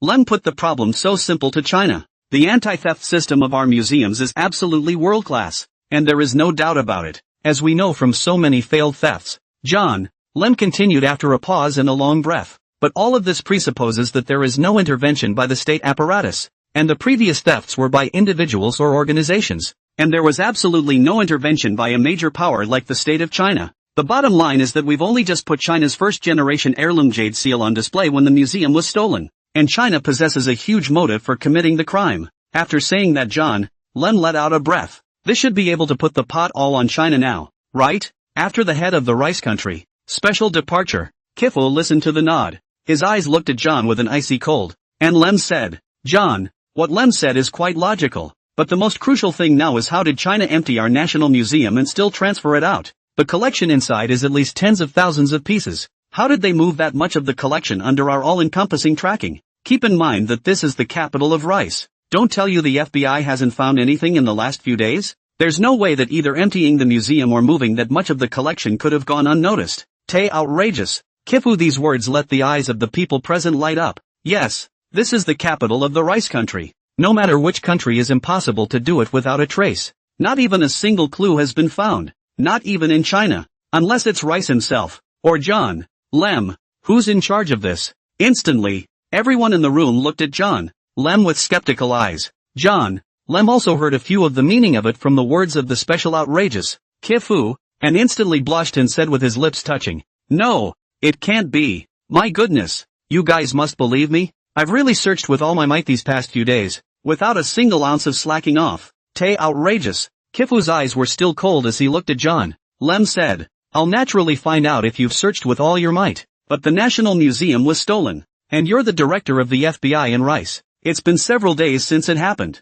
and you actually didn't even discover a single clue. This is already evidence that you communicated with a foreign enemy. You should take the responsibility for this. Extraordinarily. As Kifu's words left his mouth, his eyes glanced around at the crowd present and saw that there were no other comments from those present. Outrageous. Keith waved his hand and let the bodyguard take John. Lem out, also relieved. After all, this pot is so big, do not find a weighty person to take the blame. The Congress will not be easy to let themselves go. And John. Lem, the FBI director, has not investigated anything? He is undoubtedly the best person to take the blame. After doing this, outrageous, Kifu said to the deputy director. Mario, delay. From now on you're temporarily filling in for the director of the FBI, and I expect you to get the National Museum cleaned up as soon as possible. Mario, Ryder immediately stood up excitedly and exclaimed, yes, extraordinarily. Lord Kifu, I will not let you down. John, Lem has become an outcast.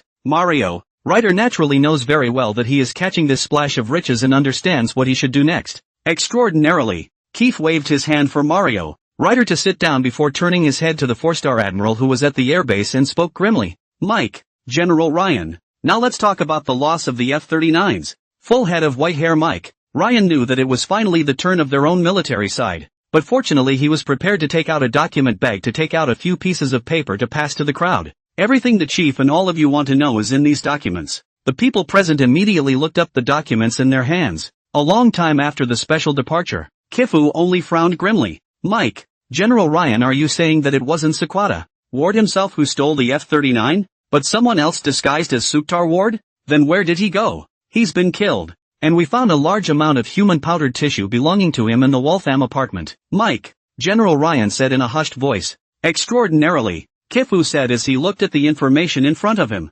Disguised as a Sequata Ward, that would require extremely impressive makeup disguise skills. 4-star Admiral Mike, Ryan said with a nod. Yes, according to our investigations, this god-awful disguise is available in both the country of China and the country of Lesser Days. Though the man disguised as Sukata Ward spoke standard Lesser Days language, and after the fighters disappeared from our country, there is information that they appeared within the country in the small days. 4-star Admiral Mike, Ryan's comment pretty much puts the target of the lost fighters in the land of small days. As for the contents of the meeting within the top brass of the Mi Kingdom, Gu Yuxuan, who had already arrived at the quadrangle, knew nothing about it. Looking at the large courtyard in front of him, Gu Yuxuan said in surprise, leaning north, This is all mine. Ha, Xia Shanshan said as she looked at Gu Yuxuan with the look of Lulu entering the Grand View Garden. Mr. Gu, don't be so surprised, okay? It's not yours, it's ours. Ring ring ring. At this time the doorbell outside the quadrangle rang,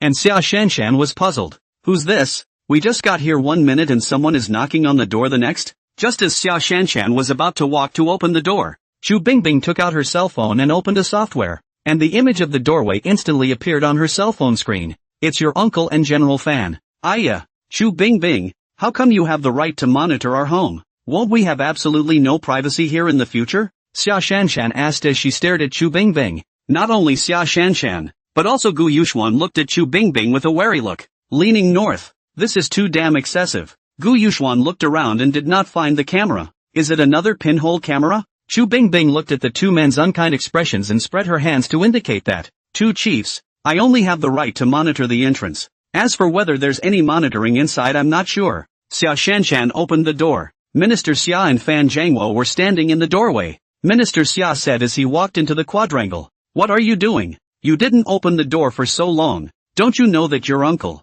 my old arm and leg, will get tired after standing for a long time? This quadrangle is so big, it takes time to walk out. By the way, what are you guys doing here? Xia Shanshan said casually. The corners of Minister Xia's mouth twitched. Was this a naked display of wealth by Xia Shallow? Alright, I know your quadrangle is big. Don't show off your wealth. I came here to talk to you. You and Gu Yuxuan will attend a party with us at night. A party? Not interested, Gu Yuxuan and Xia Shallow said in unison. But Fan Zhangwo stood aside and forced a smile. And Minister Xia instantly had a bit of a face, and said to Xia Shanshan, Shallow, this is an invitation from the Supreme Chief for you to attend. It's good to get to know more people. And what's more, I've already vouched to the #1 chief that you'll be there. Fucking North. What's wrong with this old man? Gu Yuxuan said expressionlessly. You made a promise, then you go. It's not like we made the promise. Once Gu Yuxuan's words came out, Minister Xia's face became even more untenable. And he didn't care about Gu Yuxuan. He directly said towards Xia Shanshan, Asuna, how is uncle treating you? Xia Shallow was impassive. Asuna, I'm your uncle. Xia Shaoxian still didn't say anything. Minister Xia glanced at Xia Shanshan, sighed and walked towards the door and said, Forget it, the girl is too old to care about me as an uncle. So I'll just have to tell your dad and mom what a dangerous thing you've gone and done. Hearing that Xia Shallow stumbled on her feet, she hurriedly pulled back Minister Xia Dao. Uncle, what are you talking about? Your affairs are my affairs and I am obligated to do so. See how out of touch you are with these words. Minister Xia still shook his head after a few seconds of thought. Even if you go, Gu Yuxuan won't go. I'm still. Before Minister Xia could finish his sentence, he was interrupted by Xia Shallow. Uncle, what are you talking about? Your business is my business, and my business is Gu Yuxuan's business. Leaning north. What do you mean? Chicken Hair's business is your business and your business is my business? Does that mean that Chicken Feather's business is about my business? Gu Yuxuan cursed in his heart, and was just about to speak out to reject Xia Shanshan when she was attached to his ear. Gu student, you have to go. Oh, if you don't go I might need 200 billion in cash to have some fun. Oh, leaning north. This is a naked threat. Definitely a naked threat. Gu Yuxuan heart helpless roar. 200 billion. This bitch is ready to take all the money back. Ah. Gu Yuxuan after calculating a bit found that if Xia Shanshan took her share, he only left less than 100 billion. How insecure. Leaning north. The money that came out of her own fight to feed the black system, and Xia Shallow basically waited to sit and collect money. The key was that she didn't have to feed the system. She almost didn't have to spend any expenses. Leaning north. In this way, Xia Shallow was the biggest winner, but there was nothing to be done about it. Who made her the goddess of wealth? It's not like Gu Yuxuan hasn't tried to gamble on his own, and in Las Vegas, that's gambling once and losing once, so he can only go along with Xia Shanshan. Leaning north. These two uncles and nephews are so threatening. Gu Yuxuan had no choice but to soften. Gu Yuxuan forced a smile, gritted his teeth and said to Minister Xia, Chicken Hair old brother, you're not saying enough. Me and Xia Shallow that's who and who? No problem la. Sprinkle water. Minister Xia looked at Gu Yuxuan's gnashing of teeth at this statement. He still shook his head and said, Yu Xian, it's fine. If you don't want to go we won't go. This old face of mine can be worth a few dollars. Don't aggravate yourself. Fuck the north. You're still pretending to be something you're not? Does it look like I'm giving you a hard time? Gu Yuxuan all but barely resisted the urge to go up and beat Minister Xia violently, and took a few deep breaths and said, No commiserations, Uncle Xia. Really not aggravating? No aggravation, Gu Yuxuan said as he clenched his fists. Only then did Minister Xia give Fan Zhangwo a provocative look and turned his head to Gu Yuxuan and Xia Shanshan and said, Good, good, then I'll give the address to you guys in a while. We'll go and get busy first. See you tonight. After saying that, he walked out with an uncomfortable-looking Fan Zhangwo. After the three of them chose a room,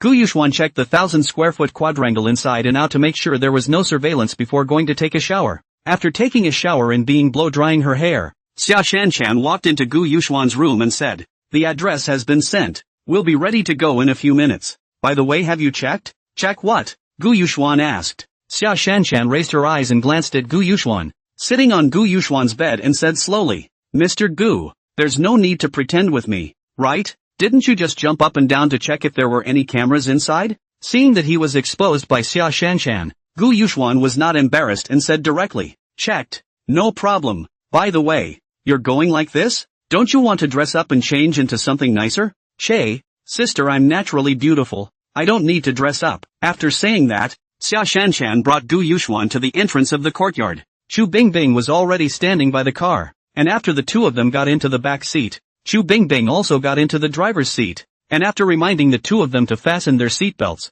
she started driving. Soon, the car came to the suburbs of Kyoto, a magnificent manor, lowered the window and looked at the manor gate written on the powerful Zijin Manor, 4 big words. Here it is, Chu Bingbing said towards the two. Xia Shanshan asked towards Chu Bingbing, Ice, want to come in with us? Chu Bingbing knew that this party was very grand and wanted to go to see it, but after thinking about her identity she shook her head and said, You guys go. I won't go. It's not very convenient for me to go in my present capacity. What is your identity? Isn't the identity of Chu Bingbing, the daughter of Chu Yang, the political commissar of the Kyoto war zone, enough? My current identity is your bodyguard. It's not convenient for me to go in. Chu Bingbing had indeed experienced the baptism of the military, and still refused. Xia Shanshan said with a laugh, All the more reason for you to go then. Think about it carefully. We're both so unfamiliar over here. You're not going? It would be a big game if some big shot of great magnitude messed with Gu next to me. And since you're here to host us,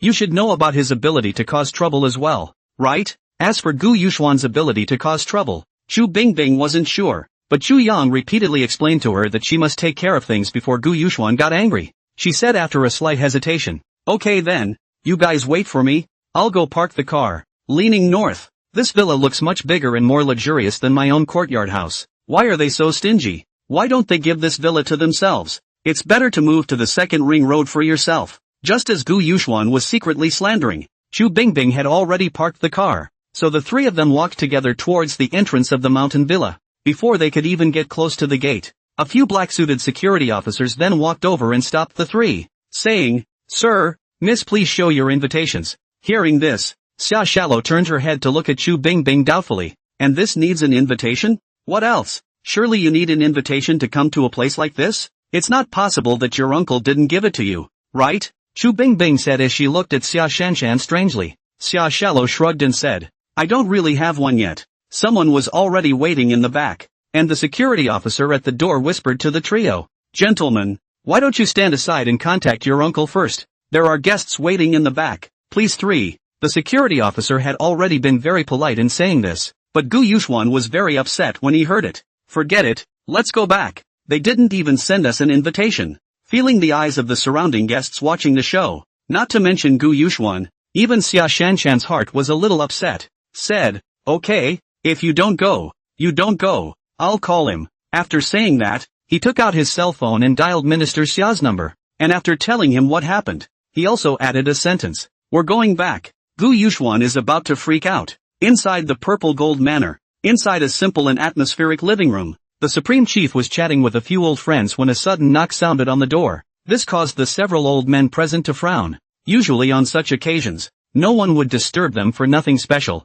Han Dongshan, the other head of the family who was the host family, also said with a frown, "Come in." The door of the room was pushed open, and Minister Xiao walked in with quick steps, which made the faces of the crowd even more ugly. Minister Xiao was an important leader of the state security. This time to disturb them. This matter is not so simple. I am afraid. Minister Xiao first expressed his apologies, then came to the side of the Supreme Head to attach his ear and said a few words. The more the Supreme Chief listened, the tighter his brow wrinkled, and after studying it, he realized that the F-39 that Gu Yuxuan had brought back stood for something. That means that China has the certainty of a head-on conflict with the US. Without the F-39 that Gu Yuxuan brought back, China will lose its air power at least for the next 5 to 10 years in the face of the US Congress. Although Gu Yuxuan didn't bring back the drawings, the F-39 entity is here, which is a more intuitive existence than the drawings. In other words, it may not be possible to do it with drawings, but it's easy to reverse the drawings and mass production with physical objects. Now he was actually stopped at the door? The first chief turned his head to the other chief, Han Dongshan, and said in a deep voice, "Old Han, what's the matter with you? Didn't I specifically talk to you about two very important people coming over later?" The other head, Han Dongshan, said with a confused look on his face, "Yeah, I've already accounted for it. What's going on?" The remaining few chiefs also hurriedly asked what was going on, and the highest chief, Zhou Hujuan, briefly recounted what had happened regarding Gu Yuxuan and Xia Shanshan. Several heads were surprised. What? The National Museum of Rice, the latest fighter jet? Little Day as Sunga attacked. All by him? Chief Zhou Hujuan nodded his head after hearing this, then got up and walked towards the outside while saying, "Old Han, I'll settle the score with you in a while for this. I was prepared to recognize him as my god-grandson, and you actually pissed him off." Hearing this, the rest of the several chiefs were also instantly enlightened. If they were to include this person in their family or pull in a relationship, it would be a heavenly benefit for their family. Thinking of this,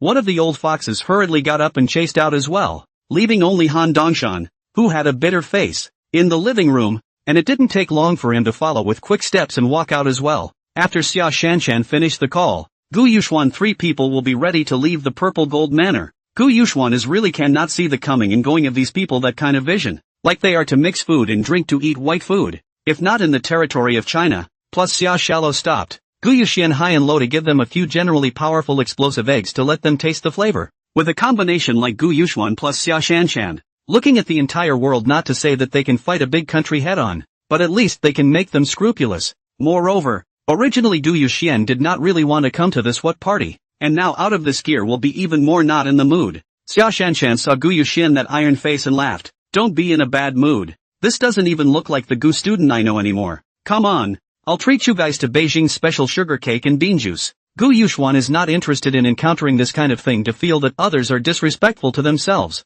But just think that you have invited people here, and then this kind of treatment is really a bit too much. What's more, Gu Yuxuan himself and Xia Shanshan are both considered meritorious people. This kind of reception? The trio turned their heads toward the parking area, when 2 men who had just been standing next to the doorway walked toward the trio at a quick pace. "Would you like to go inside, miss? I can take you in." One of them, a greasy-headed man in his 20s wearing a suit, said towards Xia Shanshan. The three of them turned their heads to look over. These two people were obviously the second generation of officials with a little bit of status, and Xia Shanshan was already used to this kind of thing. Sorry, I don't want to go in there right now. Another young man in his 30s wearing a jacket said with a bit of arrogance. This party is filled with dignitaries, people you may never see in your lifetime. Don't lose this rare opportunity because of this momentary anger. When Xia Shanshan and Chu Bingbing heard this condescending tone from the other party, a few moments of huffing and puffing rose in their hearts as well. Thank you for your kind words. I don't think we need this opportunity, Xia Shaoxian returned defiantly.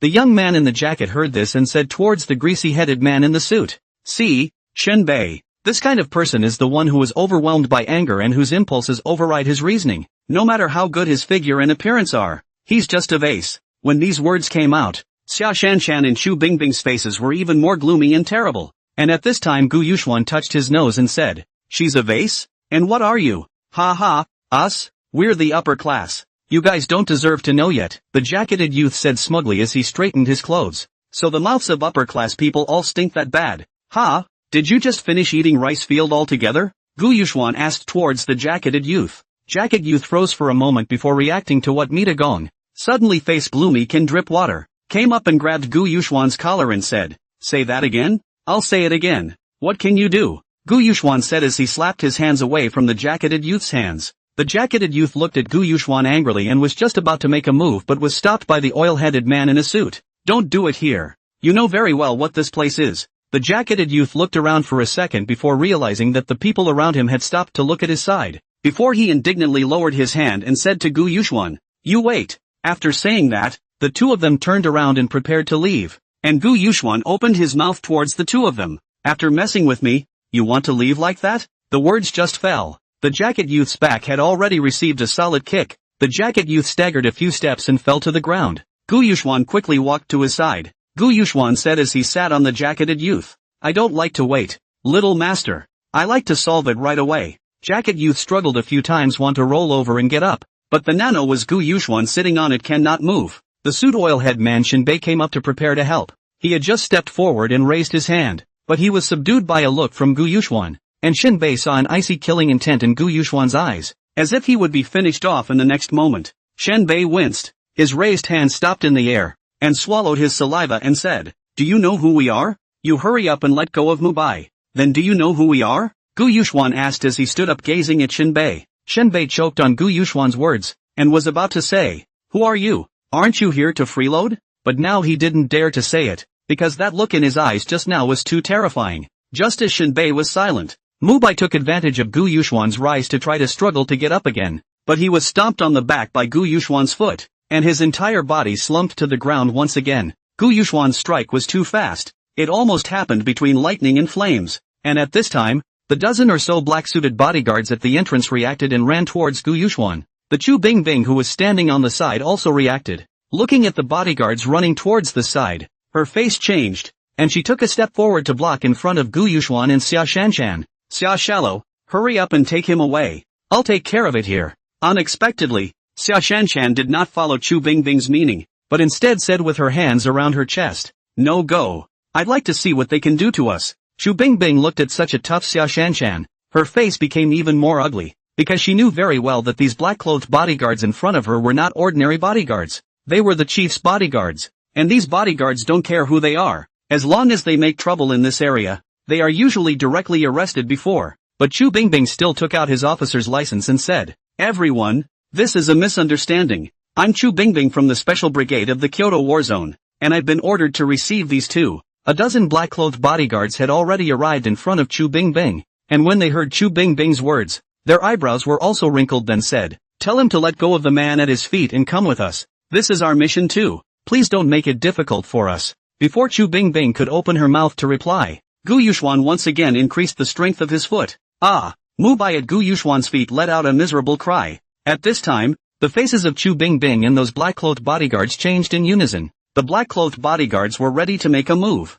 while Chu Bingbing was also ready to return fire. On the contrary, Gu Yuxuan and Xia Shanshan had a face of indifference. After all, they had experienced too many big scenes, and this could only be considered as a minor point at most. The surrounding crowd that was just about to enter the manor was even more attracted by such a big commotion here. and even some of those who had already entered the inside of the manor also came out. Just when the two sides are at cross swords, a group of people inside the manor rushed towards the outside, led by the highest head of Zhou Hujuan. After Zhou Hujuan and the others chased out, they saw Gu Yuxuan's trio and the dozen or so black-clad bodyguards in a swordfight from a long distance, and asked with a frown, "What's going on here? Hurry up and all disperse." Zhou Hujuan and the others hurriedly came to Gu Yuxuan and Xia Shanshan's side and laughed after they finished. These two must be Gu Yuxuan and Xia Shanshan. What a pair of talents. And Gu Yuxuan and Xia Shanshan said with a slight smile at this supreme chief that they often saw on TV. Elder Zhou is flattering. We are just vases. Wow. The scene was in an uproar.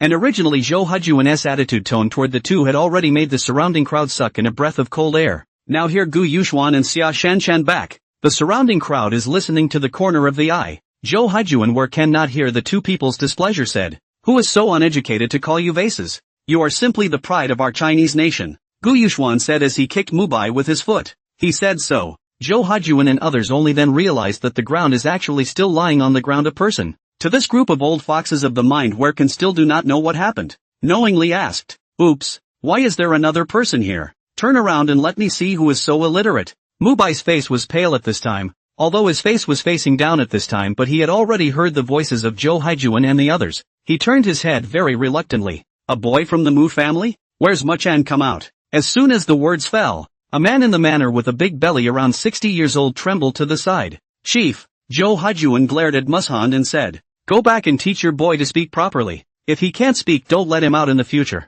Yes, Mu Shan replied dryly, then lifted Mubai up and left after giving him a vicious glare. Seeing that Zhou Hujuan was giving so much face, Gu Yuxuan didn't make things difficult anymore and opened his mouth. Thank you Elder Zhou then. If there's nothing else we'll leave first. When Gu Yuxuan's words came out, Zhou Hujuan's group of people froze. What's going on here? We came out to meet you. Dealing with Mubai is just incidental. How can we play when you're gone? Seeing that Gu Yuxuan and Xia Shanshan had already turned their heads, Zhou Hujuan hurriedly made a wink towards Minister Xia, who was standing at the end of the line. Minister Xia hurriedly walked up quickly and said, Shallow, Gu kid, come all the way in and sit down. As soon as Xia Shanshan saw Minister Xia, she became angry and grumbled. Humph, you still have the nerve to say that? Calling us and makes us stand in the doorway for punishment. When Xia Shanshan said this, Minister Xia, Zhou Hujuan and Han Dongshan's faces all became a little uncomfortable, and Minister Xia even rushed forward to pull Xia Shanshan and said, I'm to blame for this one.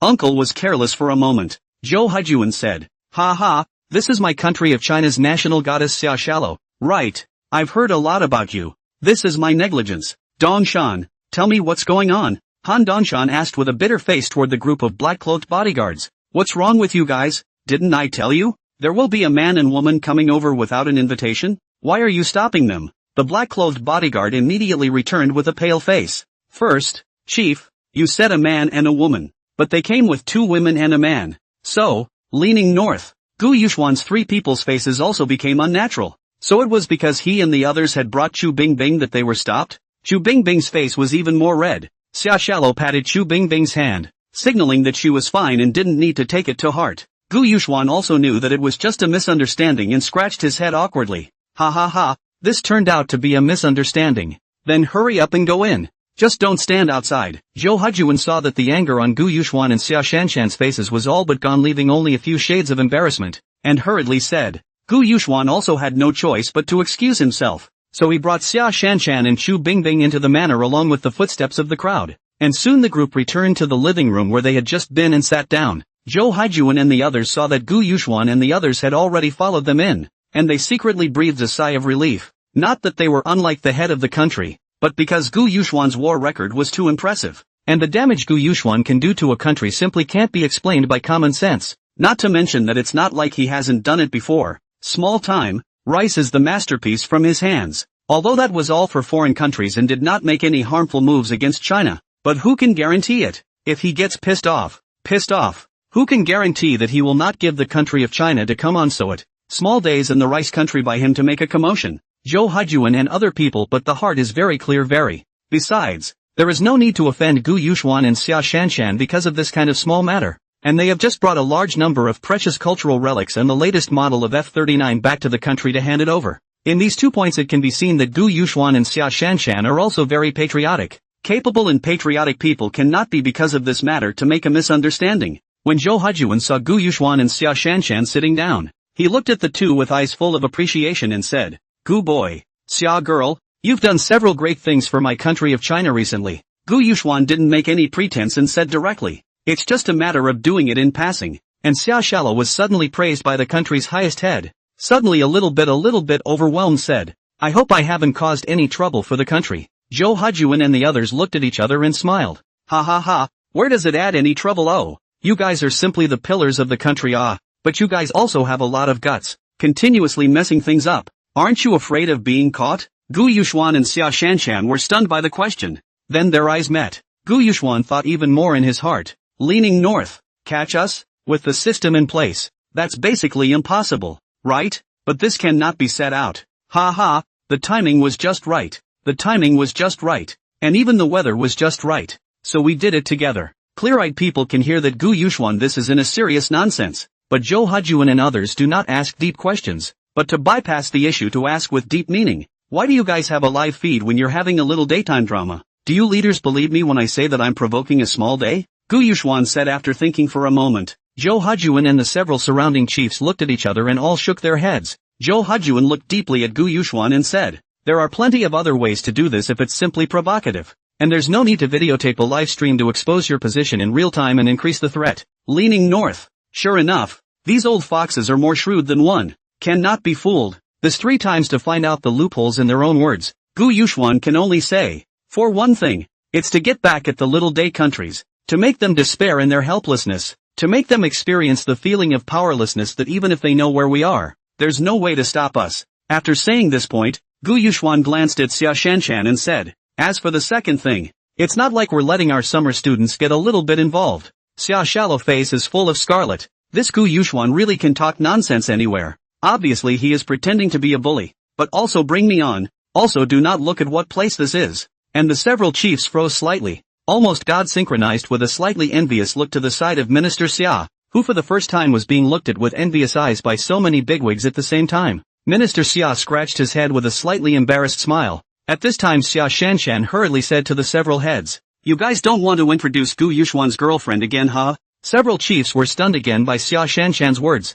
and Zhou Hujuan was even more puzzled as he asked with a smile, Xia girl, I don't even know how to take this. Why are we introducing Gu Yuxuan to a girlfriend? And what does this even mean? Xia Shanshan said as she glanced at Fan Zhangwo who was next to Minister Xia behind the crowd. Yesterday, Uncle Fan and that Uncle Zhou said they were introducing their girlfriends to Gu Yuxuan, and said something about having a hot body and superior looks. The gazes of all the people present fell on Fan Zhangwo's body along with Xia Shanshan's eyes, but this time the gazes of the heads were not envious, but scrutinizing. Fan Zhangwo's old face reddened and he quickly waved his hand to explain. Xia girl, didn't I tell you? That was to introduce Gu Yuxuan to female friends, not girlfriends. You misunderstood. And several chiefs looked at each other and smiled. I'll see Fan Zhangwo heart this little bit. Han Dongshan is more directly said. Old Fan. General Fan? Don't explain. Everyone understands. Ha ha ha. The crowd also laughed. After the crowd laughed, Zhou Hujuan looked at Han Dongshan and said, Old Han, there was a bit of an accident with the hospitality today. Shouldn't you take out your treasured tea and give Gu Xiaoyu a drink, so that we can dip our toes in the water as well? Several of the remaining chiefs also said, yes, Old Han, quickly bring out your treasured tea. Finally, I get to taste Old Han's collection. Han Dongshan laughed. I knew you were all hitting on the idea of my treasured tea. Well, I'll let you all dip your toes into the light of little friend Gu and girl Xia today. After saying this, Han Dongshan waved his hand and asked someone to bring over a small can of tea. And after brewing the tea and placing it in front of the crowd, Han Dongshan took this small can of tea and looked at it. Finding that a small half of it was already missing, Han Dongshan immediately had a heartbroken expression. And several heads as well as Minister Xia and Fan Zhangwo couldn't wait to take a sip and then slowly savor it. Gu Yuxuan saw that everyone was enjoying themselves, and also picked up a teacup and took a sip. Except for a tea fragrance no longer tasted anything else. Gentlemen, this tea is rare? Zhou Hujuan slowly opened his eyes and said,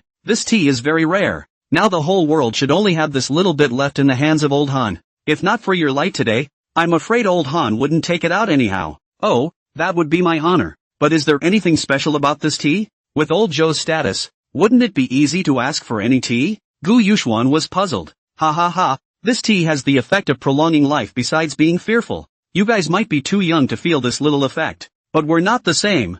You can feel it after taking a sip. This tea was found within the forbidden land of Kunlun Mountain. There's only a small bit of it. Zhou Hajuan narrated. Kunlun Mountain? Forbidden land? Leaning north. What kind of place is this? How can it be called a forbidden place by the bigwigs? Forbidden land? How is that a statement? Gu Yuxuan asked his doubts. Zhou Hajuan said with a sigh. Alas! Within the Kunlun Mountains, the magnetic field is chaotic. The instruments are out of order. And we have sent elite troops in there. But the results were not satisfactory. And almost all of them were wiped out. Lean north. Elite troops? Wiped out? That's an exaggeration. You know, this isn't ancient times. It's all hot and heavy weapons. What's more, even Zhou Hajuan said that it was an elite unit. So it must be one of the top units in China. And 100% of the people in it were military kings. So exaggerated? Almost means something. Zhou Hajuan glanced at Han Dongshan and said, Old Han, you were in charge of this whole thing at the time.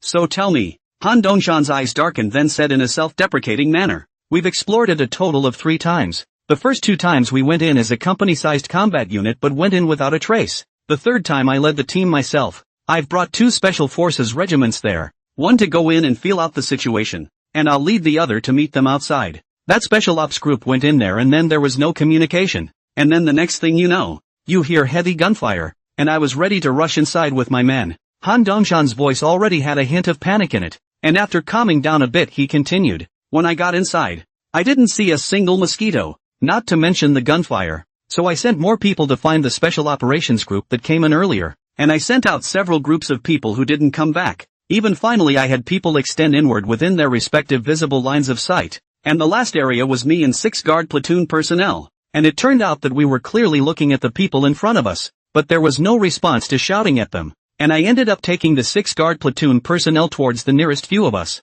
With every step we took, they disappeared, only a few dozen meters away. But we walked for 10 minutes without reaching them, and finally watched them disappear before our eyes. Disappear? Gu Yuxuan was puzzled. Han Dongshan secretly stabilized his mood and continued. Well, a few people into a trace of green smoke and disappeared. I would have liked to continue to look inside, but the guard platoon forced me to take me out. Just as we walked out, as almost to the exit, I found a paper bag on a rock. In the Kunlun Mountains, this paper bag is very prominent. I let the guard platoon personnel to bring it out. Out of the paper bag after opening is these tea leaves. After coming out, I opened the paper bag and found these tea leaves inside. Zhou Hajuan took over and said, after coming back and having the medical staff check it out a bit, it was found that the tea contained a large amount of substances that are beneficial to the human body in terms of prolonging life. Substances that are absolutely not found in anything else in the world. Lean north. Is it that amazing? Then is it true that if I go into the Kunlun Mountains and search out this kind of tea,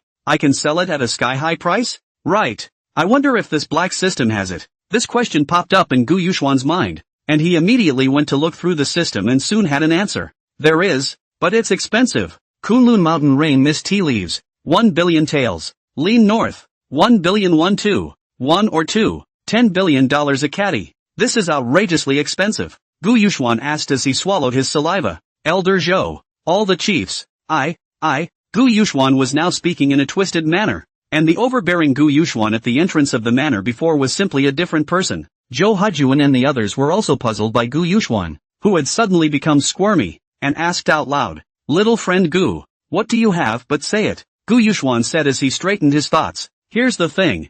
I'd like to ask you all if I can take out this tea? What? Are you telling the truth? Can you really take it out? How many? Where did you get that? Has young friend Gu also been to Kunlun? Can you pull out a little bit for us to see? Zhou Hajuan, Han Dongshan and even Minister Xia and other people's eyes are full of consternation. Excitedly stood up have asked. But for some reason it's expensive. 1.3 billion a tael, 13 billion a pound. After Gu Yuxuan said this, the room fell into a silence. 13 billion a caddy was not a small amount. Even Gu Yuxuan felt that he was a bit too dark. Ahem. It's not really that I want that price. It's that it's not safe for me to go into the Kunlun Mountains on my own. I need to ask the number 1 on the heavenly ranking and the number 1 on the Slayer ranking to go with me. Gu Yuxuan in order to conceal the existence of the system is another round of nonsense. But a word stirred up 1,000 layers. Han Dongshan face from shock to ecstasy asked. Little friend Gu, have you ever entered the Kunlun Mountains? Have you ever seen those people we disappeared? Looking at Han Dongshan's excited appearance,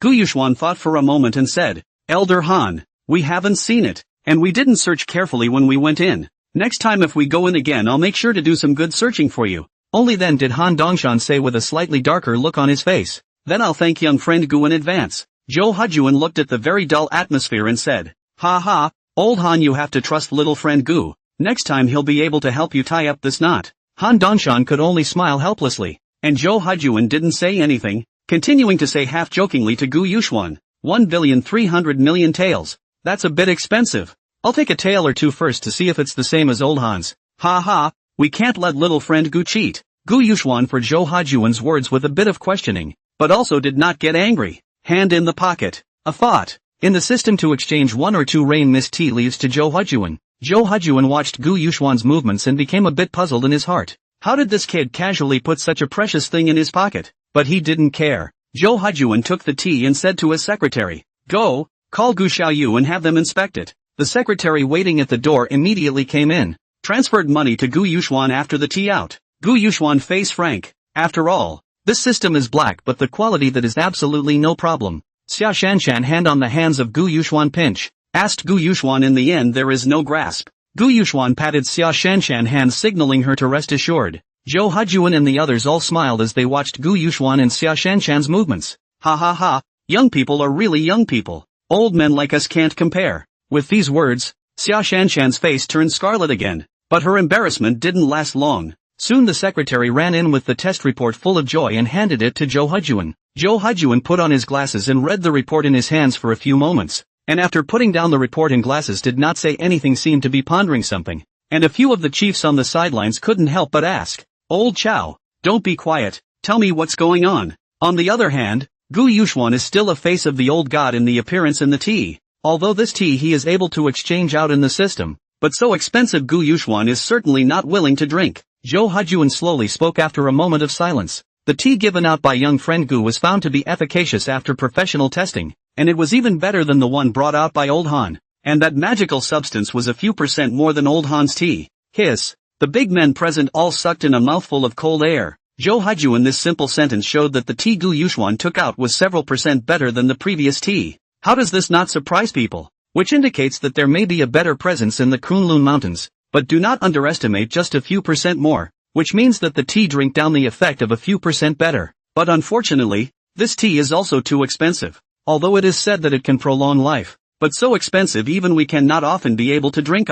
This is going to give the rich and famous people an advantage. This can be said. We can buy the one in the hands of young friend Gu, and then raise the price by double to sell it to those tycoons. This is not we can be free. After a few discussions, it was still Zhou Hujuan who opened his mouth and asked, "Little friend Gu, how much more of this kind of tea do you have in your hands?" For Gu Yuxuan, as long as there was money, naturally there would be as much as he wanted. But Gu Yuxuan also knew what it meant that things were more expensive than they were rare. After Gu Yuxuan pondered for a moment, a combined, leaning north, this must give a kind of scarcity illusion to get more and more appreciation, said, "I only have 2 pounds. The crowd's eyes darkened as they sighed at the words, and Zhou Hujuan also shook his head with a slight sense of disappointment and said, "It's a pity that the most 2 pounds present is 2 taels for one person, not to mention taking it to sell. It's not enough to drink for yourself." Gu Yuxuan looked at the expressions of all the bigwigs before Gu Yuxuan laughed. "That's all there is now. If there's more we'll have to wait until the next time we go into the Kunlun Mountains." The bigwigs present looked bright again. Right, Gu Yuxuan only needs to go into the Kunlun Mountains. This kind of tea will still be available, they said after collecting all of Gu Yuxuan's tea. "Little friend Gu, you can still leave us the tea next time you get it." Right. Little friend Gu, we can make a reservation. Booked your tea for later. Ha ha ha. Leaning north. Tea leaves Gu Yuxuan more than enough. In fact, Gu Yuxuan this is not teasing them. He is just controlling the number of tea leaves. After all, things are rare. Once something is more than one, it is not worth it. This tea system sells 100 million won or 10 billion won catty. If Gu Yuxuan said how much he wants how much, then someone will inevitably haggle with him. And once the price drops or as much as he wants, it will continue to drop. If it drops below the price of entry, then Gu Yuxuan will never sell it again. But in the eyes of those bigwigs, they don't see it that way, and will only think that Gu Yuxuan is just not doing it because he thinks the money is too small. Leaning north. They don't know that Gu Yuxuan also needs to be bought with money, and they just think that Gu Yuxuan can just make a random trip in, which will make them think of Gu Yuxuan. So Gu Yuxuan simply at the beginning of a clear that wants so much more, and then no more, so slowly no more people. The price can also be raised. The key is that other people will not have other opinions about Gu Yuxuan yet. They will only think that Gu Yuxuan has taken their favor and that's why he sells the tea to them and not to others. No problem. That's for sure. I don't know who to sell such an expensive thing to besides everyone here, Gu Yuxuan said generously. At this time, Han Dongshan came out of nowhere at Zhou Hejuan. Old Zhou, if you recognize Gu Xiaoyu as your grandson, then we all have to. The benefits can't be taken up by you alone. The others nodded in agreement at the words. Only Minister Xia and Fan Zhangwo didn't say anything. There was no way those 7 were their superiors. What's more, they had been in contact with Gu Yuxuan for more time and knew that his character would definitely not agree. And sure enough, Gu Yuxuan's face darkened immediately after hearing this. Leaning on the north? What do you mean? Recognize your grandson? Or a group of people? What the hell were you thinking? Guys, what are you talking about? Zhou Hejuan was only joking about a sentence, but he didn't expect to be taken seriously by Han Dongshan, and even said it in front of Gu Yuxuan. Zhou Hejuan secretly cursed Han Dongshan dozens of times in his heart. You do not look at Gu Yuxuan. What kind of character? Will be like the average person because of his status as our grandson? Ha ha, old Han, you heard wrong. I'm not talking about Gu Xiaoyu, I'm talking about Xia Yao too. I've seen this girl watery since I was a kid. When Zhou Hejuan heard Gu Yuxuan's slightly unkind voice, he had the bright idea to say that the person he wanted to recognize was Xia Shanshan. I have to say that Zhou Hejuan's mind is really unusual. This next more than just solve this problem, and also engage in roundabout tactics. Gu Yuxuan recognized Xia Shanshan is also good. After all, it seems that according to what they know, Gu Yuxuan seems to listen to Xia Shanshan's words. This time it is Xia Shanshan's turn to be confused. How did this involve their own head? Ah, what? Recognize me? Yes. Are you willing to do that, Xia Yao? Zhou Hejuan asked again. This time those few old foxes around instantly saw Zhou Hejuan's mastery. At that moment, they are not happy. Xia Shanshan, you can recognize that we can also recognize.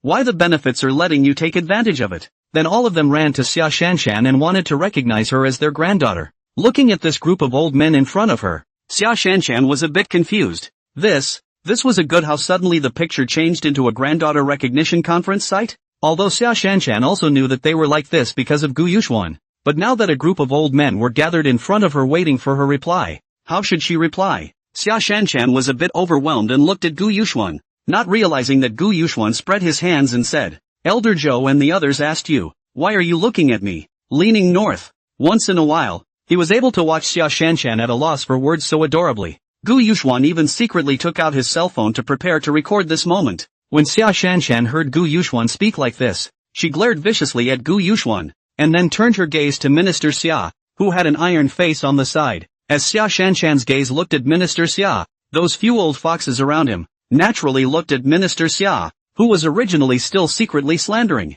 Damn it! What's wrong with you? You recognize my niece as your granddaughter? So I'm a generation younger than you for no reason? You may be leaders, but do you think you're so cool? The eyes of the crowd now shifted to Minister Xia's body, causing cold sweat to seep out of his forehead and behind his back as he thought to himself that he hadn't just said what was on his mind. Had he? Uncle, what do you think? Xia Shallow asked towards Minister Xia. At this time, Minister Xia just breathed a sigh of relief. It seems that it is not himself as accidentally set out. It is Xia Shallow reason the crowd is watching himself. But soon the sweat on the forehead of Minister Xia seeped out again. This Xia Shanshan owned this niece. This is not to put themselves on the fire to roast it? And what do I think? Do you think I would want to? It's a generation shorter for no reason. But in front of so many old foxes, Minister Xia, not to mention directly say it, even with a look signaling is not dare, can only throw dry swallowed a few mouthfuls of saliva said. I don't have a problem with that. Unexpectedly, Minister Xia's words still didn't satisfy Zhou Hejuan and the others.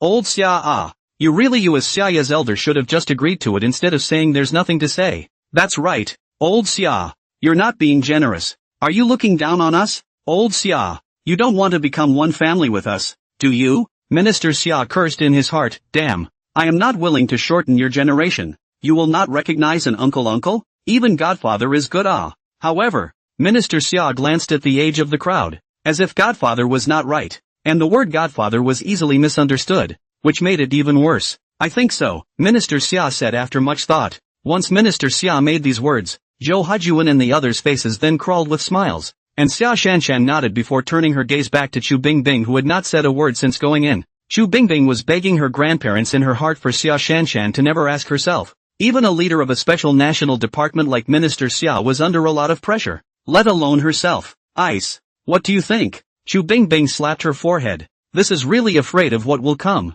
Xia Shanshan really asked her. Chu Bingbing said she just want to be a plain transparent person. Why ask me? As the gazes of the crowd fell, Chu Bingbing could only say with a stiff upper lip, I think it's nice to have so many people who love you. After Chu Bingbing said this, Zhou Hajuan and the others all showed unstinting appreciation in their eyes. This is Chu Yang's daughter, isn't it? It's true that a tiger's father has no daughter. This daughter has a good eye. Zhou Hajuan and the others said. Chu Bingbing also turned from the transparent person in the beginning to a well-known person. Minister Xia and Chu Bingbing both said so, but Xia Shanshan still had a little hesitation in her heart. Chiefs, this is something I need to inquire about at my home, or I'm afraid I'll go back and not even be able to enter if I mess up recognizing my grandfather. Zhou Hajuan and the others laughed and said with confidence, just relax. Your uncle has agreed. That's not it. If you're really unsure, why don't I call your dad? Why don't I have someone invite them over now and ask them? Xia Shanshan looked at the several big names in front of her. If they let them invite their parents over,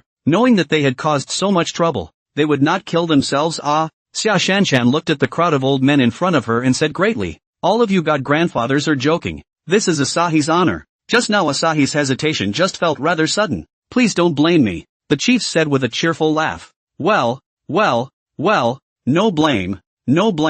How can we blame our good granddaughter? Xia girl, in the future you should come to see your grandparents more often. Xia Shanshan smiled faintly and said, don't worry, all of you god grandpas, I will definitely knock out all of Gu Yuxuan's goodies for you. Xia shallow language is not shocking. This word out of the crowd present are Lin and Frozen. You look at me, I look at you. For a time the whole living room fell into silence. North, has this bitch gone rogue? You've changed. You've gone after my body and now you're after my baby? Gu Yuxuan fiercely stood up and said to Xia Shanshan, you can hit on my flesh, but you can never hit on my baby. The eyes of the bigwigs lit up at the words. Gu Yuxuan meant that he had other treasures in his hands? This will have to rely on Xia Shanshan's precious granddaughter. Instead, Xia Shanshan and Chu Bingbing looked at Gu Yuxuan with a strange look, the corners of their mouths rising, seeming to carry a certain sense of meaning. Gu Yuxuan looked at the eyes of all the bigwigs looking at him felt like looking at a pile of treasures, a pile of rain mist tea leaves in general, while the eyes of Xia Shanshan and Chu Bingbing made Gu Yuxuan understand almost for a second.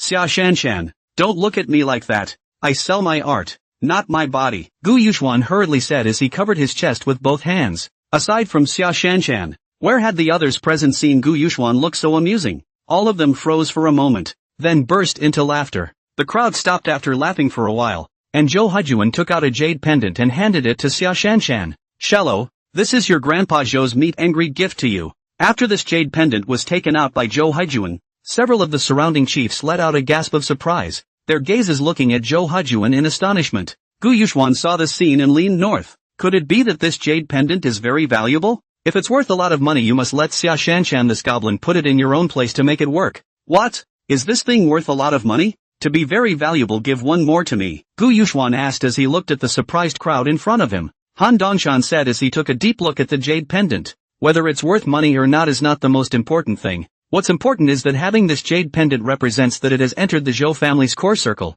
and even if it's owned by no more than 10 people in the Zhou family, and as far as I know, there are only 5 people in the Zhou family's core circle including Old Zhou. Old Zhou this is a big deal for you, Grandpa Zhou. This can't be allowed. Xia Shanshan already knew the weight of this jade pendant in Han Dongshan's words and eyes, and hurriedly pushed the jade pendant back in front of Zhou Hajuan and said. Zhou Hajuan's face darkened as he pretended to be unhappy. Xia girl, are you looking down on me as an old man or this jade pendant? It's not. Xia Shanshan was interrupted by Zhou Hajuan before she could finish. Since it's not, then you should take it. Compared to your contributions to China, this is nothing. Zhou Hajuan got serious, an unquestionable aura of a superior emanating from him. Xia Shanshan looked at Zhou Hajuan who was so serious, and only nodded a little and said, then thank you, Grandpa Zhou. The other people also took meet and greet gifts to Xia Shanshan when they saw this, but because Zhou Hajuan's hand was too shocking, the other people's meet and greet gifts appeared to be average. After Xia Shanshan collected the people's meet and greet gifts, she came straight to Gu Yuxuan's side and looked straight at him. Gu Yuxuan's heart rejoiced when he saw Xia Shanshan, leaning north. It seems that he still has the charm. It seems that the goblin is ready to put something in his place. Gu Yuxuan looked at the things you all gave to Xia Shanshan did not look like cheap goods either. How could there be cheap goods when they were out? Gu Yuxuan stretched out his hand but was slapped by Xia Shanshan. What are you doing, Gu student? Bring it. Xia Shanshan stretched out her white palm. 10,000 question marks flashed through Gu Yuxuan's head. What? Bring it? Bring what? Aren't you supposed to give something and I'm supposed to hold it for you? Ah, take what? Gu Yuxuan asked with a confused look on his face. Xia Shanshan looked at Gu Yuxuan with a straight face and said, return the favor. Lean north. A gift? How can I give Xia Shanshan a gift? Besides, why do I have to pay for the return gift if you receive it? You can't say that anywhere. Seeing Gu Yuxuan's look, Xia Shanshan knew what was on his mind and attached herself to Gu Yuxuan's ear and said, Mr. Gu, if you don't give me something,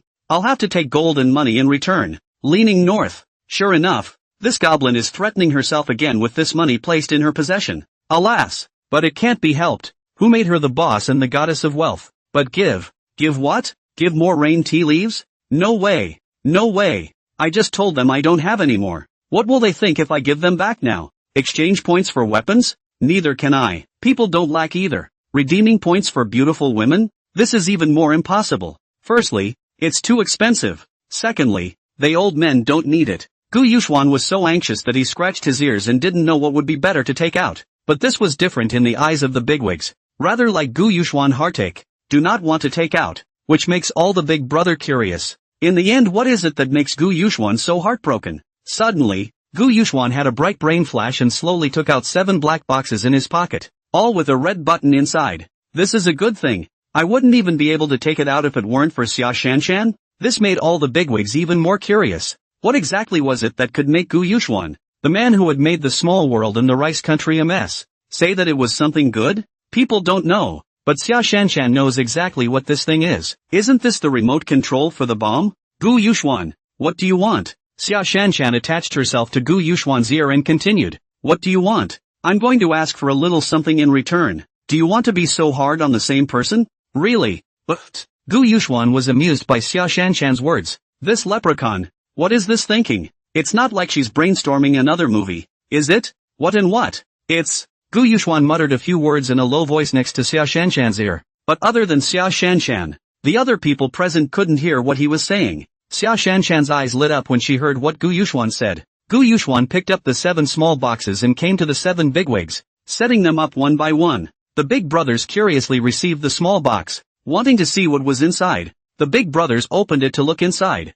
and suddenly their faces changed. This is the activation button for the bomb device? Is it hard to believe that young friend Gu has planted a bomb here? No way. This looks rather like a rocket launcher to me. Is young friend Gu preparing to give us another strong addition to spaceflight? This looks like a nuclear launcher to me. Elder Zhou is right. This is the activation button for the bomb device. Gu Yuxuan said slowly. The moment these words came out, the faces of the bigwigs present changed, and their eyes immediately became wary as they looked at Gu Yuxuan. Their voices a bit chilly as they said, little friend Gu, you can't really have planted a bomb here, can you? Under the vigilant gaze of the bigwigs, Gu Yuxuan reacted to the fact that what were the identities of these people, and it was hard for people not to think about it when they took out the activation button of the bomb device themselves. No, I'm still here. Would I be stupid enough to plant a bomb here? Gu Yuxuan said helplessly as he held his forehead. Only then did the bigwigs secretly breathe a sigh of relief. Gu Yuxuan's words were reasonable. Given how life-thirsty this kid was, how could he possibly do such a foolish thing?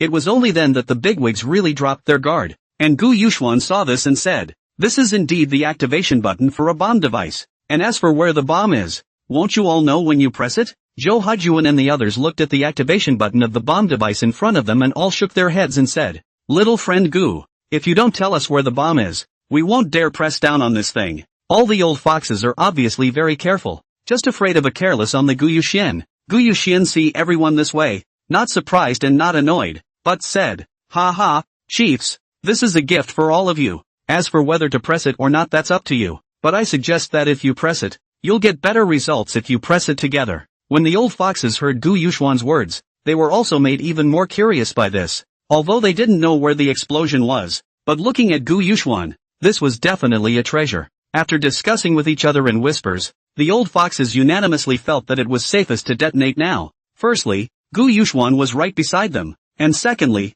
they could detonate together. The chiefs were all people with great vigor, and once they decided, they would not hesitate any longer. The 7 of them pressed down at the same time, and Han Dongshan even pressed down twice. Zhou Hajuan and the others all looked at Gu Yuxuan in confusion and said, "We're done pressing. Can you tell us where this was detonated now, little friend Gu?" "Ahem. Guys. I was going to show you a firework, which I didn't expect you to do it so fast. I didn't have time to get my cell phone out yet." Gu Yuxuan touched his nose and said to the crowd, "You're telling us where it was detonated, aren't you? Now that we've pressed on it, nothing much has happened. Little friend Gu, you're not swindling us, are you?" Han Dongshan couldn't help but question Gu Yuxuan. Gu Yuxuan still touched his nose and said, "Ahem. I'm getting a little hungry. Let's go eat xia. And chiefs, you might want to see what's going on internationally. It'll give you the answers you're looking for." Zhou Hajuan reacted at this time and immediately let his secretary come and then said towards Gu Yuxuan and Xia Shanshan, "Good granddaughter. You stay with the grandpas a little longer." Gu Yuxuan knew that Zhou Hajuan was taking advantage of the fact that Xia Shanshan did not give himself away to say, "Classmate Xia, why don't you accompany Elder Zhou and the others first? I'm hungry. I'll go out to eat something." After saying that Gu Yuxuan was ready to bolt, this time Zhou Hajuan and the others didn't have any way out, but Xia Shanshan didn't do it and crossed her arms and scolded, "Mr. Gu, if you're hungry, why don't you ask Grandpa Zhou and the others to have food brought in? You're leaving me alone? You try?" Gu Yuxuan looked at the goddess of wealth Xia Shanshan who was roaring in front of him and thought about the huge amount of money that belonged to Xia Shanshan in his own pocket. He could only raise his hands and surrender, saying that he did not dare to try. When the bigwigs saw this scene, they only felt more and more that Xia Shanshan's granddaughter was really good to recognize, and it seemed to be better than recognizing Gu Yuxuan. Several other chiefs also cast admiring glances at Zhou Hajuan. Worthy of being the supreme chief, this is simply strategizing. Soon the secretary was handing a breaking news to Zhou Hajuan with trembling hands, and Zhou Hajuan's face, which was still calm, twitched up, and his hands shook more and more. The other chiefs looked at the expression on Zhou Hajuan's face and also walked over to Zhou Hajuan's side, wanting to see what had caused this person who usually did not change his color when Mditai collapsed in front of him to have a sudden change in his face. The remaining 6 chiefs came to Zhou Hajuan's side and looked at the news in Zhou Hajuan's hands, and their faces all changed abruptly. Chu Bingbing and Minister Xia as well as Fan Zhangwo saw the scene and couldn't help but be curious. What on earth could make these few big shots so dumbfounded? It was Zhou Hajuan who was the first to come back to his senses in shock, waving his hand at his secretary to let them go out and close the door before he stood up and exhaled, looking at Gu Yuxuan and asking, "Little friend Gu, you put this at the rice god statue? Did we just hit the switch?" Looking at Zhou Hajuan who was trying to calm down, Gu Yuxuan touched his nose and joked, "Yeah, at that time, Xia was going to check out the rice statue of God, and when Xia and I went to check it out, we stopped by and put some small equipment there." When Han Dongshan heard Gu Yuxuan's words, the corner of his mouth twitched as he asked, "You put this on a statue of a Yanaguni god because you were on your way, huh? And gave it to us as a gift? Well, aren't you happy with this one? Then I'll put it somewhere else and give it to you next time." Gu Yuxuan scratched his head and said, when these words came out, the people present had an urge to go crazy. Zhou Hajuan heard Gu Yuxuan's words and said, "You said earlier to put it on the rice idol. Let's also have a mind to prepare for it. That would also allow us to detonate it again at the right time, which is not the best time." "Well, I'm not sure about that kind of bending. This one's easy. Next time. The next time I drop in on Congress and the White House on my way to see what's going on," Gu Yuxuan said as he looked seriously at the bigwigs, his eyes full of truthfulness without a hint of artifice. The corners of the eyes of all the bigwigs jumped as they watched Gu Yuxuan's sincere words, as if he was talking about such things as if they were very simple, but this rice idol thing was happening right in front of their eyes, and it was the key that they had personally pressed, and Gu Yuxuan had already proven himself with the facts, so no one refuted it. At this moment, the gazes of all the bigwigs coincidentally looked towards Xia Shanshan, and in their hearts, they all thought, in the future, they should treat this granddaughter well. It seems that only she can cure Gu Yuxuan, with Gu Yuxuan's character that could make such a big deal out of even a side trip. If Xia Shanshan wasn't there when he was just stopped at the door, the bigwigs couldn't dare to imagine what he would have done. The eyes of all the bigwigs who were still in a daze all fell on Xia Shanshan, which made Xia Shanshan also dazed, pointing her finger at her nose and said, "God grandfathers, it wasn't my note. It was given to me by Gu Yuxuan for me to put up with him. I didn't know what it was at the time, but I found out about it later." Wow, there was an outcry. Xia Shanshan said that she did not know before, and then she knew it instead of knowing it now, which means that Xia Shanshan had already known it long before they pressed down. The bigwigs almost fell down if they weren't holding their chairs. It seems that this granddaughter of theirs is not an oil lamp. Fortunately, now Xia Shanshan is one of their own. Zhou Hajuan cleared his throat and said, "Ahem, this matter will be over. What happened today can only be known by those of us present, and shall not be spread out. Zhou Haijuan said this to Minister Xia, Fan Jiangwo and Chu Bingbing. The three have said that they know, while Xia Shanshan did not understand. What's there to be afraid of with this? It's not like they have any evidence. If they dare to say anything nonsense, Gu and I will go over to the rice country again to skate around and have some fun. Right, Gu. As soon as Xia Shanshan's words fell, Gu Yuxuan quickly jumped up and said, yeah, gotta drop. Leaning north, Gu Yuxuan felt a great deal of anxiety now that he realized that most of the money in his pocket was Xia Shanshan's, and he only had less than 1/3 of it. I can't wait to take another trip to Rice in a few days with the Lady of Fortune and another trip to Vegas to win some more money to add to my pockets. But this falls in the eyes of the big boys can be different. See, Xia girl said to go to the rice country to make things. Gu Yuxian immediately agreed excitedly. Here you can see how much Gu Yuxuan loves and accommodates Xia Shanshan, right? Maybe the reason Gu Yuxuan the kid was so excited was to be alone with Xia Shanshan. At that moment, all the big men's hearts slandered. Gu Yuxuan is a licking dog. Look at this attitude. Fan Jiangwo and Zhou Yuanbiao even introduced Gu Yuxuan to his girlfriend? Isn't that just asking for trouble? No wonder you can only be your own subordinate. You see, like yourself and others recognize Xia Shanshan as granddaughter is not the best of both worlds? At the same time, the other 6 bigwigs were even more impressed with Zhou Hajuan's vision and vigor, and they were secretly regretting in their hearts that they had just given a lighter meet and greet gift. Shello, listen to Grandpa and don't go out. During this period of time you will stay in Kyoto, until after this gust of wind blows, Zhou Hajuan said to Xia Shanshan in his serious tone. Okay, Xia Shanshan nodded and said, while Gu Yuxuan, hearing Xia Shanshan say this, immediately looked like a wilted eggplant. Listless, Zhou Hajuan and others are really afraid that Xia Shanshan and Gu Yuxuan ran out and don't know what to make a mess back. Now the rice country should already be a cannonball.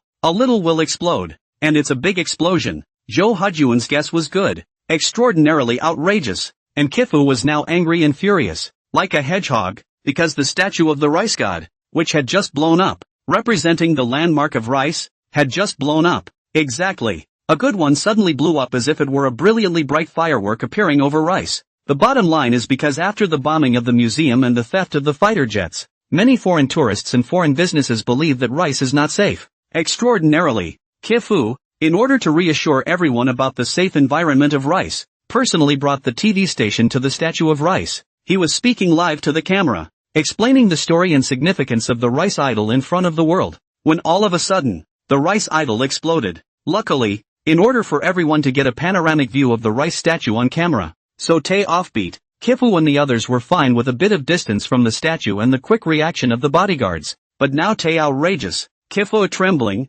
I do not know whether it is scared or angry. Face grim can drip out of the water to look at the men in front of him asked, did you find out what caused the explosion? The henchman didn't dare to look directly into the eyes of Tay Divergent, Kifu, and said with his head bowed, Chieftain, it is now tentatively established that this incident is man-made. Extraordinarily, the anger in Kifu's heart spiked at once, and the 3 consecutive incidents with such a bad impact made him unable to hold back his fire and shouted, who the fuck is it? Who the hell is it? Who in the world has the guts to do this? This is already a blatant attack on rice territory. The men on the side all lowered their heads, through and through did not dare to speak, but quietly stood in place waiting for Tay Lipa, Kifu to take out this bad gas in his heart. Go on. See if there are any terrorist organizations responsible for this incident? Usually this kind of thing, whether they did it or not, will have one or more groups of terrorists responsible for it, thus increasing their influence and fame internationally. This time, the rice god statue exploded during the special outrageous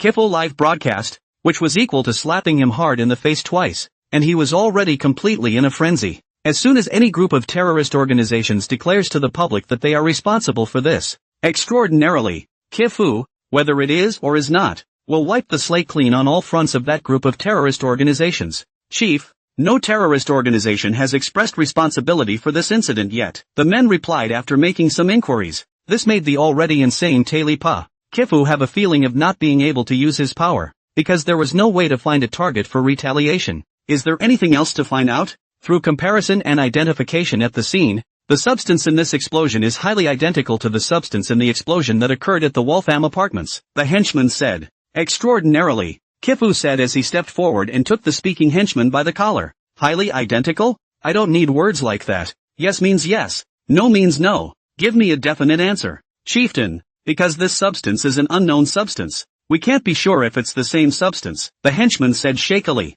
Extraordinarily outrageous. Kifu was even more frantic when he heard it. Was it a small day or a country of China? Need to be sure before he can correspond with Retaliation. Line up anyone who's been to the Air Force Base, the Rice Museum and the Rice Statue of God all over the place. Just as special outrageous. Kifu went crazy. Gu Yuxuan was feasting at the party when he suddenly received a system prompt. Ding! Congratulations to the host for completing the mission. Artifacts returning to China. Bringing back the artifacts of China that were lost in the rice country back to China. Rewarding 7 law-breaking daggers of average power and 10 explosive eggs of average power. Ding! Congratulations to the host for completing the hidden mission. Blowing up the Rice Statue of God. And rewarding the Open Army Redemption System. These few short words made Gu Yuxuan, who was wolfing down his food, suddenly stop. What the hell? An army exchange system? What is this? Am I going to develop my own forces? You're going to dominate the world? Positively just. Punching the rice country. Kicking the Western powers.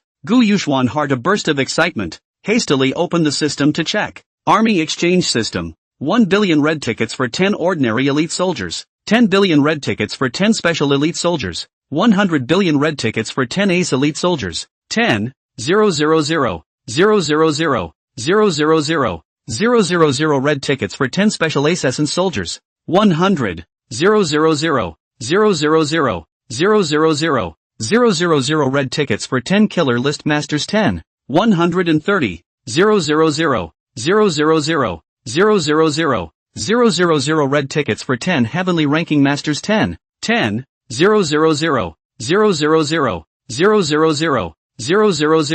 000, 000 red tickets for 10 LW masters. 10. After the exchange, the personnel can obtain the legal identity of the host's current country, and the host is responsible for the basic life security and weapons of the personnel exchanged out, and the exchanged personnel will never betray. Gu Yuxuan read the hands are trembling up, not excited, that is angry, leaning north. This dog system, do you dare to count a few zeros? How dare you offer such a price? The corner of Gu Yuxuan's mouth twitched. But what the heck is this Dragon Tiger ranking? It could actually be more expensive than the experts on the killer list and the heavenly list? Gu Yuxuan flipped through it again and once again took a serious look at the exchange price of the national goddess. Leaning north. 100, 000, 000, 000, 000, 000, 000, 000,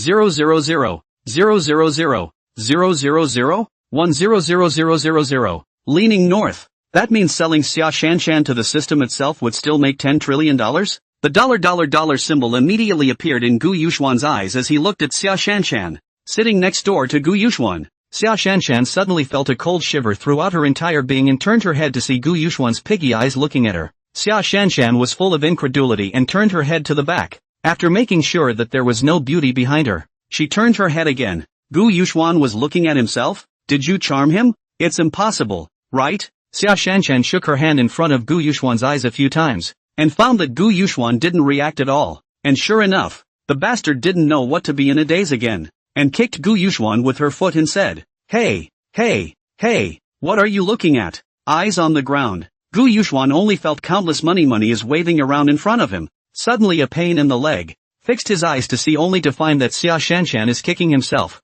and said in a hurry, what's wrong? Xia Shanshan heard that Gu Yuxuan had no idea what he was talking about, and her pretty hand also touched the soft flesh on his stomach, and said with a hard pinch, What are you thinking about? How many times did I call you but you didn't answer? It can't be that you're in love with your sister, right? Leaning north. Love you ball? I am thinking about whether to exchange you to go to global domination. Gu Yuxuan did not answer Xia Shanshan, but continued to think, Ugh, this won't work either. Replacing her would sell for $10 trillion though, and at most 10 killer list experts could be exchanged. But Xia Shanshan was equal to a money printing machine. Gu Yuxuan and Xia Shanshan had already gained several $100 billion in less than a month together, so it didn't seem like a good deal when converted. The more Gu Yuxuan thought about it, the more he felt that this was the case. It is better to develop in the long term. You cannot kill the chicken to get the eggs. Gu Yuxuan nodded with deep conviction. If you can't give it up you just say so. Dead duck. Suddenly a line appeared in the system.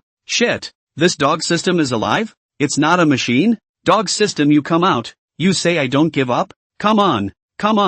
I call it sanity. What do you know? But no matter how much Gu Yuxian scolded the system, there was no longer any reply. Gu Yuxian almost thought he had just hallucinated. After Gu Yuxian calmed down and contemplated for a while, he secretly felt in his heart that this Xia Shanshan was really unusual, or at least really valuable. Why else would even the dog system, which had always played dead, speak out for this? It must be that the value that Xia Shanshan could create was much higher than the value sold to the system. The dog system's urine, Gu Yuxian is very clear. That is, in addition to the black, sold, the loss is certainly their own. So he decided that no matter what, no matter how poor and no money cannot sell Xia Shanshan. Seeing that Gu Yuxian had fallen into deep thought again and didn't pay attention to himself at all, Xia Shanshan grumbled in anger and raised her jade hand again to give Gu Yuxian's armpit a hard twist.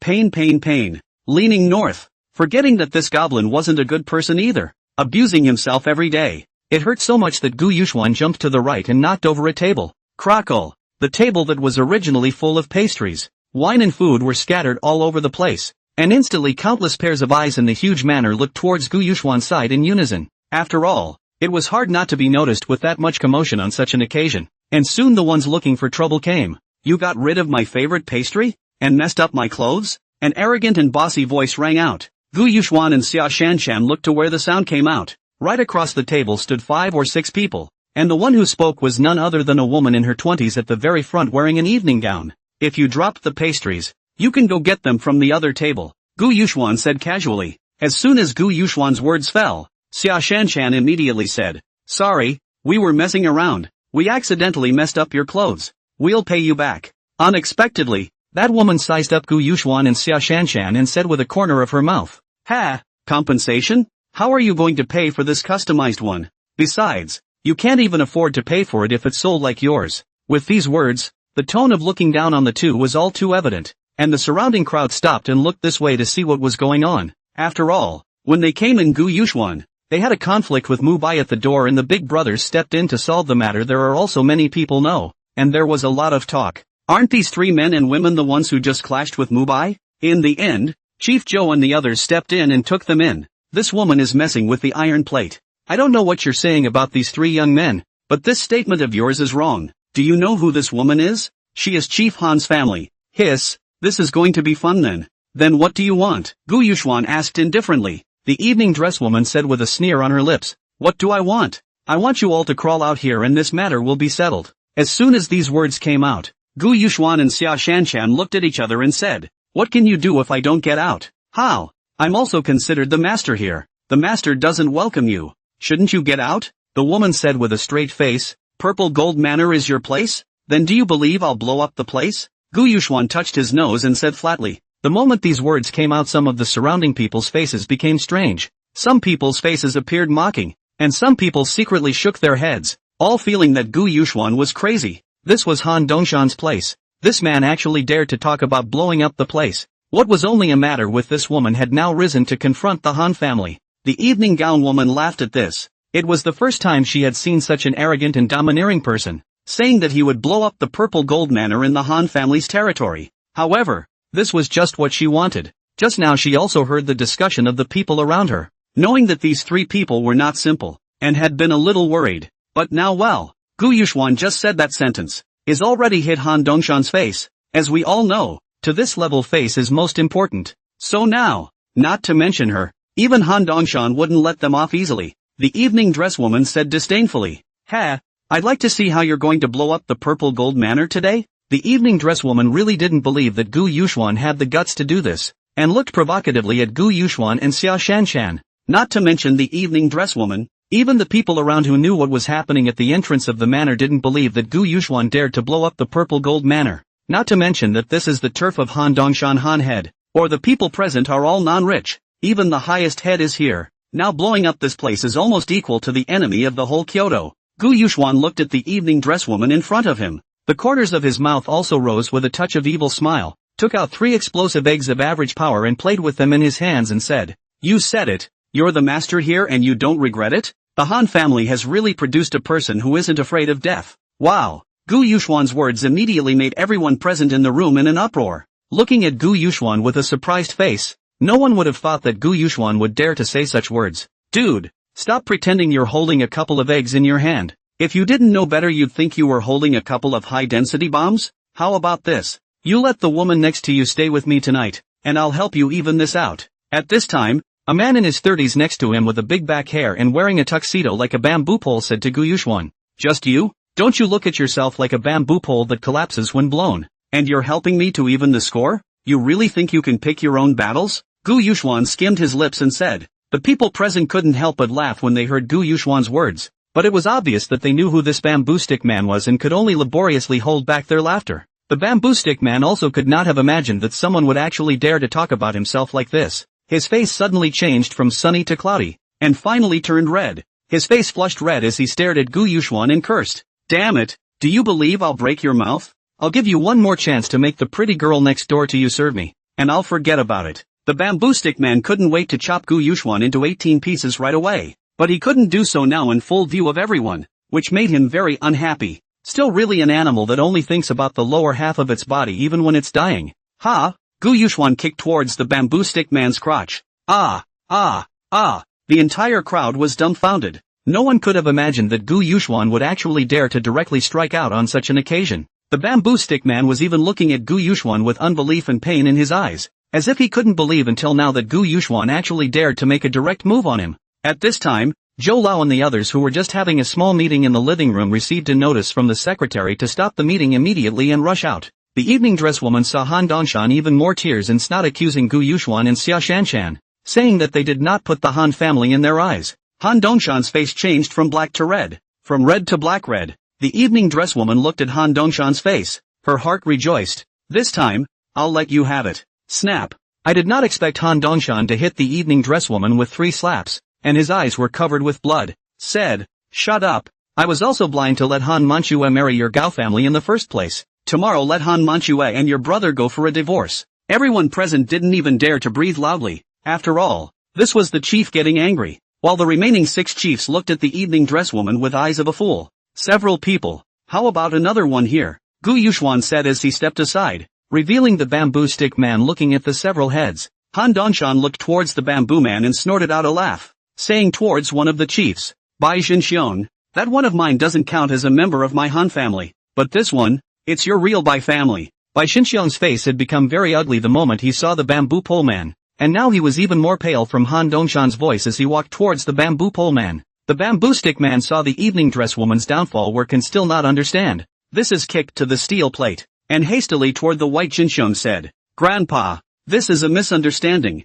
I'm just talking. Bai Xinxiong also did not care about him. Walked to the bamboo pole man in front of a hand to lift up, thrown in front of Gu Yuxuan and Xia Shanshan said, apologize and get up when they forgive you. Bai Xinxiong then smiled at Gu Yuxuan and Xia Shanshan. Young friend Gu, shallow, what's going on? What has this brat done that's wrong? You guys just teach him a lesson. This scene even made the surrounding people's eyes fall to the ground. This was Kyoto Playboy by Zhengdong, Bai Xinxiong's favorite grandson. Now actually don't know the reason directly by Bai Xinxiong let him kneel down to apologize first. Who exactly are these 2 people? The surrounding people themselves were filled with curiosity. Xia Shallow Red Face did not answer Bai Xinxiong, because she was really not very good at opening her mouth. Gu Yuxuan touched his nose and said, Elder Bai, it's not really anything. It's just that he asked Xia Shallow to accompany him and serve him comfortably. As soon as Gu Yuxuan finished saying this, the faces of the 7 chiefs present all changed. They were naturally clear about how nervous Gu Yuxuan was about Xia Shanshan, and now Bai Zhengdong actually dared to hit Xia Shanshan's idea. Isn't that the toilet lighting the lamp? Bai Xinxiong looked at Bai Zhengdong with a gloomy face and said towards Xia Shanshan with a clench of his teeth, Asahi, I have no problem with how you want to handle this. Xia Shanshan saw Bai Xinxiong's appearance. Plus she didn't find it that strange when she encountered this kind of thing often. Grandpa Bai, he's already been beaten up by Gu Yuxuan, but you'll have to educate him well in the future. Xia Shallow didn't know that because of her words Kyoto had one less playboy since then. Bai Xinxiong said with a happy face after hearing this. Ha ha, it's still my family Asahi who is generous. It's simply proportional to her beauty. Xia Shanshan was again made a big red face by Bai Xinxiong's words. At this time, the evening dress woman saw an old man walking outside the field, and immediately ran to the old man with eyes full of tears. Grandpa. The old man gently stroked the evening dress woman's head, glanced at the red palm print on the evening dress woman's face, and said to Han Dongshan with a stern expression, Han Dongshan, how dare you hit Yuer? It's true that you're the top chief,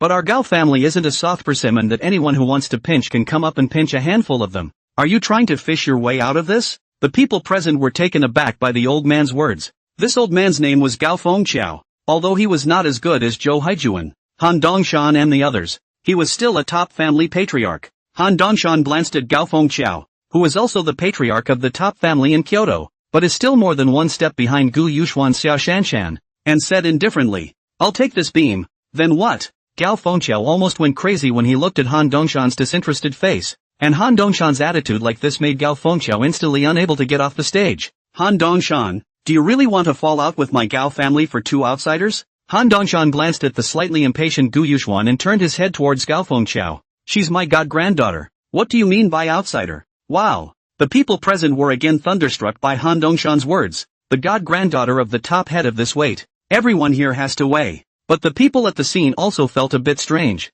Just a god-granddaughter. Han Dongshan would offend the Gao family to death for her? And why was Bai Jinxiong so polite to her? Gao Fengqiao gasped and laughed. Originally he thought how deep Xiaoshanshan and Gu Yuxuan had. It turned out to be just Han Dongshan's god-granddaughter. Ha ha ha, god-granddaughter? You beat up my own granddaughter for this so-called god-granddaughter? Not to mention that you is also your daughter's younger sister. I think you're an old cow eating young. Snap. Gao Fengqiao words have not finished was interrupted by a slap. Face hot. The heart is surging endless anger looking at the person in front of him. Hit him is precisely Bai Jinxiong. The crowd present rubbed their eyes and couldn't believe the scene their eyes were witnessing. Top Chief Bai Jinxiong slapped Summit Bridge? What are you looking at? This is also the old man's god-granddaughter. Wow. Another god-granddaughter of Bai Jinxiong? Recognized as a granddaughter by 2 top bigwigs at the same time? What exactly is this female? This was the thought in the hearts of the people present at the moment. This time Summit Bridge has messed with 2 top chiefs. One would have been able to put up a fight,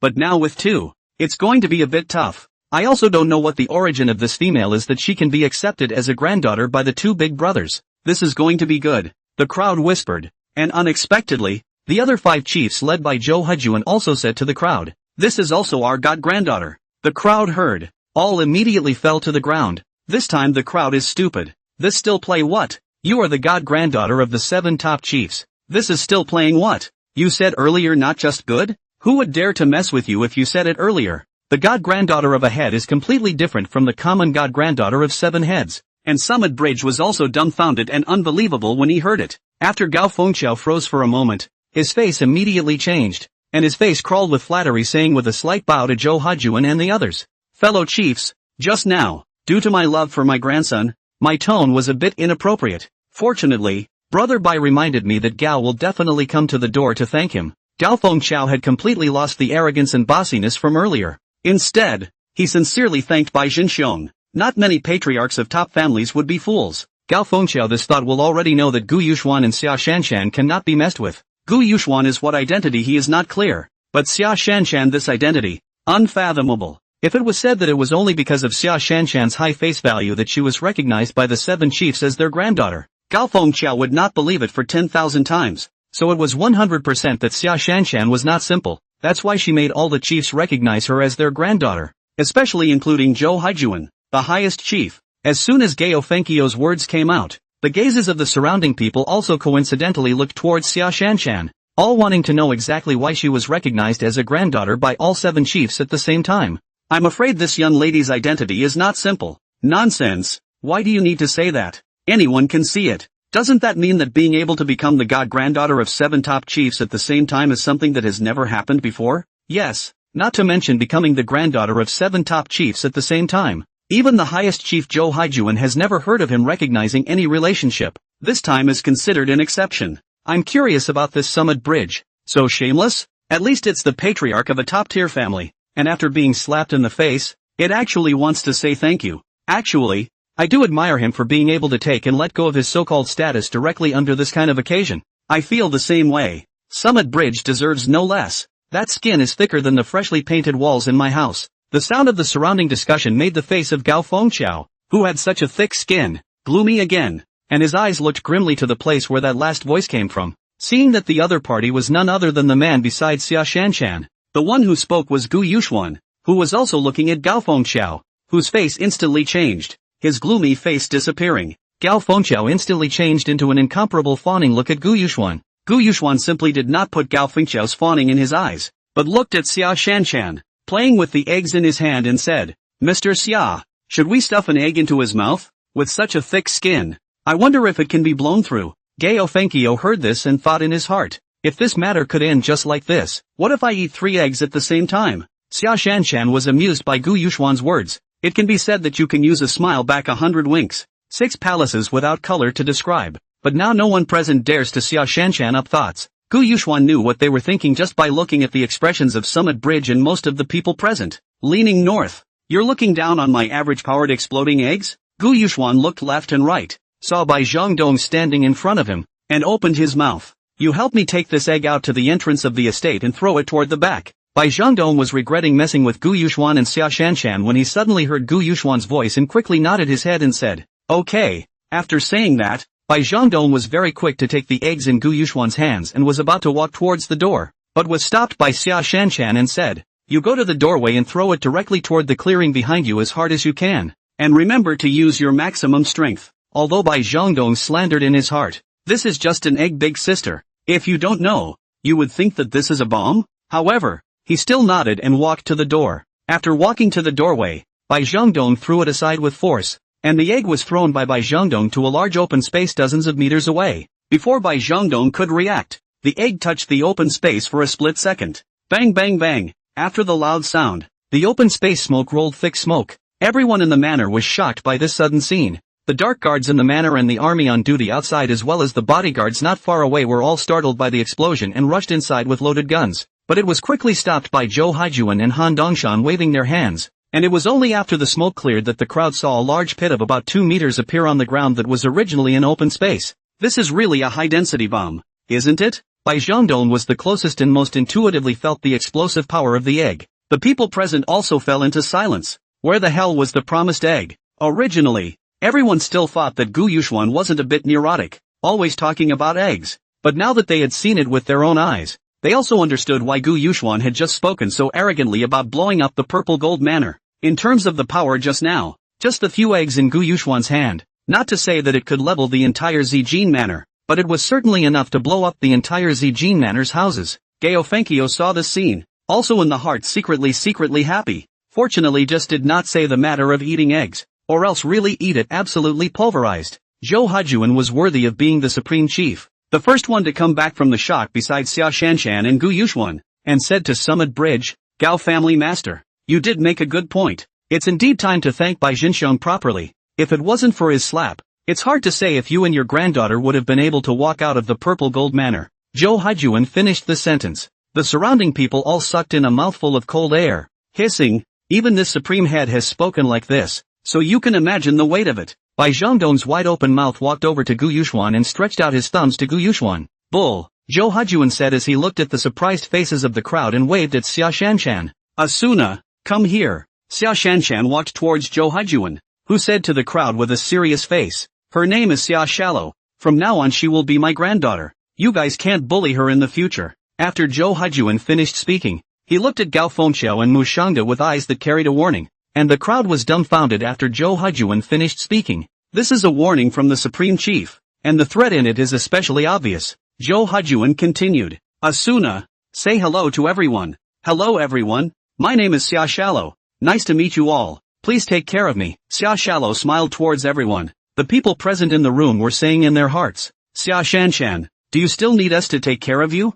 Who in the upper-class families in Kyoto doesn't know you? Who else doesn't know that you're the god-granddaughter of 7 top chiefs? There's also a bullish figure around you who throws bombs as eggs. So who else in the whole of China would dare to mess with you now? Although the surrounding crowd spat on Xia Shanshan in their hearts, their faces didn't dare to show the slightest bit of such meaning, but instead, they voiced out compliments and congratulations to Xia Shanshan. One should know that this party had invited more than half of the big shots in Kyoto, China to attend, but none of them had the deep background of Xia Shanshan. Only when all the people had congratulated almost all of them, did Gao Fengqiu look at Xia Shanshan with a fawning face and said with a smile on his face, Miss Xia, it's me and my granddaughter's fault. We'll admit to punishing us any way you want. Gao Fengqiu also looked remorseful. He had come here properly but was suddenly told that his granddaughter had been bullied by Han Dongshan. This was still one of his favorite granddaughters, and he passed before understanding what this was all about. Who knew it would be a straight kick in the steel? What's all this talk about punishment? How would I punish anyone? It's just that I think your granddaughter's unseemly attitude really makes people uncomfortable, Xia Shanshan said with a smile. Gao Yuer also panicked a batch right now. Everything she has right now is in front of Xia Shanshan. Just now how arrogant she is, now how nervous she is. Originally, Gao Yuer thought that Han Dongshan would help herself, but Han Dongshan gave herself a few slaps, and then Gao Fengxiao came to help her out. She thought it was stable. Who knew that now it had become such a mess? Gao Fengxiao could hear the words Xia Shanshan had just returned, sounding like she wouldn't be punished, but there was still a lot of fire in the words. Gao Gaoqiao looked at Bai Zhenxiong and Bai Zhengdong and said sternly to Gao Yuer, Gao Yuer, why don't you quickly come over and kneel down to apologize to Miss Xia? Gao Yuer heard her last backer roar and foolishly knelt down to Xia Shanshan, and Gao Fengxiao said when she saw Gao Yuer looking so bad, Gao Yuer, are you dumb? Don't know how to apologize? Only then did Gao Yuer react. She knew that Gao Fengxiao was still helping herself. Losing face was nothing. It would be a big deal if she was remembered by these chiefs. Miss Xia, I'm sorry. It's because I was too arrogant and capricious just now. Can you forgive me for your generosity? Gao Yuer said with tears in her voice. Xia Shanshan, this person is the most afraid of is that other people are good to her. To her soft. If Gao Yuer want to continue and her hard to go on it, she will not have any sympathy. But as long as others were soft, Xia Shanshan's heart immediately softened, feeling that Gao Yuer had already lost face among so many people, and it wasn't good to overforce others. Alas, Ms. Gao, please get up. In fact, we are also at fault. It's us who accidentally knocked over the table that got you into trouble. It's us who are sorry. Xia Shanshan rushed forward to help Gao Yuer up and said. Gu Yuxuan on the side slapped his forehead, leaning north. I knew that this demon can't see others soft. His own usual tried and true trick was actually learned by Gao Yuer. In fact, as early as the moment Gao Yuer opened her mouth, Gu Yuxuan already knew that Xia Shanshan wouldn't pursue the matter, and Gu Yuxuan wasn't an unreasonable person. Xia Shanshan is right. Really himself and Xia Shanshan is not right in the first place. Just cannot see Gao Yuer arrogant and domineering before triggering a series of things in the back, so Gu Yuxuan will not dwell on this matter. Gao Yuer froze again. So good to talk? Gao Yuer incredibly froze on the spot. This Xia Shanshan actually by their own words of soft words will no longer pursue?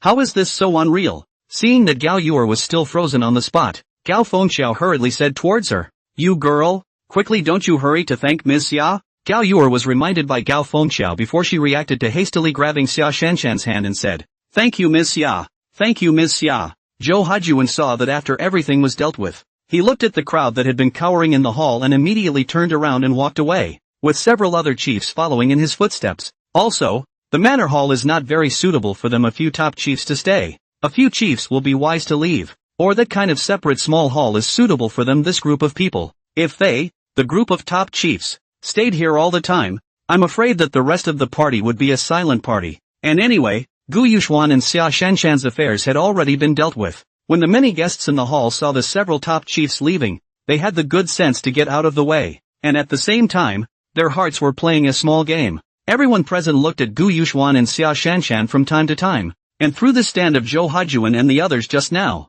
by Zhenxiong and Han Dongshan's actions, everyone could already tell that Xia Xiaolo, the newest princess of Kyoto, was definitely the heart of all the bigwigs, and wasn't the kind of person that could be compared to someone who was famous. Now the people in the hall are thinking about how to get on with Xia Shanshan, and even some of the Kyoto gentry who think they are a little handsome still want to throw winks at Xia Shanshan to show their charm. Xia Shanshan, the national goddess, whether it is face value or body is impeccable choice. The most important thing is her identity. Even if it is an ugly monster will have a lot of people to chase. But such self-righteous Kyoto gentry were all stopped by their elders. After all, no one knew what Gu Yuxuan and Xia Shanshan's relationship was. They were afraid that Xia Shanshan and Gu Yuxuan were not just friends, but lovers, and then the probability was that the egg-like bomb in Gu Yuxuan's hand would have greeted and smashed them hard. Zhou Hajuan and the others called Gu Yuxuan and Xia Shanshan in as well. The first, if they continued to let Gu Yuxuan wander blindly outside, they might actually blow up the Zijin Manor. The second and most important point was about the meeting they had just had,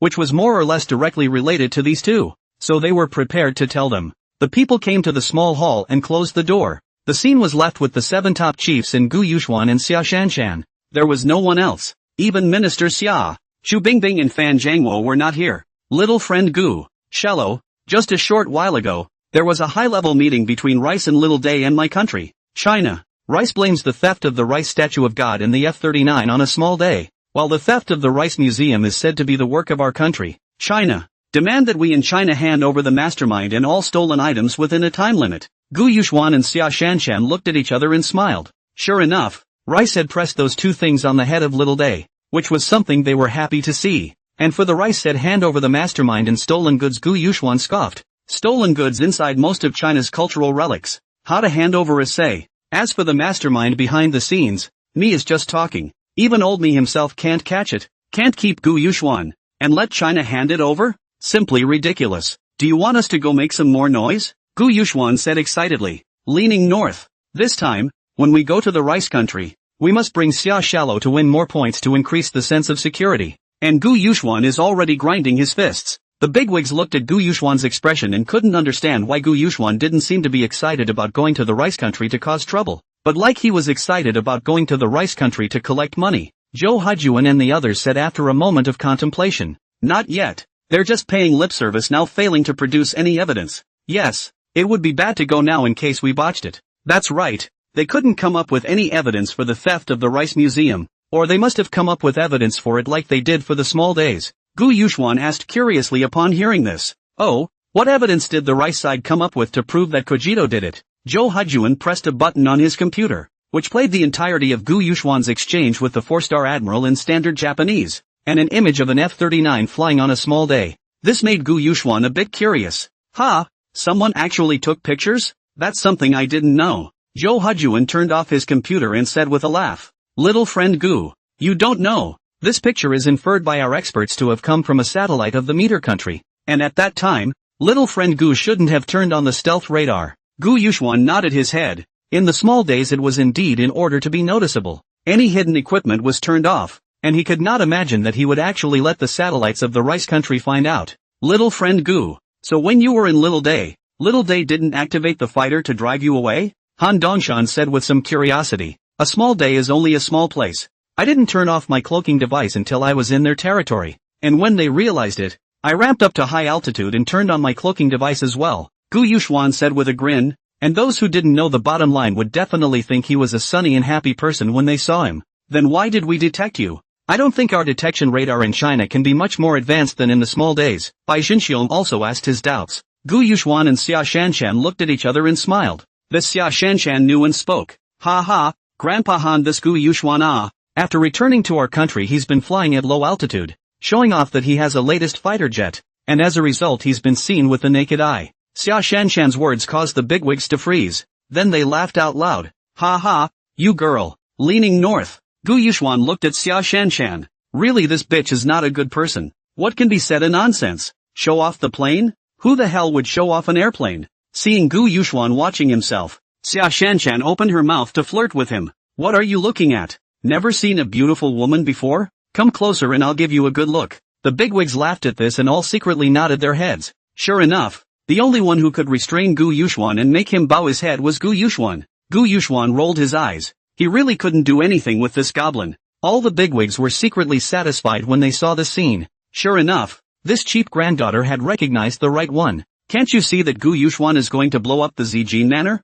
Can't you see that Gu Yuxuan has caused the rice country in the small days to be in a state of flux? But you are now Gu Yuxuan in front of Xia Shanshan. Aha! It can be said that it is just like a little sheep. It is true that posture is the most powerful weapon, and all the big guys think so. Then how does Rice ask for a small life? Gu Yuxuan could only hastily pull away from the topic towards Zhou Hajuan and asked. Zhou Hajuan opened a file on his computer, turned the computer screen to Gu Yuxuan's side, and said, take a look at this. This is the content of the conversation between Rice and Little Day, which has been put into writing by our stenographers. Gu Yuxuan looked at the computer screen and leaned north. This rice country's appetite was really big. It's actually asking for a small day to hand over Sukata, Ward and F-39. That's not all. Rice also said that for the sake of the domestic security of the small days, it also asked the small days to be like the Kimchi country, so that Rice stationed 10,000 troops in the small days to protect the security of the nationals of the small days. Finally, it also made the small days pay for the damages caused by the fake Sukta, Ward and Rice, 30 billion Mikan, and volunteered to bear the military and living expenses of the rice garrison. Leaning north, these requirements of the rice country can be said to be quite excessive. 10,000 garrison military costs and living expenses, tens of thousands of rice troops into a small life, or a long-term stationing. Isn't that a clear example of using the money of the small days to feed the military of the rice country? Not to mention the fact that so many people are permanently stationed in the small days. Isn't that a real example of inviting the wolf into the house and then raising the wolf? This kind of ordnance small day can be promised? Gu Yuxuan asked towards Zhou Hujuan. Zhou Hujuan and the others shook their heads slightly and said, how is this possible? Xiaoji is not a fool, not to mention the fact that Rice is obviously asking for a lot of money, so how could Xiaoji possibly agree to it? Little Day denies everything that Rice has said, including the impersonation of Suketa. Ward in the F-39. Little Day denies that the country has anything to do with them, also will not make any compensation to the Rice country. Based on humanitarian, Small Days can allow the Rice side to send people to investigate the original cause of the matter. Small Day's country will be received throughout. Gu Yuxuan snorted and laughed out. This Little Day bargaining ability is too strong, right? Sure enough, she was a master at reversing right and wrong. So what did Rice say? It won't really accept it, right? Gu Yuxuan asked towards Zhou Hujuan and the others. No, Rice has lost so much this time. If Ted is outrageous and Kifu doesn't take something and hand it over, those people in the Rice Council won't let him off easily. They've already gone through several rounds of arguments, but they're still not letting anyone go, Zhou Hujuan said, leaning north. This Little Day actually dares to oppose his backer. The Rice country Baba and the Rice country called for a fight? Can this Rice country really fight with Little Day or not? Then, Elder Zhou, do you predict that in the end? Will it be the Little Day that compromises or the Rice country that compromises? Gu Yuxuan asked curiously. Elder Zhou and the others still shook their heads and still said, who can say what's going to happen? Anyway, no one can say what will happen in the negotiations after this. Gu Yuxuan grinned. Ha ha, that's something Xia Shanshan and I can decide. Let's go on another little trip. The crowd was shocked to hear this, but it also occurred to them that Gu Yuxuan must be preparing to go and spice up the relationship between Little Day and Rice. Yeah, let's go provoke them to fight and we'll watch the show. Xia Shallow also nodded and said. The 7 usual calling chiefs looked at the two in front of them who had stirred up the conflict between Little Day and Rice with their own power, and even now felt it wasn't enough to go and make things even bigger. What are you guys going for? Right now, both Rice and Little Day will definitely be very vigilant, and it will be more dangerous for you guys to go right now. Zhou Hujuan and the others looked at the two and said, everyone, you can rest assured. Can you arrange for the identity of our 2 meters? Gu Yuxuan asked towards Zhou Hujuan and the others. Zhou Hujuan nodded uncertainly, and Gu Yuxuan snapped his fingers and said, that'll do. Xia Shallow, you come here. Xia Shanshan came to Gu Yuxuan's front. Gu Yuxuan took out a few boxes in his pocket and fiddled with Xia Shanshan, and a blonde, blue-eyed, extremely well-built big Yangma appeared in front of everyone.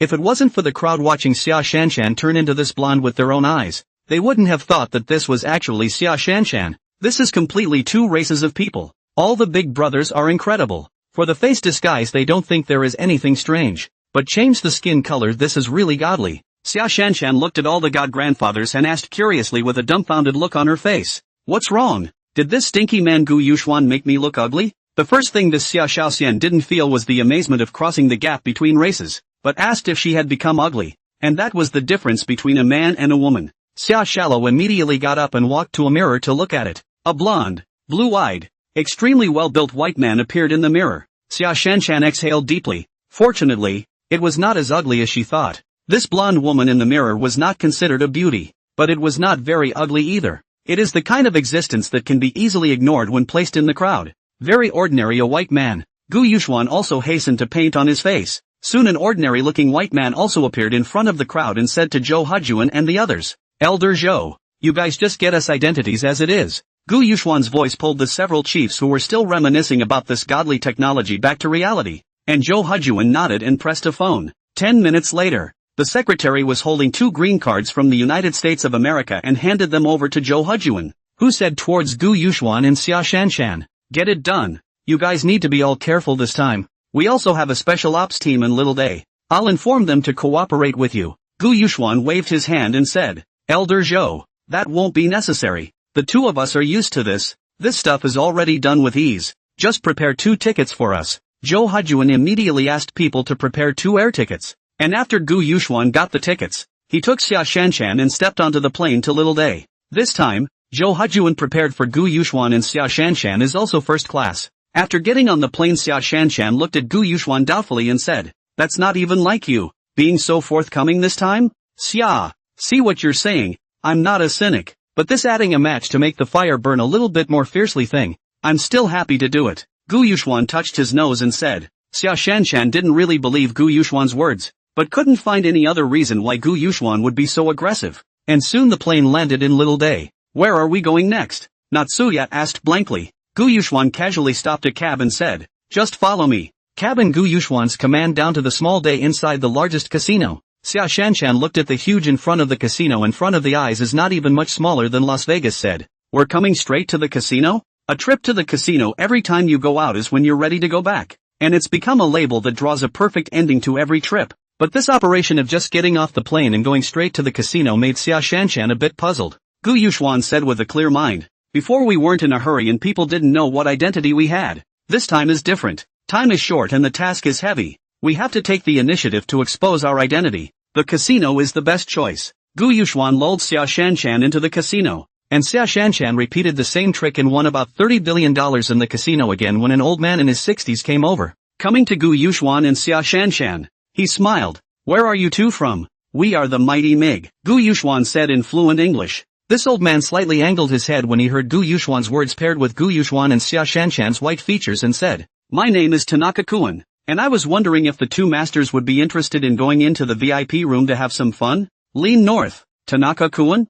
I wonder what he's got to do with Chigusa Tanaka and Taiko Tanaka. How come the casino people are like that? Letting people go play somewhere else after winning some money. Not interested. Your little life is too deceitful and still lies. I won't fall for your tricks. The corners of Gu Yuxuan's face turned up with a disgruntled look. The faces of the small days of the surrounding casinos became very ugly, and Tanaka Kuan's face was also gloomy as he said, "This gentleman, what do you mean by your words? We people of the small days are the most trustworthy and honest. North, can you really say that? The small world is known to be a place where you see what's going on, and you say what's going on. We don't mean anything by it. We are just stating the facts. You stole our fighter jets in the small days and blew up our idols that represent freedom, and as a result you are now denying it." Gu Yuxuan pretended to be agitated and said disdainfully to Tanaka Kuan, "How could he not know about this matter when little Day and Rice were making so much noise?" But Tanaka had something else to say about this matter. "This is something I'm not quite sure what exactly is going on, but I'm sure that what our great little Day has done will never go unrecognized," Tanaka Kuan said to Gu Yuxuan.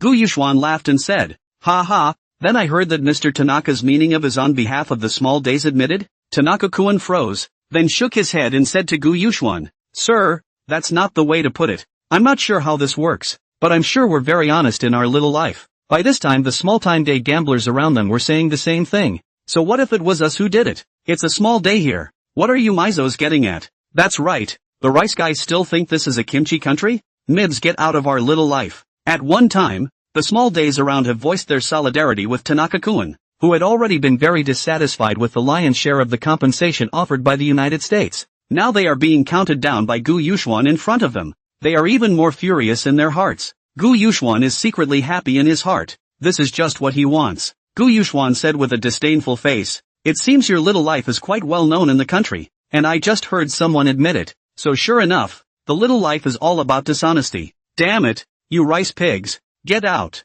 "Exactly. It's none of your business if you admit it or not. So what if it's us? Let your country find it if you can." Gu Yuxuan's words stirred up 1,000 waves with a single word, pissing off the casino's little life, cursing at Gu Yuxuan and Xia Shanshan, and even throwing things at Gu Yuxuan. Leaning north. This came a little early.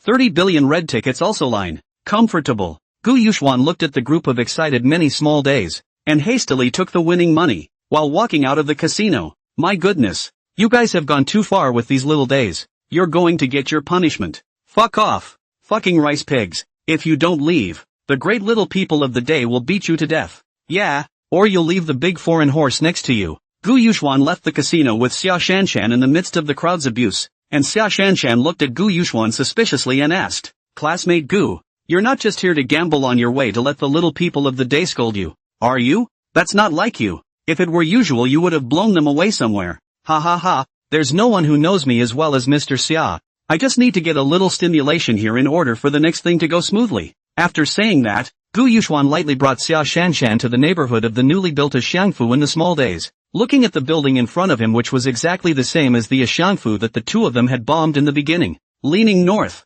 Is this little day going that fast? It hasn't been that long. And they're building a second one right now. Is this another throwback to the M388 nuclear bazooka and the W54 explosive warhead? At this time a cabinet official who was ready to go and appeared around the corner. Gu Yuxuan hemmed and hawed, walked over to him and knocked him up, then stripped the clothes off him and threw him into the system space. Gu Yuxuan took out his makeup kit again and compared it to his face and body, and soon changed from a tall, well-built mib to a smaller, more diminutive man of the past. Xia Shanchan looked at Gu Yuxuan, who had turned into the appearance of the officer from earlier, and asked, pointing at her nose, "What about me?" Gu Yuxuan took out the invisibility cloak in the space and handed it to Xia Shanchan, who understood it in seconds and picked up the invisibility cloak and put it on his body to follow Gu Yuxuan into the A-phase mansion. In the Aishan mansion, the newly elected top brass of the small day were meeting to prepare for the conference when Gu Yuxuan slowly walked into the conference room of the Aishan mansion under the guidance of the security personnel. Gu Yuxuan swept the interior of the conference room with the rest of his eyes.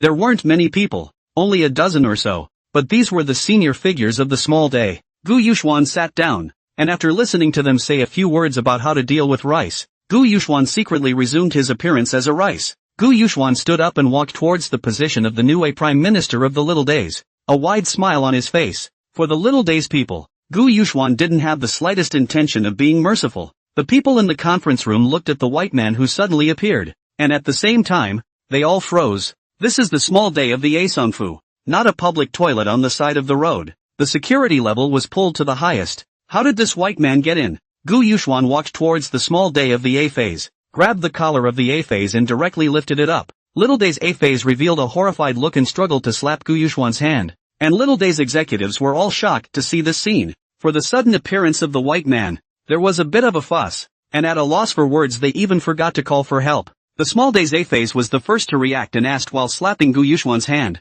"You, who are you? Do you realize what you're doing? You're going to cause a war between the two countries." Gu Yuxuan's hand forcefully threw the small daytime armor phase to the side. Bang! The small days of a phase was Gu Yuxian ruthless fall on the ground. The whole person feels like the sky spinning. At this time the other small days of the senior management also reacted to hastily come over to help up the A phase. There were also two small days walking towards Gu Yuxuan, one towards the conference room door while preparing to open his voice for help.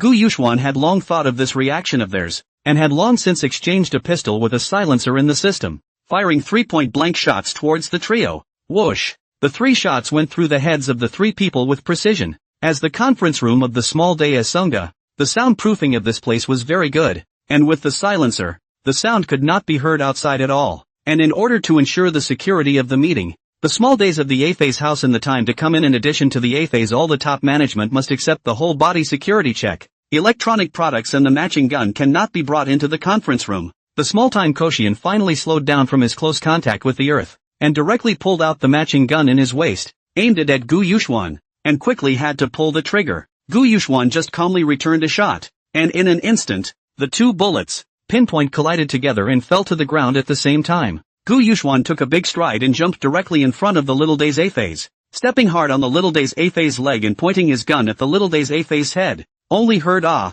sound. Small Day A-phase directly screamed miserably. Gu Yuxian backhand took down the Small Day A-phase of the gun. Each and every one of these small-time executives were already old men in their flowery years, and could not even compare to Gu Yuxuan, and now even their A-phase sidearm had been seized by Gu Yuxuan. They themselves knew that they wouldn't be able to escape the conference room no matter what, and originally they were thinking of talking to Gu Yuxuan about the conditions, but who would have expected that the moment they opened their mouths, they would be greeted with a big mouth. It was only until none of them dared to speak anymore that Gu Yuxuan took out ropes in the system space and tied up the executives of the small day together. "You're from Rice?" A-phase asked, staring at Gu Yuxuan. "Lean north. Is this a good thing?" "Pa!" Gu Yuxuan slapped him again. Then Gu Yuxuan sat on a chair and kicked the bottom of his shoe into the face of the little daytime Koshian. Using the sole of his shoe, he kept rubbing it back and forth on the face of Little Day Koshang, causing him to wail in pain until bloodstains appeared on Little Day Koshang's face. And Gu Yuxuan stood up. It's disgraceful that the top brass of the small day are clearly on their own turf,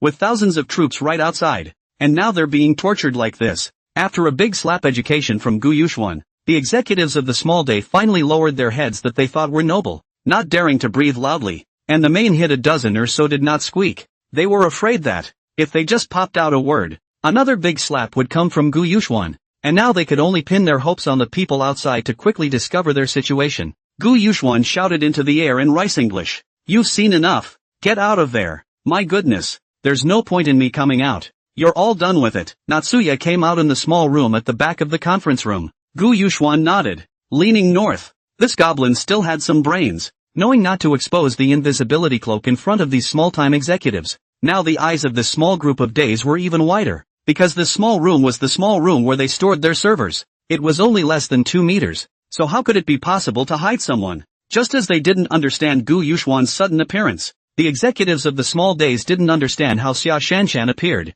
and Gu Yuxuan didn't care what the small days thought. He tossed a pistol to Natsuya, and then addressed the little days. Get up, head upstairs and be honest. Anyone who doesn't, the 3 men on the floor are your example. The executives of the small day had only to do as they took care of what Yuxuan said. Gu Yuxuan attached himself to Xia Shanshan's ear and said in a voice that only 2 people could hear. Xia students, live. Xia Shanshan looked at Gu Yuxuan with a puzzled look. Live streaming? Or using Yuxuan's account from last time? Gu Yuxuan nodded with certainty, and after Xia Shanshan made sure, she immediately took out her cell phone and opened the live broadcast. It had been a long time since Xia Shanshan had been live streaming, and with the recent events in Rice, it made most people forget about the great things Yuxuan had done. Now after Xia Shalo's account suddenly turned on the live broadcast, thousands of viewers flooded into the live broadcast room, and when the crowd saw the live broadcast screen, all of them opened their mouths wide in disbelief. Crap! This is the new Kosho mansion in Little Day? My god! What is Yunxian going to do this time?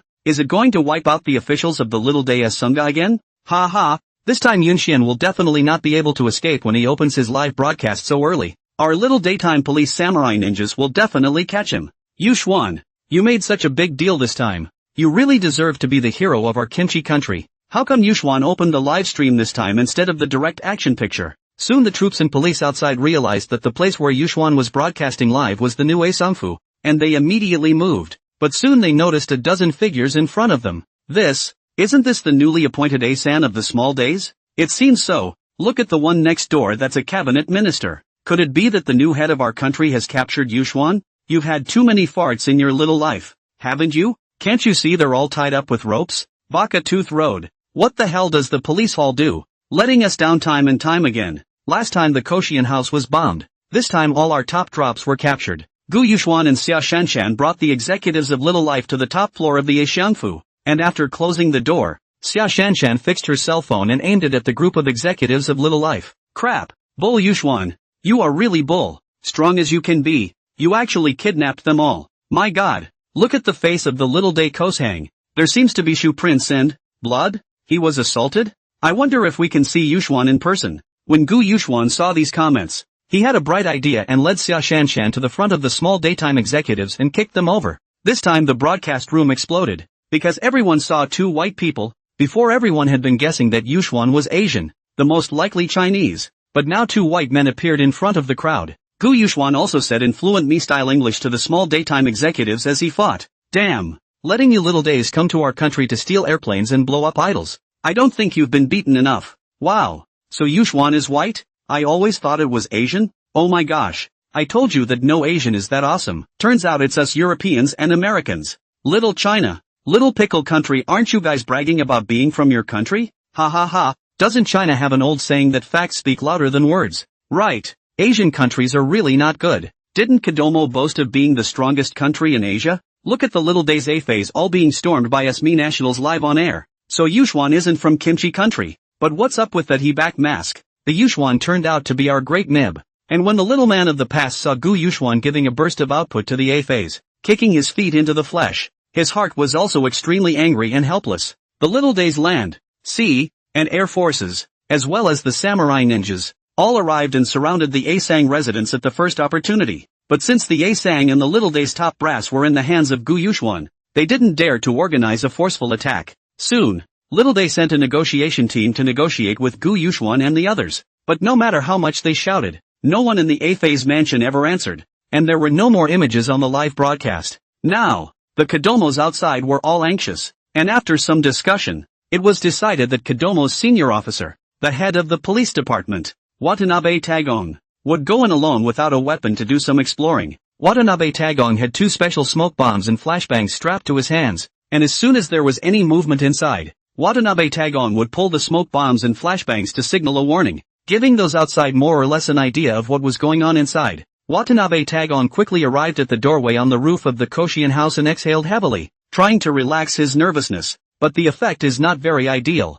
Watanabe Tiangong that the shivering hands have betrayed the truest thoughts of his heart, but all have come here, also had to continue to go up. Watanabe Tanaka's hand trembled as he opened the door on the roof of the building, and with his eyes closed, he pushed hard inside and opened the door. but it was silent inside. Watanabe Tanaka quietly opened his eyes a crack and looked inside. Realizing that no one was there, Watanabe Tanaka then boldly walked inside. As he walked, he pricked up his ears to listen carefully for movement around him, and suddenly he heard a sibilant sound not far ahead of him around the corner. Watanabe Tagon instantly exploded in sweat all over his body, and tiptoed that way, as if he were a thief. Watanabe Tagon crossed the corner with trepidation. However, what was waiting for him was not Gu Yuxuan and Xia Shanshan, but the rows and rows of small-time executives who had stripped off their clothes and only had their underwear left, with their backs turned to Watanabe Tiangong and their hands and feet tied up. Even in the end, Gu Yuxuan and Xia Shanshan used a rope to tie them all up horizontally in order to prevent them from going out of position, greatly restricting their movement and sight. Koshian, are you guys alright? Watanabe Tanaka couldn't help but call out as he looked at the small-time executives in front of him. The executives of Kodomo heard Watanabe Tanaka's voice and were all overjoyed and ready to turn around and take a look when they forgot that they were all lined up with ropes. The small day senior all anxious to turn their heads. The result is not the same left and right. Some turn to the left and some turn to the right. And finally, due to the uneven force, they all fell forward. Watanabe Tagon rushed over to help them up. And after the Kodomo executives determined it was Watanabe Tagon, it was as if they had seen a savior. The small days of the A phase and the senior management, the corners of the eyes have flowed out of tears. At this time has completely lost the prestige and calmness of the country's senior leadership. Tears fell from the eyes of Kashin as he gritted his teeth and spoke to Watanabe Tanaka through his swollen mouth. Watanabe-kun, go get the best bomb expert in the country. Watanabe Tagong realizes, only after being prompted by Kashihisa Koshi, that Kashihisa and the others have a time bomb strapped to their chests. The time bomb showed the number 39 minutes and 30 seconds, and the countdown was still rolling. Yes, that's right, Gu Yuxuan and Xia Shanshan had installed a bomb on them. Gu Yuxuan and Xia Shallow disappeared before they tied the top brass of Little Day's life together and gifted them with a ticking time bomb. And not only that, Gu Yuxuan also took the lines on these time bombs and twisted them all together. And now there were at least a dozen colorful lines on one person, just like a beautiful net. But Gu Yuxuan had no intention of finishing them off right now, just to make them remember themselves even more, and to make the love-hate relationship between Little Day and Rice a little more interesting. But now, the small-time executives who didn't know Gu Yuxuan's intentions were about to pee their pants, and once the time bomb was loaded, they almost didn't dare to move. The small days have already lost the entire Asungda and cabinet officials once, and now these small-time executives have become an integral part of the small days. No matter who one of these people lost, it would be a disaster for the little life, and Watanabe Tagon rushed to contact the best bomb disposal experts. Now the entire Little Days kingdom will do everything in their power to rescue the top brass of Little Days.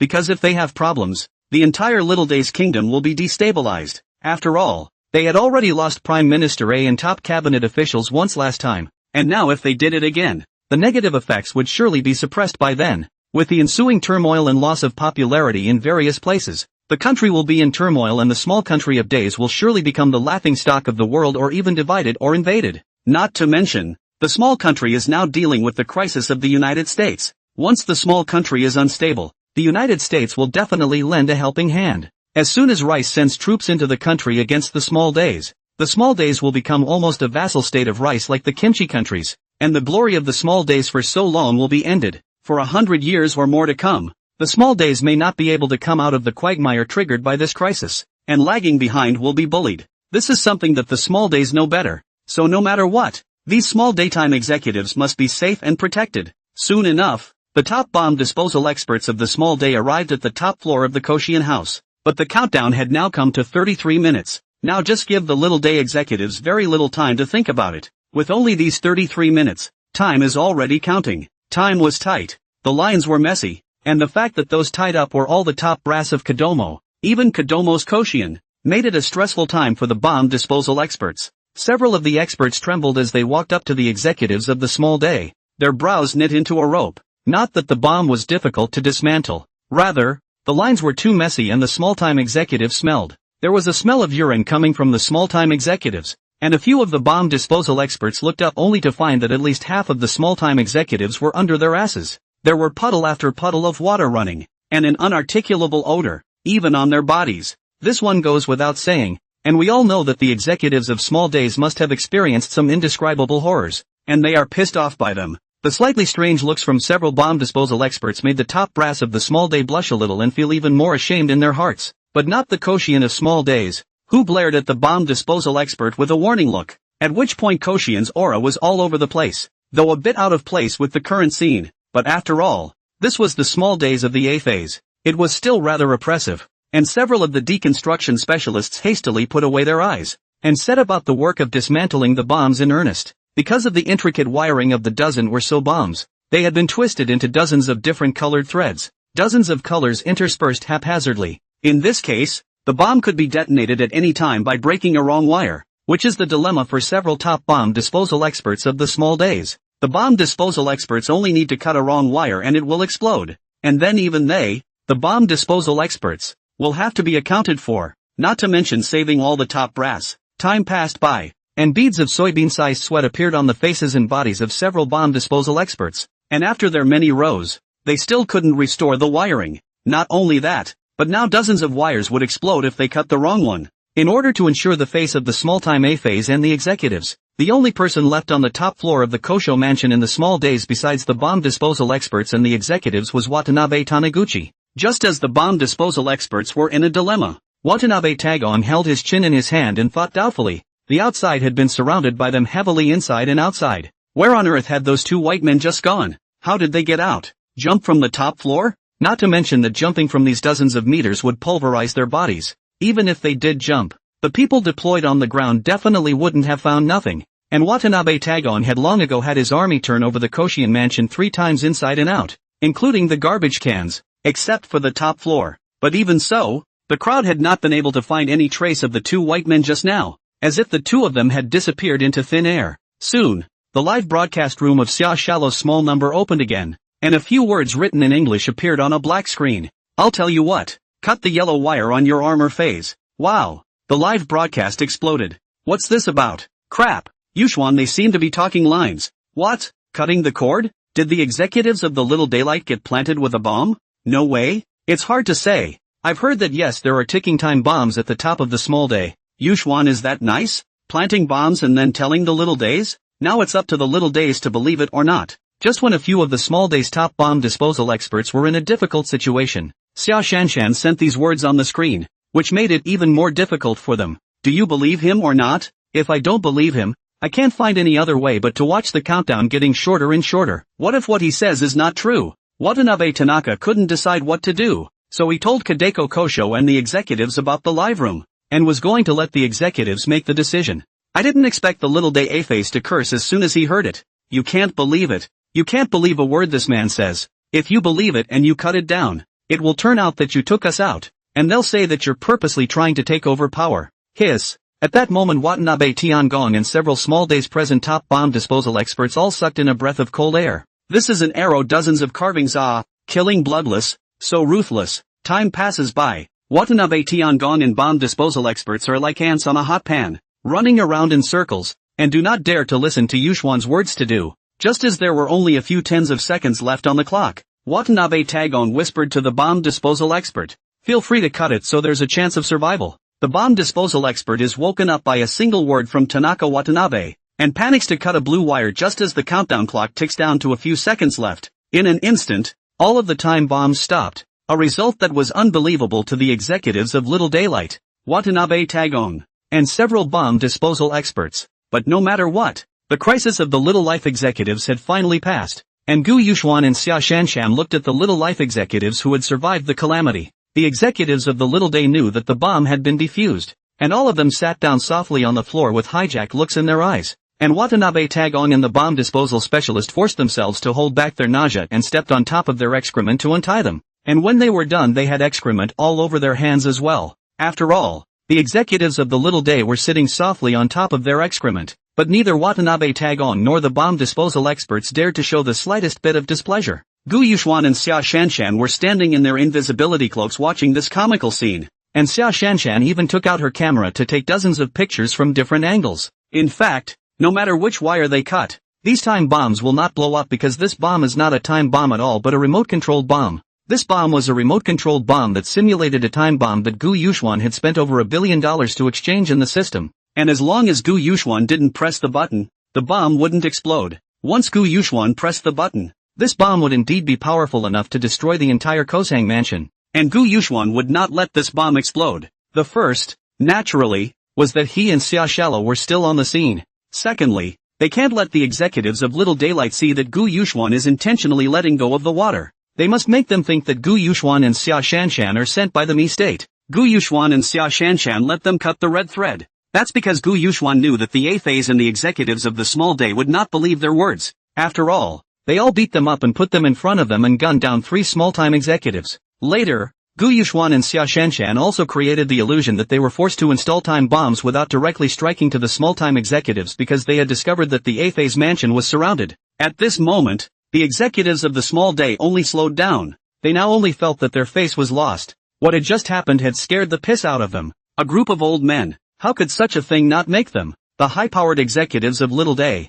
angry? The Little Day's executives' faces turned blue. Watanabe Tanaka. Where are those 2 MiGs just now? Lord Prime Minister A, we didn't see it. We blocked off the inside and outside. And we haven't seen anyone. And we wanted to ask you about it? Watanabe Tagong hurriedly answered Kojiki Koshian's question, as he also wanted to ask the Kojiki executives and Koshian when the 2 Mizos had left. As soon as Watanabe Tagong asked this, the top management of Little Daylight and the A-phase faces all changed in unison, as they also didn't know when Gu Yuxuan and Xia Shanshan had left. They were also too embarrassed to say that it was because Gu Yuxuan and Xia Shanshan had told them to turn their bodies around, and they didn't dare to disobey because they were scared of being beaten by Gu Yuxuan and Xia Shanshan. These 2 are both ruthless characters, no matter what 3 or 7, a direct slap to the past, beating them that is a 7. So when Gu Yuxuan and Xia Shanshan told them to turn their backs, they turned without any hesitation and then never dared to turn back. While the executives of Little Life were quite tormented, they suddenly heard the voice of Watanabe Tiangong,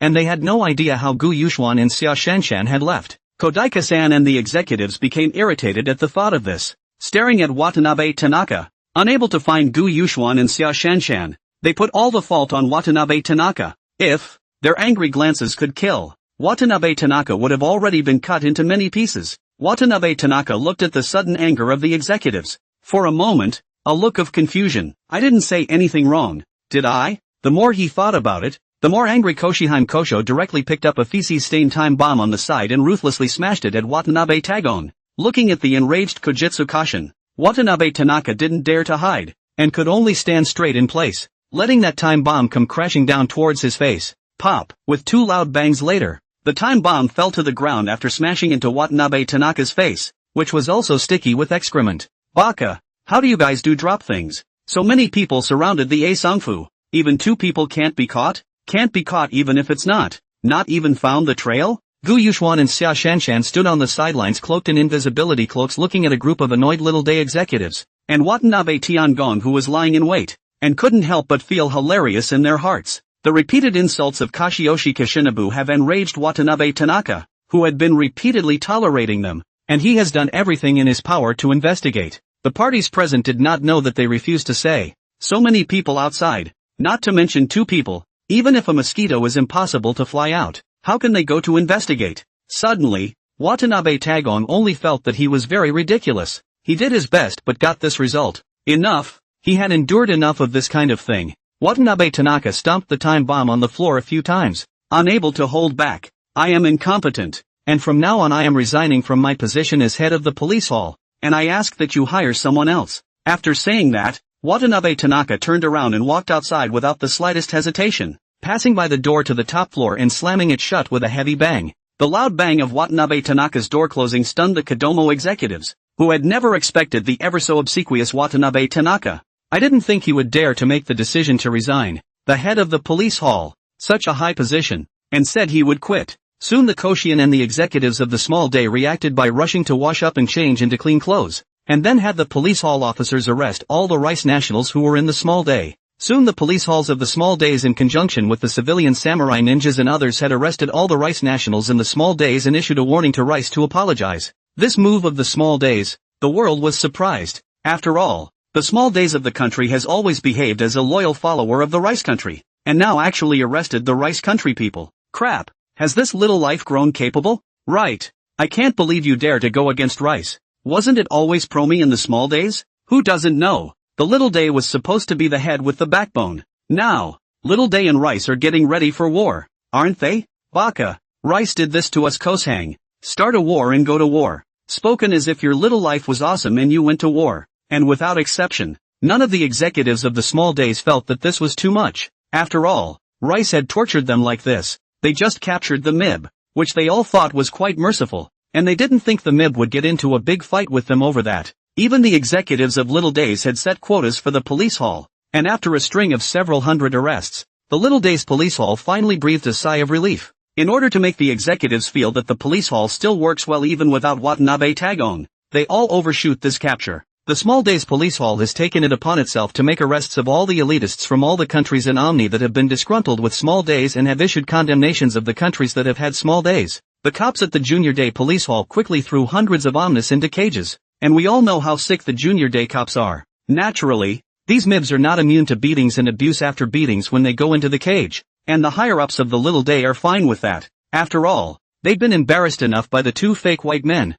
Gu Yuxuan and Xia Shanshan, that the small-time executives whatever was clearly tacit approval of the police hall's way of doing things. Once everything was ready, Little Day even held a press conference statement. My small country has made a serious condemnation of the United States and demanded that the two members of the United States Yuxuan organization come to our police hall at once and surrender themselves, or else these hundreds of United States nationals will be executed. Then the diplomats of the Small Days also showed several photos of Rice nationals in cages at the press conference. When have the nationals of the Rice country ever received such treatment? What's more, those who are out of the country are the elite people of Rice, the Rice people who think they are the world's hegemon most of all. Now it was trapped in a huge cage, in a trance with scars vaguely visible on its body, and just looking at it made one feel pathetic as hell. This statement from Little Life just came out and immediately exploded all over the internet. What? How dare you do this to my MIB? Little Days, are you drifting? Where's the special outrageous Keef? Still no troops? My country, Rice, is the #1 country in the world,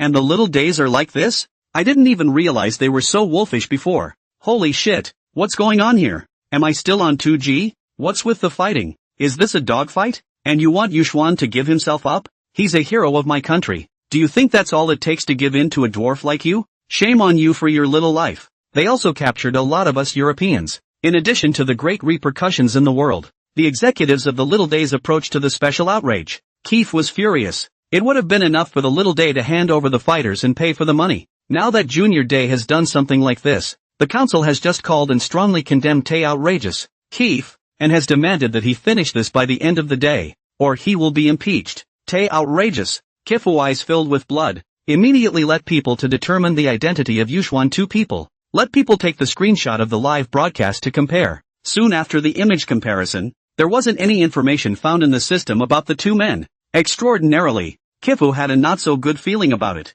He wondered in the back of his mind if this was all someone else's disguise like Suketa and Ward. He immediately had people investigate, and all he got was a video of Gu Yuxuan and Xia Shanshan arguing with the Little Days men at the Little Days casino. Extraordinarily, Keef and his men watched the footage and felt that if they weren't Rice they would never have gotten so worked up, but couldn't get identifying information on the two men. What the hell is going on here? Although the facts were laid out in front of tepid Kifu, he still had a bit of a different idea in mind, just in case he was being used as a gun. But Tay outrageous Kifu has no proof, just his own personal intuition, and he doesn't even dare to talk to anyone else about it, because if he talked to anyone else, everyone else would think it was a reason he was looking for to harbor his little life. And at that moment the council called again to get Tweedledum, and Keef sent out troops immediately. Special outrageous Kifu can only send 30,000 Rice troops to surround the Small Day country. The Small Day country's top people are a little surprised, but this time the face of a big shame. And because the Little Day executives have been playing up how powerful they are,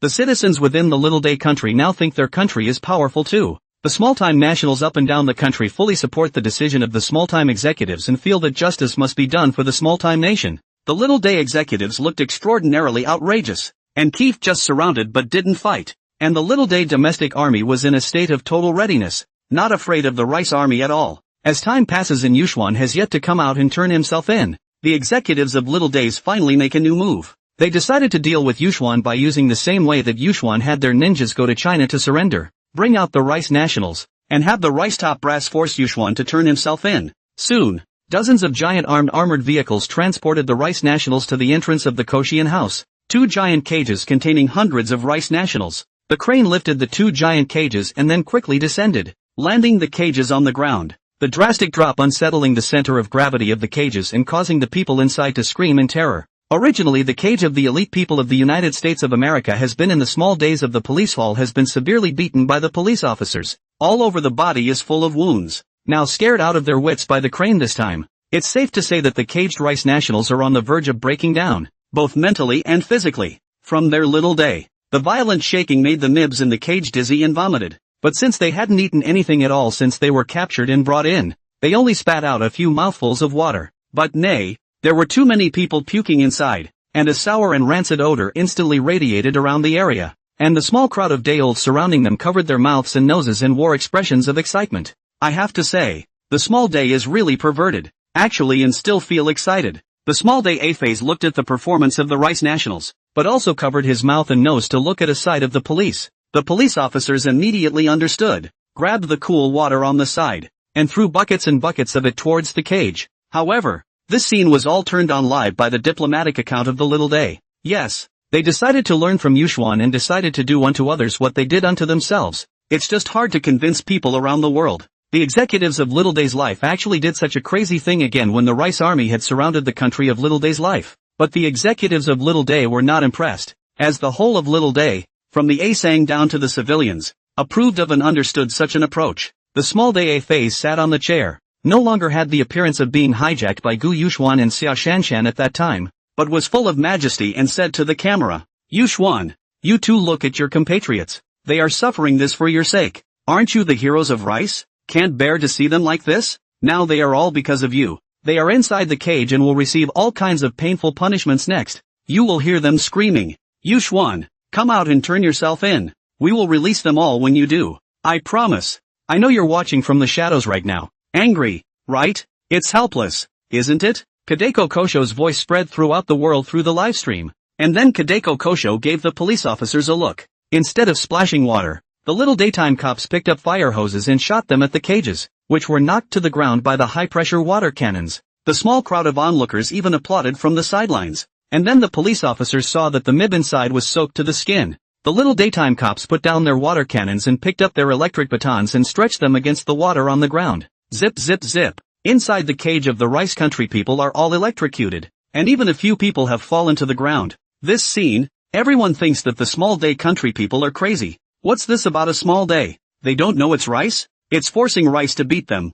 Ha, all mad already? But yeah, the whole little day when the top brass became hostages, and I heard they were still covered in their own feces at that point? Now we all know how the country of small days treated the people of those invaded countries at that time in the old days when the internet was not developed, right? My God. Extraordinarily. What the hell is Keith doing? What the hell is he doing not attacking the little country? Can't you see our people are being abused? My God. I can't imagine that Little Day is actually that crazy. This is not giving any face to Rice at all. Oh, by karma. What's the difference between this and a terrorist organization in the small days? To openly commit such hostage abuse. The whole world was watching the live broadcast of the Little Day, including Gu Yuxuan and Xia Shanshan, leaning north. Although they all knew how brutal and nasty the small days were, it was only now that they intuited that it was fortunate that they were disguised as white people. The Little Day treats the Rice people like this. It's hard to imagine how the Little Day will be treated if the cage is a Chinese person. It's certain that it will only be harder and not lighter. Of course Gu Yuxuan and Xia Shanshan wouldn't come out for the sake of the nationals of Rice.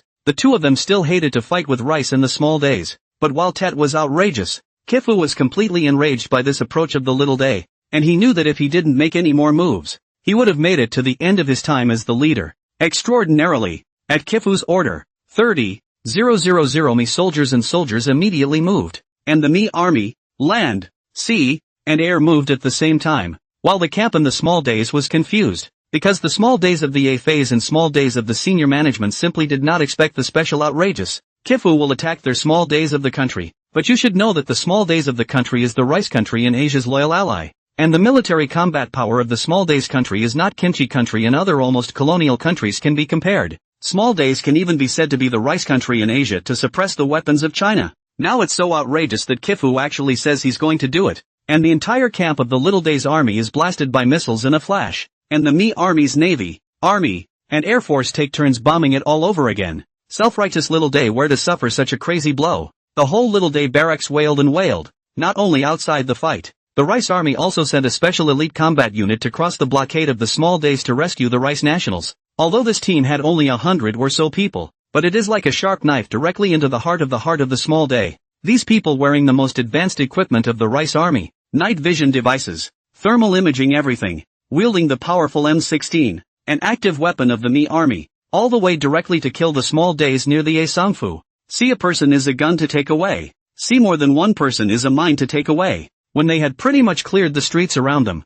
they were met with the most elite self-defense force of the small days, although they still had the upper hand. But nah, this was on Kojiki's home territory, and it was still a special time, and the Kosho mansion had long since been garrisoned with a number of elite self-defense forces and Kojiki ninjas. As soon as the battle here started, the Rice Army Special Elite Combat Forces felt great pressure, and countless small days of self-defense forces poured in on all sides. This wasn't the biggest headache for the Mi Army. The biggest headache for the Mi Army was the ninjas of the small days, whose ninjutsu could blend in with their surroundings, making it impossible for people to notice. While the Rice Army was concentrating on fighting the self-defense forces, they came out from nooks and crannies unknown to them to deliver a fatal blow to the Rice Army. Just as the Mi Army was suffering from a bellyful of enemies, Gu Yuxuan and Xia Shanshan were standing on the roof of a tall building in boredom. Oh wow, there's no more fun to be had. It looks like this group of rice troops should be stranded here, Xia Shallow said sadly. Gu Yuxuan naturally knew that the pity Xia Shanshan was talking about wasn't that it was a pity that this team of Mi Army was about to be exterminated,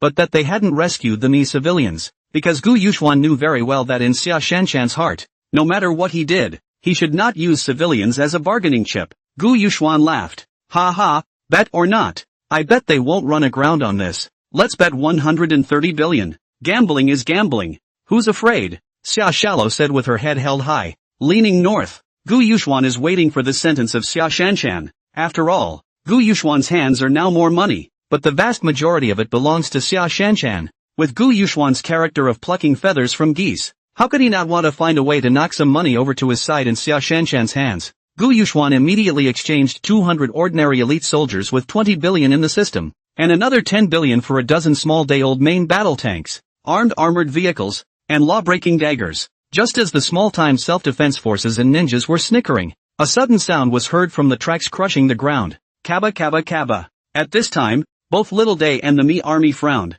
They were both elite soldiers and naturally knew that this was the sound of a tank, but both sides were wondering. Little Day's wondering naturally why they hadn't been ordered to have tank support, and the Rice Army was puzzled as to how the Little Day's army would still come to support them. After all, the Little Day's army out there was already being overwhelmed by the Rice Army. Then at the end of the road, a dozen tanks and a dozen armored vehicles slowly approached under the wary gaze of the two parties. By the time the people present saw the tank model, the heart of the Little Day self-defense force was relieved, and a light-hearted look appeared on their faces, because this tank was the main battle tank of their Little Day. On the other hand, deep despair was welcomed on the side of the Rice Army, even though it had long ago been realized that it would be almost impossible to get rice tanks in the hinterland of the small day. But see with your own eyes, the heart still unconsciously rises fear. This is a whole tank company, they would have been pressed. Now the appearance of these tanks and armored vehicles would almost have declared the demise of these rice troops. But the truth was the opposite of what was imagined. When these tanks and armored vehicles appeared,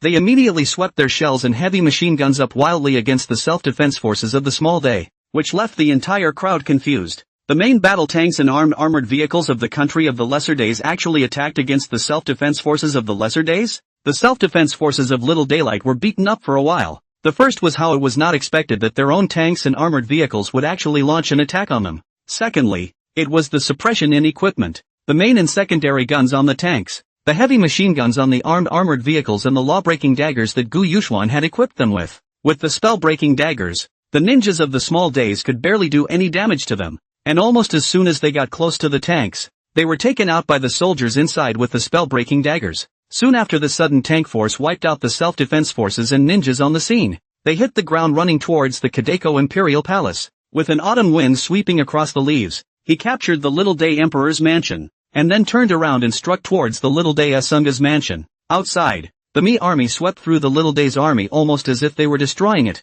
and the Little Day's Aphase and the higher-ups were still discussing this sudden onslaught by the Mi. Suddenly news comes back that there is unrest within Kadeko, and even the Tenno mansion has been overrun. Realizing that the Tenno mansion is where the Kadeko Emperor resides, the Tenno's residence, which was always manned by at least thousands of self-defense forces, was actually captured as well? The Kotobukiya Prime Minister and the top brass found it unbelievable. It's like this is just like a dream. It's so unbelievable. Before the small-time Asan and the higher-ups could slow down, they heard loud gunfire outside the Asan's mansion as well. Kotoshir Koshin and the higher-ups panicked as a military minister in uniform walked in and addressed Kotoshir Koshin. Lord Prime Minister A, there are a dozen tanks and a dozen armed outside that are attacking us. The other side's firepower is too fierce. We can't hold out much longer. They're asking us to let them go. After hearing this, the little daytime A's face was grim, and his hand slammed into the table and said, "Release first. Then have our Kodomo Tokyo Escort Division move out immediately and make sure that the unrest within Kodomo is resolved within 10 minutes.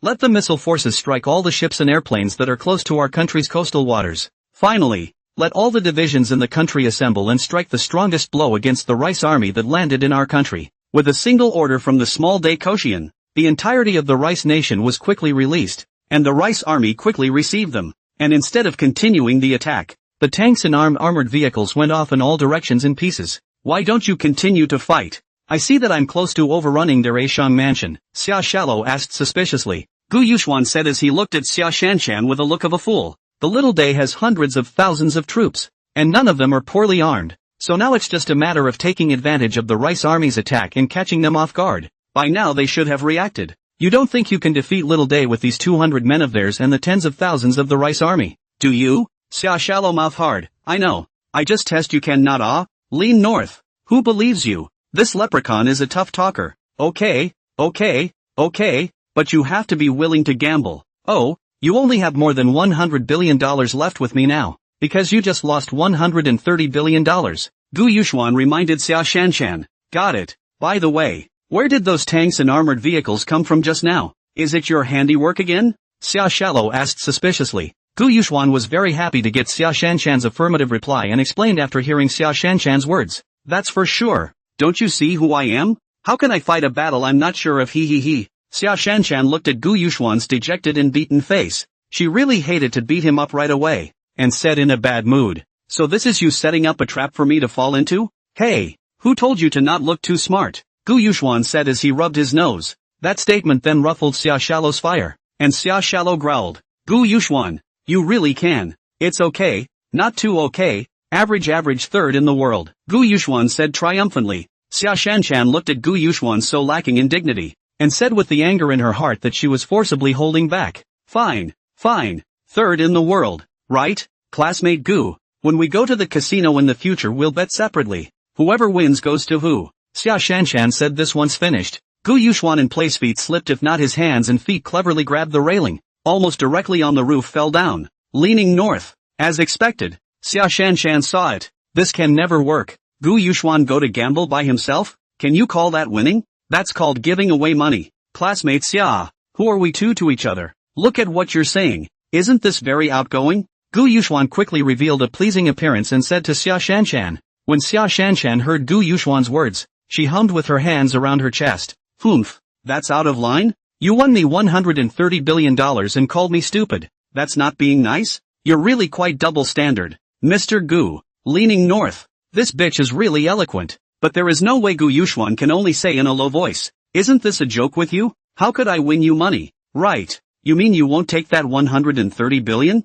Xia Shanshan asked with her eyes fixed on Gu Yuxuan. As if Gu Yuxuan just dared to say he would accept it. She would go to the casino next time and Gu Yuxuan would gamble with each of them. Leaning north. This goblin is really not simple. And now Gu Yuxuan cannot help. After all, to rely on Xia Shanshan to make money to feed the dog system for a long time. There is no way Gu Yuxuan can only say with a clench of the teeth. That's for sure. How could I win your money? You look like you're reluctant to do that to me, yeah. Leaning north. In order to win this $130 billion of Xia Shanshan, Gu Yuxuan also spent $30 billion to exchange soldiers and equipment, and now it is considered to be a loss. But also willing? Gu Yuxuan could only force a grin to hurriedly break up the conversation and laugh. How come? You've got it all wrong. Look at the Little Day fight back. Little Day pressed all of its domestic self-defense forces to the front line, and quickly turned the situation around, repelling the 30,000 Mi troops out of Little Day territory. And since the Rice Army had already saved the Rice nationals, they didn't attack again,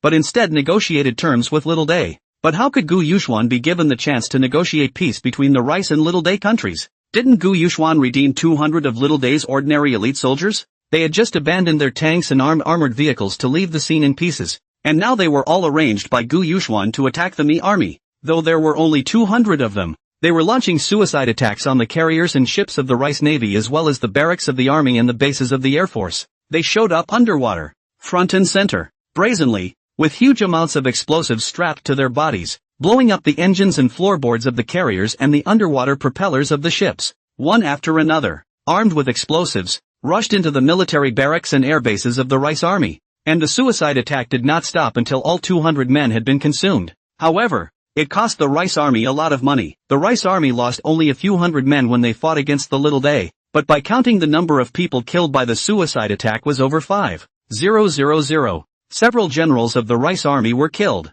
and even the overall commander of this time, a Rice Army admiral, was affected by the bomb's aftermath and fell unconscious. This time the Rice Army were dumbfounded. This was a total death squad. They had never suffered such heavy losses. These little days it was as if they had no fear of death. So many suicide attacks and not a single one of them would have hesitation or fear in their eyes. Instead they had determination in their eyes. What was even more frightening was that they seemed to be everywhere, and would appear at any time and place to hug the me army and die with them in general. This batch of small days daredevil death squad of bravery, let always consider themselves the world's first strongest army of the Rice country are feeling trembling. After all, even more strong also afraid of not life. Extraordinarily, Keith and his cabinet ministers are starting a discussion on the matter. According to the current intelligence, those who attacked us are all from within the Little Day's country, and we don't know how many more there are, and we predict that there are quite a few more, and this kind of sharp weapon Little Day won't be able to use it all at once, and all of the attackers were extremely strong physically and psychologically,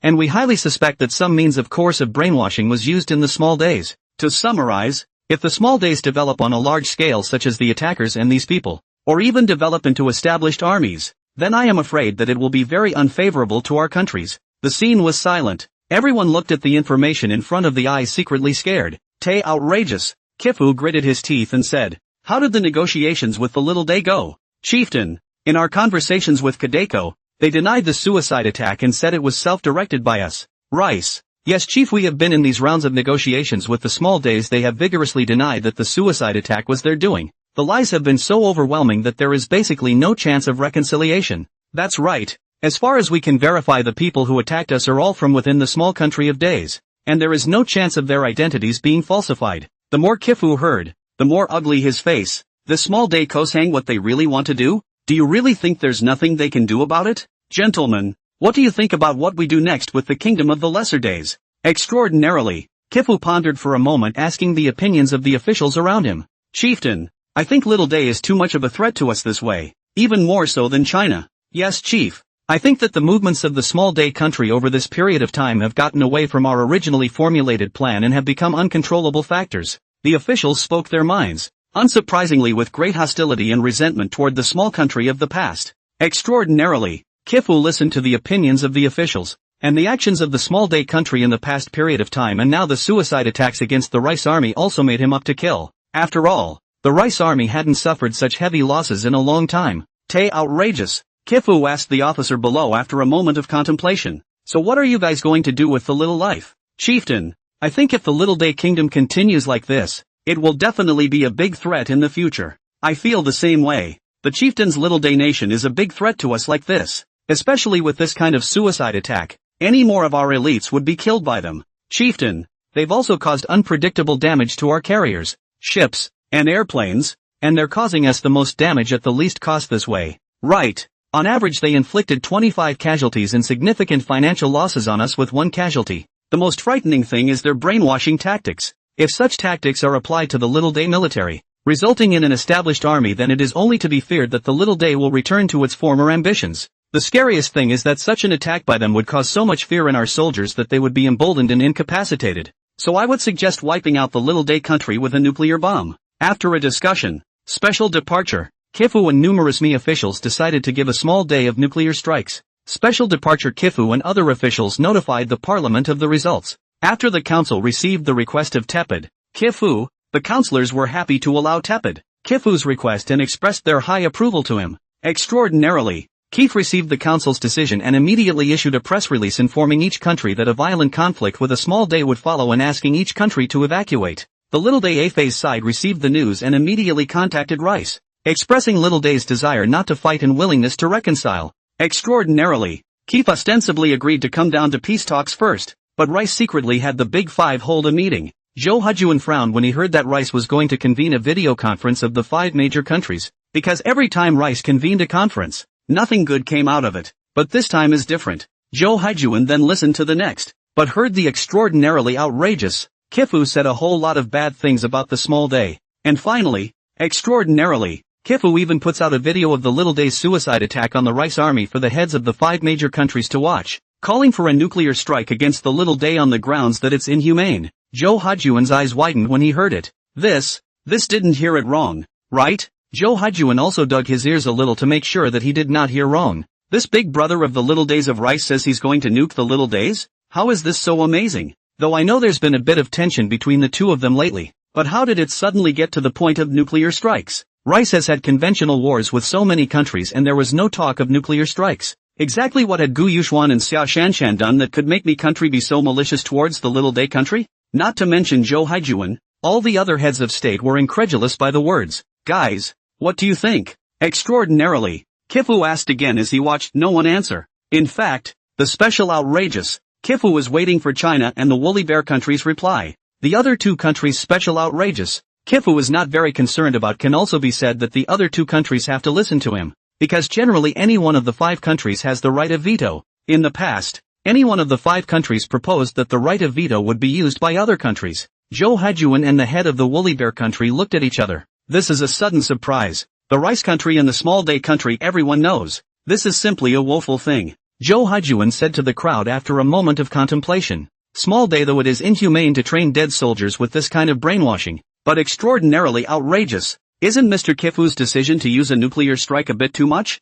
Special outrageous. Kifu thought of the head of the Woolly Bear country may have objections, but definitely did not expect Zhou Hujuan will say such words, who all know how the Small Days of the past to deal with the state of China. Why are their topical medicines so good in the Small Days? Because they are the results of experiments with Chinese people during the previous invasion of China. And Little Day was massacring people inside China at that time. And even now Little Day is still enshrining war criminals in the country. So extraordinarily outrageous. Kifu how to think cannot figure out why Zhou Hujuan would say such words. He pondered for a moment and said, Mr. Zhou, this is not true. They have already touched the bottom line with such inhumane behavior. And the Small Day country has repeatedly refused to change. As usual. Extraordinarily, Kifu was afraid that Zhou Hujuan would really oppose it. So he purposely pointed out the Small Days before. Of which the meaning is to say that how the Small Days in the past to treat the country of China, belonging to the repeated violation of the law. Zhou Hujuan heard the special outrageous. Kifu words on his face showed a trace of imperceptible joy, but a flash, face as usual, so that people cannot catch. Special outrageous. Kifu a little anxious. He intends to Zhou Hujuan again opposed, and not afraid of Small Days no. Directly the whole of China live, so that the people of China to put pressure on Zhou Hujuan them. At this time, the head of the manhwa kingdom said to Zhou Hujuan in a very opportune manner, Chief Zhou, I think it's especially outrageous. Kifu's words this time are quite reasonable. After all, Little Day is the existence of a shit stirrer and also belongs to the category of repeated offenders. Extraordinarily, Kifu also looked at Zhou Hujuan with a not-so-good face and waited for him to reply. Zhou Hujuan has determined that Tay outrageous. Kifu was not a joke, but really want to nuke the Small Days. Zhou Hujuan cannot wait to be happy, but the only concern is that, extraordinarily, will keep launching a nuclear bomb for a nuclear strike have an impact on China's mainland? After all, the Small Days are so close to China. Extraordinarily, Mr. Keefe, will your nuclear strike on Little Day have any effect on us?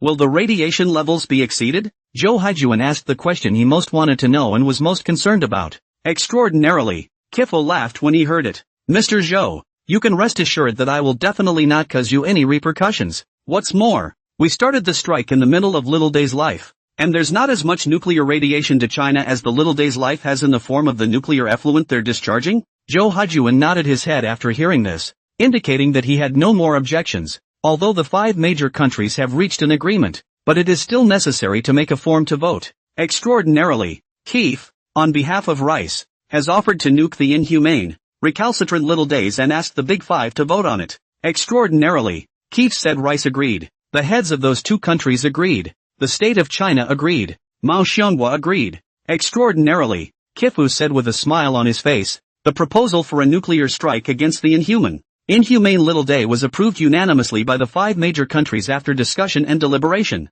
This is the first unanimous proposal we've had in the last few years, and you can see from here what a nasty country the small days are. The head of the woolly bear nation had no problem with this. After all, anyone who has ever been disgusted by a small-time country, he said, so is the next step that we're all going to have an evacuation? That's for sure. I'll go back and arrange for the evacuation now. Zhou Hujuan turned off the video after he finished speaking and went to arrange for the evacuation of the Chinese. The heads of state have also gone to make arrangements for evacuation. And other countries have seen that 4 of the 5 major countries are evacuating at the same time. And that Rice has already evacuated long ago. Other countries have also been evacuated. This time let the small days of the domestic immediately panicked. Small days of the domestic rich people. Powerful people are now thinking of running out of the country. But unfortunately, the 5 major countries jointly refused the entry of the small day people. So each country also imitated each other. After all, no one knows what the 5 good people are prepared to do next. After all, when the 5 major countries are all in step,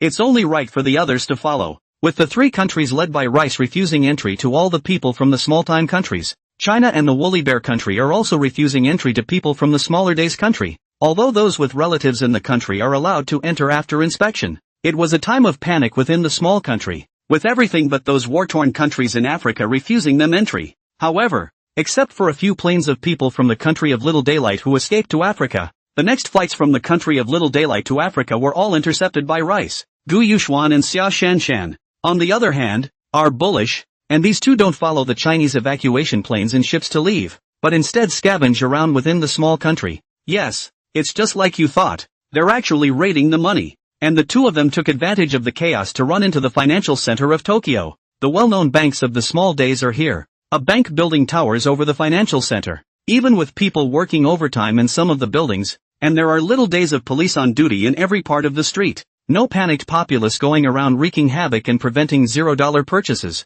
and shouting it over a vehicle-mounted loudspeaker. We have reconciled with Rice, and the current evacuation of various countries is merely because we deported them all in order to catch spies, so please don't be alarmed and stay at home. Only they had no idea that Gu Yuxuan and Xia Shanshan were cloaked in invisibility cloaks as they swaggered into the bank building beside them. Then there were earth-shattering explosions. The doors of the bank vault and the foreign exchange vault were blown open by the bombs, and Gu Yuxuan and Xia Shanshan were cloaked in invisibility cloaks, each holding 2 AKs, slowly and methodically rushed in. Someone appeared as a gun. There is a door is a bomb. Go in the vault and foreign exchange bank as Gu Yuxuan hand a wave, directly into the system of the things inside. Gu Yuxuan and Xia Shanshan gave a few banks of the small day financial center to $0 purchase before leisurely leaving, but after all, it was a period of national alert, and the self-defense forces reacted quickly. They arrived at the scene just after Gu Yuxuan and Xia Shanshan finished purchasing 2 banks for $0. But Gu Yuxuan and Xia Shanshan didn't care at all, because they arrived at the scene which had no idea that Gu Yuxuan and Xia Shanshan,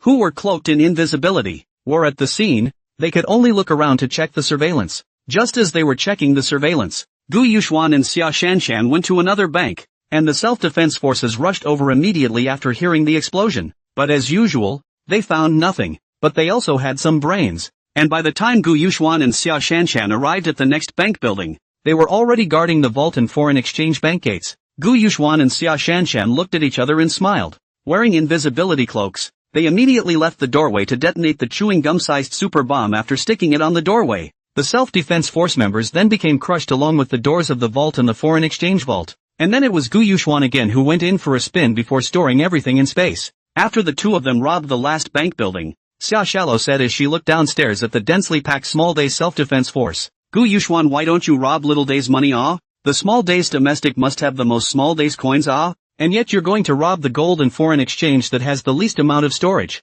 Gu Yuxuan still looked at Xia Shanshan with a chesty look and said, Xia, in a moment the entire country of Little Daybreak will be nuked. Maybe the entire island of Little Daybreak will be sunk. Then Lu, this I know Joe old man is not callin' we said? What does this have to do with whether we rob the coins of the small days? Xia Shallow asked in disbelief. Gu Yuxuan looked at Xia Shanshan with a look that had already determined that Xia Shanshan was the existence of boobs without brains and explained helplessly. Mr. Xia, the country of Little Days is no longer even in existence. So may I ask what we are doing with the coins of Little Days? Who will exchange it for us? That's just a piece of scrap paper. Xia Shanshan thought about it as if it was also such a reason, but he still said with a stiff upper lip. What? How can there be nothing? How can it be scrap paper? In the future, these will be out-of-print coins, right? The collector's value will soar in the future. Gu Yuxuan breathlessly held his forehead. This goblin came to talk nonsense again. The stock of so many coins have no collection value at all. In fact, it is no different from waste paper. Fine.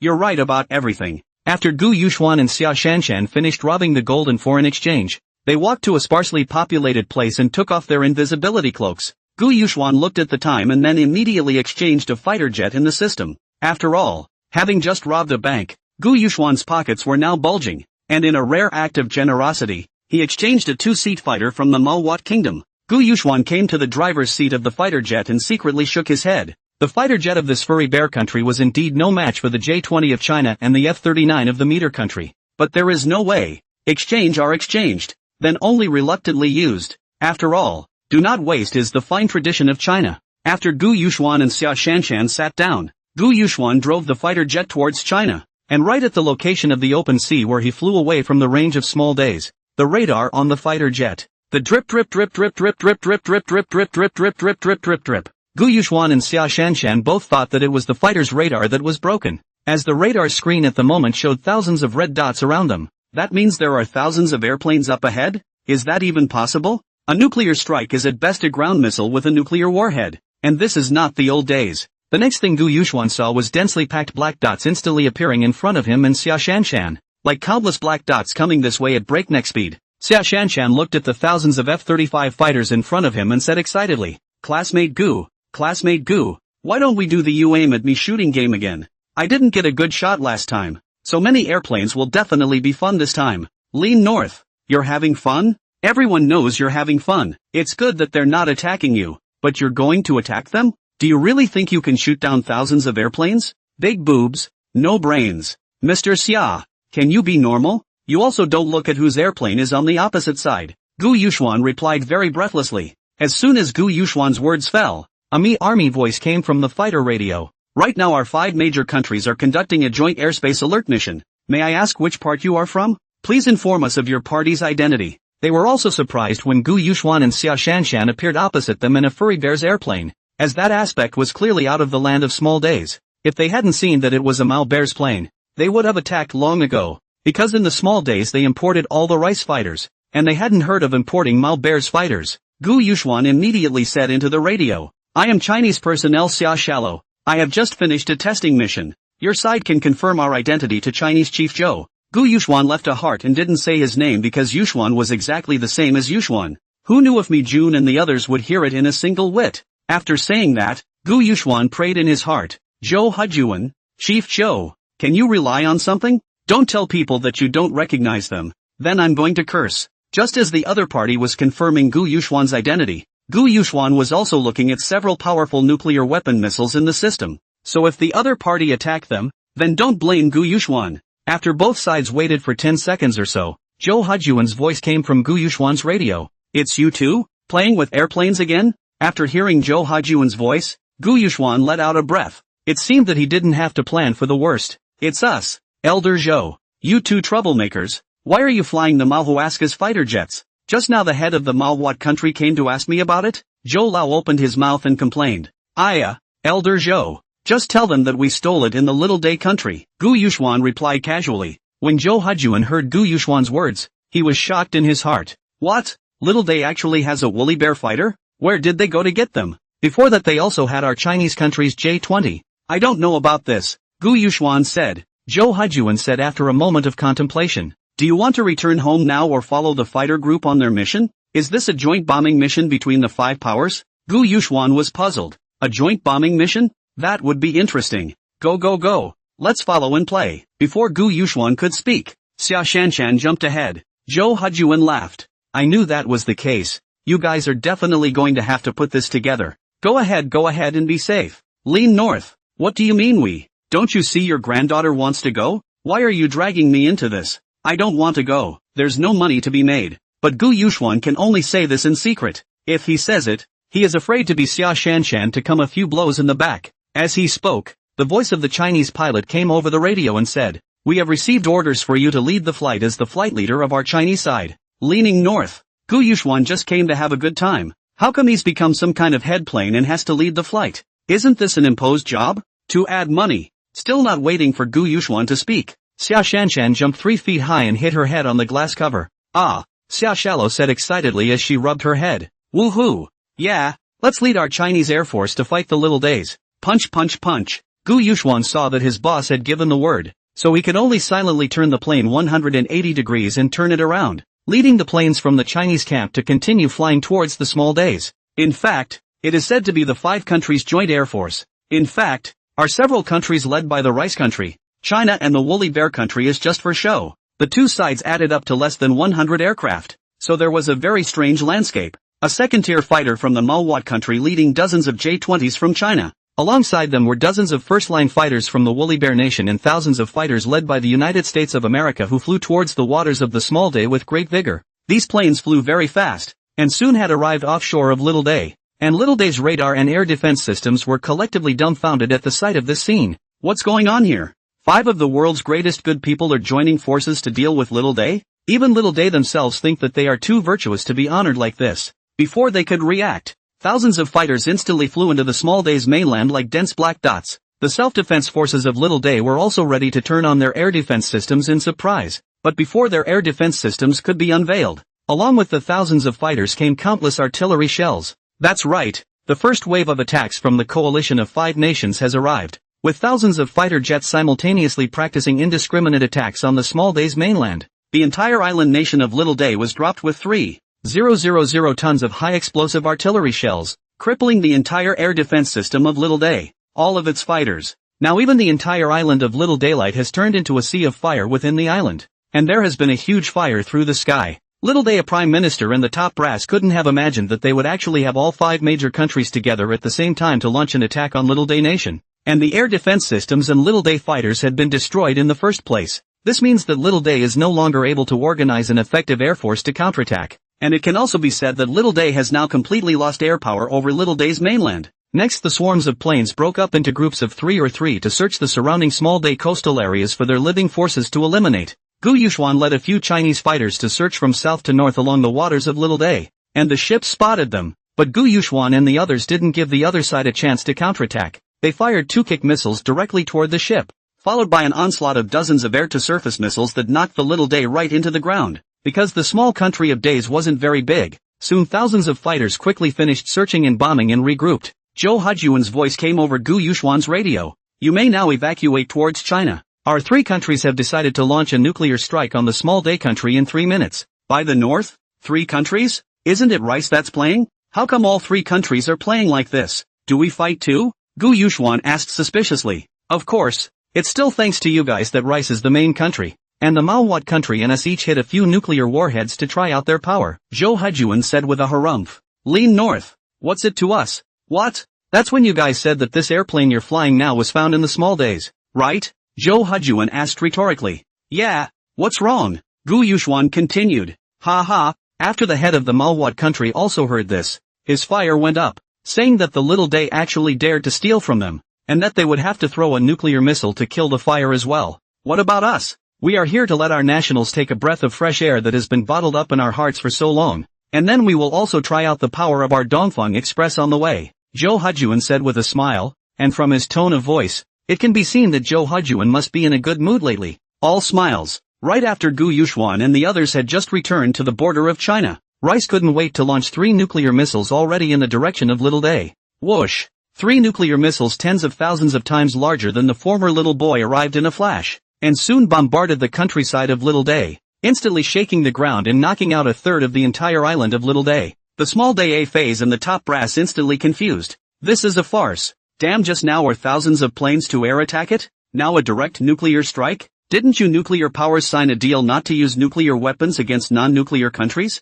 That's going too far, isn't it? In one fell swoop, you've sunk 1/3 of your Little Day to the bottom of the sea. Xiao Tianjia Kosang clenched his fists and knocked hard on the table of the conference room. He decided to immediately allocate funds to carry out nuclear bomb research technology, and make sure to make the Rice country pay for its blood debt. Kodai Kasang was going to hold a press conference, but it was impossible to find reporters from other countries as they had already been evacuated and withdrawn. The small day A phase then can only start the global live broadcast, and openly expressed strong condemnation of this practice of the United States, but also demanded that the United States of America to the small day to apologize in compensation. at the same time responsible for post-disaster reconstruction. It's outrageous that Keith had the audacity to go on a global broadcast to condemn Rice as soon as he saw his little day. What the hell? Is he stupid? Does he think he's still trying to scare him like he did in the beginning? Extraordinarily, the more Kifu heard, the more angry he became, and then immediately opened a button and pressed it violently. And instantly several more nuclear missiles flew at breakneck speeds in the Rice country to the small day country.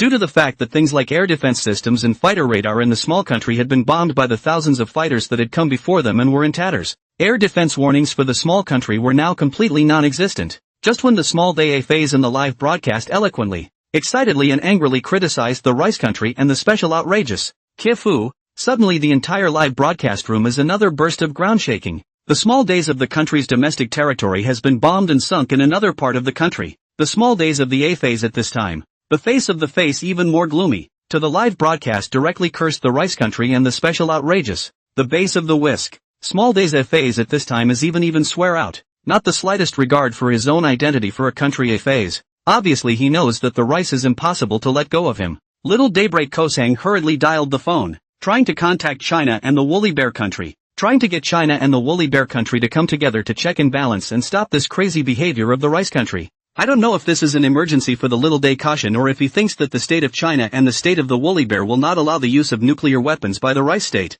He seemed to have forgotten that among those thousands of airplanes that had just launched an airstrike were those of China and the Woolly Bear nation. Just as the small daytime Koshian dialed the phone, inside the country of Woolly Bear and in a secret base in China, several huge nuclear bombs were raised. And the target was none other than the country of Little Daylight. And the two countries were very close to the country of Little Daylight. And the nuclear missiles were extremely fast. Whoosh! An East Wind Express carrying a nuclear warhead and two nuclear missiles from the country of the Woolly Bear hit the capital of Little Day with such precision that the entire country of Little Day was sunk to the bottom of the sea. The small day Kosang froze in front of him the moment the firelight came into his eyes. And his eyes were full of unbelief. He couldn't have imagined it. Why does no one stop the MiG from using nuclear missiles one after another against the countries of the small days? Aren't they afraid that it will trigger a war between nuclear powers later? What Little Daylight A phase doesn't know is that after the Little Daylight nation was sunk in its entirety, the Big Five had another video conference and renewed their commitment to not endanger the homeland and not use nuclear weapons. When Gu Yuxuan and Xia Shanshan returned to Kyoto,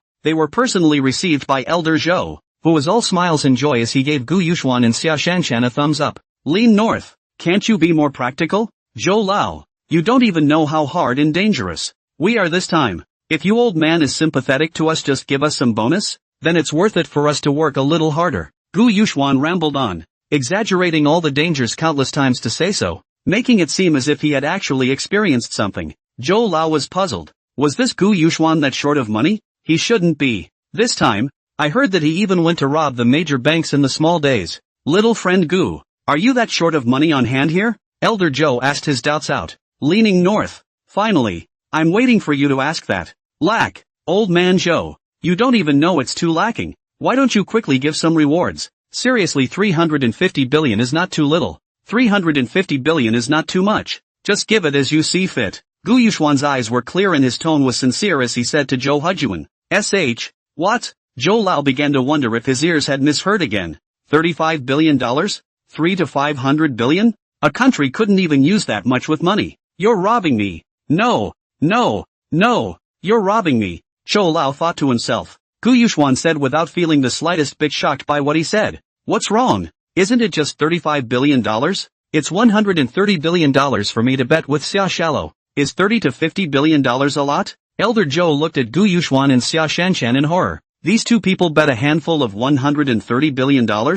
You guys are still short of money? I was going to ask you how many billions you need? Now you guys don't move tens of billions. You don't talk about money. Even if it's just white paper, that much can be worth a lot of money. Ahem. Nothing? By the way, where did you guys steal the Woolly Bear fighters this time? Where did you get so many fighters in your little life? Elder Zhou hurriedly broke up the conversation to ask Gu Yuxuan and Xia Shanshan. Gu Yuxuan had already heard that Zhou Lao was planning to change the topic. How could he let Zhou Lao change the topic so easily? Said, old man Zhou, you give me the bonus first. Ha, I'll tell you the little secret of your little life again. Seeing that Gu Yuxuan was so difficult to deal with, Zhou Hujuan could only brazenly pretend to be uninterested and said, the little life is gone anyway, so there's not much point in talking about it anymore. Gu Yuxuan muttered on the side, so big leader. How to say to give the bonus reneged on his word. Fortunately, Zhou Haijuan had a thicker skin, and when he heard Gu Yuxuan say this, he didn't feel that there was anything wrong in the slightest. Little friend Gu, what are you talking about? Where's the big leader here? And where did anyone say anything about bonuses? There's only an old man asking if you're short of money. Leaning north. So cheeky? Gu Yuxuan's face darkened and he was ready to go ballistic. You can beat him up, but you can't not pay little money him. Zhou Haijuan saw Gu Yuxuan's face changed suddenly. He didn't panic. So many times he already knew Gu Yuxuan's weakness, only to see Zhou Haijuan touch Xia Shanshan's head and said, "Good granddaughter. Look at what's wrong with Gu Xiaoyu. Look at him." Xia Shanshan turned her head to look in Gu Yuxuan's direction, and Gu Yuxuan immediately laughed when he saw the female boss's eyes. Don't listen to old man Zhou's nonsense. He's joking. Only then did Xia Shanshan attach herself to Gu Yuxuan's ear and said, "Classmate Gu, you've taken a lot of favors this time at the bank in the small days, so don't come and holler at Grandpa Zhou." Leaning north. How can you talk like that? Xia Shallow, you goblin? I'm doing this for our own good. The money is split equally. Why do you still think it's too much? Didn't you see how old man Zhou looked? If we just put in a little more effort, won't that small amount of money be in our hands? Old man Zhou is rich. Very rich. You should rob the rich to help the poor to be a warrior woman. Gu Yuxuan said as he snubbed Xia Shanshan. Zhou Lao was beside him when he heard, this Gu Yuxuan is actually fooling my granddaughter? How can this be? He quickly said, good granddaughter, don't listen to Gu Xiaoyou's nonsense. Where do I have money? That's all the country's money. The people's money. Although I'm the head of the government, I have very few personal assets. Gu Yuxuan skimmed his mouth and just wanted to say something but was glared back by a look from Xia Shanshan. Leaning north. This goblin ate my house and still helped the outsiders. Gu Yuxuan, he is forgetting that people Xia Shanshan's money are placed in his hands? But fortunately, Gu Yuxuan thought of this trip in the small days of the harvest of more than 900 billion on the beautiful. The destruction of the small days of the country, small days of the island was sunk, so that the whole world is once again sensational. After all, small days don't look at the place as small, but definitely belongs to the top 3 of the Asian monster room monster. After all, the small days in not weak, that can be ranked in the Asian monster room into the top 3. People know, Asian monster room, can be ranked in the top 3 strength is absolutely horrible. Crap, the little life is actually being lost? It's still us, Rice, who are great, right? You see how awesome the little days are, but it's still in our hands. That's right, no good will come of going against us, Rice. That's not what we furry bears like when you say that, talking as if it's just you Rice fighting on your own. That's right, it's obvious that the 5 great adepts join forces together, and you guys are actually saying how powerful you are as if you are. Is that not led by us? Do you see how many fighters we have and how many your 2 countries have? Yes, yes, yes, yes. You guys are the best and the most awesome in Rice. Even the National Museum of Rice has been stolen. Even countries that are considered to be loyal allies of the Rice country such as the Kimchi country and the White Elephant country are silenced by the feeling that the cunning rabbit is dead and the dog is cooking. After all, Rice has always been very helpful to Little Day in the open, and even fought a war of words with China on Little Day's behalf over the snapper issue before. As a result, now in a turn of events, the Rice country has united with the 5 good people to sink the Small Day country, without even a hint of the wind being revealed beforehand. This makes the White Elephant state, which borders China very closely, particularly worried. And I wonder if the Mi Congress will also treat the White Elephant state as if it were destroying a small day, and everything is going on without a word. This made Zhou Haijuan very happy, because the White Elephant country had been very obedient after this time, and didn't dare to make trouble on the border between China and China again. Moreover, whatever new and old grudges between China and Little Day were settled once and for all, and the snapper returned to China without incident. Even Kai Wenwen, who had been bouncing all over the place, had expressed her agreement with the previous system to China after the 5 good people had joined forces to fight against the Small Days. Originally, Zhou Haijuan and the others were all ready to snub Xia Shanshan to take Gu Yuxuan to pop over to Kai Wenwen's territory, not to be like a small day, but certainly effective. But who had expected? Before Zhou Haijuan they had time to go to fool Xia Shanshan. Kai Wenwen's side actually took the initiative to contact Zhou Haijuan. They expressed willingness to implement the previous system. This makes Zhou Haijuan how not to be happy, so that can be said to be 3 in 1. This Gu Yuxuan's power is great, the country's sharp edge, but it is that this is a double-sided edge. But the problem is not big. There is Xia Shanshan this shield in. That are small problems. Thinking of this, Zhou Haijuan for the first time he wants to recognize Xia Shanshan as a god-granddaughter decision more and more feel high. Even a chief like Zhou Haijuan, who was happy and angry, couldn't help but have a heartfelt smile on his face, and Gu Yuxuan felt offended when he saw Zhou Haijuan's face full of smiles. Leaning north. Is this Zhou Lao so happy because he doesn't have to pay money to himself? Right? Blame it on this Xia Shanshan. Or else how can I knock one off here? Elder Zhou, why are you so happy? Are you feeling very satisfied with recognizing Xia Shanshan as your granddaughter? That's for sure. I think recognizing Xia Shanshan, such a well-behaved granddaughter, is the best decision I've ever made, Zhou Hejuan said with a loud laugh. Xia Shanshan felt a little embarrassed by Zhou Hejuan's words. Knowing that what kind of person is Zhou Hejuan? That was the highest head of state of China, not an ordinary person. Xia Shallow said with a bit of shyness on her face. No way.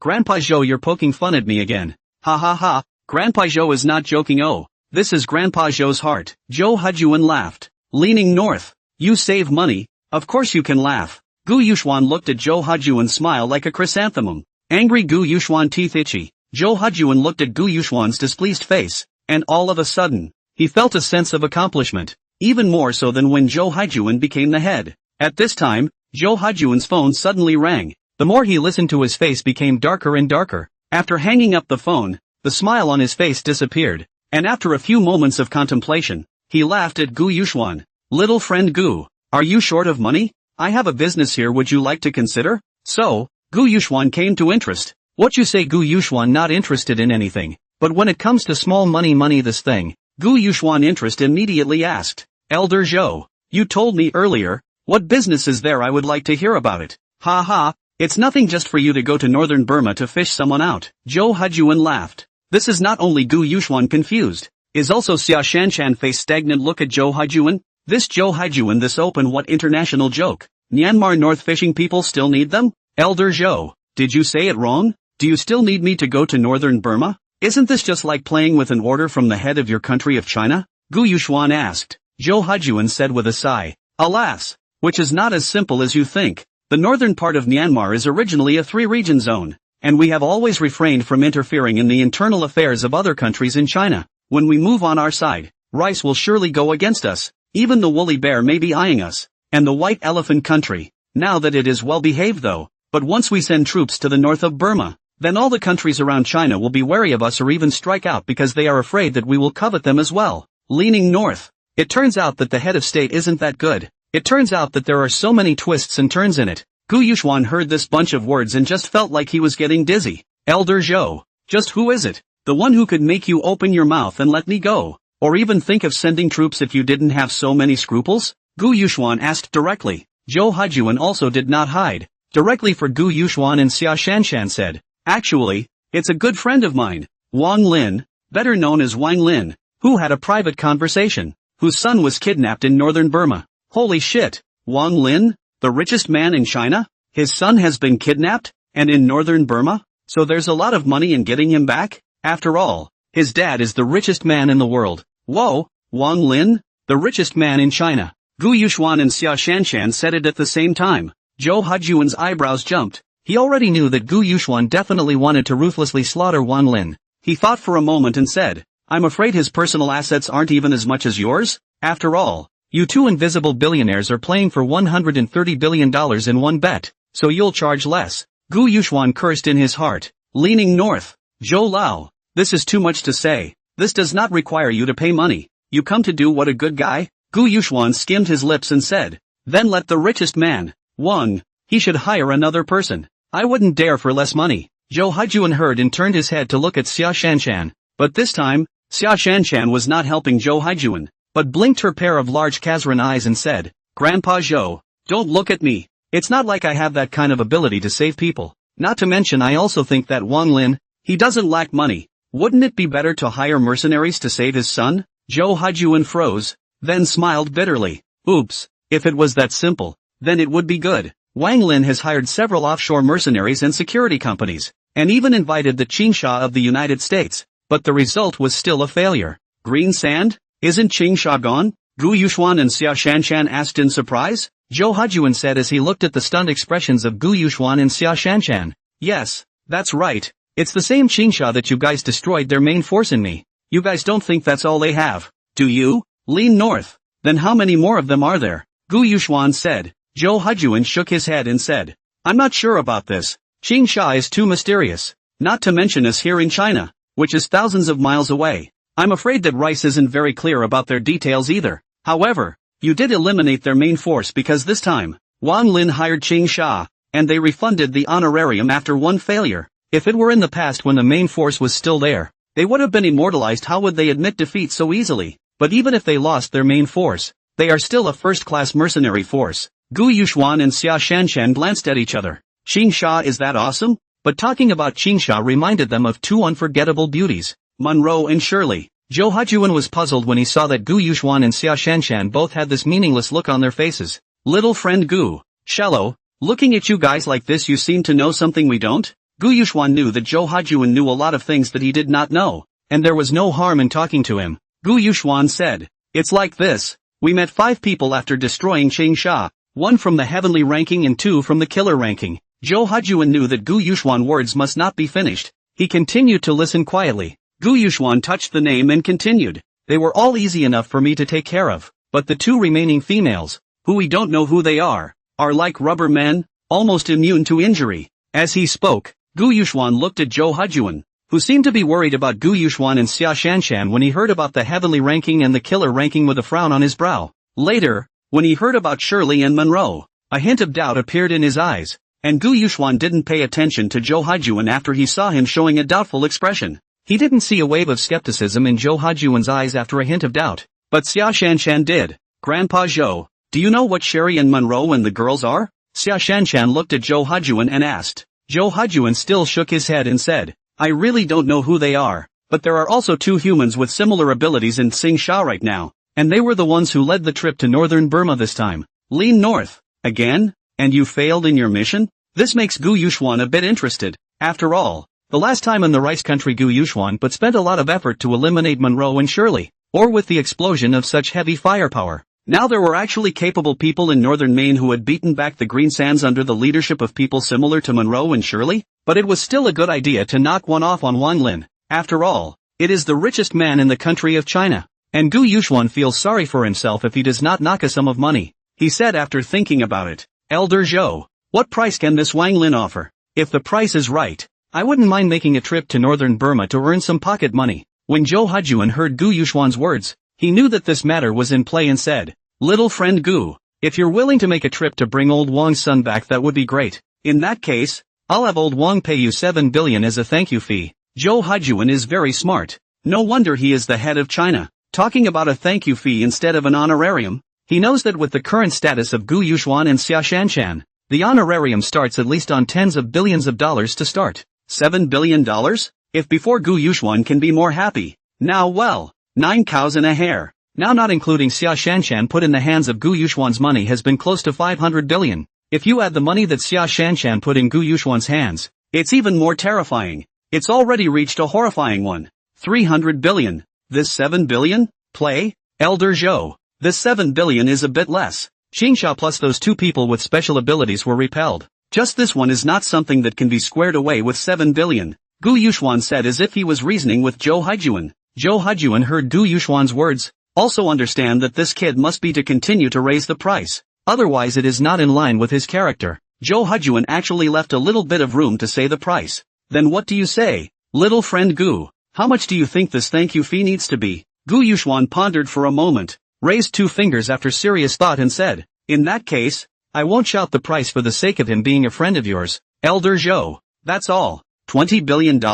This little friend Gu, isn't it a bit much to ask for? Zhou Hajuan still wanted to say the price a little less. After all, he introduced himself, but also wants so much. He does not want to lose face? It's a bit hard to get. What 20 billion? That's 200 billion. Gu Yuxuan jumped up and said with an exaggerated face. Zhou Hajuan stopped and scratched his ears as he asked, little friend Gu, did you say it wrong or did I hear it wrong? $200 billion? Gu Yuxuan looked at Zhou Hajuan who was playing dumb and raised his voice a few points and said, I'm not wrong. And you didn't hear me wrong. It's 200 billion. Zhou Hajuan couldn't help but shake his head and said, little friend Gu, you're already exceeding too much. $200 billion, you're killing old Wang. He's not like you and shallow. He needs liquidity to support the company, or his company will close down. That is not good for the whole country. Not to mention so much money. Tell him to have another one. You give a real price. After Zhou Hajuan finished speaking, Gu Yuxuan was just about to open his mouth.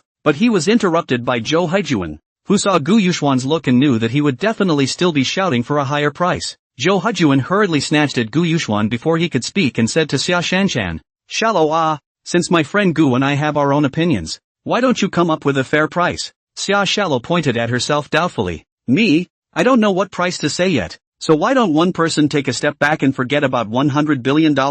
Leaning north. Goblin. You're leaning north this time. 100 billion is also perfect. Just a fish for a person. Isn't this simply sending money into Gu Yuxuan's pocket? However, Zhou Hujuan heard his feet stumbled. His heart secretly slander. Xia Shanshan good granddaughter you followed Gu Yuxuan's example. How can you say $100 billion? Shallow, you're looking at your Grandpa Zhou's face. You're looking at how much Grandpa Zhou's old face can be worth. And you're giving another discount. Zhou Hujuan went out on a limb and said to Xia Shallow. Xia Shanshan saw Zhou Hujuan said so. Stunned, which said hi this is not to say that Zhou Hujuan's face is not worth money. Hurriedly said, Grandpa Zhou, that's, for your sake I think 10.3 billion is about right? Zhou Hujuan slapped his thigh and laughed. Yes, no problem, 10.3 billion then. I can't imagine that this old face of mine is still worth a lot of money. Leaning north, Gu Yuxuan's face has darkened. Who bargains like this? 200 billion is 10.3 billion? Is this how you bargain? This is robbery. Zhou Hujuan saw Gu Yuxuan's face, afraid that he was in a bad mood. When a careless people are brought back, but missing arms and legs, it would be embarrassing. Quickly said, ha ha ha, little friend Gu. In fact, Wang Lin this is not a big head. Haven't you ever thought that those who are engaged in the park in northern Maine are very rich? Lean north.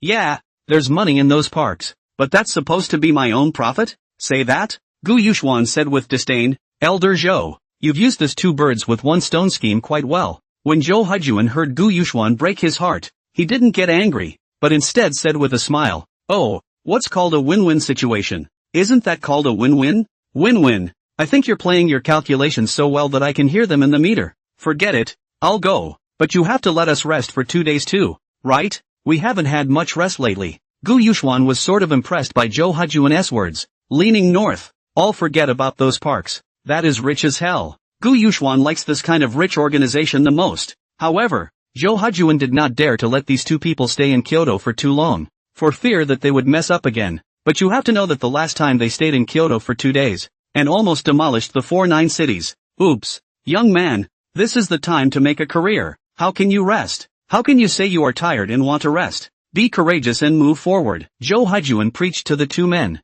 Gu Yuxuan looked at Zhou Hujuan and said so easily. Leaning north. This is an overstatement. This period of time to run a small day to run the rice country, and then run a small day. Simply have been on the road. Have not rested. Always just back and then out. This time back just want to this period of time, which again was Zhou Hujuan drive out. Seeing that neither Gu Yuxuan nor Xia Shanshan spoke, Zhou Hujuan knew that he couldn't be too hasty and simply said, that's why I was in such a hurry. I should have let you guys rest a little bit, so I'll tell you what, you'll stay at my house tonight, and tomorrow you'll set out again. Leaning north. 1 day? You call this a break? Are you kidding me? You want to stay at your house? Gu Yuxuan wondered if Zhou Hujuan had taken back their quadrangle. Elder Zhou, this is not polite. Don't we have our own quadrangle in Kyoto? I won't bother your old man. Gu Yuxuan stared at Zhou Hujuan as he spoke, deeply afraid of accidentally missing one of Zhou Hujuan's micro-expressions. Zhou Hujuan said as he watched Gu Yuxuan staring fiercely at himself. Little friend Gu,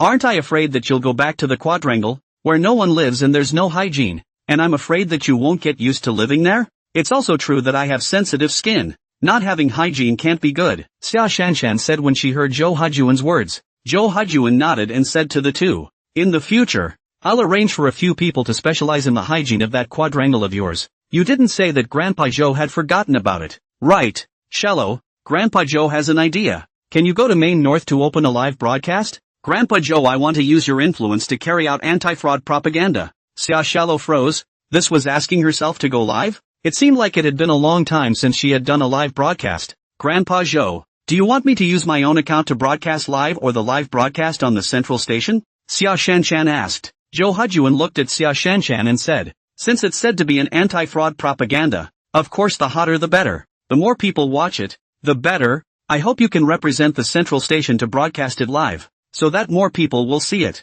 But there are definitely parts of this that can't be aired, and the central station hasn't given me any live streaming privileges lately.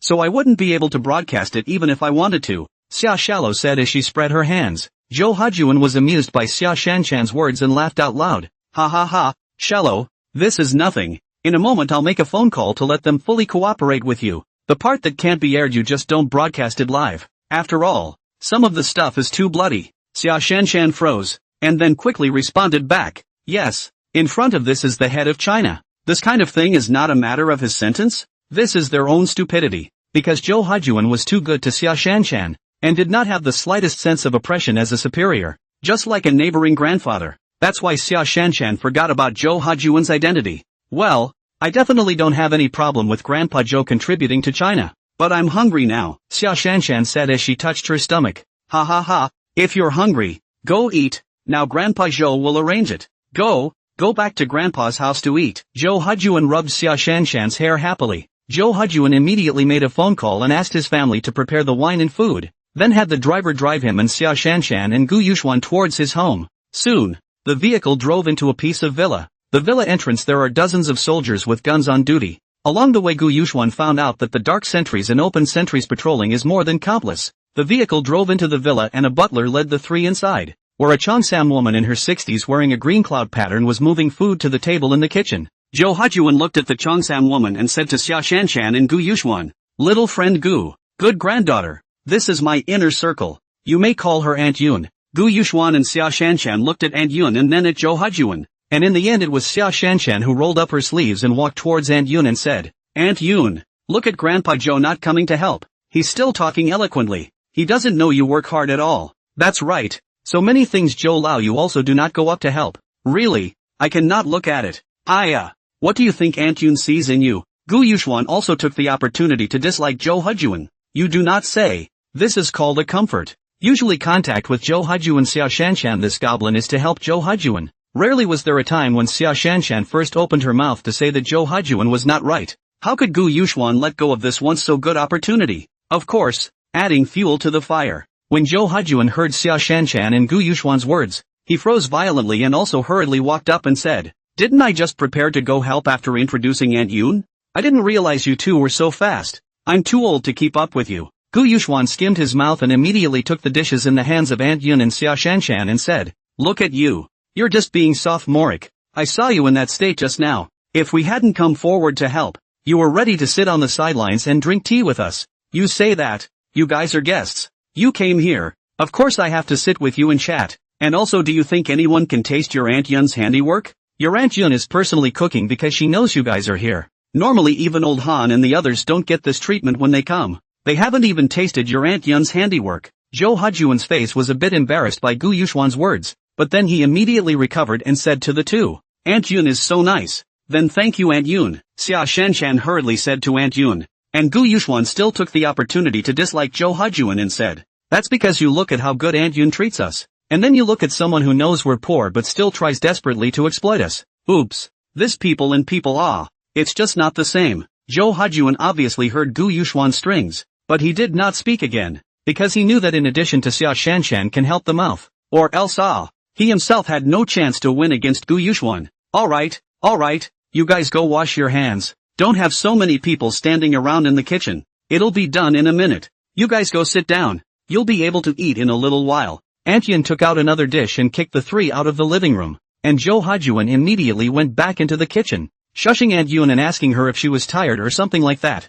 Zhou Hajuan's sudden gentleness caused Aunt Yun to be very uncomfortable and said in a hurry, "It's an old married couple. What are you doing?" Unknown to them, Gu Yuxuan and Xia Shanshan had already leaned against the kitchen doorway, squinting at Zhou Hajuan who was still being disliked by Aunt Yun even though he was being courteous. The two snorted out a laugh, making Zhou Hajuan so embarrassed that he could only say stiffly, "You don't understand. You're young. It's the way of love for us older people, and you'll be like that in the future." Aunt Yun heard Zhou Hajuan say this kind of good. Her face reddened a slap on Zhou Hajuan's arm and said, "What's wrong with you today? Usually a serious face. Today in front of the juniors without a proper form, and the way of love of the elderly. Every day is nonsense." Gu Yuxuan clapped his hands and said, "Hey, this is what happens when you get carried away. Looks like I'm going to come to Auntie Yun's place for dinner more often in the future. Auntie Yun's cooking smells good," Zhou Hajuan said with a dark face. "Aren't you guys going back to the quad? Why don't you guys just go back? Why don't you guys pack up? I'll have someone take you back.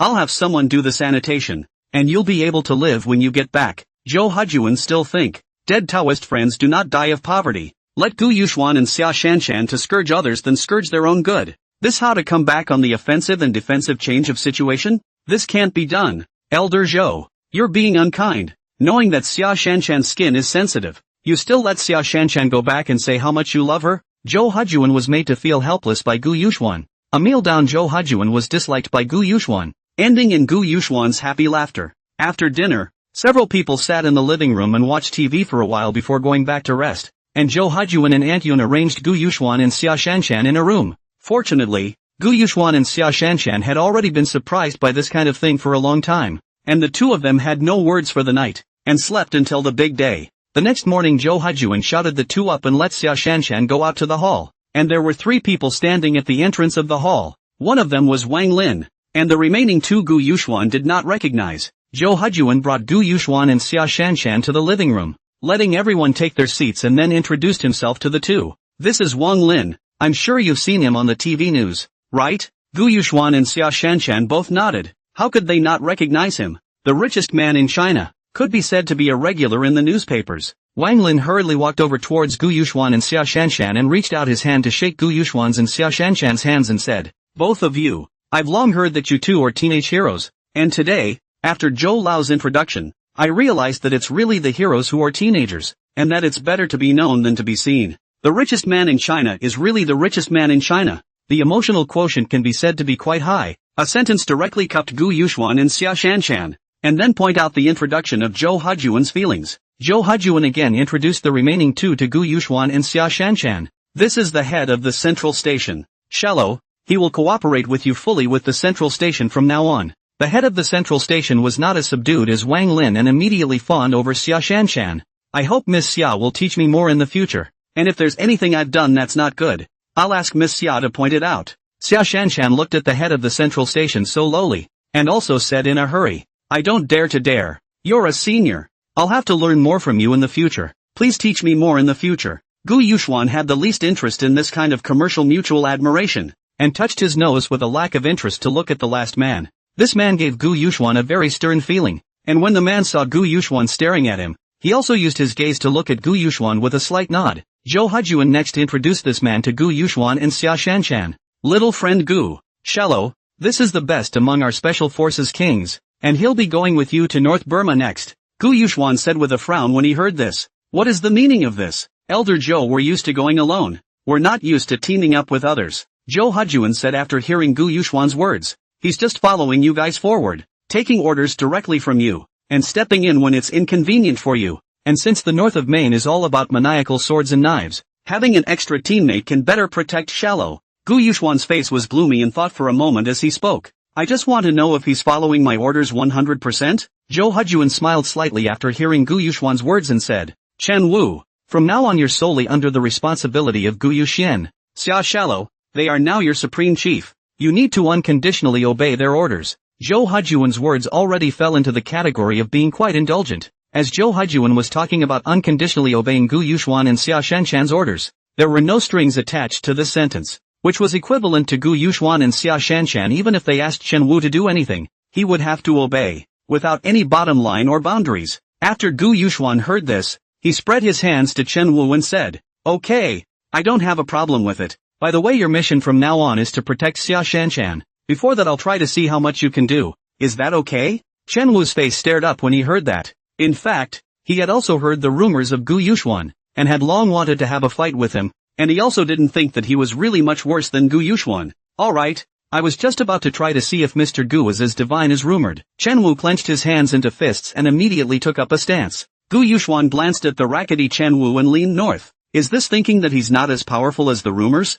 But this character? It made Gu Yuxuan think highly of him. So you're ready? Oh? I'm going to make a move. Gu Yuxuan squinted at Chen Wu and said indifferently. Chen Wu immediately took a defensive stance and said, Mr. Gu, go ahead and make your move. But I'll be careful in a moment for you too. I won't be holding back. Gu Yuxuan laughed dumbly. This elite amongst the special forces kings really did have a pride that belonged to him, but it was too wild. The sparring match between the two experts made everyone except Xia Shanshan stare intently. While Xia Shanshan didn't even look at it because he knew Gu Yuxuan too well. He was just a monster. Chen Wu was absolutely impossible to have the possibility of winning the fight. and even Xia Shanshan doubted that he couldn't catch Gu Yuxuan's 3 moves. Bang! Gu Yuxuan struck out, but no one around him could see how Gu Yuxuan struck out. Only Chen Wu could barely make out the trajectory of Gu Yuxuan's movements. Gu Yuxuan's extremely fast punch blasted towards Chen Wu, and Gu Yuxuan was not using the most direct and fastest method of hitting straight to the face. Gu Yuxuan instead used the dumbest method,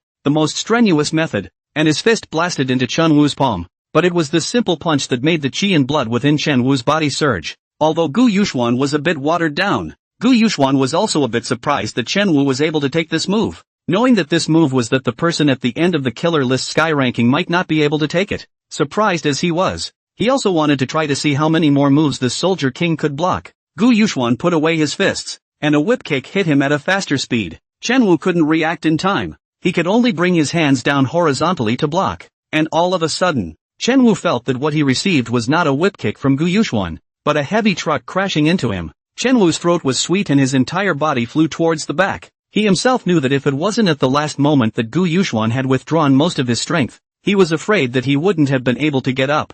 Mr. Gu was indeed even more powerful than the rumors. Fortunately Mr. Gu withdrew his strength in time. It was me who was so arrogant in the night that I was delusional enough to think that I could compete with you. Chen Wu did not in Gu Yuxuan hands before.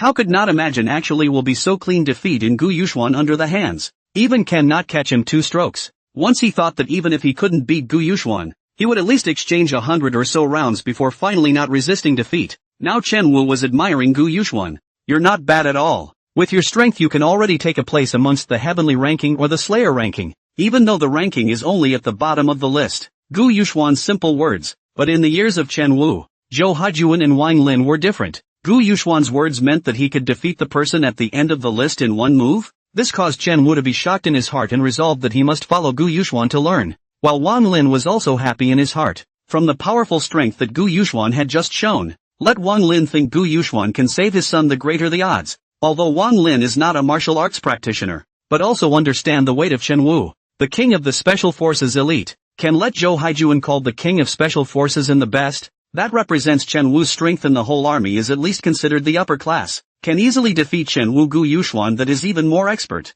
One of the most surprised should be Zhou Haijuan. But you have to know that Chen Wu's strength in the general military region's millions of people also ranked in the top 10. Actually in Gu Yuxuan under the hands of not last 2 strokes. That meant that if Gu Yuxuan were to make a move against Zhou Haijuan, the bodyguards around Zhou Haijuan might not even be able to catch a single move. Zhou Haijuan thought and winced. Then out of the corner of his eye, he saw the bored Xia Shanshan on the side, and his heart was like an extra sea needle, once again nodding to his own choice of being wise in a hurry in the first place. Gu Yuxuan didn't care about the surprised crowd, but looked at Wang Lin and asked directly to the point. Mr. Wang, you know which place your son is in and which force he's being held up by, right? When the crowd heard Gu Yuxuan talk about business, they also came back to their senses in shock, and Wang Lin even said, it's in the capital of northern Maine, but I don't know which power is hijacking it, only that it's the power behind the largest park in northern Maine. Gu Yuxuan frowned, leaning north. Aren't you the richest man? There's no useful information whatsoever. Then when you invited Qing Sha to go, did Qing Sha not tell you what characteristics the other side had? How many people and how many weapons? No. Qing Sha just returned the money and didn't say anything else. Wang Lin still shook his head and said, at this time, Zhou Haijuan was saying, speaking of which, I do know a little bit about this park. It just appeared less than a year ago and has already become the largest park in northern Maine, and it's the core of the organization who have never met their boss. Elder Zhou, you arranged for us to go to northern Burma. Gu Yuxuan saw that he didn't know anything about it anyway, so he simply stopped asking and went to find out for himself. Moreover, if this organization could make Wang Lin and Zhou Haijuan and the others unable to detect much useful information, it meant that it was definitely not simple, and it would be better to detect it on their own. When Xia Shanshan heard Gu Yuxuan say this, she immediately turned from a lazy kitten into what looked like a tiger that had seen its prey, and said towards the head of the central station, you give me the sports camera and the micro camera. I want the latest model. No problem. The head of the central station immediately took something out of a black box on the side and handed it to Xia Shanshan.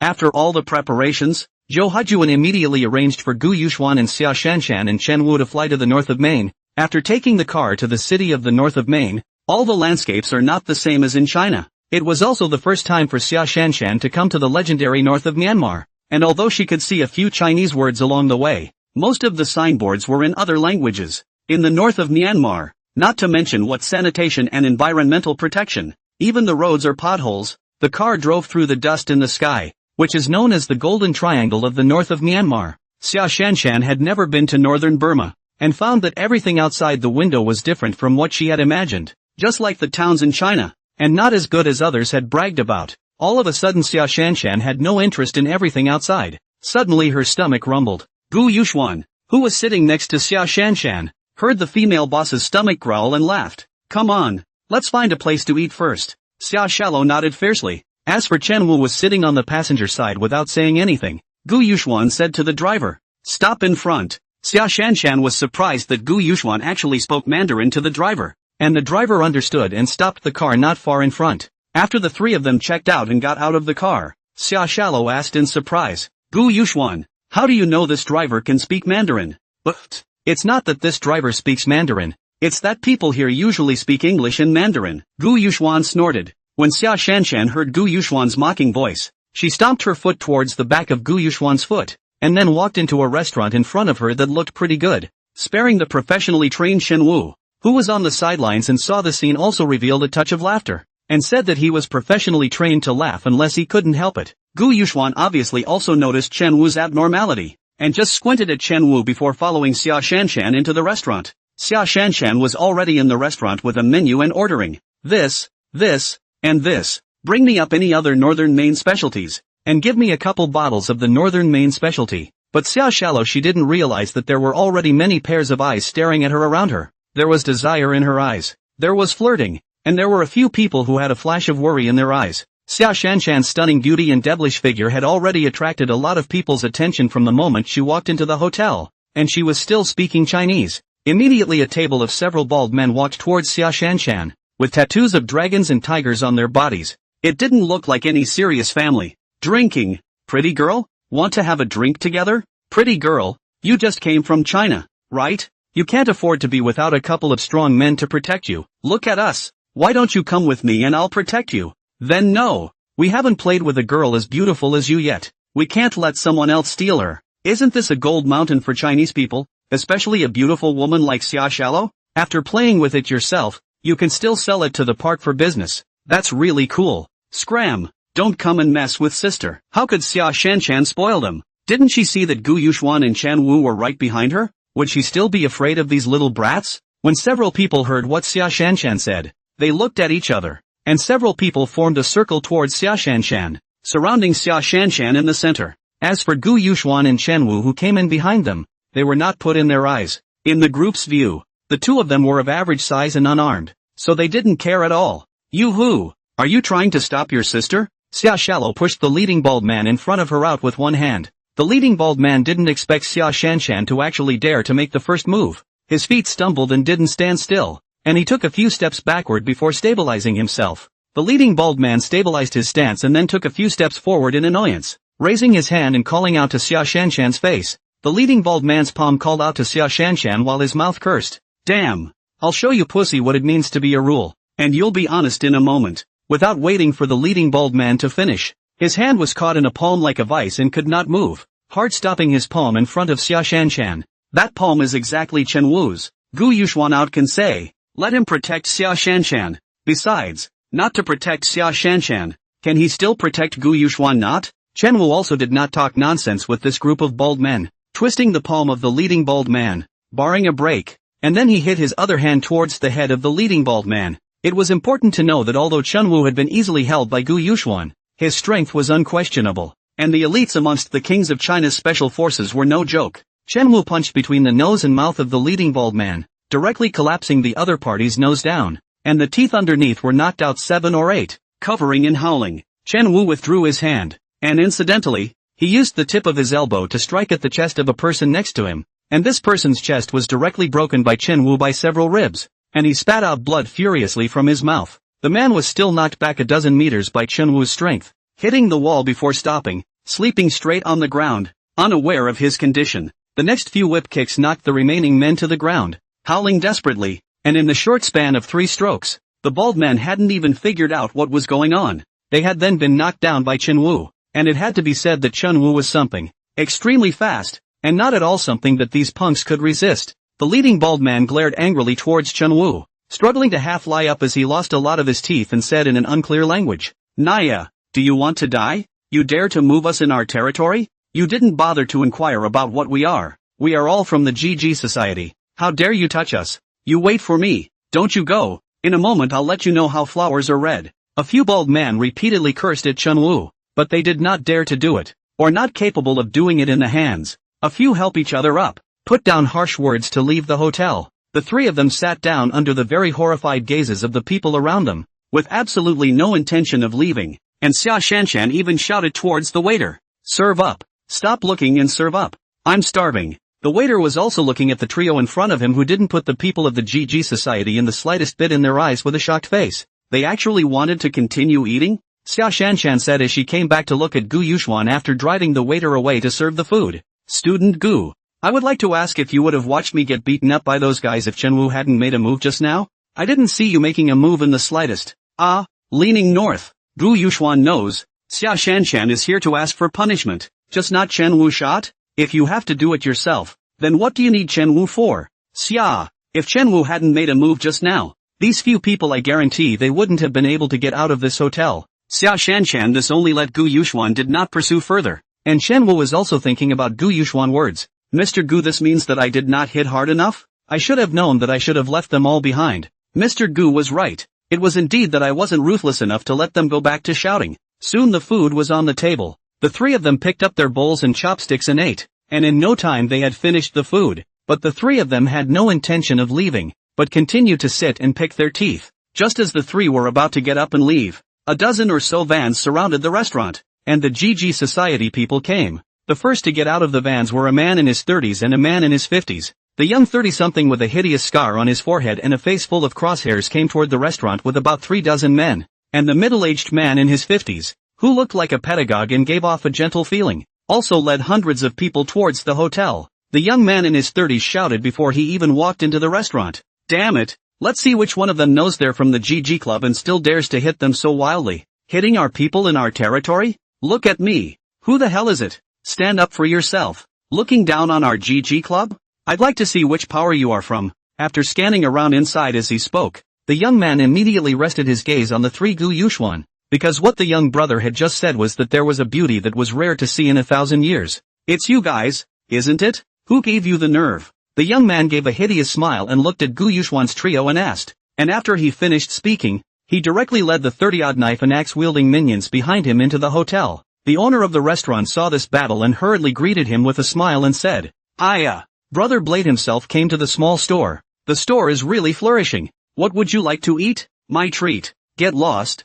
Don't block the old man." The young man, who was called Brother Blade by the owner, kicked the restaurant owner out of the way. The restaurant owner sighed softly and didn't dare to step forward again, only looking at the Gu Yuxian trio with pitiful eyes, because he knew that these three people were messing with the iron plate, especially that woman who looked prettier than a star, being looked at by Brother Knife. It could only be described as a fate worse than death. And sure enough, Brother Knife walked behind Gu Yuxuan. When he saw that Gu Yuxuan was still eating with his back to him, and that Xia Shanshan and Chen Wu hadn't gotten up, and didn't even show any semblance of panic in their eyes, he was instantly enraged in his heart. "Damn it, how dare you eat? All of you get the hell up and kneel down." It wasn't until he heard these words that Gu Yuxuan slowly turned back to look at the young man and said, "Do you realize it's rude to interrupt someone's meal?" Knife Brother looked at Gu Yuxuan face calm, the heart of a big fire. The heart thought, "Damn, you are not afraid of me, I have no face." However, when Gu Yuxuan turned his head, the old man in his 50s standing outside the door casually glanced at him,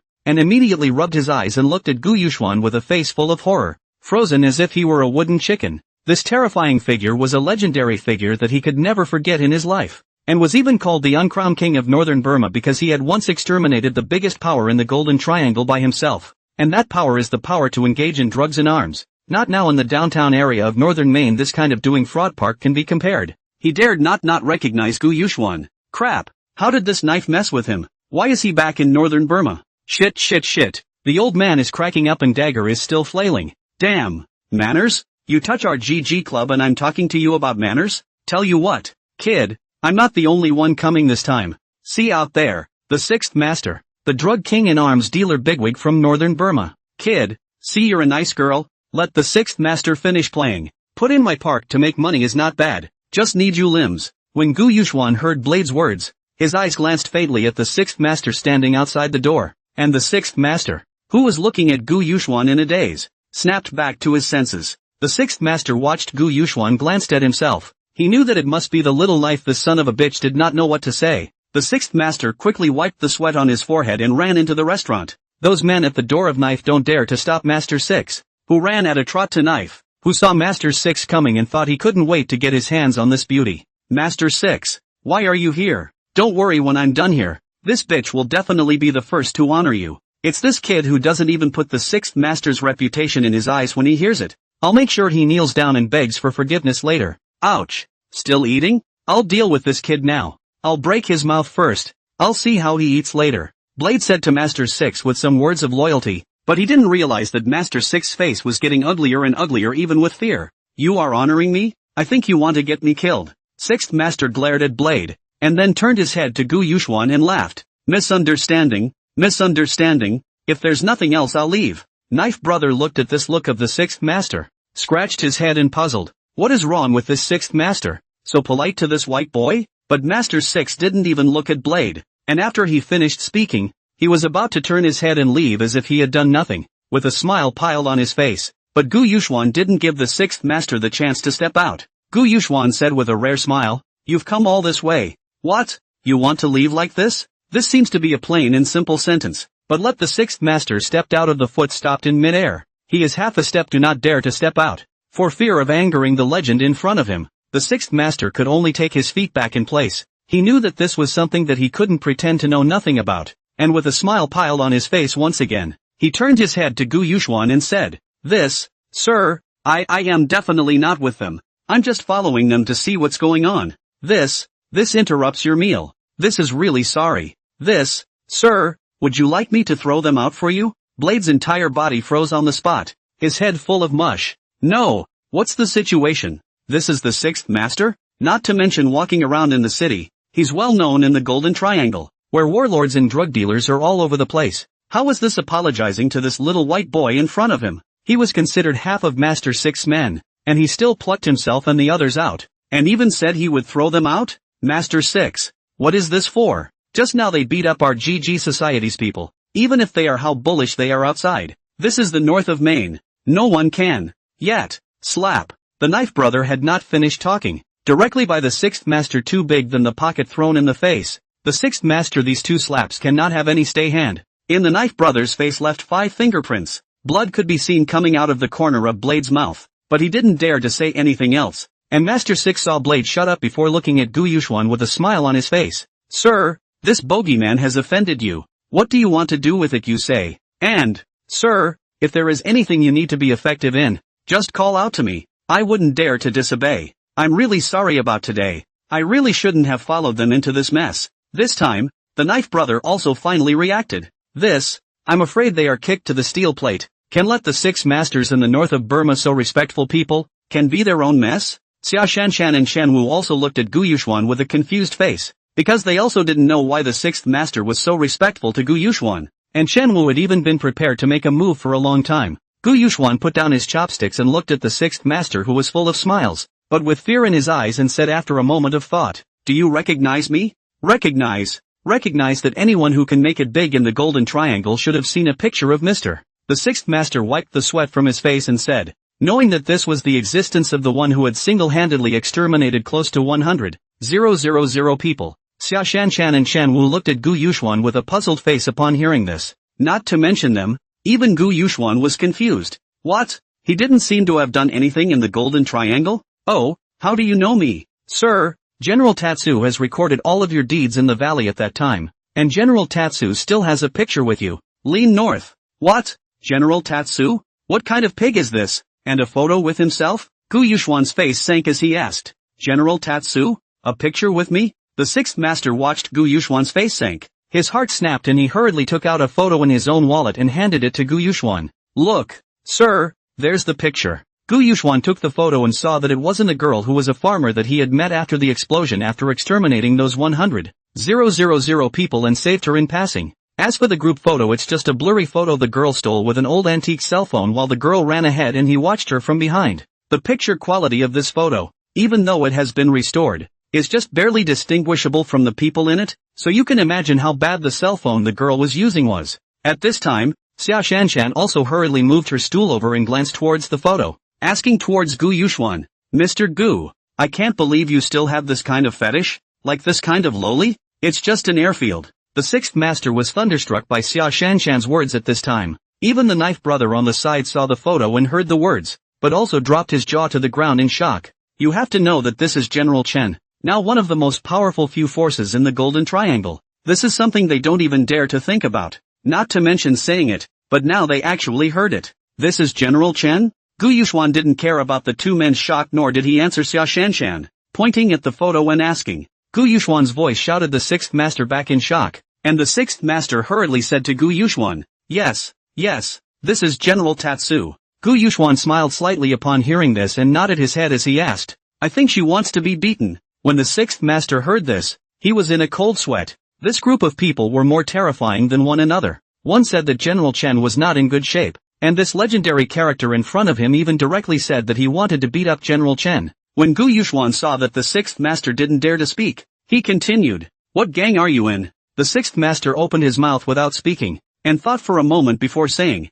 Mr. Gu, I'm from Organization X, they're a GG society. General organizations are referred to the warlord forces and armed organizations, while the association is the so-called gang, is a group of only bullying, to help the organization to do the work of the minions. Oh, Organization X and GG Club, right? I'll wander over to your place sometime, Gu Yuxuan said to Master 6 with a smile. The sixth master looked at Gu Yuxuan's smile and immediately felt his whole body cold. It seemed to be colder than soaking in ice water in winter. Could it be that this one was going to take a shot at them? To the character of this, not to mention their own ex-organization of these 3 melons and 2 jujubes of a few thousand people. Simply not enough people over the hand of addiction. Damn, this knife offend who is not good. To offend this. If the other leaders in his ex-organization knew that he was messing with this one, I'm afraid that they wouldn't even need this one to do anything. They would get themselves killed. It's over. The sixth master was very fearful in his heart and quickly knelt down to beg Gu Yuxuan for mercy. Mr. Gu, I was wrong. Just be a big man. This I really just followed him here on the way. I really didn't mean it. Will you spare me just once? Please spare our Organization X, okay? The knife brother on the side was dumbfounded, although he could hear that the man in front of him seemed to be somewhat involved with General Chen, but seeing the sixth master, who had always been a big shot in the north of Burma and even the Golden Triangle,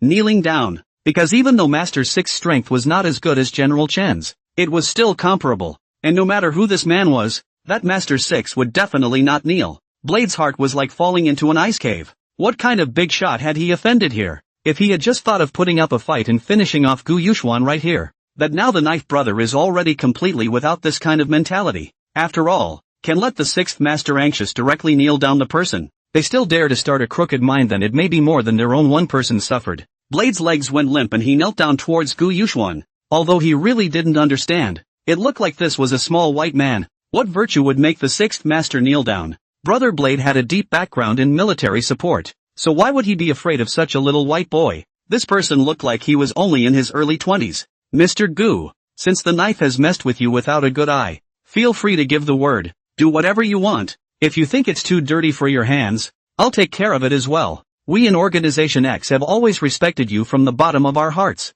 so be generous. The sixth master is still these words. That is, I hope that Gu Yuxuan do not take the anger of their own organization. After all, the small knife this kind of society, there are still dozens of and their cooperation it. For the knife this kind of initiative to find death people, the sixth master is million dare not, and he affixed in even a little relationship, must immediately to skim clean. And the knife brother, after hearing the words of the sixth master, heart very afraid to turn his head to run out, just ready to run out of the door when the sixth master said in a loud voice, stop him for me. Although Master 600 or so people outside didn't know what was going on, they were also the first to stop Knife, while also aiming their guns out at the group of people Knife had brought with him who were guarding the doorway. Blade was instantly pressed to the ground by the sixth master's men, and there was no longer any semblance of the arrogant dominance he had when he had just entered the door. This scene also let the hotel owner and the surrounding tables of guests to see his flaxen stayed. What is the situation?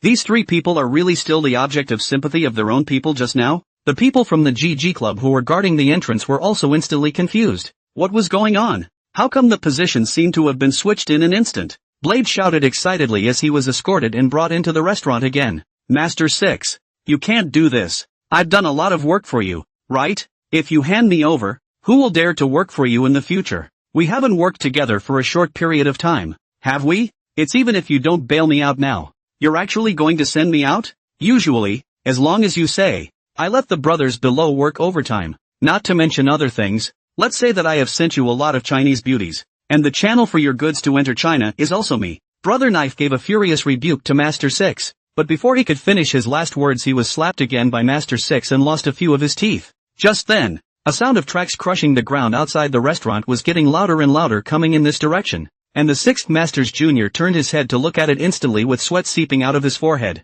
Only 3 military tanks appeared at the corner of the street and slowly drove towards the direction of the hotel, and the 3 tanks were followed by 3 armored vehicles. 3 tanks and 3 armored vehicles raised dust in the sky, followed by 200 to 300 imposing soldiers, treading in a straight line and holding the M16 automatic rifles, and the main and secondary guns of the tanks and the heavy machine guns on the armored cars and the blackened muzzles in the hands of the soldiers were pointing in the direction of the hotel, and the pedestrians on the road were frightened by the scene and hid by the side of the road. Gu Yuxuan and Xia Shanshan and Chen Wu also followed the gazes of the crowd to the outside of the hotel. Gu Yuxuan and Chen Wu frowned. This was clearly an iron-blooded army. Lean north. I've only just arrived. How come I've met this kind of troop? Gu Yuxuan hurriedly searched through the system before locking down a few man-portable rocket launchers and handheld howitzers, as well as heavy bombs in preparation for dealing with the troops outside with Chen Wu. Xia Shanshan ignored it. Although the battle was a bit scary, she was used to Gu Yuxuan being able to solve things perfectly no matter how big they were,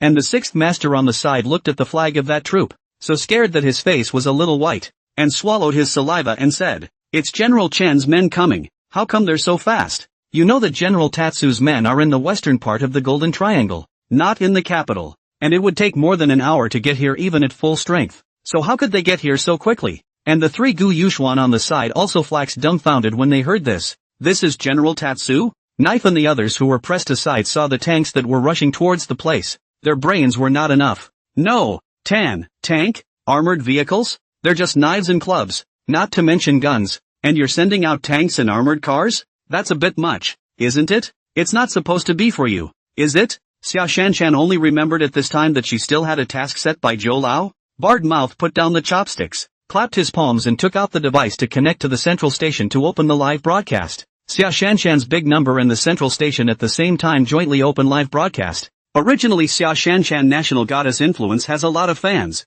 plus Xia Shanshan's small number of small days of live broadcast of the thing of the additive. The moment Xia Shanshan turned on the live broadcast, thousands of fans immediately flooded into the live broadcast room, and even more than just people from China. There were people from all over the world. Shasha said to the camera as she clipped the microphone to her collar. "Hello everyone, I'm Summer Shallow. Nice to meet you all. I'm now live in the north of Maine. I'm for the anti-fraud crazy call and break your desire for the north of Maine full of gold beautiful." No one present could have imagined that Xia Shanshan's heart was actually so big that she opened the live broadcast at such a so tense time. And all the people present were dumbfounded by her operation, which was like flowing water. Woohoo! Goddess Shallow is on the air? Long time no see? Crap! Goddess Shallow has actually come to northern Burma? Isn't she afraid of that? And also openly talking about counter-fraud and breaking the yearning for Maine North? You guys look over there. Tanks and armored vehicles are coming. A bit of deja vu. Goddess Shallow honestly say small days that time was not you live? Anyway, the little days are gone. Looking at the situation at the scene it seems a bit unreadable. A large group of people pressing against a group of people. And outside there is even a group of military forces coming. Goddess Shanshan, you have to be careful in North Burma. Oh, this is not our country. It can be dangerous there. Especially for a goddess-level beauty like you. This is way off the mark. The army actually driving uptown? Is there no one in charge? I knock. Look over at the army. There's a very valiant woman coming this way. The tanks and armored vehicles and the soldiers holding M16s outside came to the entrance of the hotel and stopped in their tracks, seemingly at a distance from the 6th Master's men inside. Although the 6th Master's people are also holding weapons, but only a dozen AK other just assault rifles and pistols, not at all the same level. An armored car with a woman about 20 years old in a military uniform with a half-scarf around her neck walked in, followed by 2 burly men with bulging muscles. Mr. Gu, long time no see. This young woman was the terrifying character known as General Tatsu in the north of Maine, and this would follow the 6th Master,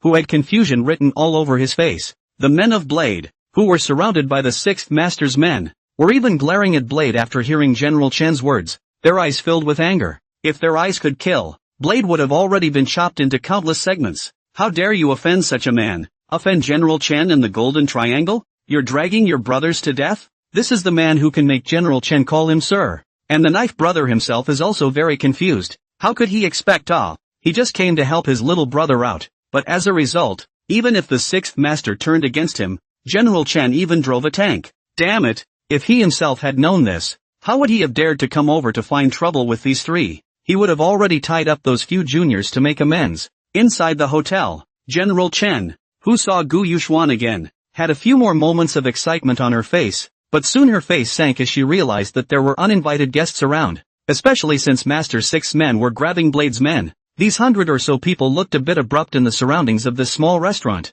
especially as if there was even a clash going on at the scene. General Chen this inside in addition to Gu Yuxuan on the recognition of the sixth master. After all, the sixth master in the north of Myanmar is also considered a pretty good powerhead. General Chen squinted at the sixth master asked, Master Six, what are you guys doing? General Tatsu's words made the sweat on the forehead of the sixth master, who was also considered a figure in the Golden Triangle. As if it was raining, so many people were just eye-catching, and General Tatsu noticed it as soon as he arrived, but the sixth master was half-hearted to resist, not to mention that General Chen even brought out the tanks, even if only Gu Yuxuan was present. Based solely on Gu Yuxuan that time and the Golden Triangle single-handedly exterminate close to 100,000 people feet, the sixth master he would not dare to make a mistake, and even now he still feel a billion points of aggression. After all, he had only stopped by here to see how this son of a bitch, Little Dagger, was doing things, but he had messed with a character like Gu Yuxuan. Not to mention Gu Yuxuan,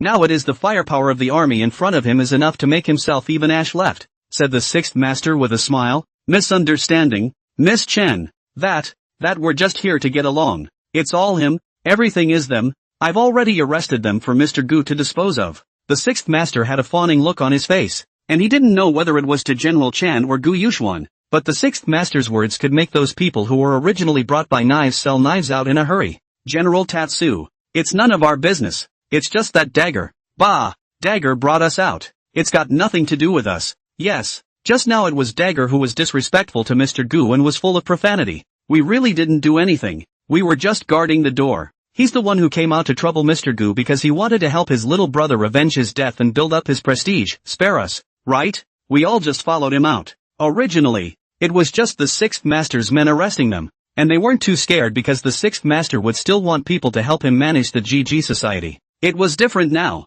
The one in front of him was the mighty General Tatsu, who had no mercy for people from parks like theirs. General Tatsu said as he glanced at the sixth master and then at those of Blade. Mr. Gu, did they just disrespect you? The corner of Gu Yuxuan's mouth lifted, revealing a bright smile, and didn't say anything, while General Chen had already guessed that these people from the park were all bullies, and all of them were goods that didn't deserve pity. These people burned, killed, robbed and pillaged ordinary people, doing nothing wrong, and now it was obvious that they were looking at Mr. Gu's face to find him, so naturally, they couldn't be spared. Thinking of this, General Chen indifferently glanced at Brother Knife and the others, and with a slight wave of his hand, dozens of loaded human soldiers behind him swarmed up and took away Brother Knife and the others. It's really none of our business. Spare us. We have absolutely no intention of striking out at Mr. Gu. No, not even a thought. Please, spare us. Let us go. We won't dare to do it again. Please, don't arrest us. Blade and the others obviously knew what was waiting for them next, and all 30 or so of them immediately let out pleas for mercy. But neither the three Gu Yuxuan nor General Tatsu and the others had half a bit of sympathy for this kind of people. And after dealing with Brother Knife and the others, General Tatsu pointed his finger at Master Six and said to Gu Yuxuan, Mr. Gu, what about them? Fuck off. I'm not a homicidal maniac. It's not like they did anything to Master Six. He just kept apologizing as soon as he came in, making me embarrassed. Gu Yuxuan shook his head at General Chen, who obviously also understood what Gu Yuxuan meant and didn't ask any further. And the sixth master and others on the side finally breathed a sigh of relief. Although General Chen is the power is stronger than the sixth master, but really fight for his life the sixth master will not be too afraid. He is afraid of Gu Yuxuan. A battle to destroy nearly 100,000 people, destroy their own not and play like? You're the girl from before? What a big change. I can't imagine that the little girl who was hiding in the mountains to work as a farmer is now a general. It's really impressive. Gu Yuxuan looked at the once obsequious girl in front of him, but now she had turned into a general who silenced people in northern Burma. Mr. Gu, you're joking. I've always been that little girl in your eyes. I'm still thanks to your blessing. You destroyed the Golden Triangle's #1 force before Kun Sa to make me what I am today. General Chen's valiant face showed a rare hint of shyness as he said to Gu Yuxuan, General Chen, you are flattering me. Your achievements today are all due to your own efforts and luck, and have nothing to do with me. Gu Yuxuan faintly returned. He was only that the drug lord called Kunsha hired him to do things without paying, so he exterminated them, and this girl has half a penny to do with it. Big brother, I won't call you Mr. Gu, and you shouldn't call me any General Chen. Call me by my name. My name is Chen Yu. Chen Yu said with a little scarlet color imprinted on her face. When Xia Shallow heard this words and expression of Chen Yu, her heart immediately became upset and said, are you guys flirting here? The main room is still here? Lean north. This Xia Shanshan has come to make trouble again. And she's still the main wife? This leprechaun really can't do anything about her. Chen Yu had actually seen Xia Shanshan from the moment she came in. After all, she was so stunning and beautiful. She just hadn't had time to ask Gu Yuxuan who she was. As soon as Xia Shallow's words came out, the two burly men standing behind Chen Yu were out of line. They were Chen Yu's right and left arms. Seeing their boss's speech being interrupted, the two immediately stepped forward. Chen Wu also stepped forward when he saw this action of theirs, and at once, the aura on his body radiated out, pinpoint to pinpoint. Those two burly men seemed to have not thought that Chen Wu would actually dare to do so in such a situation, and froze for a moment, then sensed the aura of the king of soldiers on Chen Wu's body. Chen Yu, who was on the side, also reacted, and hurriedly stopped the two strong men under his command, and looked deeply towards Chen Wu, and then said to Xia Shanshan, big sister, I'm sorry, they're used to being wild in places like this, so don't take offense. Xia Shallow instantly embarrassed. She is this kind of you and her against, she can and you die. You want to soften to her. She immediately embarrassed. It's okay, sister. Sister is not as petty as you think. By the way, although sister is the main wife, but if you have any thoughts about him, sister doesn't mind but can still help you out. Xia Shallow patted her plump breasts and said very generously towards Chen Yu. Xia Shanshan, this word also almost put the surrounding people or thunder. This contrast foot caddy, just for Gu Yuxuan's sword. The next second seems to be able to Gu Yuxuan share out of the general. When Chen Yu heard Xia Shanshan's words, her face immediately flushed red, while Gu Yuxuan heard Xia Shanshan's words and cursed even more in his heart. Fucking north. Is this bitch crazy? She's selling herself out just like that? She's still the wife? And she's helping others? Big brother. Big sister. Now why don't we go back to our place and have a look around first? Xia Shanshan said with a big grin. Walking. Gu Yuxuan pondered for a moment, also nodded. After all, Tetsuyu is a handful in northern Burma. Gu Yuxuan wants to save Wang Gongzi. Tetsuyu and the Sixth Master, and their information is certainly more than their own. Sixth Master, come along,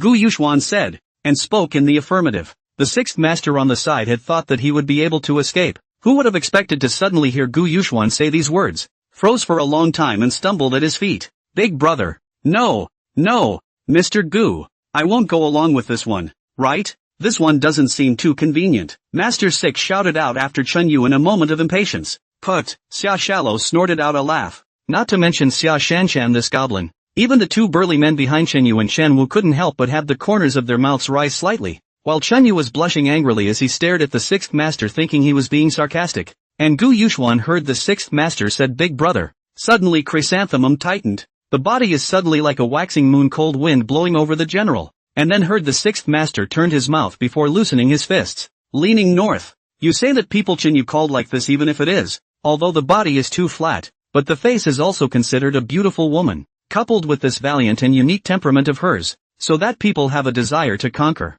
But you say your Sixth Master a 50 or 60-year-old bad old man. You also call Gu Yuxian big brother. Gu Yuxian almost did not hold back on the spot to beat him down. I knock. What's going on? This handsome man seems to be very popular in the north of Maine. Ha! The female general likes him, and I can't imagine that this lord is also heavy-handed. Can't you see that Goddess Xia just outright said she's the rightful wife? My goodness! You don't say! I have a little idea about him too. Upstairs. Don't say you're a woman. Even I'm horny for him. Crap! It must be Rice upstairs. How did you know I'm from Rice? I remember hiding my IP. Crap! I'm going to stay away from this Rice guy before he gets his eye on me. The audience in the live broadcast room also exploded when they heard Master Six's words. Gu Yuxuan resisted the urge to beat the Sixth Master violently, exhaled 2 deep breaths and smiled. I think it's convenient. Don't you? Are you sure you don't want to go? The Sixth Master looked at Gu Yuxuan's smile, felt very smile. also saw Gu Yuxuan's face a little gloomy, and quickly said, "Go, ha ha, Mr. Gu invited me. Of course I have to go. Just now I was just afraid that General Chen wasn't too convenient." After saying that the sixth master will only leave 2 people, the other people are greeted back. The sixth master's this move also let Gu Yuxuan Hai look at him for a few points, but also have the courage. Seeing that everything was already in place, Chen Yu waved his hand behind the soldiers behind him and drove over 2 stretch Rolls Royces. It looked like Chen Yu was really treating Gu Yuxuan as a VIP. The crowd was seated in a stretch Rolls Royce, with 3 tanks and 3 armored vehicles guarding and escorting them around the perimeter, while hundreds of soldiers followed behind. This platoon, in the north of Myanmar, is definitely a leader level. The roadside crowd looked at the convoy are incomparably shocked. This shock is definitely greater than what sports car convoy. Soon the caravan arrived outside a large manor in the western city of northern Maine. This manor was huge, covering an area at least as large as a dozen purple and gold manors. Inside the manor is full of greenery, a harmonious scene of flowers and birds singing to each other. It is hard to imagine that there is such a paradise in such a place as northern Burma, and such an out-of-this-world experience has stunned the netizens on the air. Is this really northern Maine? Isn't this quite good? Why is Goddess Asama still talking about breaking the beautiful yearning?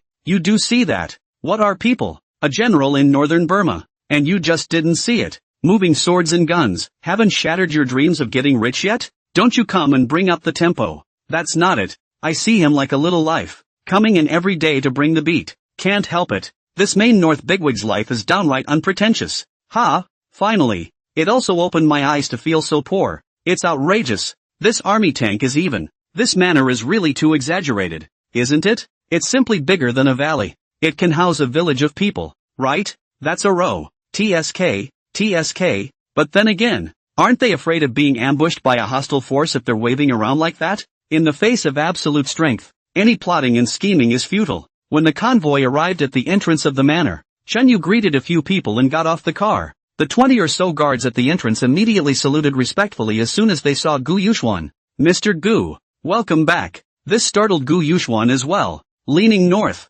Gu Yuxuan wondered if he had been here before. Otherwise, how could the guards recognize him? Leaning north, is Chen Yu the master of this place? Or is Gu Yuxuan the master of this place now? Gu Yuxuan walked into the manor and the guards inside stopped to salute. Almost everyone's tone was filled with respect, which made Gu Yuxuan puzzled. And Xia Shanshan also glanced at Gu Yuxuan in confusion, shaking his head in a hurry to indicate that he didn't know what kind of a situation this was. Gu Yuxuan turned his head to Chen Yu and cast an inquiring gaze at her. Tatsuya said with just a slight smile, "Big brother, this is the manor I prepared for you, so the people inside will only recognize you as the owner of this place, not me." Leaning north, Gu Yuxuan's heart snapped and his face changed a few times as he asked, "You mean you knew I was coming?"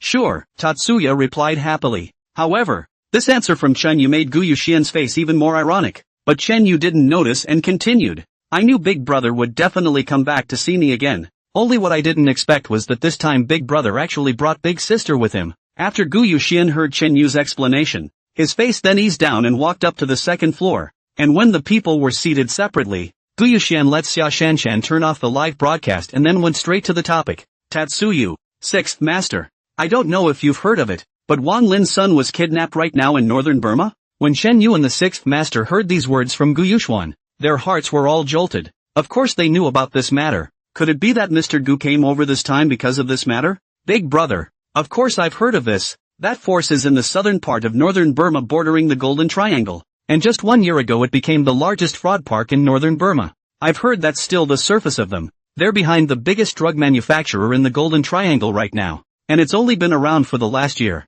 But I haven't dealt with them much. After all, we are all engaged in arms. Drugs are rarely touched, and even if we do we never touch the line of China, and they seem to be shipped only to China and the White Elephant country." Chen Yu said everything she knew, then turned her gaze to the 6th Master, and Gu Yuxuan and the others followed Chen Yu's gaze to the 6th Master. Chen Yu's meaning was obvious. She didn't know things, but the 6th Master might know things she didn't know. Gu Yuxuan was secretly glad that he had invited the 6th Master here. When the 6th Master saw that all the people present had their eyes on him, he said in a hurry, "Actually, I don't know much about it, and although I occasionally travel the line between China and the White Elephant Kingdom, I don't have much contact with them." Gu Yuxuan's eyes looked faintly at the 6th Master and said casually, "So tell me what you know." Master 6 said as he straightened his thoughts, "Their organization is called Eclipse. Their military strength should be superior to General Tatsu's forces, and I've also heard that the most powerful among them are the three leaders. I heard that their three leaders are very mysterious, and many of the smaller leaders inside their organization have never seen them.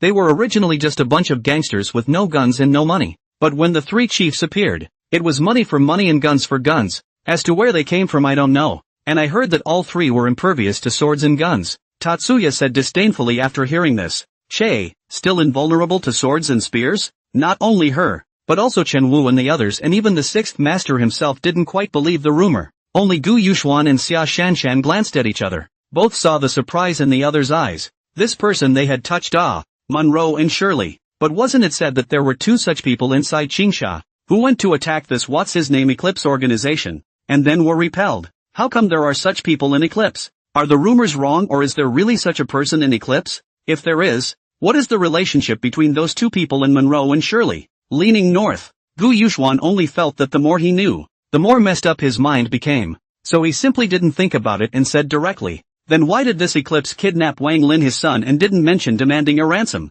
What's going on here? The sixth master's face is a little tangled. It seems that it is not very good to speak. Gu Yuxuan looked at the sixth master left and right difficult when he opened his mouth and said, Master 6, is it difficult? Then we won't force ourselves to stay then. When the sixth master heard that Gu Yuxuan asked him to leave, there was no joy in his heart. Instead, there was a feeling of fear. After all, Gu Yuxuan's legend was too appalling. Although this legend was spread by Gu Yuxuan's crazy fangirl, General Chen, but the Golden Triangle's biggest force, the Kunsa organization, was destroyed. That was an unquestionable fact. Gu Yuxuan looked at the sixth master who was still hesitant, so he stopped forcing himself and said to Chen Yu, Tatsuya, send the guests away. Tatsuya stood up and made a gesture of invitation to the sixth master, who, seeing this scene, made up his mind and said with a clench of his teeth, Mr. Gu, it's not that I'm not talking or negotiating with you. I just want you to promise me one thing, that you'll no longer pursue the matter of my previous shipments to China.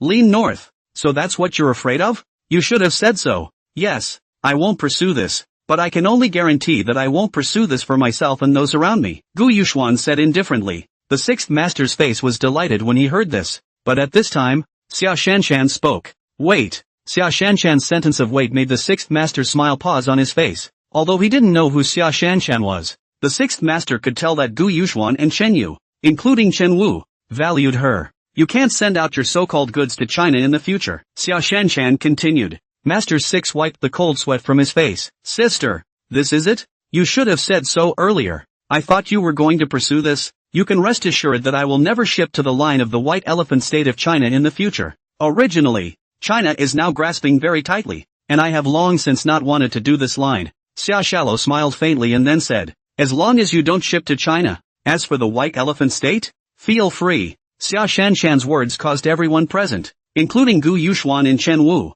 to be slightly stunned, and Xia Shanshan explained when she saw this look on everyone's face. The White Elephant Kingdom is already a prodigal son with ambition, thinking of ways to cause trouble on the border between the two countries every day. I'm not a saintly whore, so why should I help them, right? Classmate Gu. Gu Yuxuan hastily extended his hand to give Xia Shanshan a nod. Since you promised me, Mr. Gu, then I'll talk about it. Because I also met the people from Eclipse when we shipped out, and I heard them say that those three leaders wanted to open up the passageway to China. Passage? What passage? Xia Shallow asked. Of course it's the shipping channel. China has been cracking down these past few years. A lot of our goods and underlings have been swept away, and everyone has lost a lot of money. And China was our big consumer before, so of course they want to open up a hassle-free channel to China, and that would be like the whole China market is theirs. Since the sixth master had decided to speak out, he didn't sell anything, and directly told what he knew and what he guessed. But Master 6's words caused Gu Yuxuan, Xia Shanshan and Chen Wu to change in color.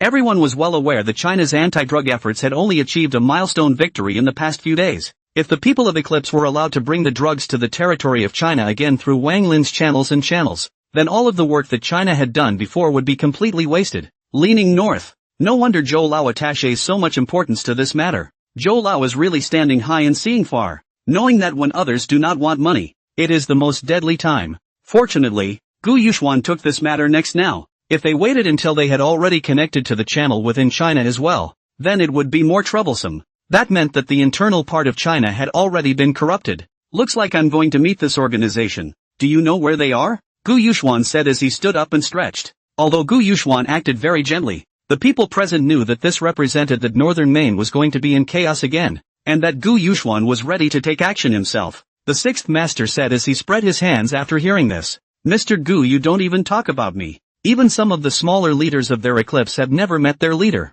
let alone know where they are. Big brother, I'm not sure where their leader is, but I know where the boss of the biggest scam park is, and he's behind Eclipse. We cut off their fraudulent financial path, and the line of drugs they have now isn't open, so they'll come to us. Chen Yu said to Gu Yuxuan. Gu Yuxuan shook his head and said, not us, not you guys, I'll handle this on my own. Chen Yu's head shook like a wave drum upon hearing this, and his eyes were filled with water vapor. But Gu Yuxuan didn't care in the slightest as he said, don't get involved in this kind of thing. It's not as if more people will be useful now. I'll ask you for more when I need to use them. Chen Yu looked at Gu Yuxuan and wanted to continue saying something, but Gu Yuxuan stood up and said, Tatsuyu, I haven't spanked you yet for taking my picture and giving it back to someone else without my consent? Now you're still disobedient? Tatsuya blushed when she heard this and said, that's just me giving them rumors about you, big brother, so they don't mess with you, so you can't blame me for that. Oh, and don't mess with me? I just arrived today and I got messed with by that GG club,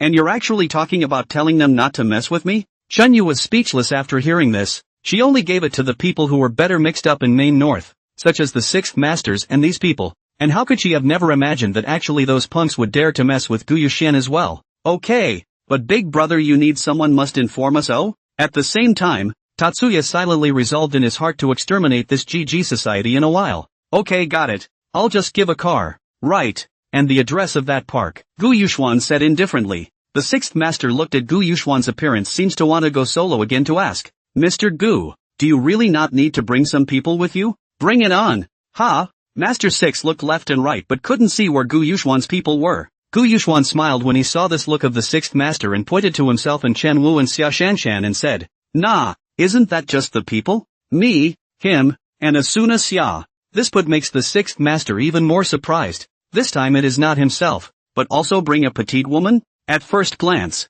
it is a burden, but this is an old fox that the sixth master will not say it. Tatsuya sleeps with her mouth full of unhappiness. On what grounds? Big sister can go, but I can't. Is it because I have small breasts? Humph. Excessive. Gu Yuxuan also did not care about them directly downstairs to get on the car. Before driving to the sixth master said, Master Six, I want you not to divulge my objective. Understand? The sixth master quickly nodded his head, saying that he would definitely not divulge it. Gu Yuxuan patted Chen Wu in the driver's seat before Chen Wu drove towards the target place. Soon Chen Wu arrived at a night market based on the place provided by Qin Yu. After getting out of the car, Chen Wu said to Gu Yuxuan with a frown, Mr. Gu, there seems to be something wrong here. Look at those people around. They don't seem to be ordinary traders. After looking around, Gu Yuxuan also found a bit of clues in the crowd, but Gu Yuxuan didn't care much and said to Chen Wu, ignore them, let's go find someone. The three of them followed the address provided by Qin Yu, and to Gu Yuxian's surprise,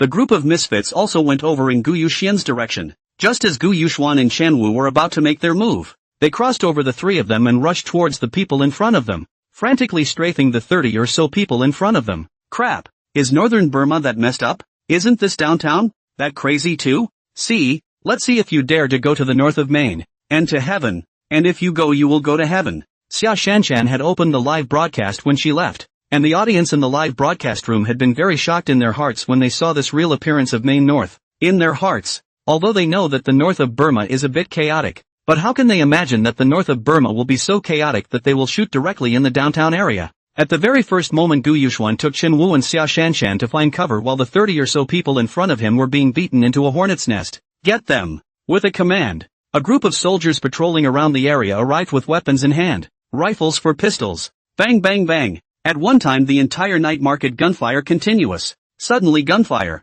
People in all directions screamed and ran towards all directions. The night market, which had been a bustling place just a moment ago, was in chaos, but luckily, it didn't last long, and in less than a few minutes, the killers had all been taken down. The soldier said towards a man not far away after taking care of all the killers, Howie, it's all taken care of. It was then that Hao came out behind a group of soldiers and waved his hand and said, take them back and investigate properly. Just who sent these assassins, daring to come to our base camp to strike? These people really don't know how to live yet. Gu Yuxuan took a look. Ah, wasn't this person exactly the person he was looking for? Isn't this a coincidence? Delivered to the door. After Gu Yuxuan watched them return to the park to celebrate, he also mixed in with Chen Wu, and Xia Shanshan took the most advanced drone of the central station and drove it on the side. The drone can take pictures of the ground. This drone is different from the drones in the world today. This drone is only the size of a small bird and it doesn't make much noise. As Xia Shallow's drone entered the park, the crowd in the live broadcast room saw what it looked like inside the park,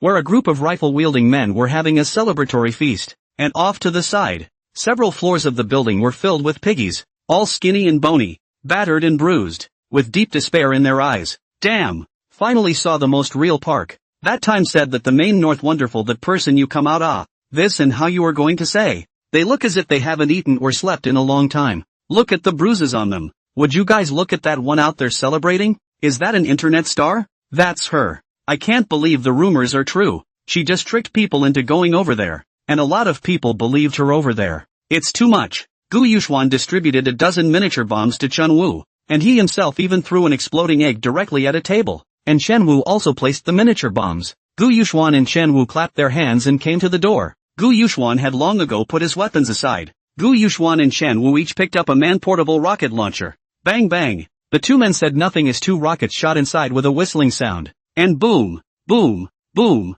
The rockets shot into the park with a loud roar. The people inside the park were having a celebratory dinner, and it was a time of song and dance and drinking, and then immediately afterward there was chaos inside, and the people inside were confused. After Gu Yuxuan and Chen Wu shot a few more rockets, they picked up 2 more guns with howitzers next door and shot them directly in towards the inside while bombs exploded everywhere. All of a sudden the park was ablaze with fire and smoke, and the people inside couldn't even see how many people were attacking, so they could only scurry around and fire wildly at their own people around them. At this time the audience in the live room was looking full of blood. Holy shit, what's this about a fight? What do you think? It must be the group that was just with our goddess Shallow. Never let that netizen off the hook. She's tricked quite a few of us Chinese people into coming over, and she's even been live streaming lately to publicize how much better and better Northern Maine is. Nothing wrong with that. I think it's just a matter of scaring them all. It has to be my home goddess Shallow. Such an exciting scene except in the movie is here to see. Well played. How many people's homes have been destroyed by fraud in our country of China? I heard that those parks aren't very impressive. Why does it seem like they're being dumbfounded now? The people in the park were all pressurized by the powerful firepower of Gu Yuxuan and Chen Wuzhong, not daring to show their heads, and the steel wall of barbed wire that was originally set up to prevent the piglets from escaping. Now it was a huge barrier to them being one step away from the outside. As for a bloodbath with Gu Yuxuan, Chen Wu, the people in the park looked at the handheld rifles. Although the outside do not know how many people in the army, but see flying around howitzers and bombs exploding sound chaotic, know how fierce the firepower outside. Do not use the gun is to use the gun. How the hell can we fight? They all suspect that the Chinese special forces have come over. Otherwise where would the north of Burma get so much heavy firepower? In just a minute or two, the original several hundred people inside the park had already been destroyed by Gu Yuxuan and Chen Wu, leaving 20 to 30 people to see each other before the two. His mouth was wide open, and he immediately tried to resist, but after being shot point blank by Gu Yuxuan and Chen Wu with a barrage of bullets, there were only 2 people left who couldn't even stand on their legs and were trembling. I knock. And it's extinguished? That's all that's left of a park? Goddess Shallow, quickly let me see which divine army it is. This netizen is so lucky that so many bombs didn't actually kill her. Yeah, it seems like it's just the big guy from this park and that female internet star left. Please spare my life? I have money. Lots of money in the basement. Brother Hao knelt down with a fat face and said to Gu Yuxuan, "Oh, I'll just get the ones in this villa myself. I feel more comfortable leaving you in the hands of the piggies inside," Gu Yuxuan said as he glanced at the several piggyback buildings that were like cages. Hao heard Gu Yuxuan's words and shivered violently. If it was just Gu Yuxuan, who had no grudges against him, would be a dead man at most. Maybe he could even escape by a fluke? If he did get handed over to those piggies, it really would be worse than death. Because Hao knew better than anyone how they treated those piggies. Don't, big brother, besides the money in the villa, I also, I have tens of millions of meters of gold hidden in another place, Brother Hao immediately said in a hurry. Tens of millions of meters of gold? The north. The several hundred million Chinese dollars Gu Yuxuan now really do not care very much. But well, the mosquito again small is also meat. Where is it? Tell me, Gu Yuxuan said as he spread his hands. Hao was stunned by Gu Yuxuan's words. Big brother, I gave it to you. What if you turned around and threw me into the piggy bank? I'm not stupid. At least go to a safe place and I'll give it to you? Big brother, I'll definitely give it to you when I get to a safe place, Hao said bitterly. Gu Yuxuan laughed. A dangerous laugh. Leaning north. You're really threatening me with this small amount of money? Leaning north. Gu Yuxuan's fire rose, raised his hand and picked up his gun, aiming it at Brother Hao. Get in. Hao saw Gu Yuxuan play really, as if really do not care much about this little bit of money. Hao was very afraid, but also cannot care so much. Looking at Gu Yuxuan looks like a Chinese, and don't let me in. I know a lot of things. I'll tell you whatever you want to know. Eclipse has been trying to deal with China lately. They've told me to catch up on my performance lately. They need the money and said this time it's important to them. It was these words that made Gu Yuxuan change his mind and drop the gun aimed at Hao, as it was likely related to Mr. Wang, as well as to those who had swords and guns. Tell me about it? I actually don't have a deep grudge against you. In fact, as long as you tell me what I need to know, it's not impossible for me not to throw you in. Understand? Gu Yuxuan's words made Hao breathe a sigh of relief, and he didn't dare to make any demands with Gu Yuxuan. I'll explain everything. I'll say it all. I don't know why they're dealing with China, but I do know that they're planning to ship large quantities of drugs and arms into China. And the last time I was in their territory I saw Mr. Wang, the one who's always in the news in China. Gu Yuxuan finally learned about Mr. Wang for the first time after coming to northern Maine for so long, which was quite a feat. Oh, Mr. Wang is there too? What's he doing there? In league with those people from Eclipse? Gu Yuxuan asked casually, not showing anything unusual. Brother Hao quickly said, I don't know about that, but it looks like Mr. Wang is having a pretty good time there. Leaning north. Still having a good time? Then it looks like you can take your time. Oh, and do you know where those people's lair is? Hao's face was very hesitant. After all, these two people in front of him were only two people even if they were powerful. Eclipse was just using a sea of people to spit on them to drown them. Not to mention that the Eclipse leader was still very powerful. Gu Yuxuan saw Hao looking at the two of them, himself and Chen Wu, and immediately understood what he meant. Was this thinking that he had fewer people?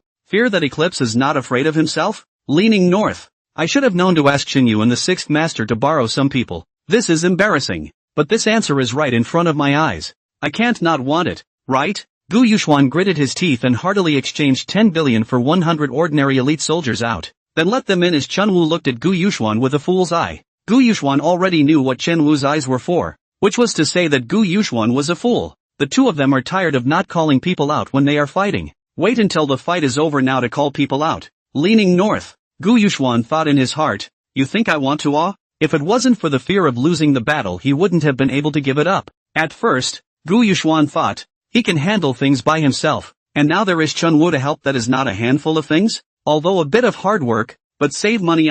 Who knew it would turn out like this? Really, the work is also done. The money should be spent or have to spend. Gu Yuxuan heart are fast emo, but soon Gu Yuxuan more depressed things came. Behind the 100 soldiers, Xia Shanshan brought Chen Yu and the sixth master over with them again, which made Gu Yuxuan's eyes widen as he watched. Leaning north. When did these two get here? Couldn't you have come a few seconds earlier? Did you have to pay me to come? Chen Yu, sixth master, why did you guys come over? Gu Yuxuan asked as he opened his mouth with a not-so-good look on his face. When Chen Yu saw that Gu Yuxian didn't look too good, she thought that Gu Yuxian was angry because he didn't listen to him and secretly brought someone over. Big brother, we were listening to you. I didn't disobey you.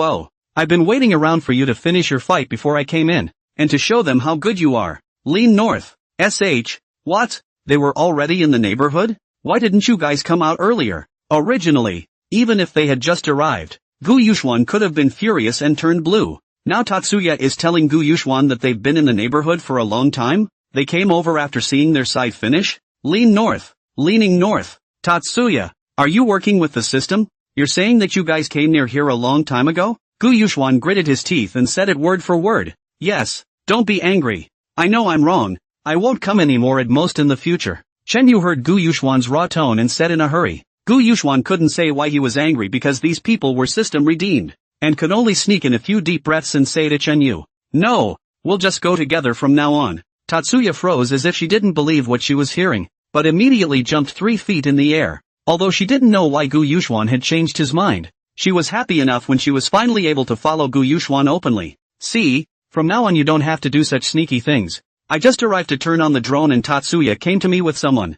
I was going to tell you about it, but Tatsuya stopped me. She said she was afraid you'd get a spanking if you found out, and said that you'd always had the upper hand as well, and that it wouldn't do much good for them to come. Then when I saw those 100 people appear, Chen Yu was worried about you, so she came to look for you, Xia Shanshan said as she looked at Gu Yuxuan with a stifled smile. In fact, Xia Shanshan can probably guess how Gu Yuxuan these people and the last time in the small day suddenly appeared. Who let Gu Yuxuan so stingy? She likes to see his heartache. The corners of Gu Yuxuan's mouth and eyebrows twitched. Leaning north. You want to blame yourself for this? If it wasn't for the disobedient spanking he had talked to Tatsuya about before he came out, he probably would have known they were coming, right? One wouldn't have had to spend so much money, right? By the way, Mr. Gu, who are these people? Mr. Six asked suspiciously. These soldiers look like uncomplicated characters. They definitely look like soldiers or just retired from the army. These words made Gu Yuxuan's face turn blue once again, and as soon as the sixth master and Chen Yu looked at Gu Yuxuan's face, the two of them looked at each other, neither knowing why. Alas, they are my people. Chen Yu gave me $10 billion. I'll give them to you. Let me tell you, they are not ordinary people. Those are absolute soldiers. Gu Yuxian said seductively to Chen Yu. Chen Yu heard Gu Yuxian's words and jumped up excitedly, but then quickly said with a bitter face, Big brother, $10 billion?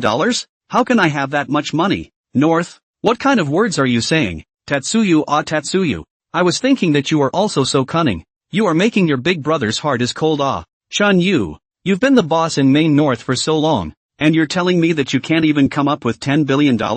It makes Big Brother sad when you talk like that. You've changed, Gu Yuxuan said as he wiped his tears with a pretend hand. Tatsuya said as he shook his head with his hands and feet in a hurry. Which is true. Big brother, I really can't take out that much money? I didn't lie to you, Not to mention $10 billion. I can't even take out $5 billion. What the hell? You're a big sister in the northern part of Maine and you can't even come up with $5 billion?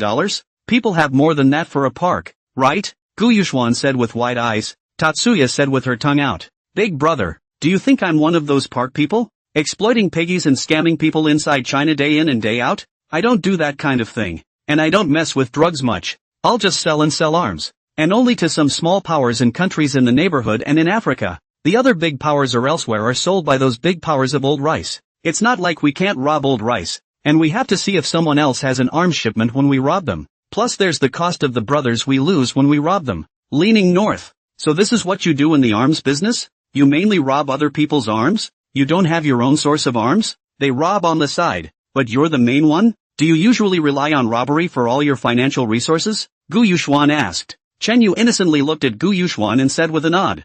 Yeah, what's the problem? The crowd was very surprised. Even Gu Yuxuan showed his thumbs up and gave Chen Yu a nod of approval. So bullish? Income all depends on robbing. You do not say 10 billion. That is, Tetsuyu can break even is already very awesome. The source of income all rely on robbing. How much income will have to depend on how many arms shipped by others. The sixth master can see that this group of soldiers must be a first-class talent. This army is placed in the north of Burma. It can definitely sweep the north of Burma like Tatsuya's Pro-Guard army. Mr. Gu, can you buy this lot for 10 billion? Can I buy it then? Master Six's harangue was dripping to the ground as he fawned and said to Gu Yuxuan, leaning north, this can really be sold? Aya. This would be very comfortable Gu Yuxuan was even thinking about whether or not he could still exchange a few more tens of thousands of people out to sell to others. But then the thought came to me. Leaning north. What? I exchange $10 billion and sell it for $10 billion?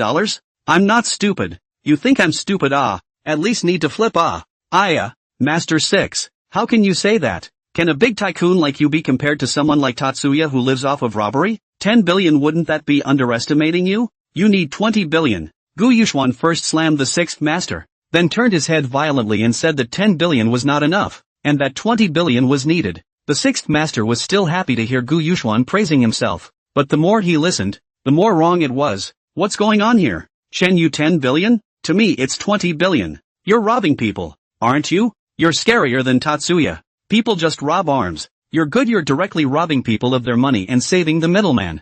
Mr. Gu, you're joking. How can I have that much money and I'm not a tycoon?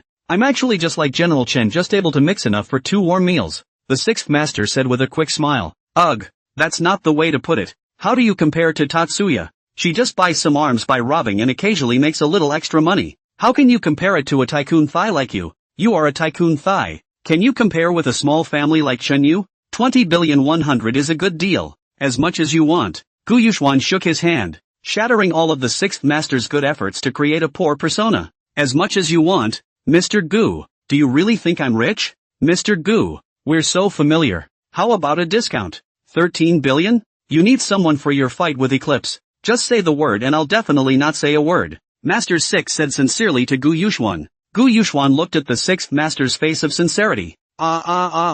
This seems to be okay? Can. Anyway, pick up $3 billion for nothing, and you can use Master 6 people whenever you want. But it can't be so easy to let the 6th master see that he wants to sell it to him. After all, it's the rare things that others will find worthwhile, so it's still important to show that it's a bit difficult to do. 6th master. Your words make me don't know how to take this. This you are so sincere. It makes it hard for me to do. After all, this is really a loss for me. Gu Yuxuan's eyebrows were wrinkled into a Chuan character. His face hesitantly looked at the 6th master and said, Mr. Gu, we are all friends. Give a friend price, is not it? Seeing that Gu Yuxuan was a bit shaken, Master 6 hurriedly said while the iron was hot. Alright, it's fine. Alas, who made me recognize you as a friend? 13 billion is 13 billion. Are you transferring money or giving cash? Gu Yuxuan gritted his teeth and said, Success. Ha. It's still Mr. Gu who is quick to transfer money, the 6th master said with a smile.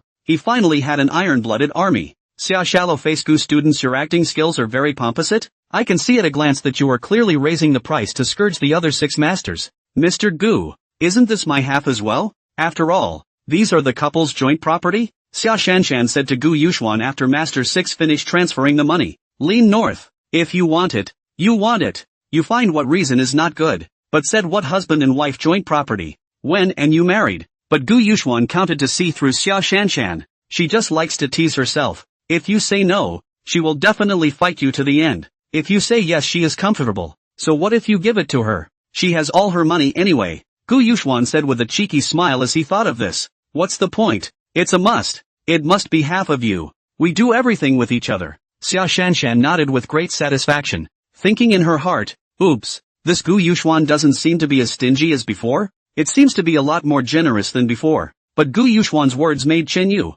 Wu, and the 6th master freeze, and all three had the same voice in their hearts. Oops, looking beautiful is a privilege. After Gu Yuxuan was contentedly leading the crowd inside the villa, he opened a few more fingerprint iris locks after passing through tunnel after tunnel under the command of Hua, the master of the house. What appeared in front of us was a very hidden basement. Hua went over and opened the last door, which was all filled with gold bars and some rice gold. Gu Yuxuan rough statistics, at least more than 30 billion. Not bad. It seems that brother how did this telecom fraud is quite good. Less than a year to earn so much. Gu Yuxuan said, oops, we'll take it when the time comes. After saying that, Gu Yuxuan led the crowd out. Gu Yuxuan personally closed the door at the same time quietly the things inside were loaded into his system space. Master 6 and Tatsuya spoke up. Mr. Gu, you're not taking this? So many people know. It's not too good to leave it here. That's just it, big brother. Or you should at least let Hua change the passwords and everything. So it's a little safer. But I still think it's safer for you to deposit it all in the bank. Gu Yuxuan said with an evil smile.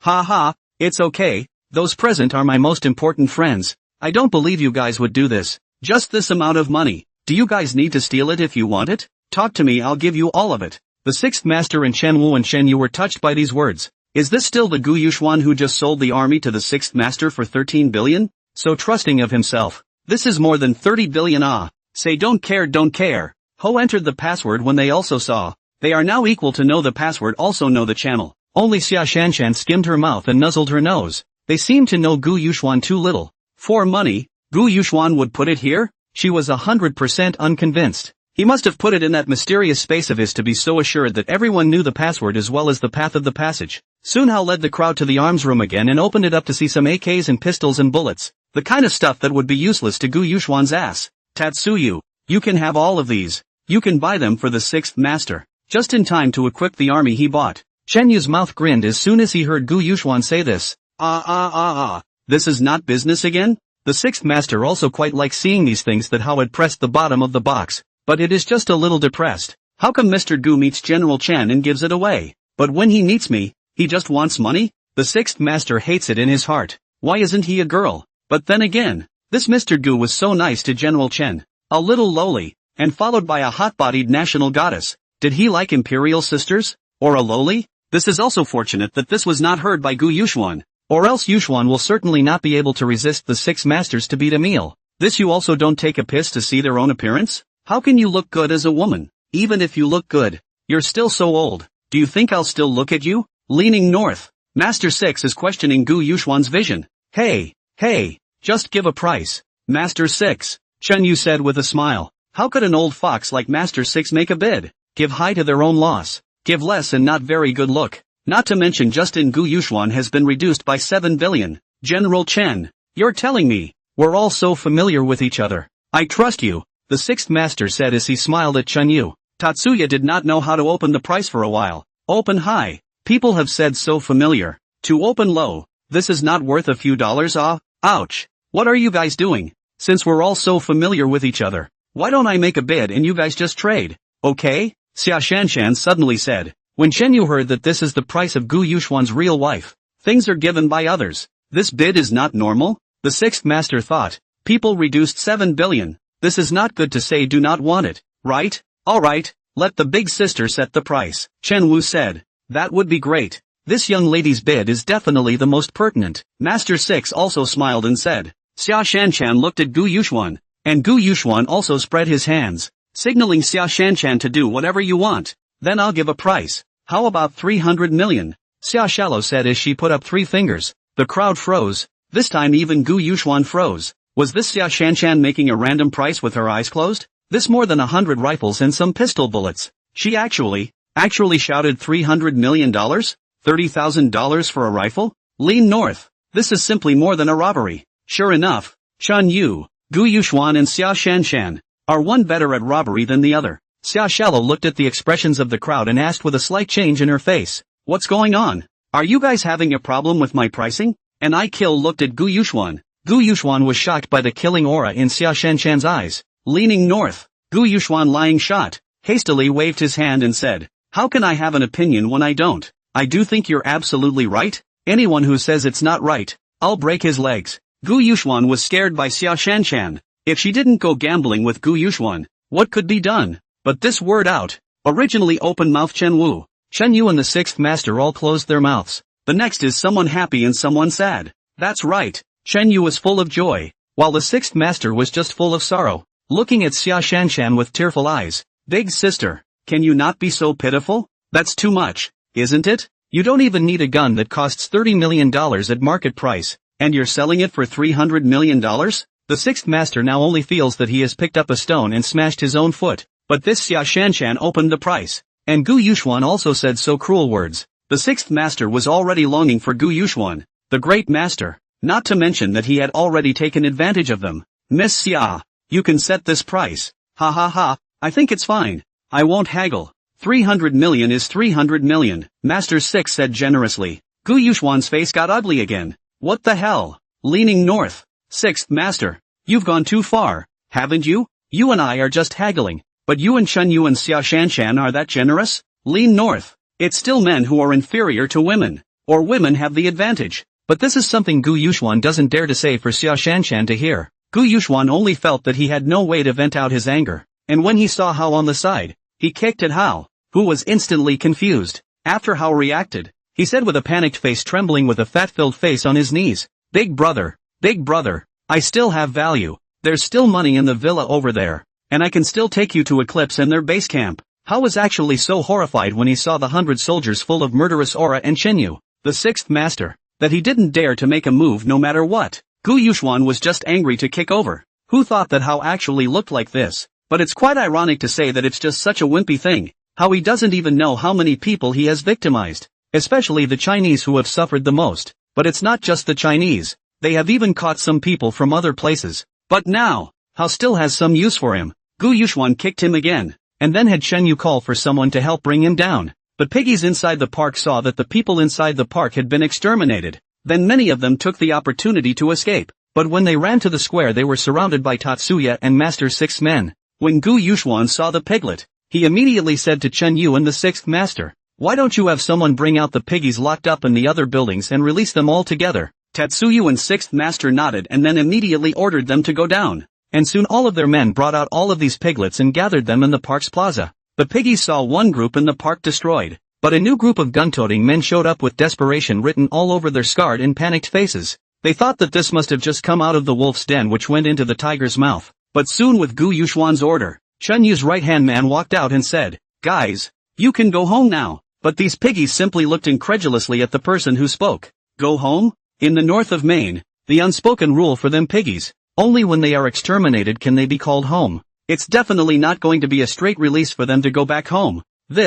What does this mean? A few piggies couldn't help but open their mouths and ask. Tatsuyu's right-hand man looked very fierce, and could be said to be not a good person at first glance. But this right-hand man patiently explained to them, that means you are now, this moment free to go. The piggies looked at this one very menacingly, and the more they realized that this was what they understood it to mean, the more panicked they became that they must have been told to go away, and then shot in the back. The piggies' faces directly blackened. Some timid ones even directly sat on the ground. Gu Yuxuan saw this scene and looked helplessly at Xia Shanshan and Chen Yu. Xia Shallow signaled that it was directly on the air, and only Tatsuya and the sixth master walked out. Everyone, be quiet. What we mean by that is you are free to go back to your country, and we will also send people to protect you to a safe place. I'm sure the vast majority of them will be personnel from the country of China, right? Chinese nationals. We will send people to escort you to Chinese territory. Tatsuyu's little girl, little lowly mouth and Master Six's amiable as a neighborly grandfather look silenced the piggies,